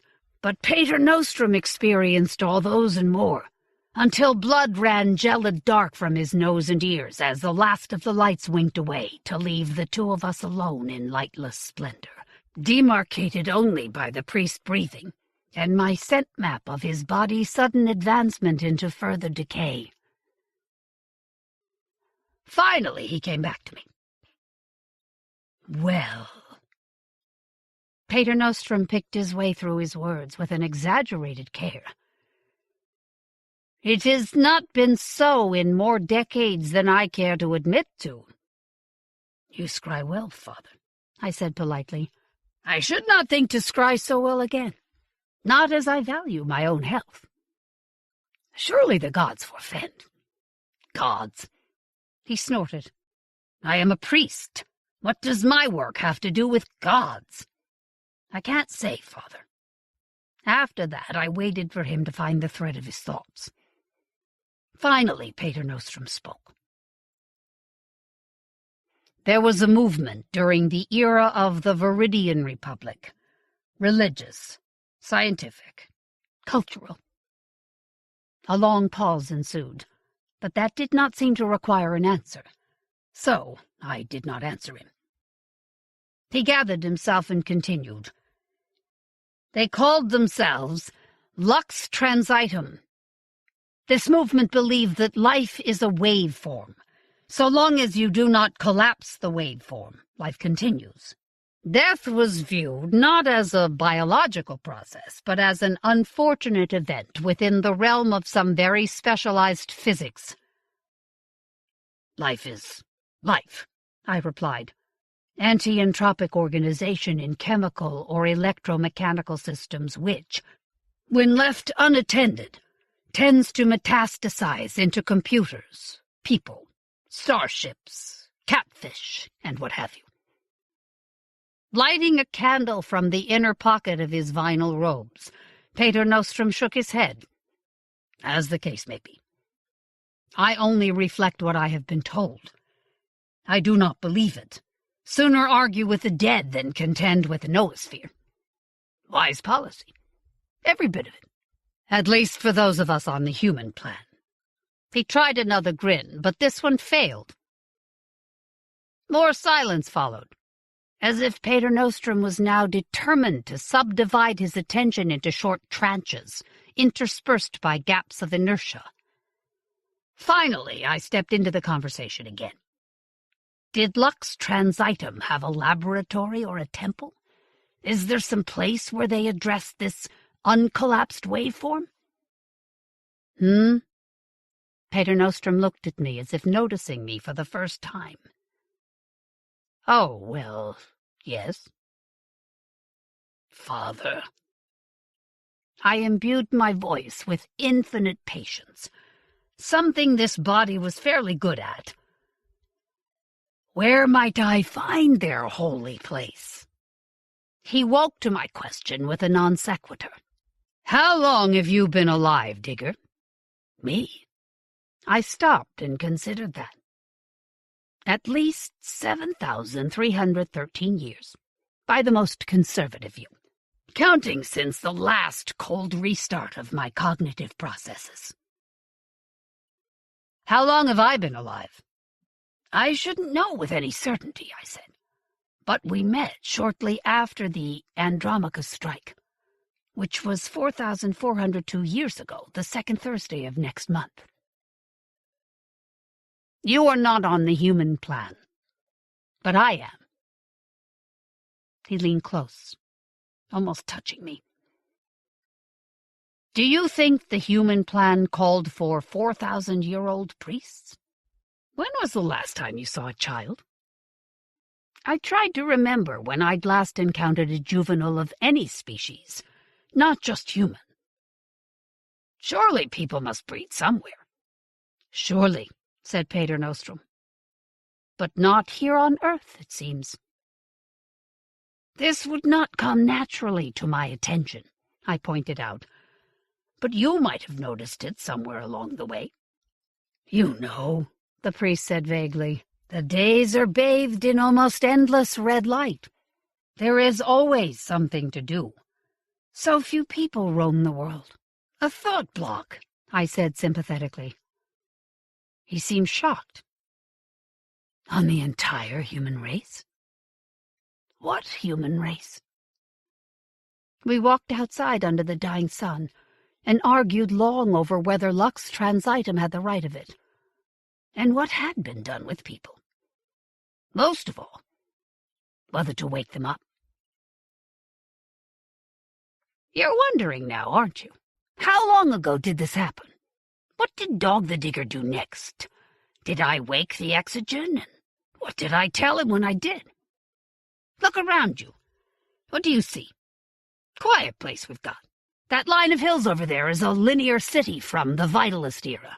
Bury it in 250,000 years of rain and 3 major eruptions due west of here, and there's nothing left but low hills covered with scrub. Until you go digging. Now beneath your feet, the red sand dusting your boots is rust accumulation from when teratons of asteroidal iron were brought down by the Wolframbund to clad the world in an impermeable metal shell. Feel how the air tickles your throat when you breathe.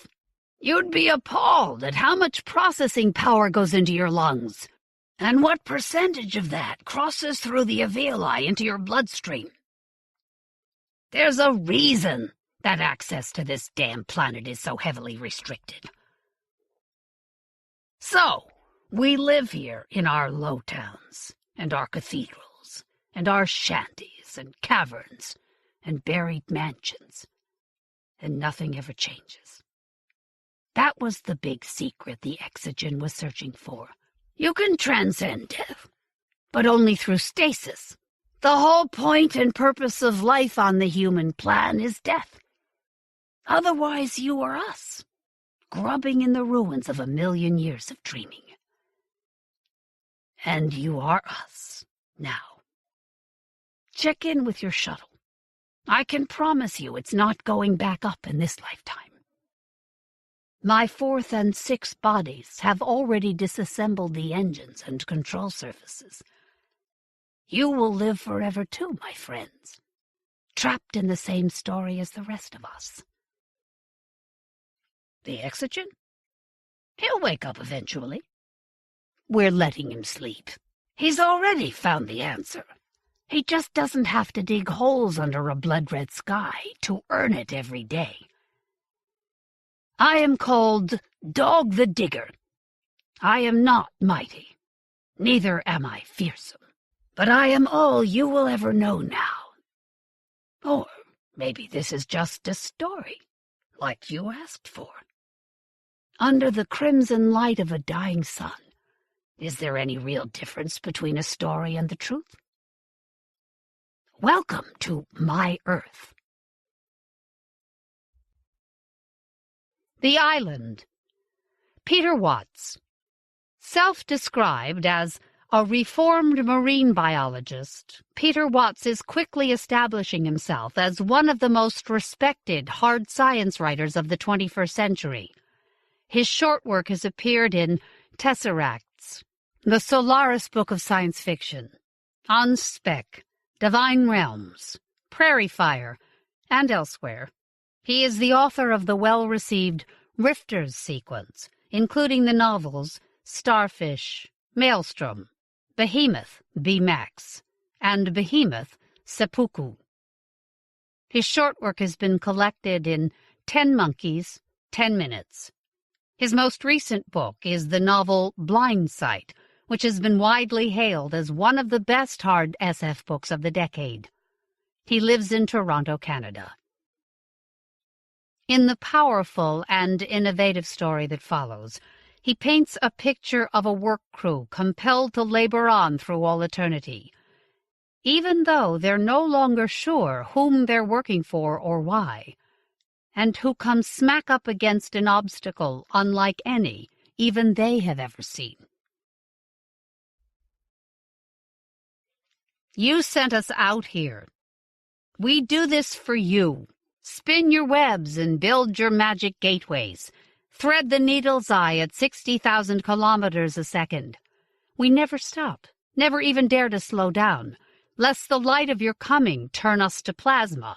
Also, you can step from star to star without dirtying your feet in these endless, empty wastes between. Is it really too much to ask that you might talk to us now and then? I know about evolution and engineering. I know how much you've changed. I've seen these portals give birth to gods and demons and things we can't begin to comprehend.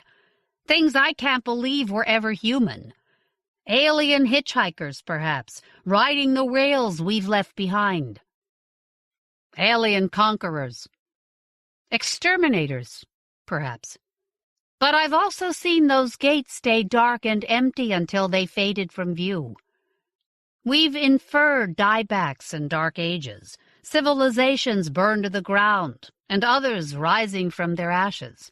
And sometimes, afterwards, the things that come out look a little like the ships we might have built back in the day. They speak to each other, radio, laser, carrier neutrinos, and sometimes their voices sound something like ours.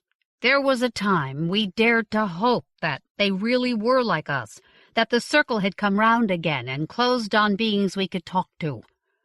I've lost count of the times we tried to break the ice. I've lost count of the eons since we gave up. All these iterations fading behind us, all these hybrids and posthumans and immortals, gods and catatonic cavemen trapped in magical chariots they can't begin to understand. And not one of them ever pointed a comm laser in our direction to say, "Hey, how's it going?" Or, "Guess what? We cured Damascus disease." Or even, "Thanks, guys. Keep up the good work." We're not some fucking cargo cult. We're the backbone of your goddamn empire. You wouldn't even be out here if it weren't for us. And you're our children. Whatever you've become, you were once like this. Like me. I believed in you once. There was a time, long ago, when I believed in this mission with all my heart. Why have you forsaken us? And so another build begins. This time, I open my eyes to a familiar face I've never seen before. Only a boy, early 20s perhaps, physiologically. His face is a little lopsided, the cheekbone flatter on the left than the right. His ears are too big. He looks almost natural. I haven't spoken for millennia. My voice comes out a whisper. Who are you? Not that I'm supposed to ask, I know. Not the first question anyone on Areophora asks after coming back. I'm yours, he says. And just like that, I'm a mother. I want to let it sink in, but he doesn't give me the chance. You weren't scheduled, but Chimp wants extra hands on deck. Next build's got a situation. So the Chimp is still in control. The Chimp is always in control. The mission goes on. Situation? I ask. Contact scenario, maybe. I wonder when he was born. I wonder if he ever wondered about me. Before now. He doesn't tell me. He only says, Sun up ahead. Half light year. Chimp thinks maybe it's talking to us. Anyhow, my son shrugs. No rush. Lots of time. I nod, but he hesitates. He's waiting for the question, but I already see a kind of answer in his face. Our reinforcements were supposed to be pristine, built from perfect genes buried deep within Ares' iron basalt mantle, safe from the sleeting blue shift. And yet this boy has flaws. I see the damage in his face. I see those tiny flipped base pairs resonating up from the microscopic and bending him just a little off-kilter. He looks like he grew up on a planet. He looks born of parents who spent their whole lives hammered by raw sunlight. How far out must we be by now, if even our own perfect building blocks have decayed so? How long has it taken us? How long have I been dead? How long? It's the first thing everyone asks. After all this time, I don't want to know. He's alone at the tack tank when I arrive on the bridge, his eyes full of icons and trajectories. Perhaps I see a little of me in there, too. I didn't get your name, I say, although I've looked it up on the manifest. We've barely been introduced, and already I'm lying to him. Dix. He keeps his eyes on the tank. He's over 10,000 years old, alive for maybe 20 of them. I wonder how much he knows, who he's met during those sparse decades. Does he know Ishmael or Connie? Does he know if Sanchez got over his brush with immortality? I wonder, but I don't ask. There are rules. I look around. We're it? Dix nods. For now. Bring back more if we need them. But... His voice trails off. Yes? Nothing. I join him at the tank. Diaphanous veils hang within, like frozen, color-coded smoke. We're on the edge of a molecular dust cloud. Warm, semi-organic, lots of raw materials. Formaldehyde, ethylene glycol. The usual prebiotics. A good spot for a quick build. A red dwarf glowers dimly at the center of the tank. The chimp has named it DHF-428, for reasons I've long since forgotten to care about. So fill me in, I say. His glance is impatient, even irritated. You too? What do you mean? Like the others. On the other builds. Chimp can just squirt the specs. But they want to talk all the time.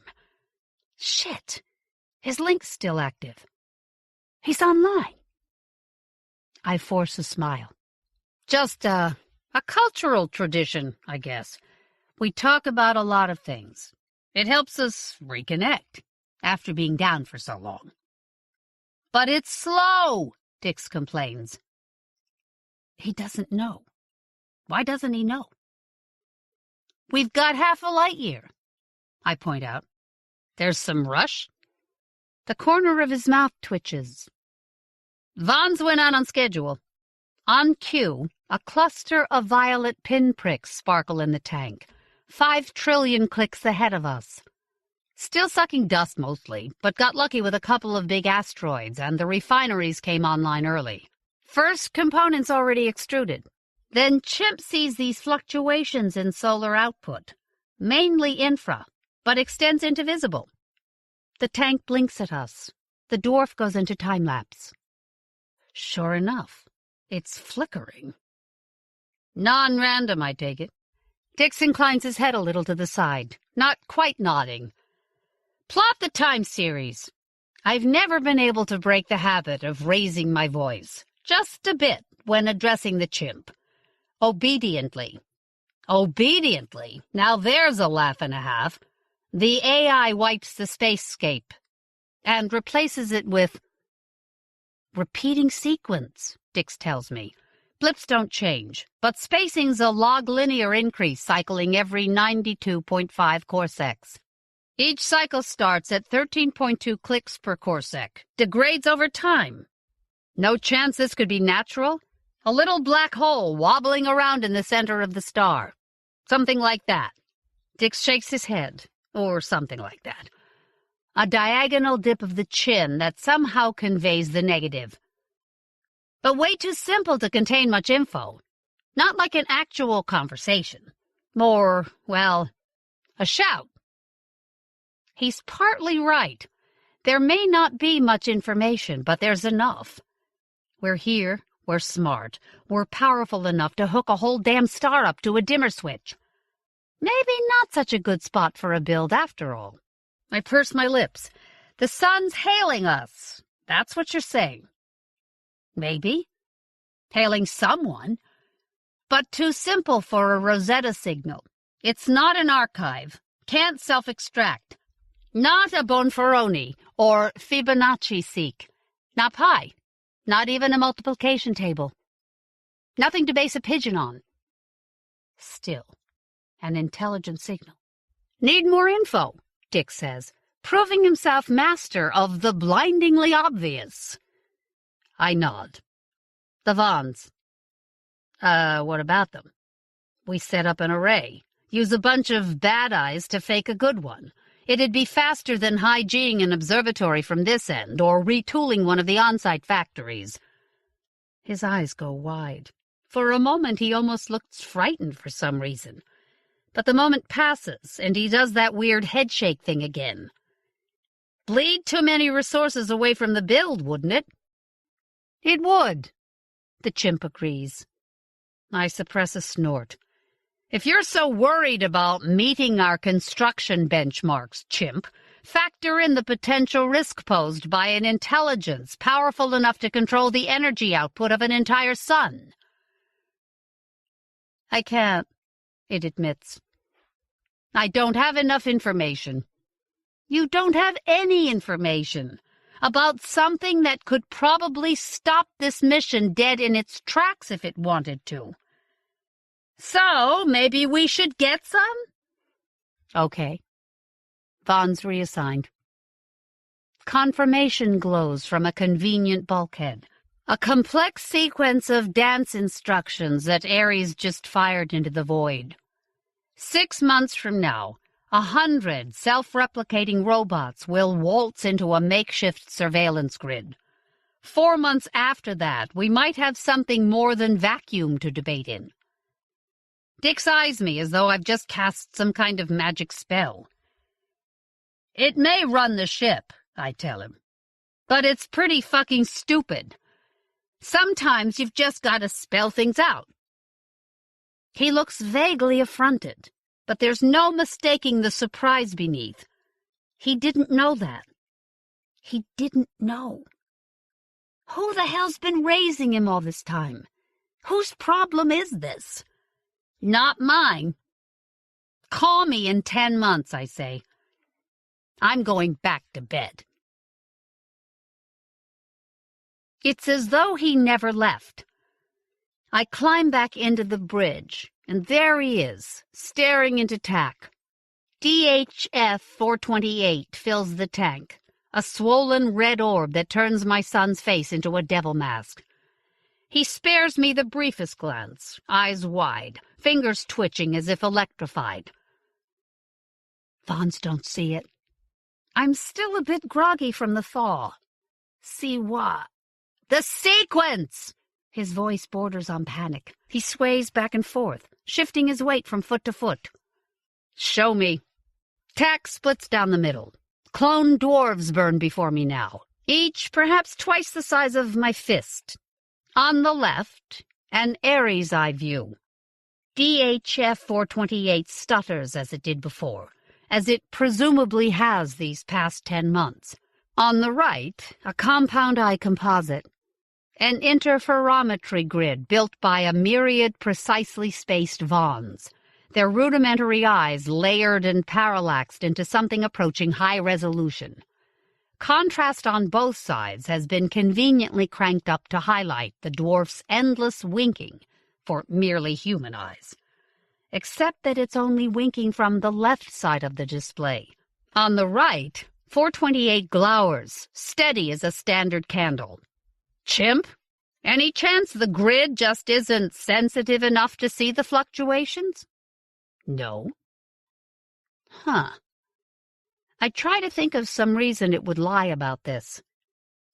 Doesn't make sense, my son complains. It does, I murmur, if it's not the sun that's flickering. But is flickering. He sucks his teeth. You see it! Wait, you mean something behind the Vons? Between them and us? Some kind of filter. Dix relaxes a bit. Wouldn't we've seen it, though? Wouldn't the Vons have hit it going down? I put my voice back into chimp-com mode. What's the current field of view for Ares forward scope? 18 mics, the chimp reports. At 428's range, the cone is 3.34 light-secs across. Increase to 100 light-secs. The Ares eye partition swells, obliterating the dissenting viewpoint. For a moment, the sun fills the tank again, paints the whole bridge crimson. Then it dwindles as if devoured from within. I notice some fuzz in the display. Can you clear that noise? It's not noise, the chimp reports. It's dust and molecular gas. I blink. What's the density? Estimated 100,000 atoms per cubic meter. 2 orders of magnitude too high, even for a nebula. Why so heavy? Surely we'd have detected any gravity wells strong enough to keep that much material in the neighborhood. I don't know, the chimp says. I get the queasy feeling that I might. Set field of view to 500 light-secs. Peak false color at near infrared. Space grows ominously murky in the tank. The tiny sun at its center, thumbnail size now, glows with increased brilliance, an incandescent pearl in muddy water. 1,000 light-secs, I command. There, Dix whispers. Real space reclaims the edges of the tank. Dark, clear, pristine. 428 nestles at the heart of a dim spherical shroud. You find those sometimes. Discarded cast-offs from companion stars whose convulsions spew gas and rads across light years. But 428 is no nova remnant. It's a red dwarf, placid, middle-aged, unremarkable. Except for the fact that it sits dead center of a tenuous gas bubble, 1.4 AUs across, and for the fact that that bubble does not attenuate or diffuse or fade gradually into that good night. No, unless there is something seriously wrong with the display. This small spherical nebula extends about 350 light-secs from its primary, and then just stops, its boundary far more knife-edged than nature has any right to be. For the first time in millennia, I miss my cortical pipe. It takes forever to saccade search terms onto the keyboard in my head, to get the answers I already know. Numbers come back. Chimp! I want false color peaks at 335, 500, and 800 nanometers. The shroud around 428 lights up like a dragonfly's wing, like an iridescent soap bubble. It's beautiful, whispers my awestruck son. It's photosynthetic, I tell him. Phaophytin and eumelanin, according to Spectro. There are even hints of some kind of lead-based Kuiper pigment, soaking up X-rays in the picometer range.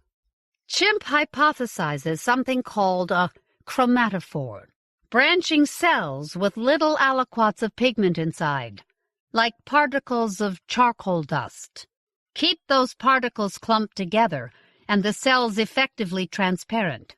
Spread them out through the cytoplasm, and the whole structure darkens. dims whatever EM passes through from behind. Apparently there were animals back on Earth with cells like that. They could change color, pattern match to their background, all sorts of things. So there's a membrane of living tissue around that star, I say, trying to wrap my head around the concept. A meat balloon around the whole damn star. Yes, the chimp says. But that's... Jesus, how thick would it be? No more than 2 millimeters, probably less. How so? If it was much thicker, it would be more obvious in the visible spectrum. It would have had a detectable effect on the von Neumanns when they hit it. That's assuming that its cells, I guess, are like ours. The pigments are familiar. The rest might be too. It can't be too familiar. Nothing like a conventional gene would last 2 seconds in that environment. Not to mention whatever miracle solvent that thing must use as antifreeze. Okay, let's be conservative then. Say, mean thickness of 1 millimeter. Assume a density of water at STP. How much mass in the whole thing? 1.4 yodograms, Dixon the chimp reply. Almost in unison.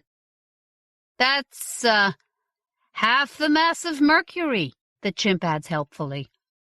I whistle through my teeth. And that's one organism? I don't know yet. It's got organic pigments. Fuck, it's talking. It's intelligent. Most cyclic emanations from living sources are simple biorhythms, the chimp points out, not intelligent signals. I ignore it and turn to Dix. Assume it's a signal. He frowns. Chimp says, assume. Use your imagination. I'm not getting through to him. He looks nervous. He looks like that a lot, I realize. If someone were signaling you, I say, then what would you do? Signal. Confusion on that face. And a fuzzy circuit closing somewhere. Back? My son is an idiot. And if the incoming signal takes the form of systematic changes in light intensity, how? Use the BI lasers, alternated to pulse between 700 and 3,000 nanometers.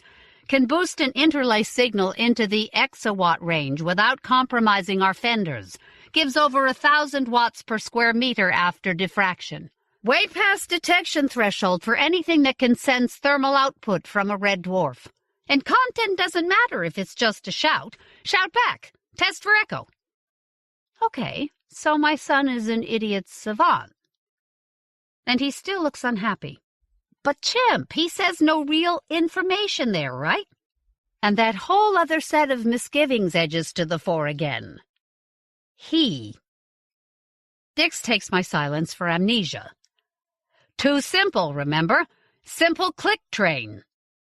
I shake my head. There's more information in that signal than the chimp can imagine. There are so many things the chimp doesn't know.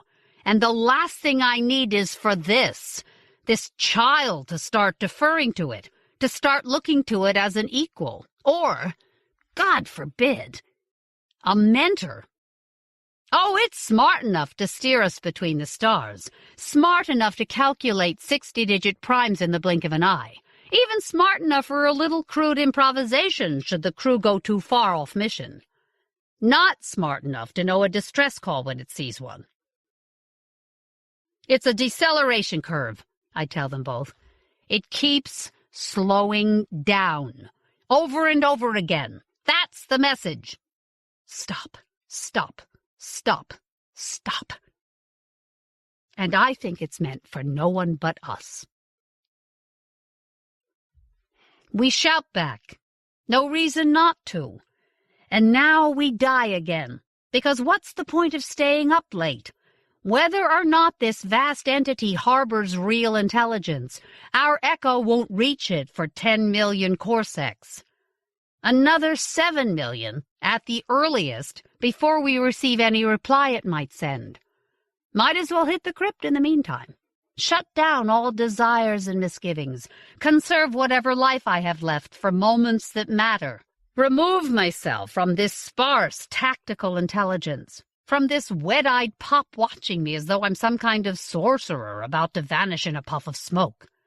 He opens his mouth to speak, and I turn away and hurry down to oblivion. But I set my alarm to wake up alone. I linger in the coffin for a while, grateful for small and ancient victories. The chimp's dead blackened eye gazes down from the ceiling. In all these millions of years, nobody scrubbed off the carbon scoring. It's a trophy of sorts, a memento from the early incendiary days of our great struggle. There's still something, comforting, I guess, about that blind, endless stare. I'm reluctant to venture out where the chimp's nerves have not been so thoroughly cauterized. Childish, I know. The damn thing already knows I'm up. It may be blind, deaf, and impotent in here, but there's no way to mask the power the crypt sucks in during a thaw. And it's not as though a bunch of club-wielding teleops are waiting to pounce on me the moment I step outside. These are the days of détente, after all. The struggle continues, but the war has gone cold. We just go through the motions now, rattling our chains like an old married multiplet, resigned to hating each other to the end of time. After all the moves and countermoves, the truth is we need each other. So I wash the rotten egg stench from my hair and step into airy, silent cathedral hallways. Sure enough, the enemy waits in the darkness, turns the lights on as I approach, shuts them off behind me. But it does not break the silence. Dix. A strange one, that. Not that you'd expect anyone born and raised on Areaphora to be an archetype of mental health. But Dix doesn't even know what side he's on. He doesn't even seem to know he has to choose a side. It's almost as though he read the original mission statements and took them seriously, believed in the literal truth of the ancient scrolls, mammals and machinery, working together across the ages to explore the universe, united, strong, forward the frontier. Raw. Whoever raised him didn't do a great job. Not that I blame them. It can't have been much fun having a child underfoot during a build, and none of us were selected for our parenting skills. Even if bots changed the diapers and VR handled the info dumps, socializing a toddler couldn't have been anyone's idea of a good time. I'd have probably just chucked the little bastard out an airlock. But even I would have brought him up to speed. Something changed while I was away. Maybe the war's heated up again, entered some new phase. That twitchy kid is out of the loop for a reason. I wonder what it is. I wonder if I care. I arrive at my suite, treat myself to a gratuitous meal. Jill off. 3 hours after coming back to life, I'm relaxing in the Starbow Commons. Chimp. You're up early, it says at last. I am. Our answering shout hasn't even arrived at its destination yet. No real chance of new data for another 2 months, at least. Show me the forward feeds, I command. DHF 428 blinks at me from the center of the lounge. Stop, stop, stop. Maybe. Or maybe the chimp's right. Maybe it's pure physiology. Maybe this endless cycle carries no more intelligence than the beating of a heart. But there's a pattern inside the pattern, some kind of flicker in the blink. It makes my brain itch. Slow the time series, I command. By 100. It is a blink. 428's disk isn't darkening uniformly. It's eclipsing, as though a great eyelid were being drawn across the surface of the sun, from right to left.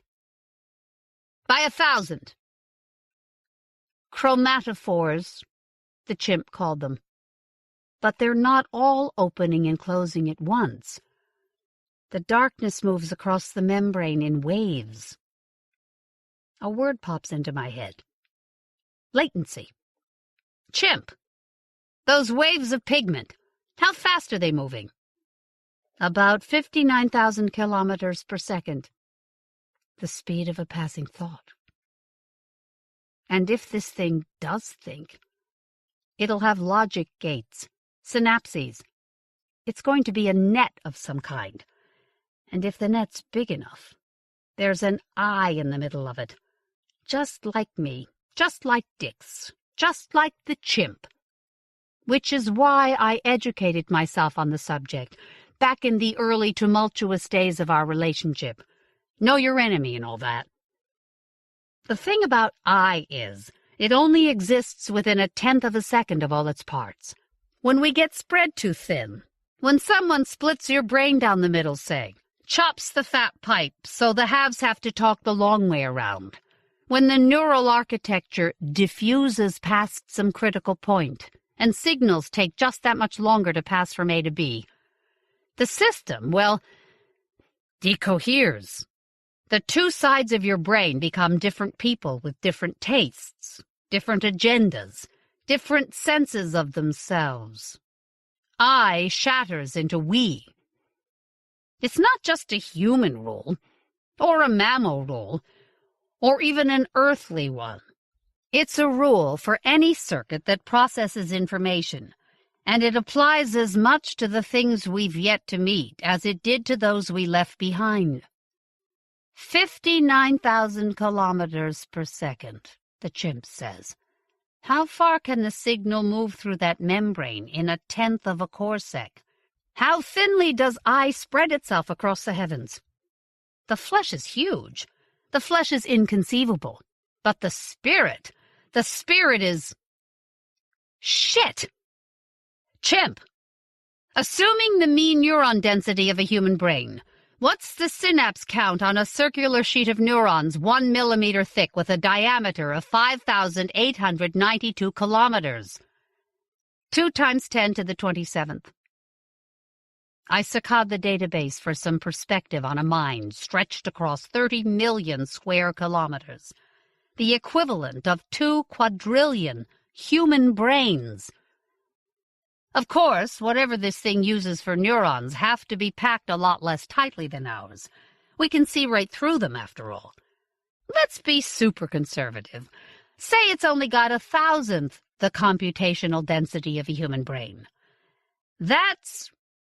Okay, let's say it's only got 10,000th the synaptic density. That's still 100,000th, the merest mist of thinking meat. Any more conservative, and I'd hypothesize it right out of existence. Still, 20 billion human brains. 20 billion? I don't know how to feel about that. This is no mere alien. But I'm not quite ready to believe in gods. I round the corner and run smack into Dix, standing like a golem in the middle of my living room. I jump about 1 meter straight up. What the hell are you doing here?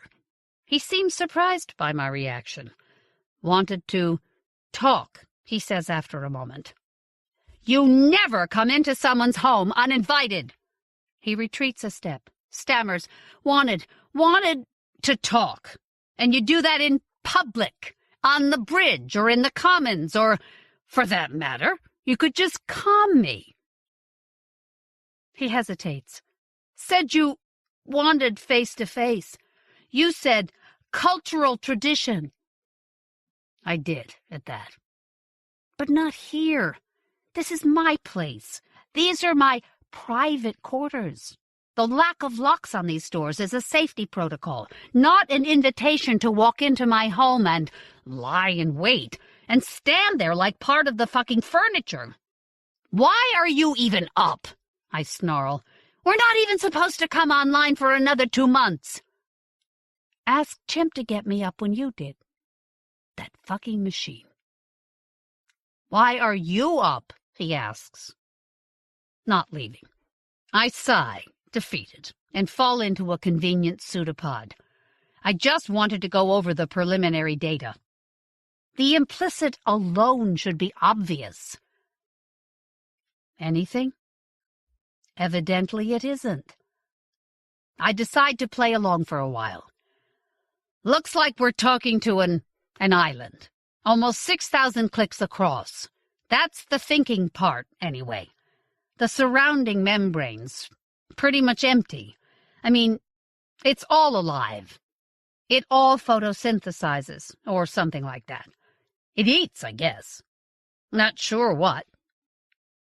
Molecular cloud, Dick says. Organic compounds everywhere. Plus it's concentrating stuff inside the envelope. I shrug. Point is, there's a size limit for the brain, but it's huge. It's unlikely, he murmurs, almost to himself. I turn to look at him. The pseudopod reshapes itself around me. What do you mean? Islands, 28 million square kilometers? Whole sphere's 7 quintillion. Island just happens to be between us and 428. That's 1 in 50 billion odds. Go on. He can't. Just unlikely. I close my eyes.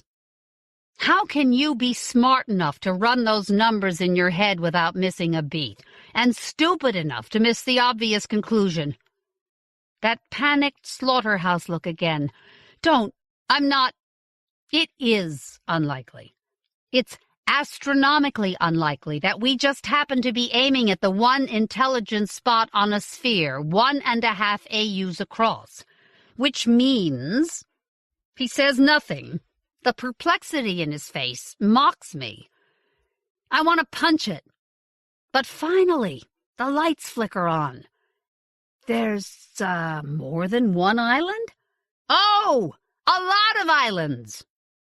This creature is part of the crew. My life will almost certainly depend on him someday. That is a very scary thought. I try to set it aside for the moment. There's probably a whole population of the things, sprinkled through the membrane like cysts, I guess.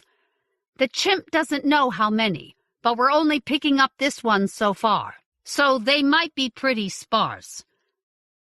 There's a different kind of frown on his face now. Why chimp? What do you mean? Why call him chimp? We call it the chimp, because the first step to humanizing something is to give it a name. Looked it up. Short for chimpanzee. Stupid animal. Actually, I think chimps were supposed to be pretty smart, I remember. Not like us. Couldn't even talk. Chimp can talk. Way smarter than those things. That name? It's an insult. What do you care? He just looks at me. I spread my hands. Okay, it's not a chimp. We just call it that because it's got roughly the same synapse count. So gave him a small brain, then complained that he's stupid all the time. My patience is just about drained. Do you have a point? Or are you just blowing CO2 in? Why not make him smarter? Because you can never predict the behavior of a system more complex than you. And if you want a project to stay on track after you're gone, you don't hand the reins to anything that's guaranteed to develop its own agenda. Sweet smoking Jesus! You'd think someone would have told him about Ashby's Law. So they lobotomized him, Dick says after a moment. No. They didn't turn it stupid. They built it stupid. Maybe smarter than you think. You're so much smarter. Got your agenda. How come he's still in control? Don't flatter yourself, I say. What? I let a grim smile peek through. You're only following orders from a bunch of other systems way more complex than you are. You've got to hand it to them, too. Dead for stellar lifetimes, and those damn project admins are still pulling the strings. I'm following? I'm sorry, dear. I smile sweetly at my idiot offspring. I wasn't talking to you. I was talking to the thing that's making all those sounds come out of your mouth. Dix turns whiter than my panties.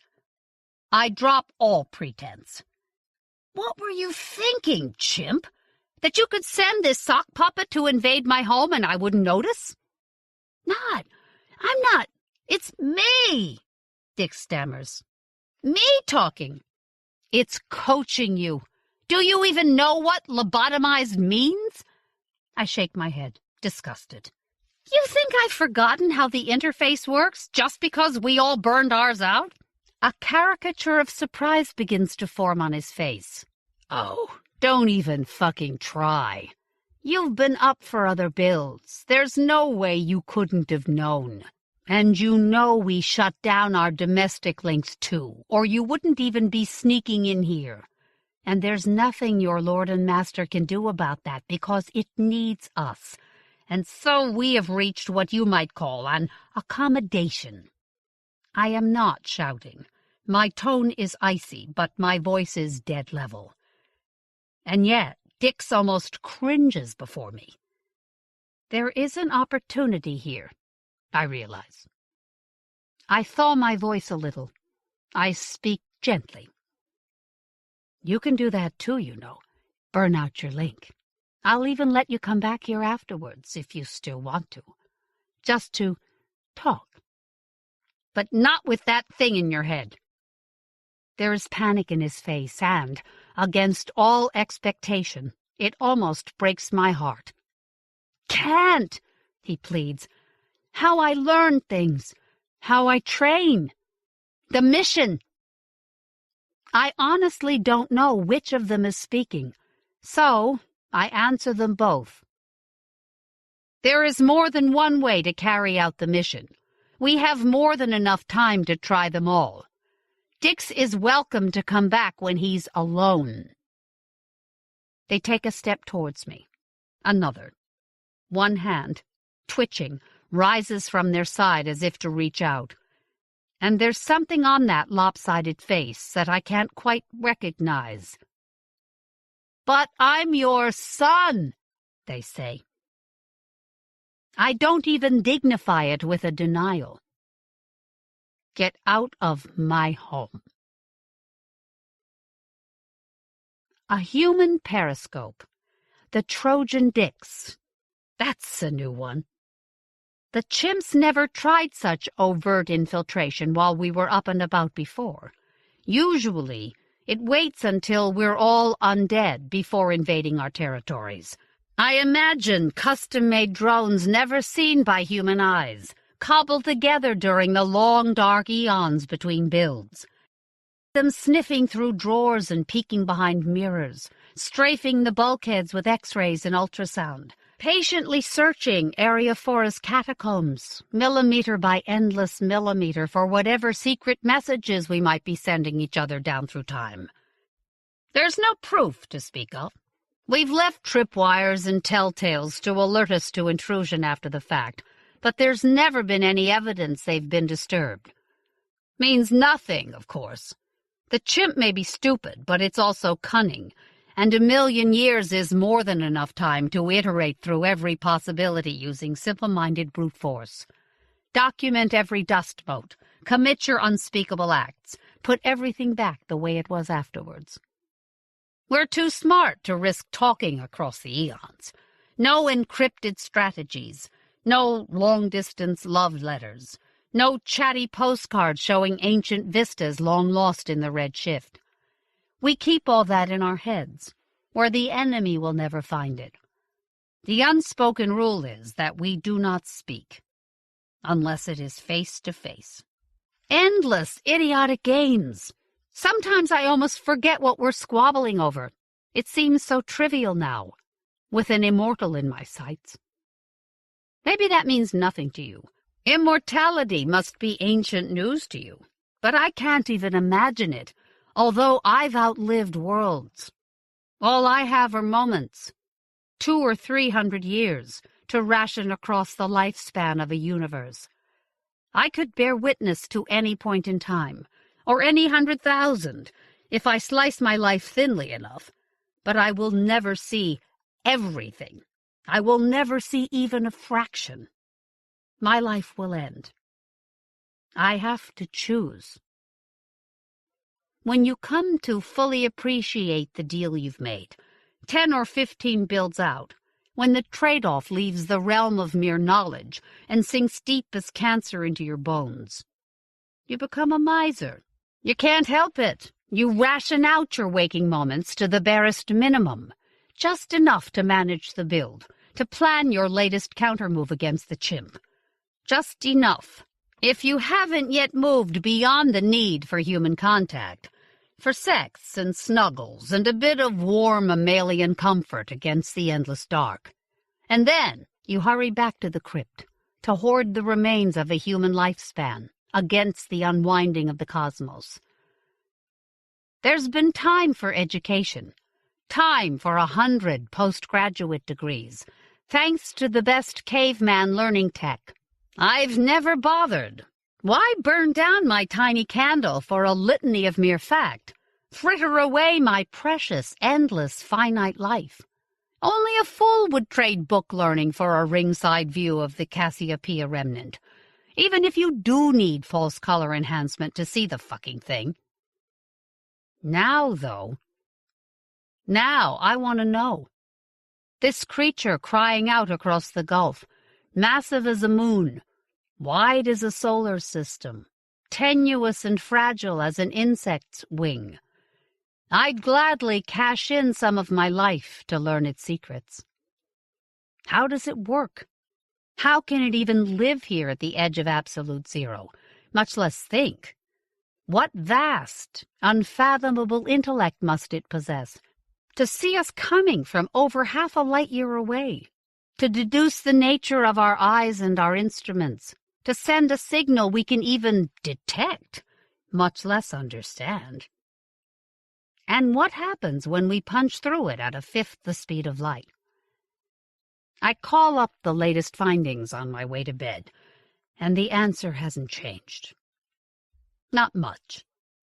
The damn thing's already full of holes. Comets, asteroids, the usual protoplanetary junk careens through this system as it does through every other.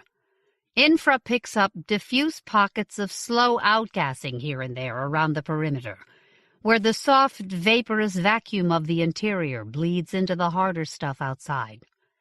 Even if we were going to tear through the dead center of the thinking part, I can't imagine this vast creature feeling so much as a pinprick. At the speed we're going, we'd be through and gone far too fast to overcome even the feeble inertia of a millimeter membrane. And yet, stop. It's not us, of course. It's what we're building.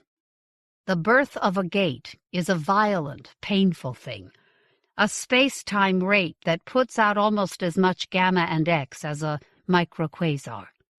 Any meat within the white zone turns to ash in an instant, shielded or not. It's why we never slow down to take pictures. One of the reasons, anyway. We can't stop, of course. Even changing course isn't an option, except by the barest increments. Aerie soars like an eagle between the stars, but she steers like a pig on the short haul. Tweak our heading by even 1/10 of a degree, and you've got some serious damage at 20% light speed. 1/2 a degree would tear us apart. The ship might torque onto the new heading, but the collapsed mass in her belly would keep right on going, rip through all this surrounding superstructure without even feeling it. Even tame singularities get set in their ways. They do not take well to change. We resurrect again, and the island has changed its tune. It gave up asking us to stop the moment our laser hit its leading edge. Now it's saying something else entirely. Dark hyphens flow across its skin. arrows of pigment converging towards some off-stage focus, like spokes pointing towards the hub of a wheel. The bullseye itself is off-stage and implicit, far removed from 428's bright backdrop. But it's easy enough to extrapolate to the point of convergence, 6 light secs to starboard. There's something else, too. A shadow, roughly circular, moving along one of the spokes like a bead running along a string. It, too, migrates to starboard, falls off the edge of the island's makeshift display, is endlessly reborn at the same initial coordinates to repeat its journey. Those coordinates, exactly where our current trajectory will punch through the membrane in another 4 months. A squinting god would be able to see the gnats and girders of ongoing construction on the other side, the great piecemeal torus of the hawking hoop already taking shape. The message is so obvious that even Dick sees it. Wants us to move the gate. And there is something like confusion in his voice. But how's it know we're building one? The Vons punctured it en route, the chimp points out. It could have sensed that. It has photopigments. It can probably see. Probably sees better than we do, I say. Even something as simple as a pinhole camera gets high-res fast if you stipple a bunch of them across 30 million square kilometers. But Dick scrunches his face, unconvinced. So sees a bunch of Vons bumping around. Loose parts. Not that much even assembled yet. How's it know we're building something hot? Because it is very, very smart, you stupid child. Is it so hard to believe that this organism seems far too limiting a word? Can just imagine how those half-built pieces fit together? Glance at our sticks and stones and see exactly where this is going? Maybe it's not the first gate it's seen, Dick suggests. Think there's maybe another gate out here? I shake my head. We'd have seen the lensing artifacts by now. You ever run into anyone before? No. We have always been alone. Through all these epochs, we have only ever run away. And then always from our own children. I crunched some numbers. 182 days to insemination. If we move now, we've only got to tweak our bearing by a few mics to redirect to the new coordinates. Well within the green. Angles get dicey the longer we wait, of course. We can't do that, the chimp says. We would miss the gate by 2 million kilometers. Move the gate. Move the whole damn site. Move the refineries. Move the factories. Move the damn rocks. A couple 100 meters a second would be more than fast enough if we send the order now. We don't even have to suspend construction. We can keep building on the fly. Every one of those vectors widens the nested confidence limits of the build. It would increase the risk of error beyond allowable margins, for no payoff. And what about the fact that there's an intelligent being in our path? I'm already allowing for the potential presence of intelligent alien life. Okay? First off, there's nothing potential about it. It's right fucking there. And on our current heading, we run the damn thing over. We're staying clear of all planetary bodies in Goldilocks orbits. We've seen no local evidence of spacefaring technology. The current location of the build meets all conservation criteria. That's because the people who drew up your criteria never anticipated a live Dyson sphere. But I'm wasting my breath. And I know it. The chimp can run its equations 1,000,000 times. But if there's nowhere to put the variable, what can it do? There was a time, back before things turned ugly, when we had clearance to reprogram those parameters, before we discovered that one of the things the admins had anticipated was mutiny. I try another tack. Consider the threat potential. There's no evidence of any. Look at the synapse estimate. That thing's got order of mag more processing power than the whole civilization that sent us out here. You think something could be that smart? Live that long without learning how to defend itself? We're assuming it's asking us to move the gate. What if that's not a request? What if it's just giving us the chance to back off before it takes matters into its own hands? Doesn't have hands, Dick says from the other side of the tank. And he's not even being flippant. He's just being so stupid, I want to bash his face in. I try to keep my voice level. Maybe it doesn't need any. What could it do? Blink us to death? No weapons. Doesn't even control the whole membrane. Signal propagation's too slow. We don't know. That's my point. We haven't even tried to find out. We're a goddamn road crew. Our on-site presence is a bunch of construction vons press-ganged into scientific research. We can figure out some basic physical parameters, but we don't know how this thing thinks. What kind of natural defenses it might have. What do you need to find out? The chimp asks, the very voice of calm reason. We can't find out, I want to scream. We're stuck with what we've got. By the time the on-site vons could build what we need, we're already past the point of no return. You stupid fucking machine! We're on track to kill a being smarter than all of human history, and you can't even be bothered to move our highway to the vacant lot next door? But of course, if I say that, the island's chances of survival go from low to zero. So I grasp at the only straw that remains. Maybe the data we've got in hand is enough. If acquisition is off the table, maybe analysis will do. I need time, I say. Of course, the chimp tells me. Take all the time you need. The chimp is not content to kill this creature. The chimp has to spit on it as well. Under the pretense of assisting in my research, it tries to deconstruct the island, break it apart and force it to conform to grubby earthbound precedents. It tells me about earthly bacteria that thrived at 1.5 million rads and laughed at hard vacuum. It shows me pictures of unkillable little tardigrades that could curl up and snooze on the edge of absolute zero, felt equally at home in deep ocean trenches and deeper space. Given time, opportunity, a boot off the planet, who knows how far those cute little invertebrates might have gone? Might they have survived the very death of the homeworld, clung together, grown somehow colonial? What utter bullshit. I learn what I can. I study the alchemy by which photosynthesis transforms light and gas and electrons into living tissue. I learn the physics of the solar wind that blows the bubble taut. Calculate lower metabolic rates for a life form that filters organics from the ether. I marvel at the speed of this creature's thoughts, almost as fast as airy flies, orders of mag faster than any mammalian nerve impulse. Some kind of organic superconductor, perhaps.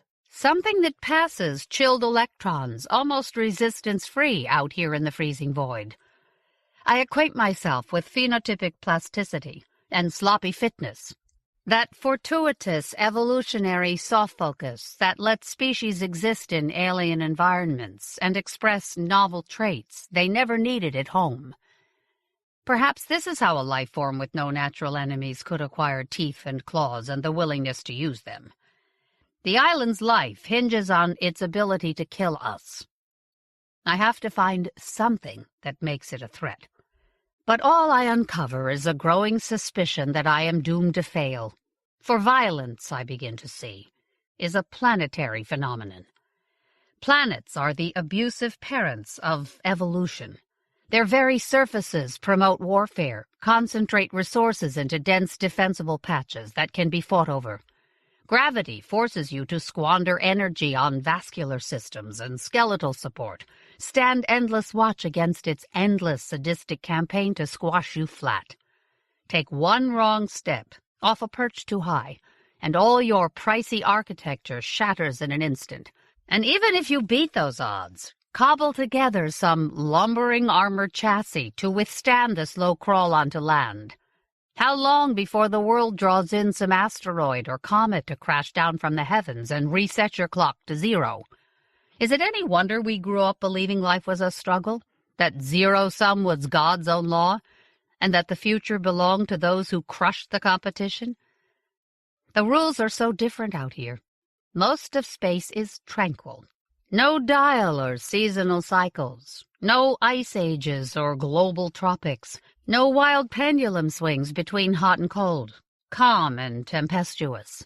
Life's precursors abound, on comets, clinging to asteroids, suffusing nebulae 100 light-years across. Molecular clouds glow with organic chemistry and life-giving radiation. Their vast dusty wings grow warm with infrared, filter out the hard stuff, give rise to stellar nurseries that only some stunted refugee from the bottom of a gravity well could ever call lethal. Darwin's an abstraction here, an irrelevant curiosity. This island puts the lie to everything we were ever told about the machinery of life.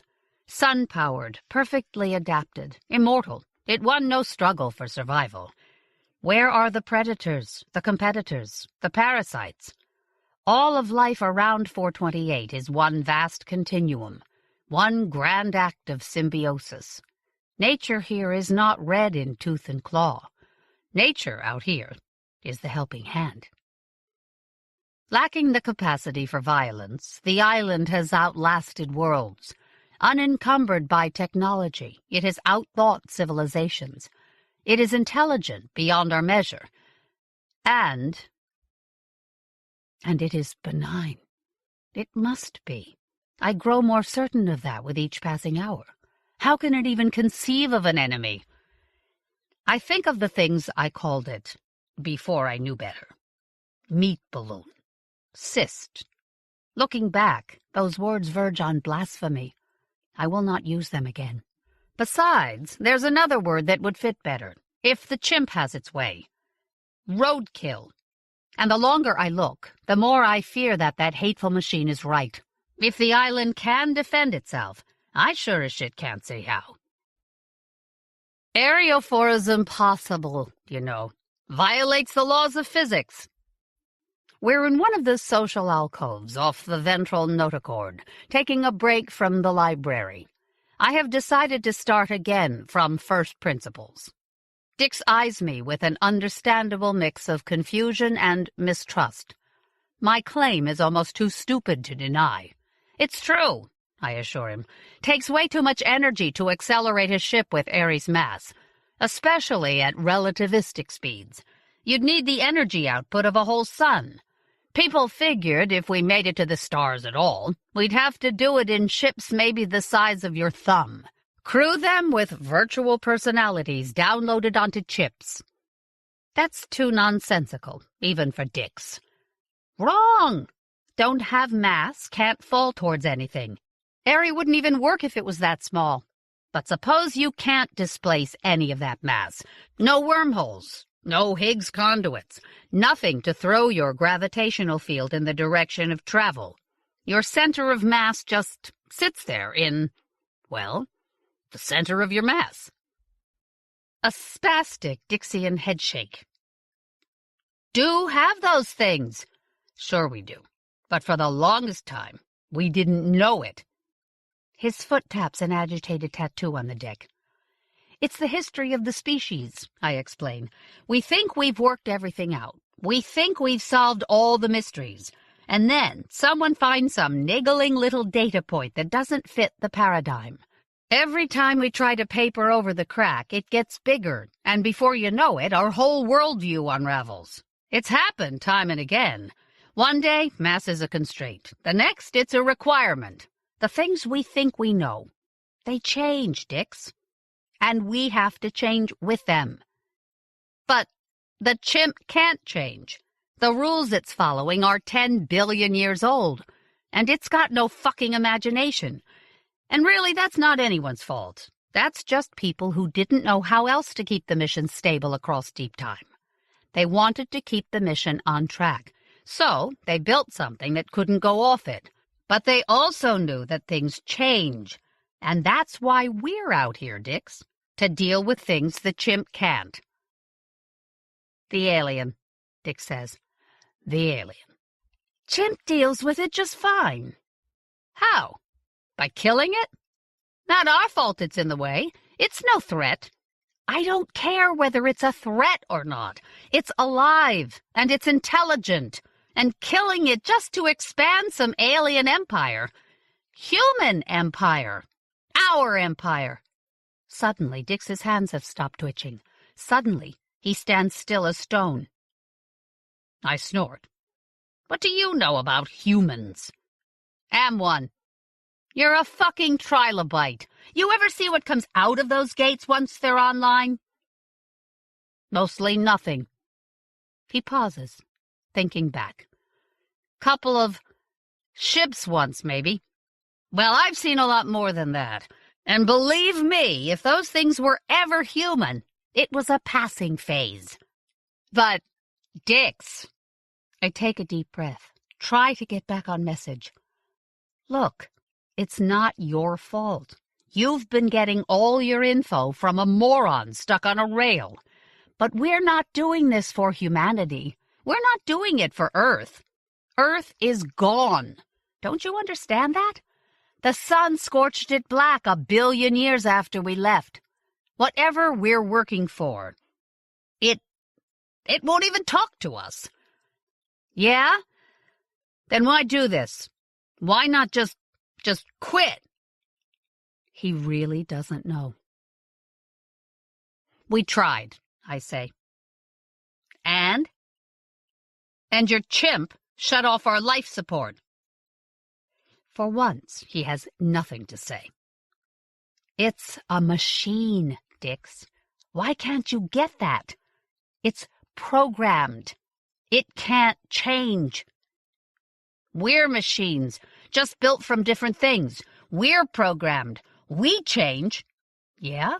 Last time I checked, you were sucking so hard on that thing's tit you couldn't even kill your cortical link.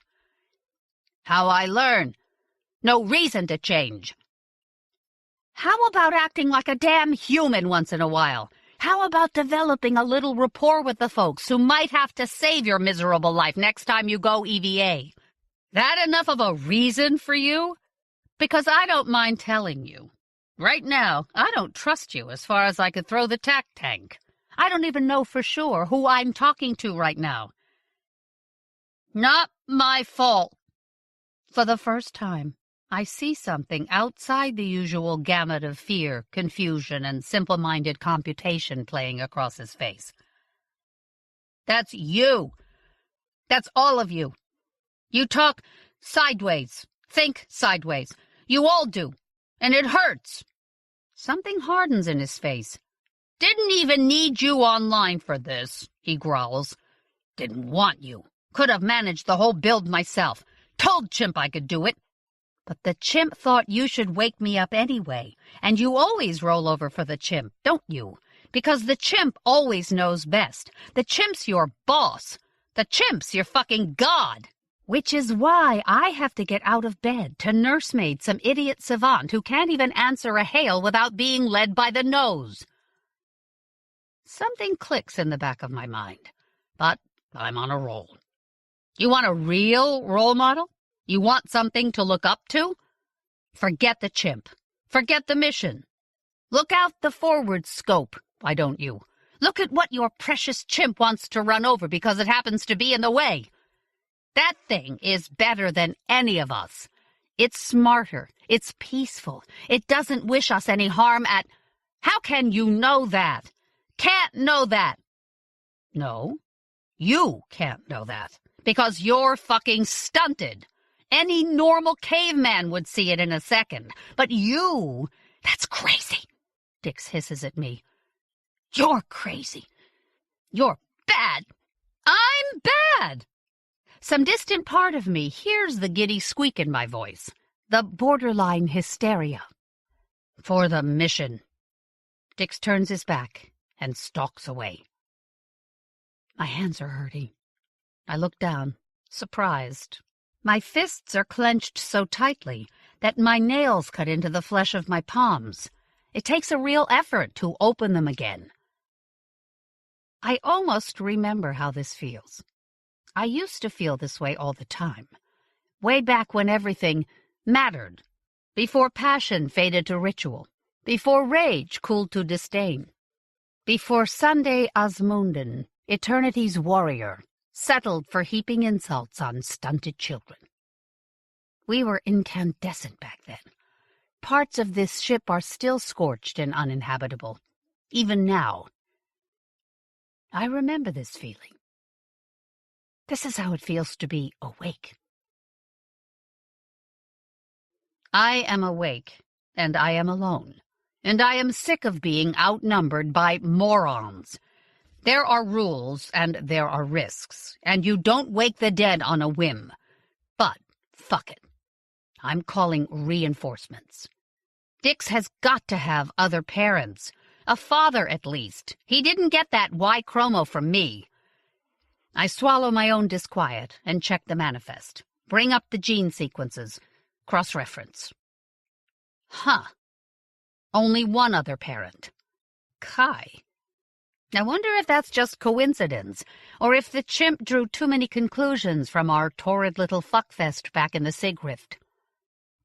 Doesn't matter. He's as much yours as mine, Kai. Time to step up to the plate. Time to... Oh, shit. Oh, no. Please, no. There are rules, and there are risks. 3 builds back, it says. Kai and Connie. Both of them. One airlock jammed. The next too far away along Ares' hull. A Hail Mary emergency crawl between. They made it back inside, but not before the blue-shifted background cooked them in their suits. They kept breathing for hours afterwards, talked and moved and cried as if they were still alive, while their insides broke down and bled out. There were 2 others awake that shift. 2 others left to clean up the mess. Ishmael and... you said, "You fucker!" I leap up and hit my son hard in the face. 10 seconds as heartbreak with 10 million years as denial raging behind it. I feel teeth give way behind his lips. He goes over backwards, eyes wide as telescopes, the blood already blooming on his mouth. "Said I could come back," he squeals, scrambling backwards along the deck. "He was your fucking father! You knew! You were there! He died right in front of you, and you didn't even tell me!" Why didn't you tell me, you asshole? The chimp told you to lie, is that it? Did you... Thought you knew, he cries. Why wouldn't you know? My rage vanishes like air through a breach. I sag back into the pod, face in hands. Right there in the log, he whimpers. All along. Nobody hid it. How could you not know? I did, I admit dully. Or I mean I didn't know. But it's not a surprise. Not really. Not down deep. You just stop looking after a while. There are rules. Never even asked, my son says softly, how they were doing. I raise my eyes. Dix regards me wide-eyed from across the room, backed up against the wall, too scared to risk bolting past me to the door. What are you doing here? I ask tiredly. His voice catches. He has to try twice. You said I could come back if I burned out my link. You burned out your link. He gulps and nods. He wipes blood with the back of his hand. What did the chimp say about that? He said, It said that it was okay, Dix says, in such a transparent attempt to suck up that I actually believe, in that instant, that he might really be on his own. So you asked its permission. He begins to nod, but I can see the tell in his face. Don't bullshit me, Dix. He actually suggested it. I see. So we could talk, Dix adds. What do you want to talk about? He looks at the floor and shrugs.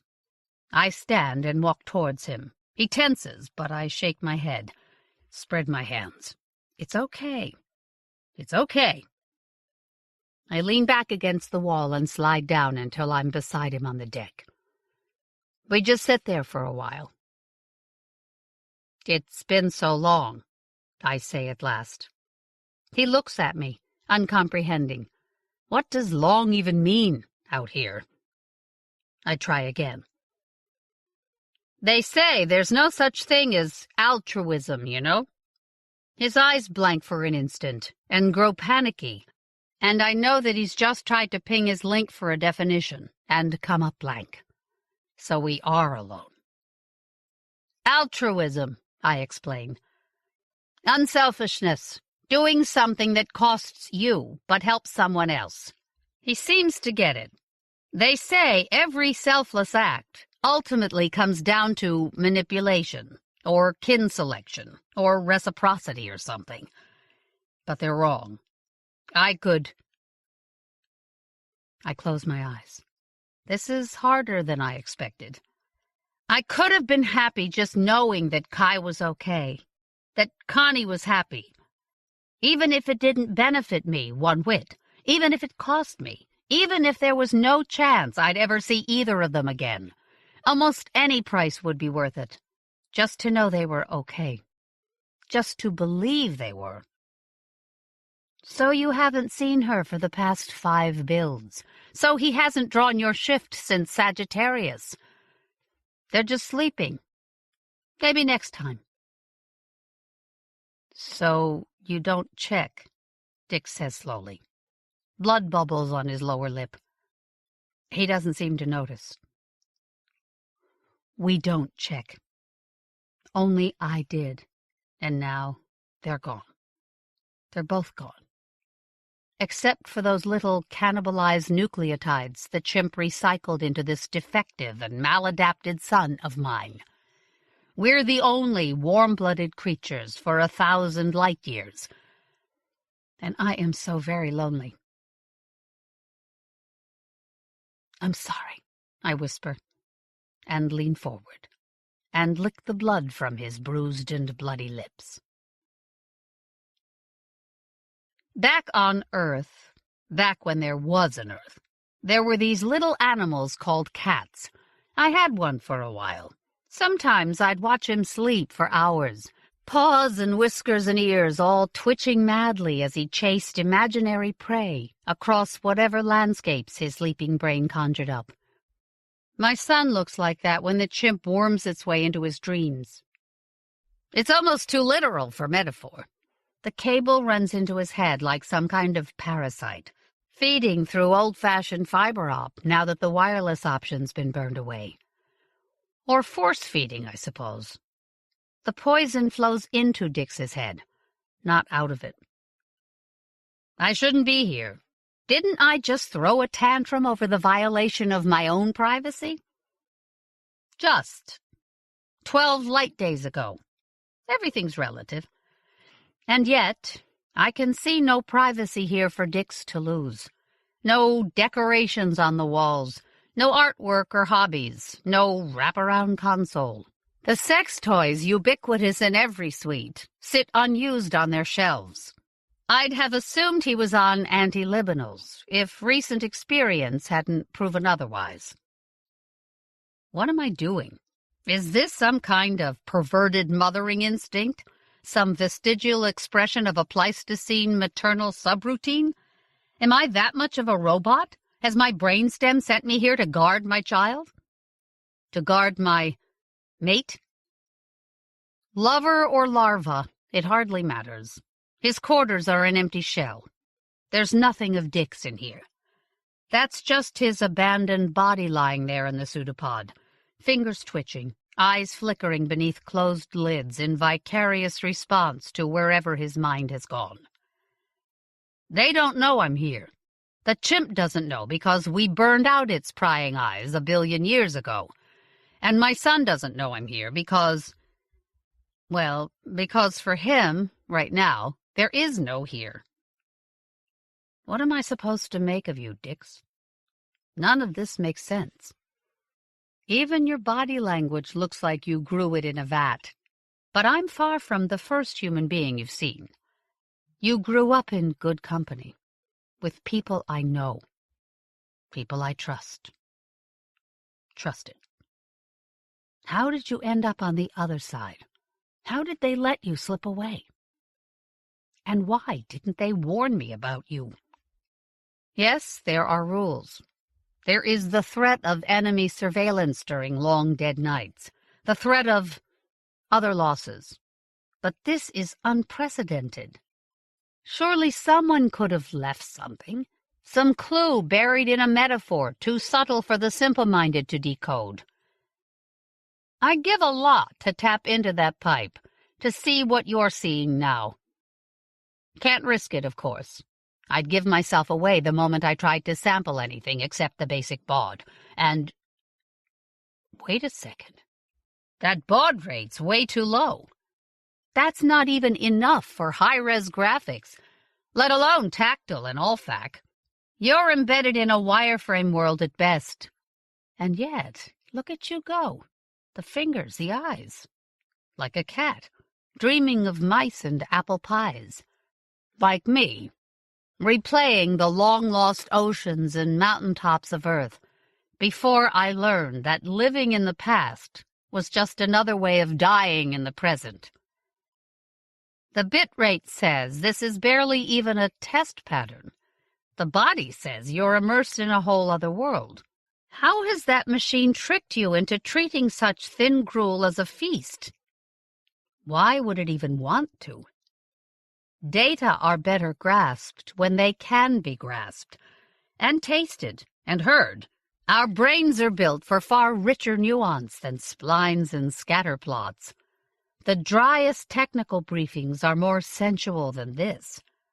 Why settle for stick figures when you can paint in oils and holograms? Why does anyone simplify anything? To reduce the variable set, to manage the unmanageable. Kai and Connie. Now there were a couple of tangled, unmanageable data sets. Before the accident, before the scenario simplified. Someone should have warned me about you, Dix. Maybe someone tried. And so it comes to pass that my son leaves the nest, encases himself in a beetle carapace and goes walkabout. He is not alone. One of the chimp's teleops accompanies him out on Ares Hull, lest he lose his footing and fall back into the starry past. Maybe this will never be more than a drill. Maybe this scenario, catastrophic control systems failure, the chimp and its backups offline, all maintenance tasks suddenly thrown onto shoulders of flesh and blood, is a dress rehearsal for a crisis that never happens. But even the unlikeliest scenario approaches certainty over the life of a universe. So we go through the motions. We practice. We hold our breath and dip outside. We're on a tight deadline. Even armored, moving at this speed, the blue-shifted background rad would cook us in hours. Worlds have lived and died since I last used the pickup in my suite. Chimp. Here as always, Sunday. Smooth and glib and friendly. The easy rhythm of the practiced psychopath. I know what you're doing. I don't understand. You think I don't see what's going on? You're building the next release. You're getting too much grief from the old guard, so you're starting from scratch with people who don't remember the old days. People you've simplified. The chimp says nothing. The drone's feed shows Dix clambering across a jumbled terrain of basalt and metal matrix composites. But you can't raise a human child, not on your own. I know it tried. There's no record of Dix anywhere on the crew manifest until his mid-teens, when he just showed up one day, and nobody asked about it because nobody ever... Look what you've made of him. He's great at conditional if-thens. Can't be beat on number crunching and do loops. But he can't think. Can't make the simplest intuitive jumps. You're like one of those, I remember an earthly myth, from the days when reading did not seem like such an obscene waste of lifespan. One of those wolves trying to raise a human child. You can teach him how to move around on hands and knees. You can teach him about pack dynamics, but you can't teach him how to walk on his hind legs, or talk, or be human, because you're too fucking stupid, chimp. And you finally realized it. And that's why you threw him at me. You think I can fix him for you. I take a breath. And a gambit. But he's nothing to me. You understand? He's worse than nothing.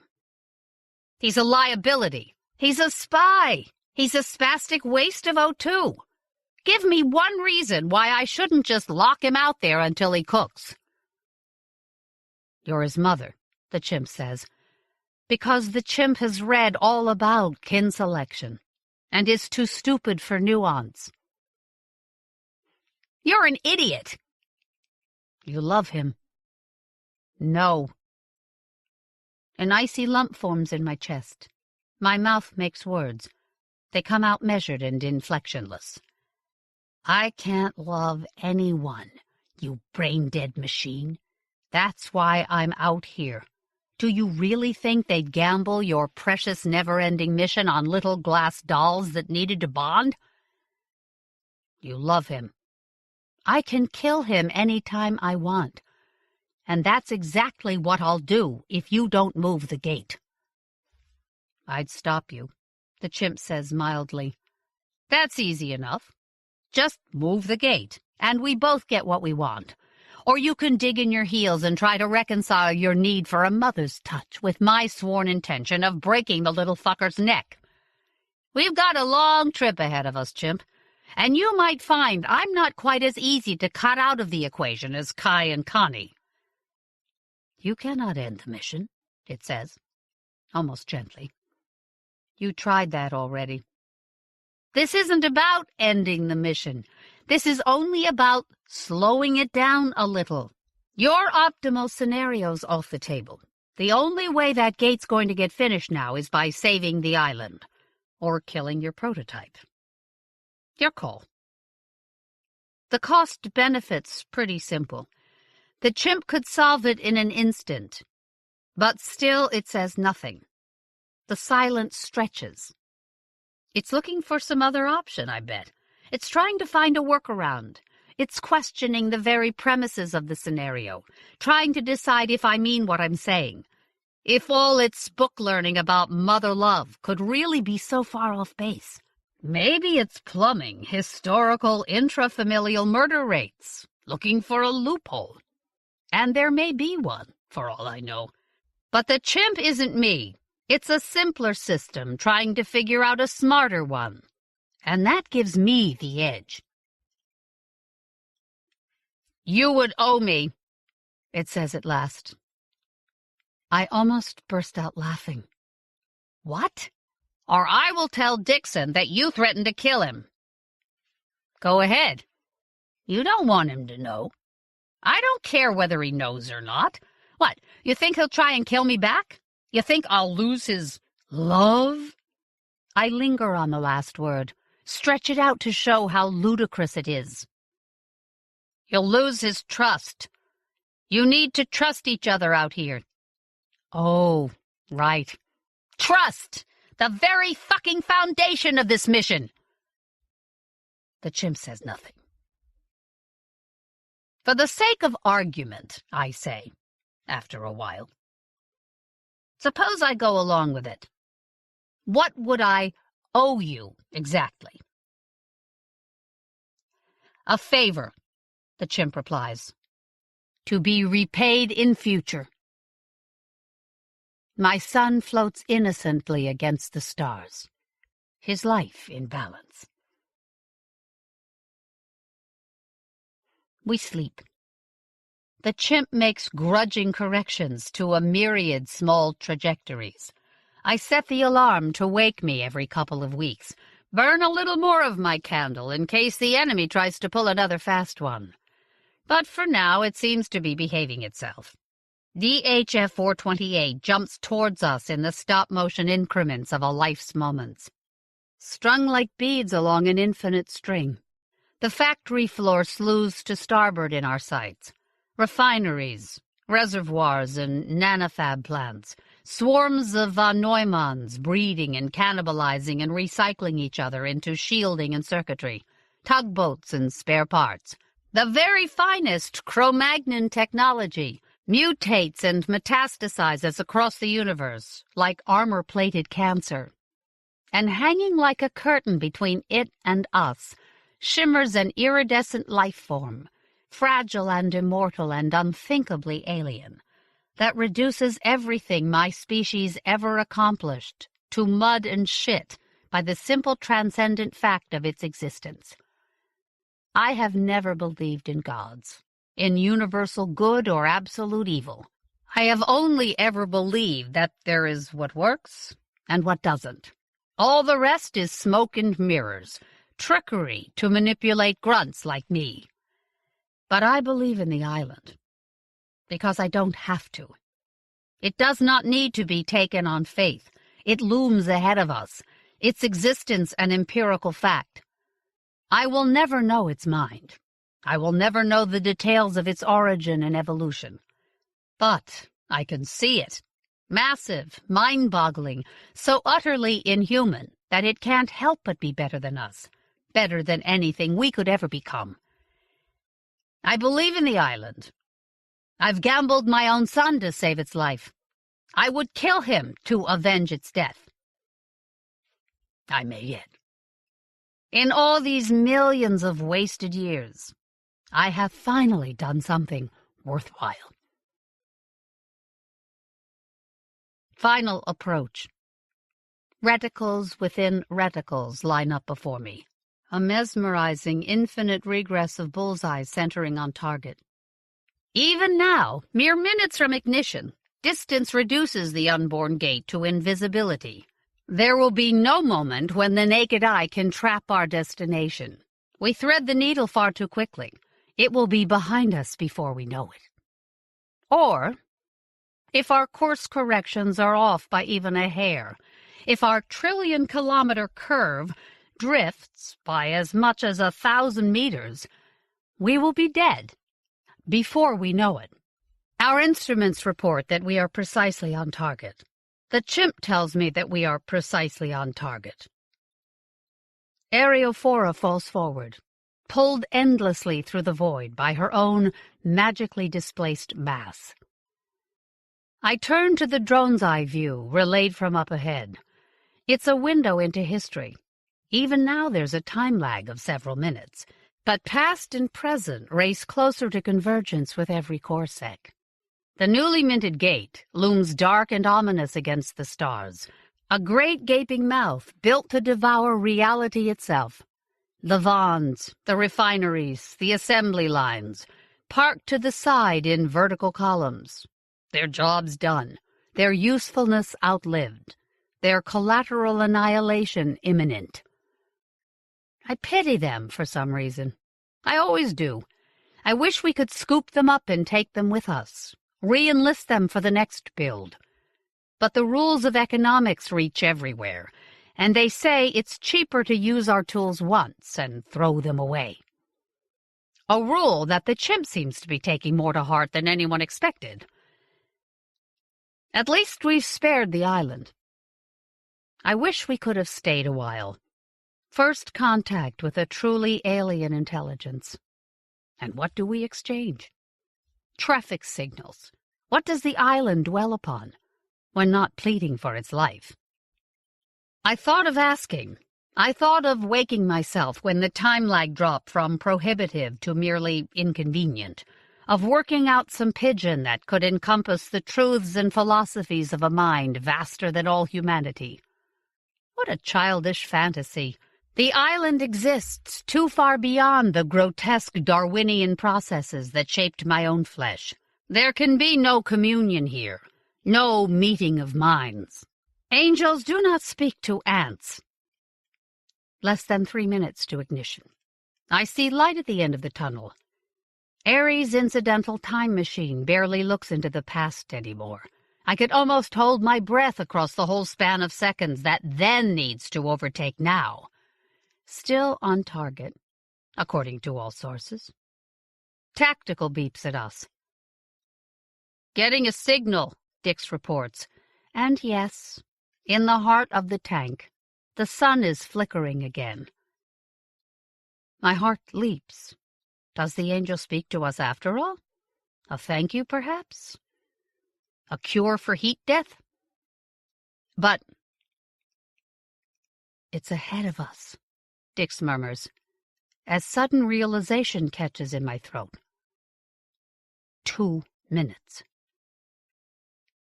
Miscalculated somehow, Dix whispers. Didn't move the gate far enough. We did, I say. We moved it exactly as far as the island told us to. Still in front of us! Look at the sun! Look at the signal, I tell him. Because it's nothing like the painstaking traffic signs we followed over the past 3 trillion kilometers. It's almost random, somehow. It's spur of the moment. It's panicky. It's the sudden startled cry of something caught utterly by surprise with mere seconds left to act. And even though I have never seen this pattern of dots and swirls before, I know exactly what it must be saying. Stop, stop, stop, stop. We do not stop. There is no force in the universe that can even slow us down. Past equals present. Areophora dives through the center of the gate in a nanosecond.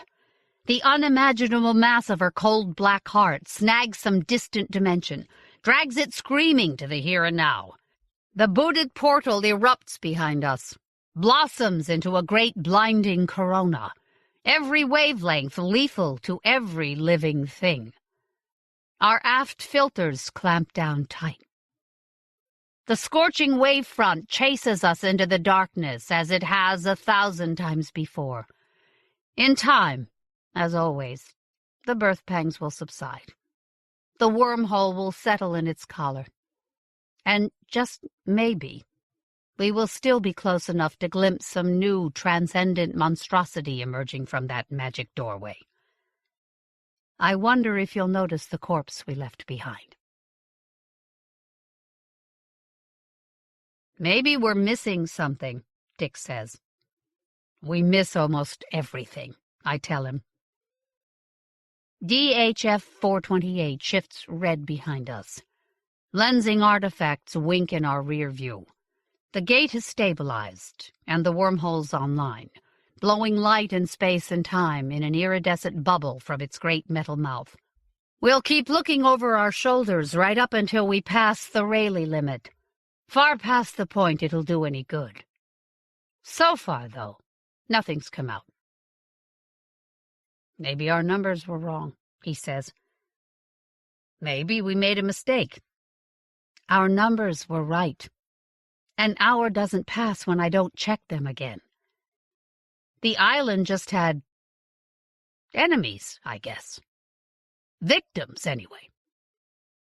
I was right about one thing, though. That fucker was smart.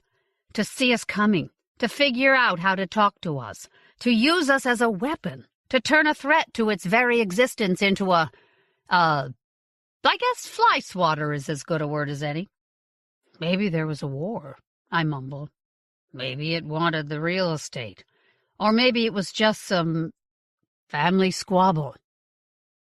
Maybe didn't know, Dix suggests. Maybe thought those coordinates were empty. Why would you think that, I wonder? Why would you even care? And then it dawns on me. He doesn't. Not about the island, anyway. No more than he ever did. He's not inventing these rosy alternatives for himself. My son is trying to comfort me. I don't need to be coddled, though. I was a fool. I let myself believe in life without conflict, in sentience without sin. For a little while, I dwelt in a dream world where life was unselfish and unmanipulative, where every living thing did not struggle to exist at the expense of other life. I deified that which I could not understand, when in the end it was all too easily understood. But I'm better now. It's over. Another build. Another benchmark. Another irreplaceable slice of life that brings our task no closer to completion. It doesn't matter how successful we are. It doesn't matter how well we do our job.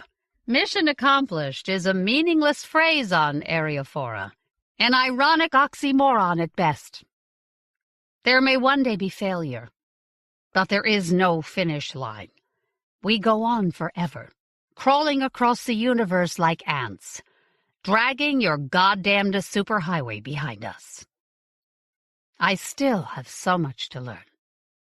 At least my son is here to teach me.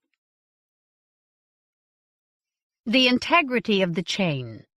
Lavie Tidhar.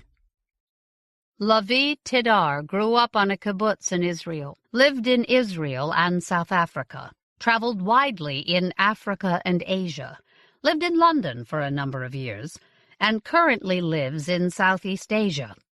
He is the winner of the 2003 Clark Bradbury Prize, awarded by the European Space Agency, was the editor of Michael Marshall Smith, the annotated bibliography, and the anthologies A Dick and Jane Primer for Adults, and the Apex Book of World SF.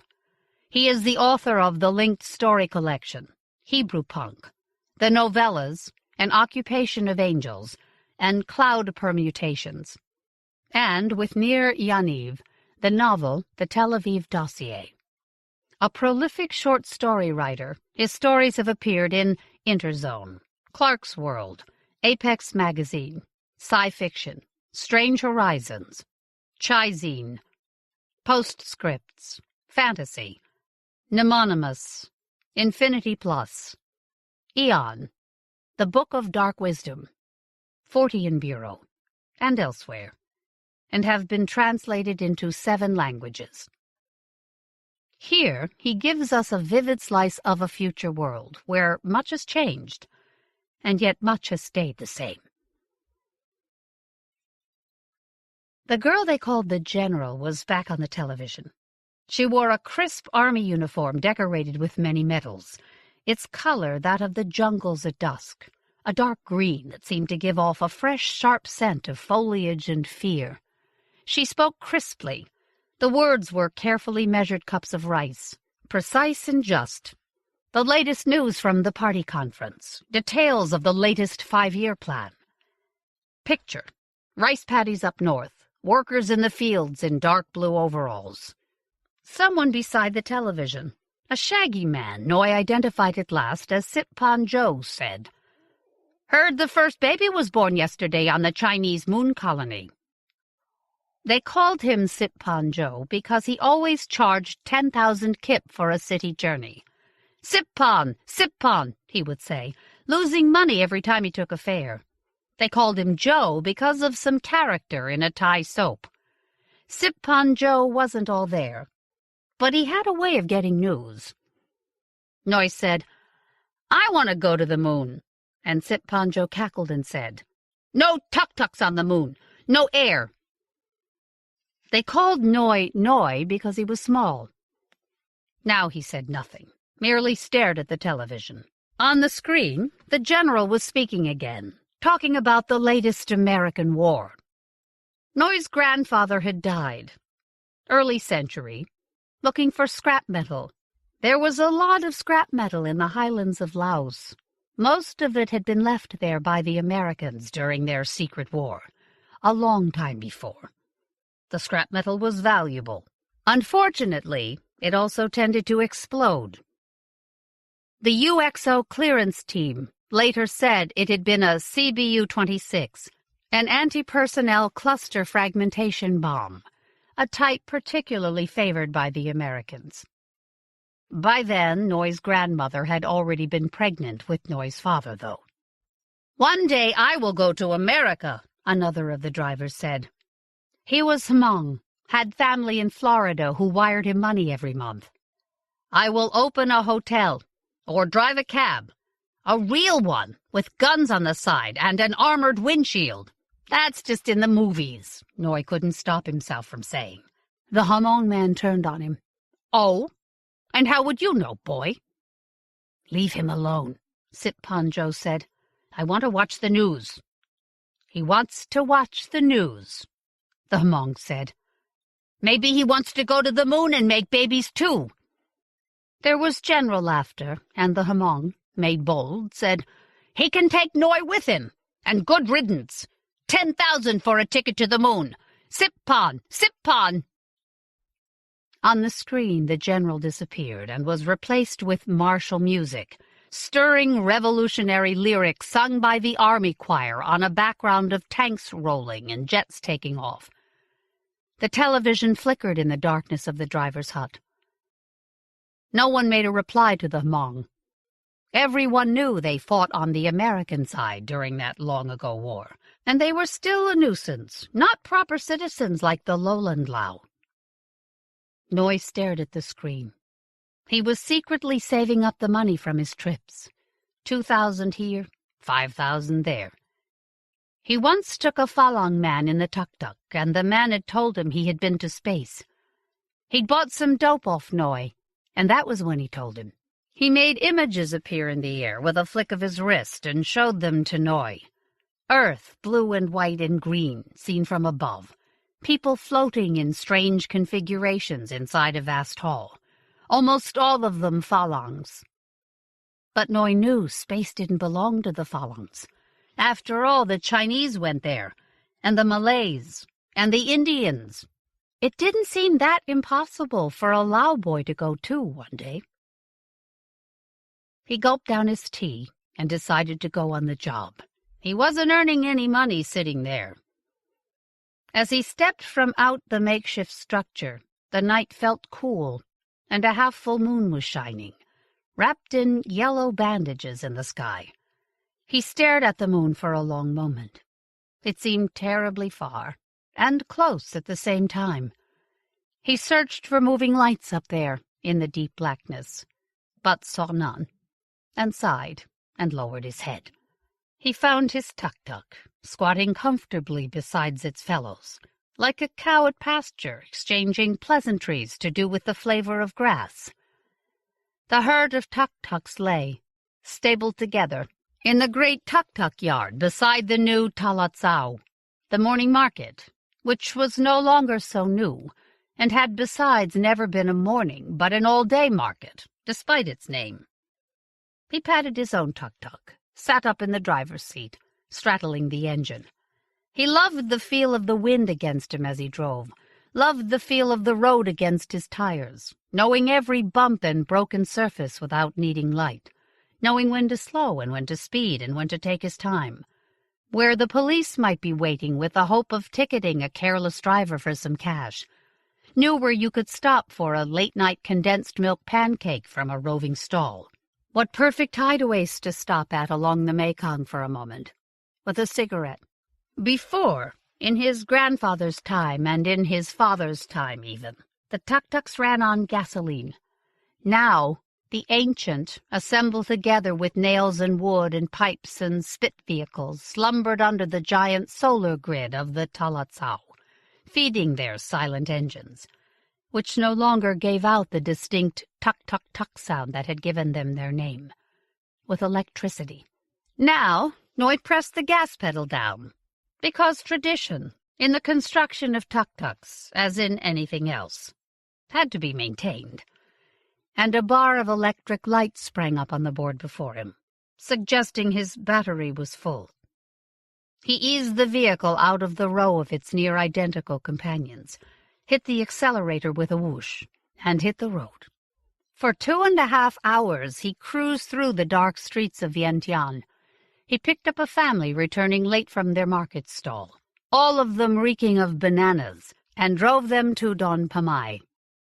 He got lucky on the way back and picked up a Falong wanting to go into town. The man had a golden prosthetic for a thumb and spoke little. And there was something wrong with his voice, though his Lao was perfect. Noy had heard of the golden things before, and they made him uncomfortable. They were called others, and were something like a spirit that shared the body with the man and could speak through him and do terrible things, though he wasn't quite sure what sort of terrible things those were. He took his passengers, to Nampu, the fountain surrounded by soft-lighted Falong restaurants, Italian and French, and the venerable old misnomer that was the Scandinavian bakery, and hung around for a while on the corner with the other drivers. Then, a Falong couple, both a little unsteady on their feet, wanted to go to the National Circus. He took them there, grabbed a stick of barbecued meat from a stall in the night market, drove around some more, but there luck deserted him. The late night played against him, and he could find no one in need of transportation. He looked up, glared at the moon, which had turned a soft pale white, like a lightly fried egg, as if daring it to intervene. There was another purpose for the little amounts of money he put aside when he could. He knew an old man who had studied in China and Russia, and had been in good standing with the party, but had recently become old and eccentric enough to be put away into modest retirement in the capital. The old man had a large house on the outskirts of town, and he lived there alone. And in the large backyard he was building a... Someone whistled. Noy saw the flash of a hand in the darkness, waving him down, and hit the brakes. He couldn't see the figure's face. As it approached, he saw it was robed somewhat in the manner of a monk, yet the cloth was not saffron, but a deep black, the color of a moonless night in the mountains. The head was cowled. There was something strangely familiar about the figure, as if it had awakened a dormant memory. He remembered now. A story Sippanjo was telling, only the week before. Something about an order of strange monks up in Udom Chai, Falong men and women dressed all in black, who shared a mind together. He had thought it was only one of Sippan's stories. Now the dark figure regarded him from the shadows in what might have been amusement, might have been impatience. Noy said, in English, "Where you go?" There were, he noticed, thin silvery wires, almost translucent, but suddenly seen as the figure moved and the wires caught the moonlight, trailing from inside the cowl and across the robes. And now that he looked harder, it seemed to him that, from time to time, images, random flashes, too quick to notice details, moved and crawled across the robes, down the chest and arms and over to the back. "Where you go?" he said again, less certain now. The figure said, "Wat Sok Paluang." Noy, uncertain still. "At this hour? I think the temple is—" "Wat Sok Paluang." 100,000 kip, Noy said. To his surprise, the figure merely nodded. It climbed on the back, into the open passenger box, and waited. Noy shrugged and pressed on the gas. It was a strange journey for Noy. Though the figure never moved, it seemed to still somehow reach across to him, as if its loose wires were somehow trailing through the air to reach him. Above his head, the moon shone white and clear, exposing one side of its face for scrutiny. The roads were dark and quiet.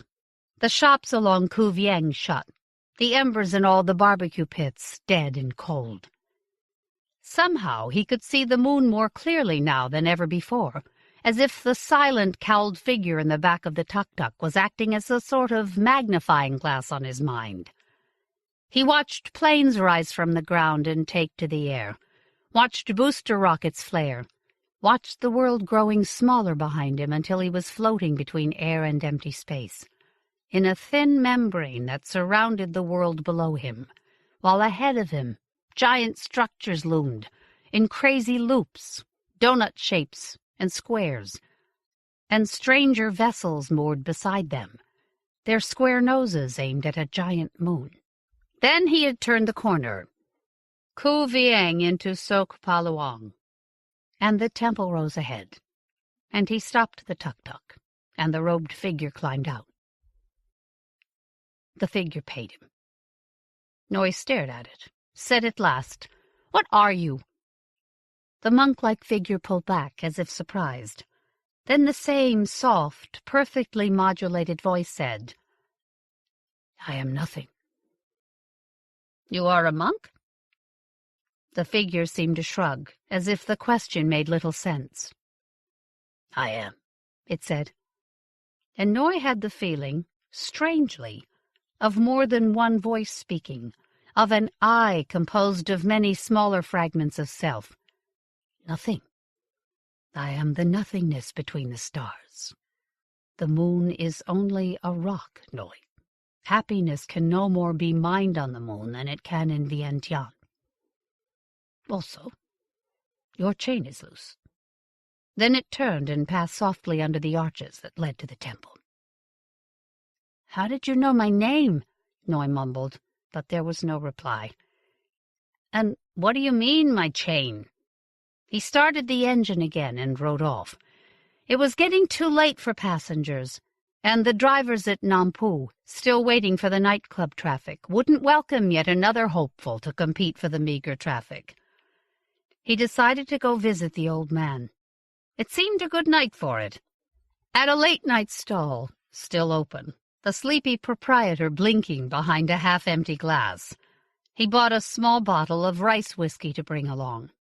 He cruised down the silent roads, passing the Mekong on his left, then on his right, past a giant Pepsi sign that promised, in a mixture of Lao and English, to revolutionize one's life with a single sip, past bags of rubbish left outside on the pavements, away from the city center, past rice paddies eerily lit by the moon, past the croaking of a frog choir that seemed to resemble, though he would never dare say it aloud, that of the one last heard on the television, and finally down a narrow, muddy path to the house of Dr. Sambung. There was still light in one of the windows. Dr. Sambung was a reluctant sleeper. As Noy approached the house, he heard an unhealthy rattle from underneath the tuk-tuk, the sound of something tearing, and falling with a thud on the ground, and he braked, causing the tuk-tuk, before he hastily turned it off, to begin issuing alarms in a commanding and incomprehensible Japanese. "I didn't know your tuk-tuk could talk," a voice said. Noy looked up and saw Dr. Sambung standing by the steps, smiling faintly in the moonlight. "Neither did I. What's wrong with the vehicle?" Noy fished out a torch, shone it on the ground. "Son of a—" he said.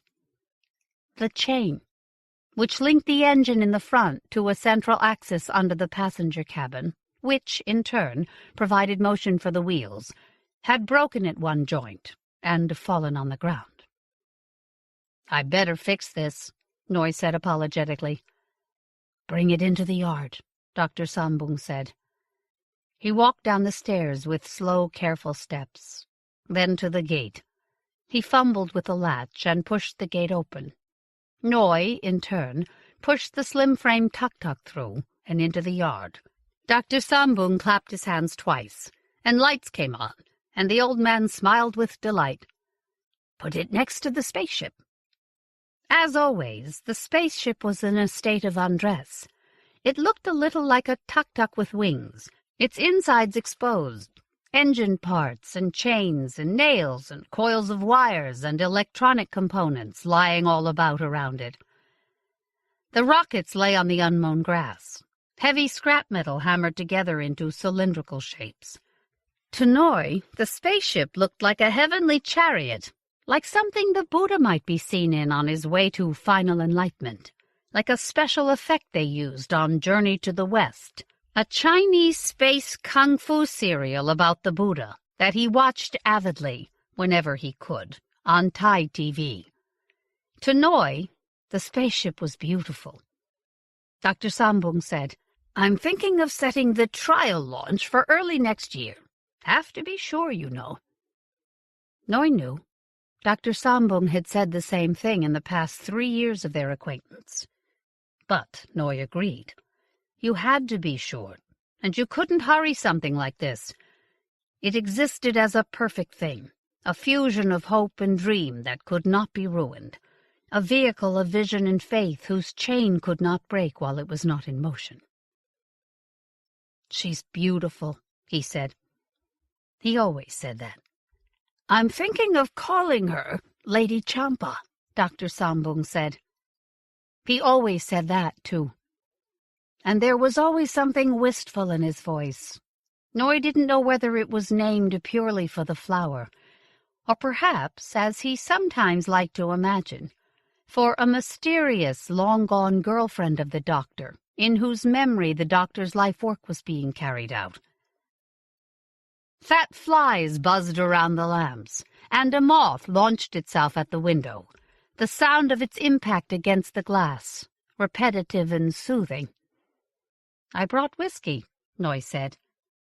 The doctor nodded, as if Noi had just confirmed a great mystery he had been pondering for a while. "I'll get us a couple of glasses," he said. "Then we can see about your chain." The doctor disappeared inside the house. Noi lifted the empty passenger carriage and propped it at an angle. He would need to rejoin the broken ends of the chain, then loop it back through the pipes and wooden boards of the tuk-tuk. He took hold of the chain, put it on the ground, and began to hammer the two disparate parts back together again. A gust of wind, coming in by stealth from the outside, brought with it a freshening coolness into the yard, the smell of growing rice, the smell of water, a snatch of music from someone's radio far away. And Noi stood up, his hands black with grease. Low on the horizon, the moon, like a spaceship, was slowly setting, describing its descent in a glittering arc across the dark sky.